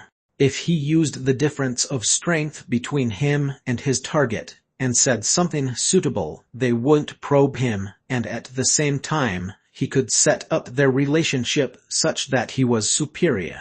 Though even I think it's really not something a hero should do. Around the time that Li Xin-Wu pondered whether he was going in the right direction or not, he finally arrived at the last area. There were 7 poison skeletons within, and they also obediently joined up with him. With this, he had gathered 12 level 3 skeletons, excluding himself. I've collected all of the materials. Now let's go and take care of the monster. Let's go. As they had increased in numbers, it seemed the skeletons inevitably swelled with confidence. Even though they had regained their reason, they were still fundamentally idiots. Anyway, while Li Xin-Wu was encouraging the skeletons and advancing forward, he caught a glimpse of the end of the dungeon, the final secret facility, as well as the adjoining passageway on the side of the wall. There was a trace that it'd been completely torn out. It looked like that was the boss room. It was obvious, but he didn't feel anything in there. What happens in this case? Does it recognize killing the king slime as killing the boss? He had undergone various strange experiences in this dungeon, which was truly odd. The experience he acquired here should be helpful later. He ran while thinking such miscellaneous thoughts, and in no time reached the area where he had first encountered the king slime. You have found the target of your revenge. When you fight it, all abilities increase by 45. Flames of Revenge receive an additional bonus of 45. It is your opponent's last chance, as well as yours. The king slime, which had discovered Li Xin Wu, howled forcefully. It didn't have any traces of the flames of revenge on its body anymore. He had felt the connection of Marner terminate in the middle and had roughly assumed as much. You weren't able to shake it off at the right time, so your body has gotten a lot smaller, huh? It acted as though it could understand what Li Xin Wu was saying, and the king slime's temper flared, though its body had considerably lessened compared to when he had first saw it. It was to the point that he would believe it if someone said it was a slightly big great slime. However, the smaller it got, the more its strength was concentrated in its body. Its strength alone wouldn't lose out to the acid ghouls. Roman too can't believe it. My bones, whereas the 12 Pauls murmured to themselves when they saw the 4 big and small bones scattered around the battlefield.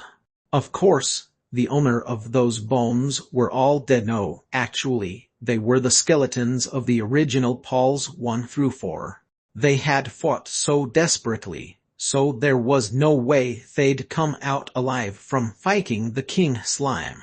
Those guys chose to sacrifice themselves in order to keep the results of our tests safe, as well as hide us from the enemy, which allowed me to rescue you guys. Li Xin Wu chattered away so calmly about them. Even though they had died so unfairly, if the original Pauls, who had become bones, had heard him, they would have returned as evil spirits to haunt him. It would be really fun if they came back as evil spirits. You're not going to let their sacrifice go to waste, are you? For the Empire, and for yourselves, we're stepping over their corpses. Awulu. I'll survive no matter what. Even though I'm a skeleton, there's hope if I survive. I'll crush that mushy monster. The effect was amazing. The morale of the 12 Pauls soared, and they each raised their weapons and charged at the king slime. The king slime seemed to find it laughable and spewed its acid poison, though because they were poison skeletons, they weren't harmed very much. Think back to when you were warriors. Dying to a mere slime like that is disgraceful. Li Xin Wu encouraged the skeletons and comfortably took a pose from the rear. The flames would just cause it to self-destruct, so for now, he planned to fire his grenade catapult self-destruct to weaken the slime. Then fire. The resulting explosion from the index finger shot inflicted tremendous damage to the king slime, causing it to rampage about. Unfortunately, the 12 poison skeletons fought desperately without reservation, so Li Xin Wu couldn't attack without them making way.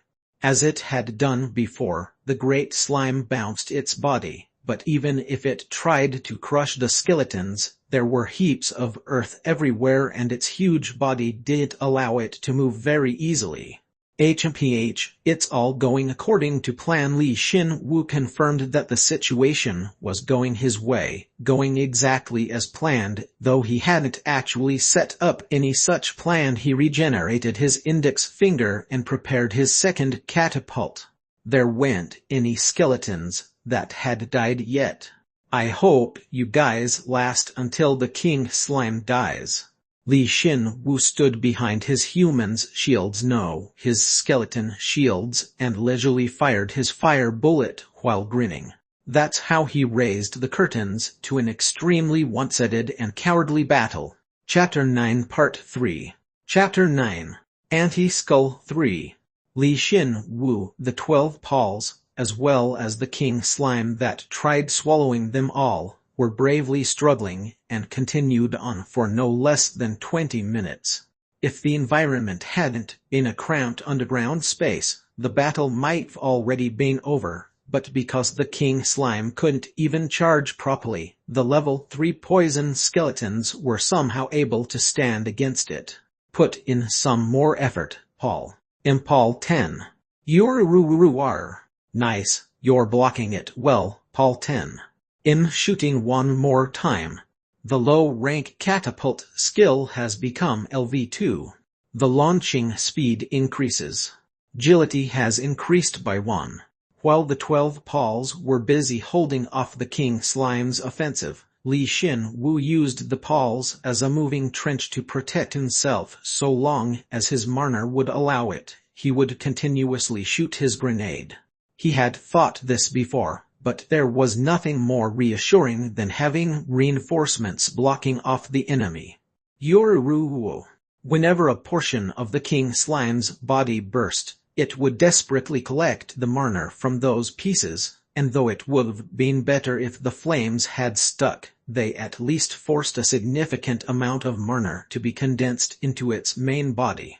Rather than cleaving its core and killing it, he needed to slowly condense its mana, whether it be by fire or explosions, as that would help him get the core. If it didn't look like a core would come out, then he would use his flames of revenge, even if it meant sacrificing the Pauls.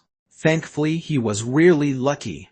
Ugh, it's too strong, hold it back. Comrades, our pain will be the foundation that unlocks our future. Paul 12. In the midst of the intense battle, it seemed as though the Pauls had formed a deep sense of camaraderie. Li Xin Wu hated his body, which couldn't eat popcorn, and shot a grenade at the king slime. Li Xin Wu was excited about how many stats its core would give him, and was counting his chickens before they hatched. But at that moment, the king slime quickly rolled its body and dodged the launched finger. What? Li Xin Wu momentarily did a double take. He then saw that its flesh had been torn off from the constant grenades in the past 20 minutes. And the size of its body had lessened to an extent that it could move now, even in this narrow space.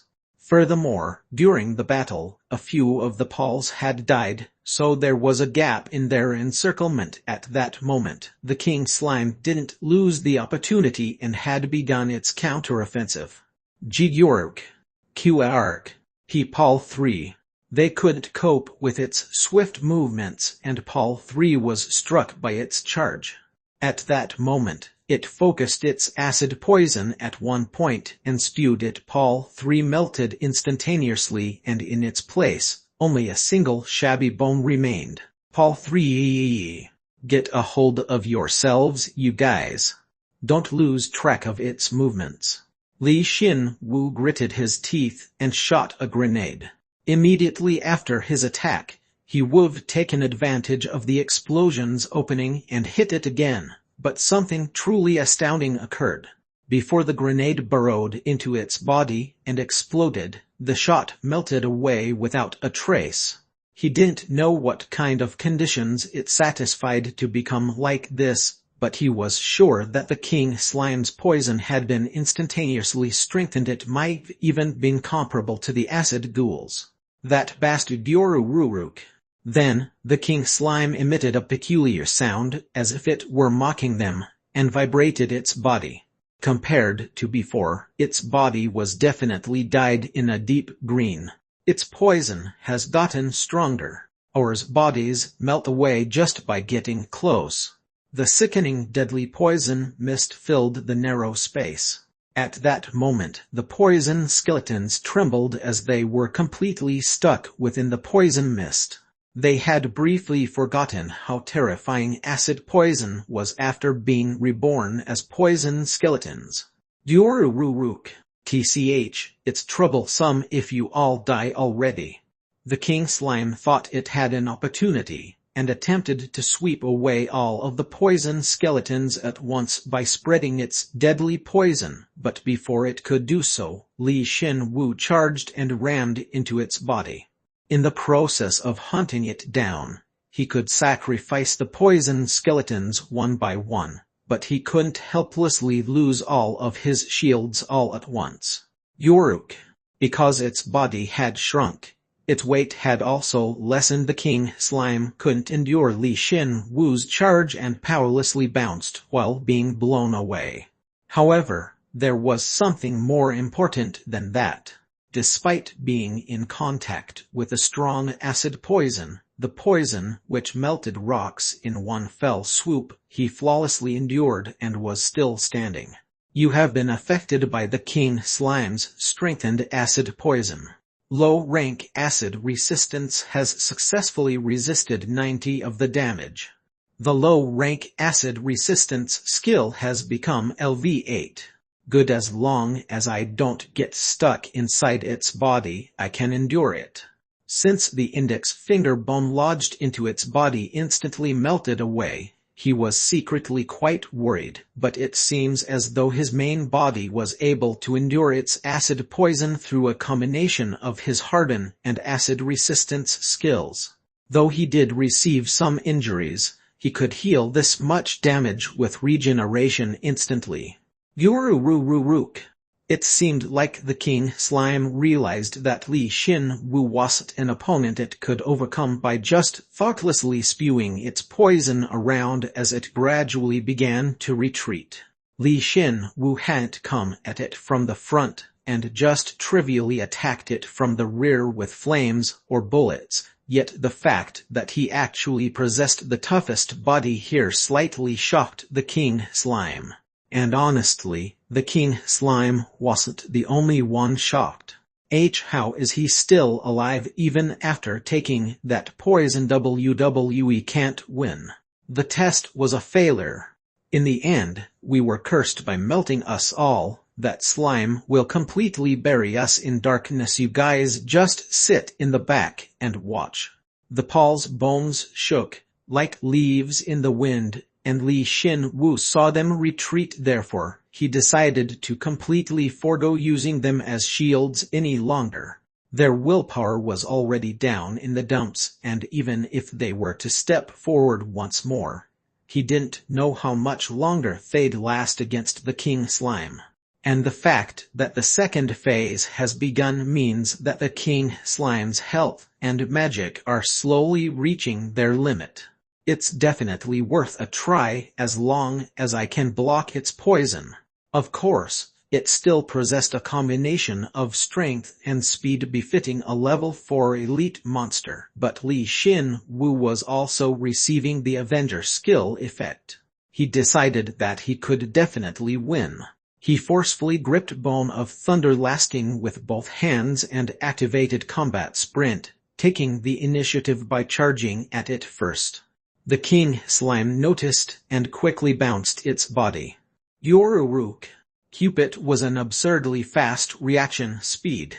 If he didn't make full use of his temporarily heightened visual acuity, he would lose track of it.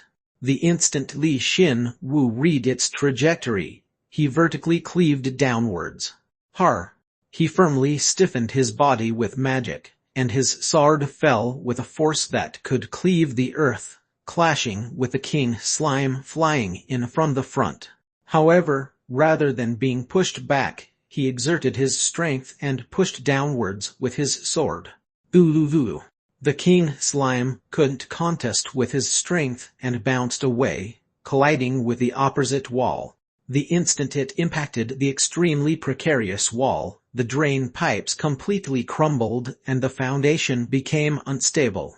Dirt spewed everywhere, but even within that messy situation, Li Xin-Wu's eyes didn't leave the king slime. Does it also have a harden ability? There aren't any scratches on its body. His sword was plenty sharp. The bastard was just excessively tough since its body had lessened in size. Its physical strength had atrophied to the point that Li Xin-Wu could push it back, but conversely, Its magic had been frightfully condensed. It had gotten that much tougher as a result. Ooh. Hup. The slime must have been uplifted after being unharmed by Li Xin Wu's strike, as it bounced from its position and flew towards him again. If he got pushed back here, it'll be the end. Li Xin Wu gritted his teeth and clashed with the king slime. With a resolve to take it down, he infused power slash in every strike. I thought, we can't win. If he can't kill it with that tremendous power, then the poison mist is rising. Since he was fighting while listening to the Paul's draining BGM, it didn't work. No, it was honestly just that his current strength couldn't overcome the king slime. Looking at the situation of the battle, he figured that if he could buy more time, he would be able to get a decisive strike in. But the problem was I can't just keep repeatedly attacking and defending until its mana runs out. This sewer facility was counting down to its destruction. The pouring dirt would make it difficult to even move soon. It would become the worst environment to fight in. In order to finish it before then it would be a bit difficult, but this was the only choice. He resolved himself and activated his skill, Flames of Revenge. The black flames softly blazed atop his index finger bone. Seeing that hateful fire, the king slime spewed the deadly poison that had been condensed in its body all at once in all directions, and filled the space with poison. Good, you're definitely responding to it. The deadly poison mist and his black flames met, emitting a crackling sound. The flames burned the poison, and the smoky heat surged. If he just remained like this, both sides would just run out of magic. So Li Xin Wu raised his index finger about shoulder height, aimed, and postured to shoot. I don't know how many times it'll self-destruct from the flames until it leaves behind its car, but I have no choice. However, before he shot, one of the vacantly watching Pauls suddenly muttered, "I remember." He spoke at such great timing that Li Xin Wu stopped his catapult. It was truly a relief that the king slime saw the unwaning flames and felt extremely anxious, making it unable to move its body. He didn't know whether they knew about the situation or not, but Paul kept muttering, Before I was appointed as a knight, I applied for this test." Hearing that, Li Xin Wu furrowed his brows. Did they seriously remember their past at this timing? However, it wasn't just him. The other Pauls muttered as well, as if they had promised to do so. "I was just a soldier, but due to my performance, I became a centurion. The one who brought me there was none other than General Siegel. I respected the emperor. Because of that, I couldn't pardon his mistake, even more than the others. How could I forget the way I had lived, the way I must live from now on? All of it was within me all along." In no time, this space, which had been filled with a thickening, deadly poison the king slime had spewed, became clean. Even now, the king slime was responding to the flames of revenge and was creating acid poison, but the poison skeletons were absorbing it all. The test was not a failure. It failed. It was truly a horrific failure. However, because it was a failure, there was something we could gain from it. How miserable. However, we need this strength right now. There was nowhere to run. They couldn't escape from the acid poison, and the skeletons had no other choice but to accept it. And the moment they gave up on everything, they naturally absorbed the acid poison as if it were theirs. From the beginning, the skeletons were starting to become stronger. The vestige of their past test's failure had made it possible. It was at this moment that their past karma was connected to the present. Why did I forgot how to use Marner? It feels like someone had locked me in the darkness and stripped away my reason. I can't remember my past name at all, but it's fine now. We've become able to accept both our past and present. We don't need to think deeply about what's within anymore. We just need to walk the path we've been taught now.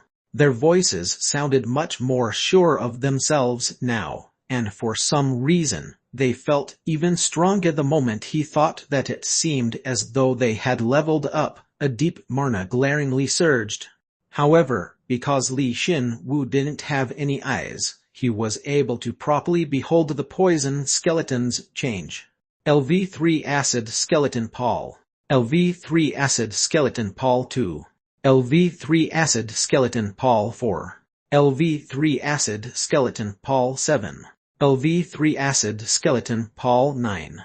LV3 Acid Skeleton Pall 10. LV3 Acid Skeleton Pall 12. To think he'd see the moment that the undead were reborn as named monsters. They became named monsters with the names he'd given them at that. Li Xin Wu was stunned and looked at them with his mouth wide open as the Pauls walked with heavy footsteps more vigorously than before and joined up with him by his side. Sorry we showed you something so unsightly, Captain. We'll fight with you now, too. Give us the command. I want to respond to the chivalry you showed, Captain. When the hell did I become your captain? And what the hell do you mean by chivalry is how he eagerly wanted to reply, but Li Xin Wu discarded all those thoughts. Though the Empire was incorrigibly cold and arrogant, he acted as though their empire was the only warm place in this world. You've finally gotten a hold of yourselves. Hold it back for a bit. You can do that much, can't you? Yes, sir. Of course. The 7 level 3 elites attacked the King Slime simultaneously. The King Slime attempted to kill them with its poison and charge attacks, but they were no longer the weak skeletons of the past. Ultimately, while it was restrained by the skeletons, Li Xin Wu took the opportunity to shoot his fire bullets in a volley. As it was being barraged with the fire bullets, it didn't even have an opportunity to self-destruct, and died from the flames. It was truly a brutal victory. Chapter 9 Part 4. Chapter 9. Anti-Skull 4. You have hunted the LV4 King Slime. You have acquired the title Slime Hunter. All of your abilities increase by 20 against slime-related monsters, and you have a higher chance of acquiring better loot from them.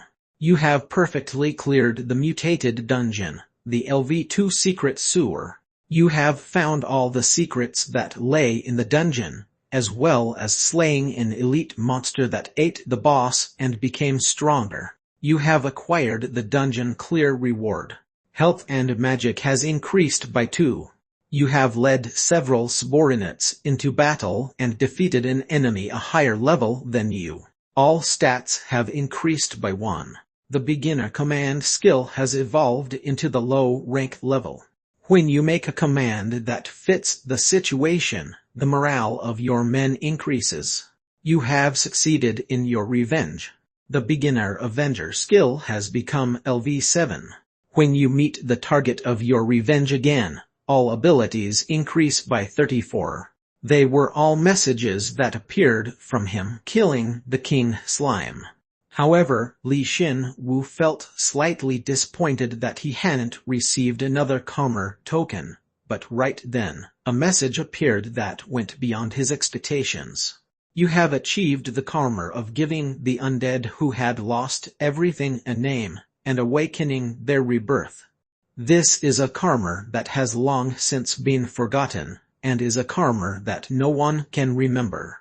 You, who endowed these cursed and rotten individuals with unknown potential, will be called this by the world, the Joker. The trickster karma has been absorbed by the Joker karma and has been strengthened. Your future is unknown, such that no one can predict it, and is filled with countless changes. No one can tell you what to do, and no one can dare block your path. Through a dramatic event, your karma has strengthened. All stats have increased by 10. The acting skill has become LV6. The low-rank Marner Bone skill has become LV6. This is Li Xin Wu felt a strength that was greater than any other before permeate his body. Although it might be similar to the Trickster Karma, the Joker Karma was a more powerful Karma, so perhaps that was why. As proof, all of his stats increased by 10. Aside from when he leveled up, he had never experienced such a shocking stat increase. Moreover, his skills had grown as well. I feel like Captain's become even stronger. He's someone who could give us names. That's natural. Those were truly powerful flames. The 7 surviving Pauls, who had been reborn into elite acid skeletons towards the end of the intense battle, saw Li Xin Wu becoming even stronger following the battle, and said as expected while nodding their heads, "Are you guys?" Li Xin Wu suddenly realized they were there and turned around. When he thought about how they had essentially given him the Joker Karma, he had no choice but to change his attitude towards them. "Have you recovered all of your memories?" "Not all of them. However, I realized who I am and what I have to do. This is all because of you, Captain." All of them, without exception, were dyed in a deep green, but the fact the weapons they possessed also changed color was truly peculiar. Though their levels didn't change, their bones were tougher and thicker, and their spirit was no joke. "We have to find General Siegeld. He definitely hasn't given up yet. He must be struggling to save this curse-ridden empire. Like you, Captain, the General will welcome you with open arms. Let's go together, Captain." It was a development that he had roughly expected.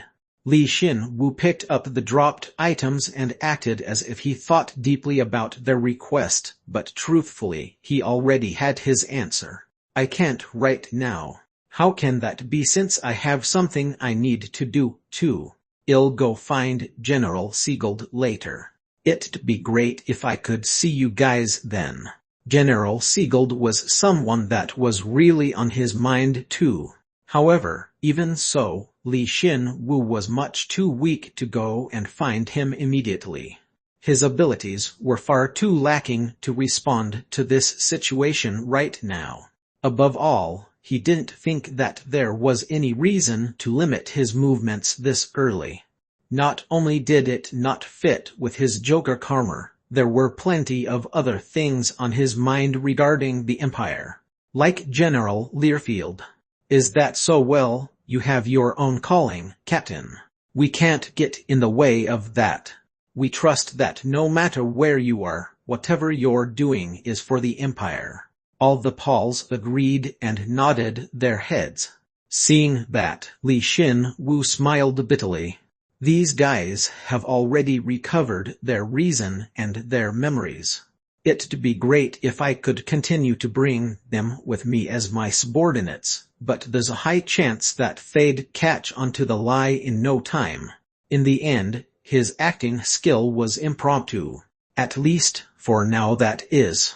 He would need to hide his human nature and the truth of his identity from them even then. Taking this many of them with him was definitely impossible.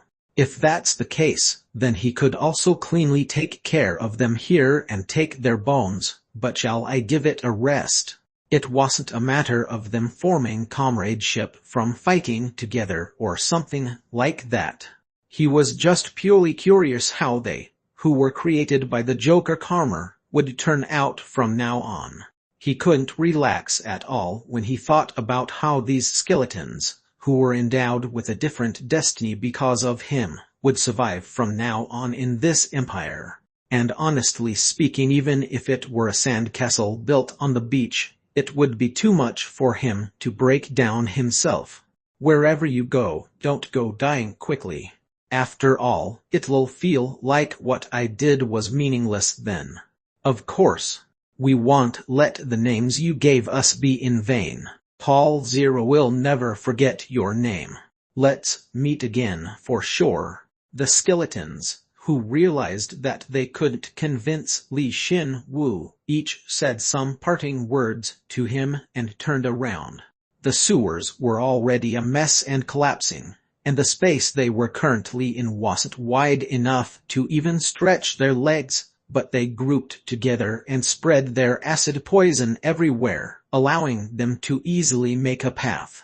It was as if they used an eraser to erase the dirt. Now, let's see. He drove away the restlessness he felt after the acid skeleton's paws left, and completely raked in the loot buried in dirt and poison. Li Xin Wu concentrated on that task, and was able to soon forget about those that had left. You have acquired 53,080 Pirium. You have acquired a LV4 King Slime Bone Core. You have acquired a LV3 Poison Skeleton's Rib Bone. Would you like to with the LV3 Poison Skeleton's Rib Bone? There was an inherent marner within, so he was able to find them quickly. He naturally received the loot from the King Slime, but he also received the bone from one of the poison skeletons that had fought before him. He was naturally pleased when he found a safely remaining bone from their depressing solo act.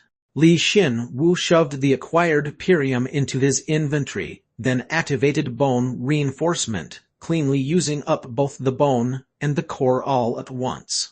Through bone reinforcement, strength has increased by 1, agility by 1, health by 6, and magic by 9. Absorbing a portion of the target's memories and experiences. The low-rank Bursting Thunder skill has become LV6. The low-rank Hardened skill has become LV2. The intermediate Acid Poison Spray has become LV2. Despite it being level 4, the King Slime didn't give him as much magic as he had hoped. Was it because he had already hunted several other slimes and great slimes before? Perhaps his magic stat had increased far too much already, so it was difficult for the maximum value of his magic stat to increase any further. Still, he'll be level 4 soon. Let's hang in there a little longer. He had gained calmer and improved his stats through bone reinforcement, so now his stats totaled 756. As long as he gathered 44 more stats in the future, he would be reborn as a level 4. He tightened his fists, as if he realized how he was getting stronger more and more quickly. It was good. Finally, he surveyed his surroundings. He thought there might be something he had missed, and there really was. That was none other than the dungeon reward. And now that I think about it, there was a message like that. In a level 1 dungeon, the reward would be an old wooden box, but considering how it was a level 2 elite dungeon head cleared, there was a considerably sturdy and completely new-looking wooden box that had appeared instead. Though the fact that it was a wooden box ultimately hadn't changed. 20,000 Pirium. Low-rank Acid Resistance Skill Book. LV3 Grizzly Bone Leg 1. LV3 Melting War Axe. Li Xin Wu's face paled once he checked the rewards. Should he says it's as expected of an elite dungeon setting aside the Pirium and the Acid Resistance Skill Book, he was rewarded with 2 level 3 items. Moreover, the Grizzly Bone Leg was lower body armor that completely covered his thighs, knees, legs, and even his feet. It was even made of bone. Grizzly Bone Leg 1. LV3. Durability 740,740. Defense 105,115.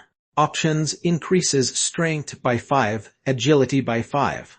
Now it's perfect.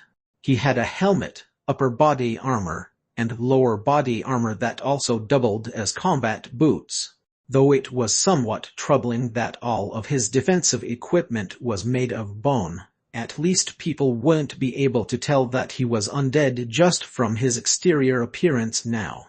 When he banged on his lower body, which was completely covered up by the Grizzly Bone Leg, he sported a satisfied smile. He collected the Purium, and thought about reading the low-rank acid resistance skill book on the spot but decided against it. Let's give this to Jin.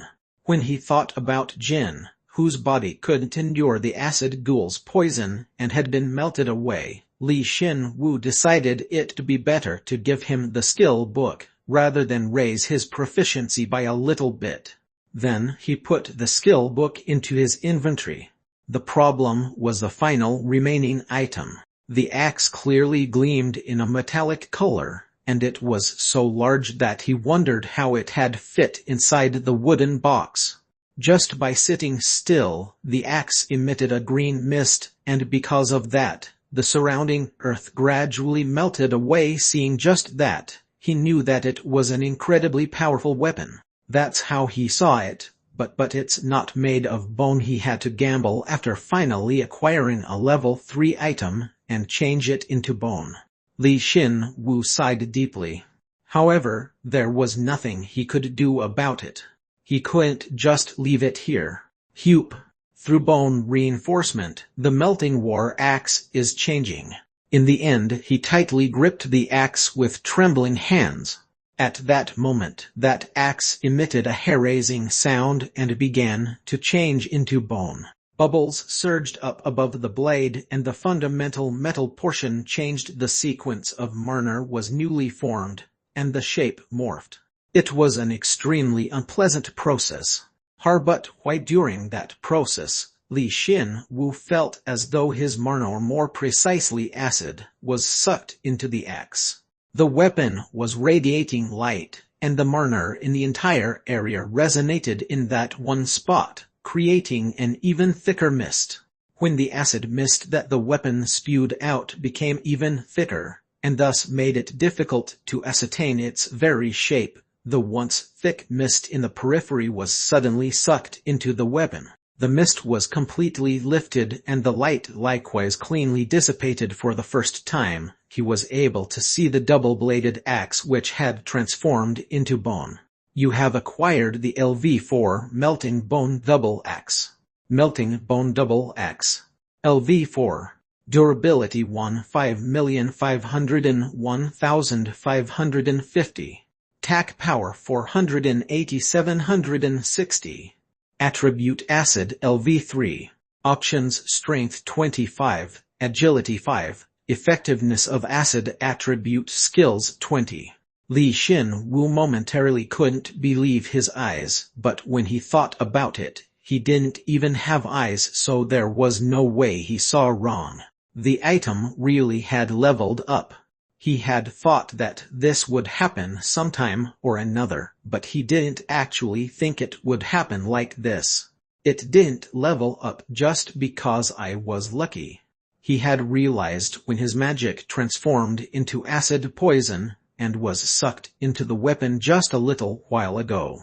Perhaps during the process of transforming the weapon into bone through bone reinforcement, some other power that he had was somehow activated, and if that's the case, wasn't this proof that the stronger he got, the stronger the weapon that transformed through bone reinforcement would be?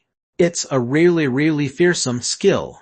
Li Xin-Wu gritted his teeth at the countless abilities that bone reinforcement possessed.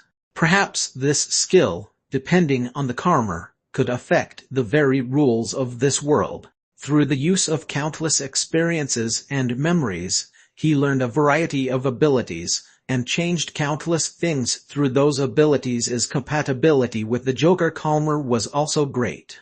But wait a second. With this, he now had 2 level 4 items.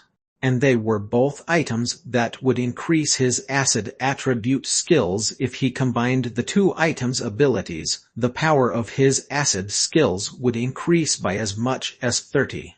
Li Xin-Wu tightly gripped the double axe and muttered satisfyingly.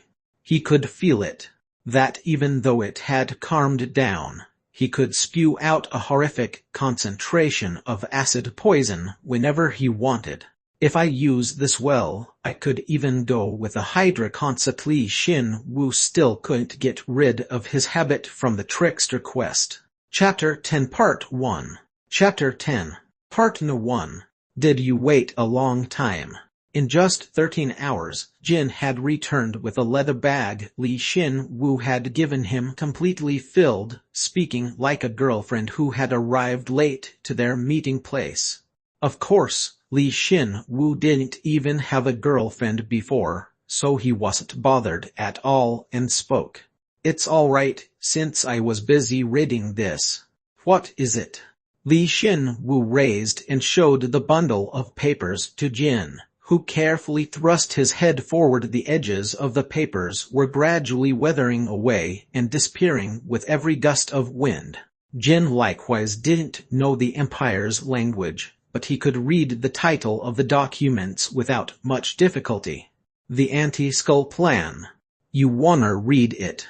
Yeah, originally, he didn't really like reading very much, but Jin thought that there was something more to these papers than just a waste of time, yet he couldn't joke like that as Li Xin-Wu's face was much too serious. Ultimately, he nodded his head, and Li Xin-Wu laid one of the papers on the ground, which best summarized the current state of affairs, so that he could read it easily. Li Xin-Wu then turned his head back to the papers. It was the last page. This is: did the Empire have a force that knew about the impending curse and was preparing for it by any chance? So you didn't know. For a few hours after clearing and leaving the dungeon, Li Xin-Wu thoroughly scrutinized the data had acquired from the sewer hidden facilities.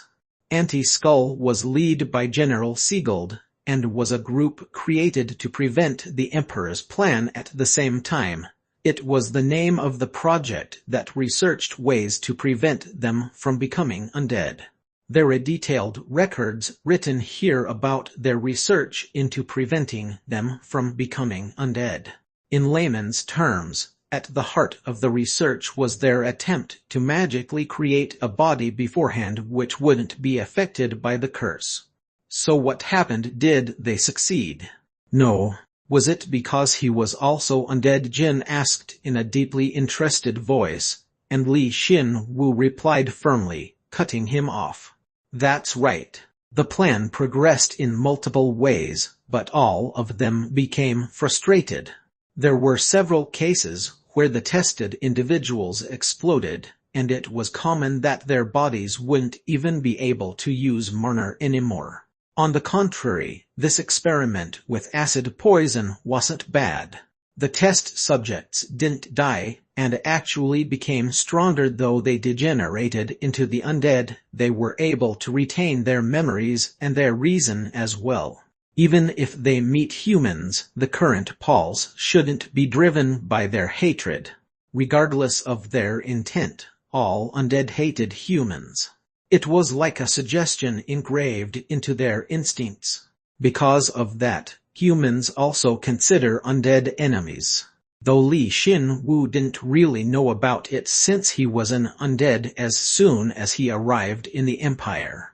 I wonder what state General Siegeld is in. Based on the reports, General Siegeld was gathering forces through various means to prevent the Emperor's plan, while also actively participating in the Anti-Skull's experiments with his subordinates. In the past, he opposed the Emperor and certainly raised a force, but considering how he couldn't prevent the curse despite that, his rebellion must failed in the end. What happened to him as a result? Was he still alive, surviving as an undead? If he's still alive, what would be the state of his reasoning? The day would come where he'd be able to figure this out. Li Xin-Wu didn't really need to take the lead and figure it out himself, since there were a lot of seniors already ahead of him. Do the other heroes know about this? Wouldn't they? I don't really have any plans to check, but they probably do. Of course, he had coincidentally learned of Anti-Skull in the sewer dungeon, but there were various secret facilities hidden throughout the Empire. If he assumed that the majority of them had become dungeons, a portion of his seniors should have been able to find them already. At least, that's what Li Xin-Wu thought. You did some quests, right? I got the inventory and the chatting channel as well. As if he were demonstrating, Jin put the leather bag in and out of his inventory. Seeing that, Li Xin-Wu nodded his head and took the bag.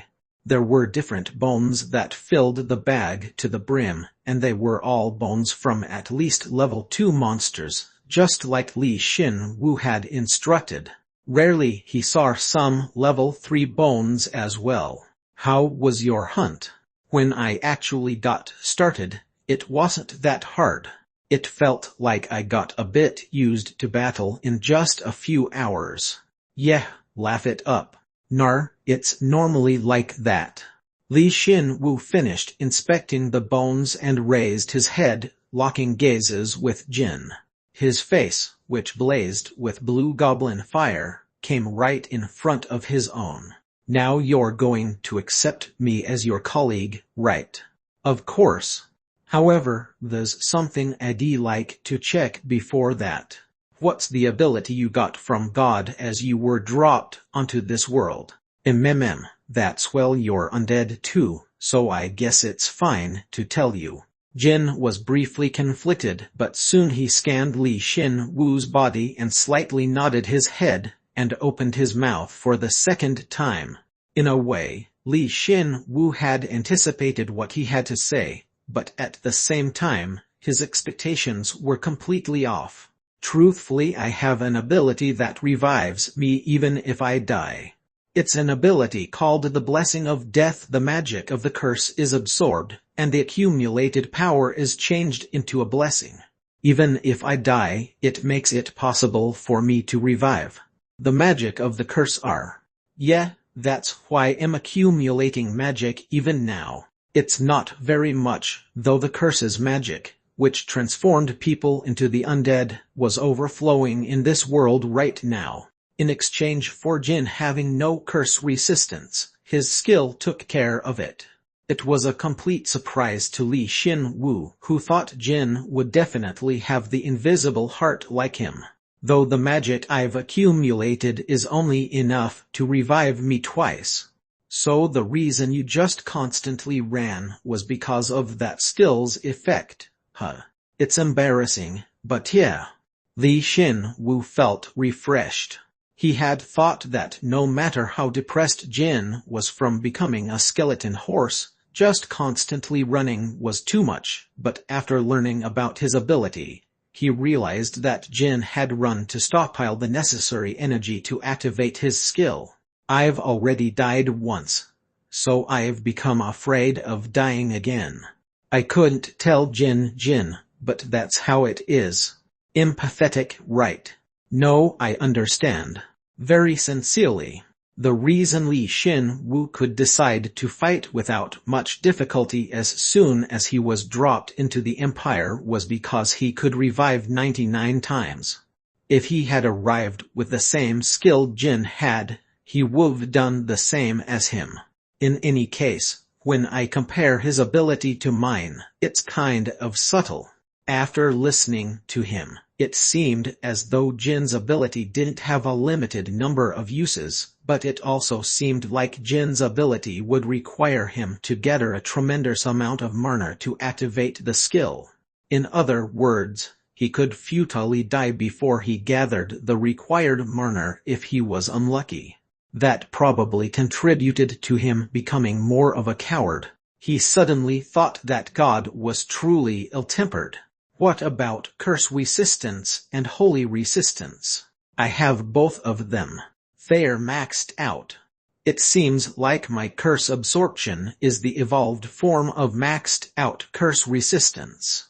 As I thought, his absorption was the evolved form of maxed curse resistance. Li Xin-Wu decided he'd store away that information for now, and nodded his head.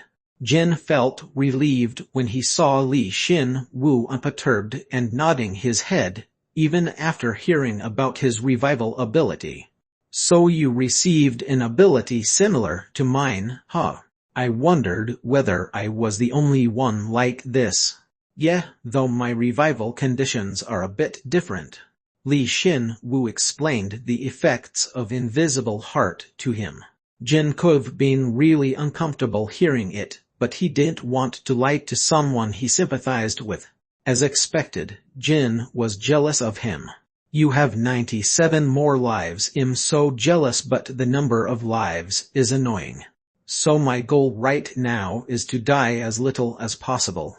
Acting as though I only have one life, and that I'm not undead. Yeah, I agree with you. From the start, Li Xin-Wu's attitude was something that Jin also wanted to learn. That attitude, where he didn't succumb to despair and endured firmly, despite being in a similar situation, and pressing forward. However, Li Xin-Wu seemed burdened by Jin's blazing gaze, though in reality, it was always blazing, and slightly turned his head away and spoke. That's not all, right? Isn't there more that you got?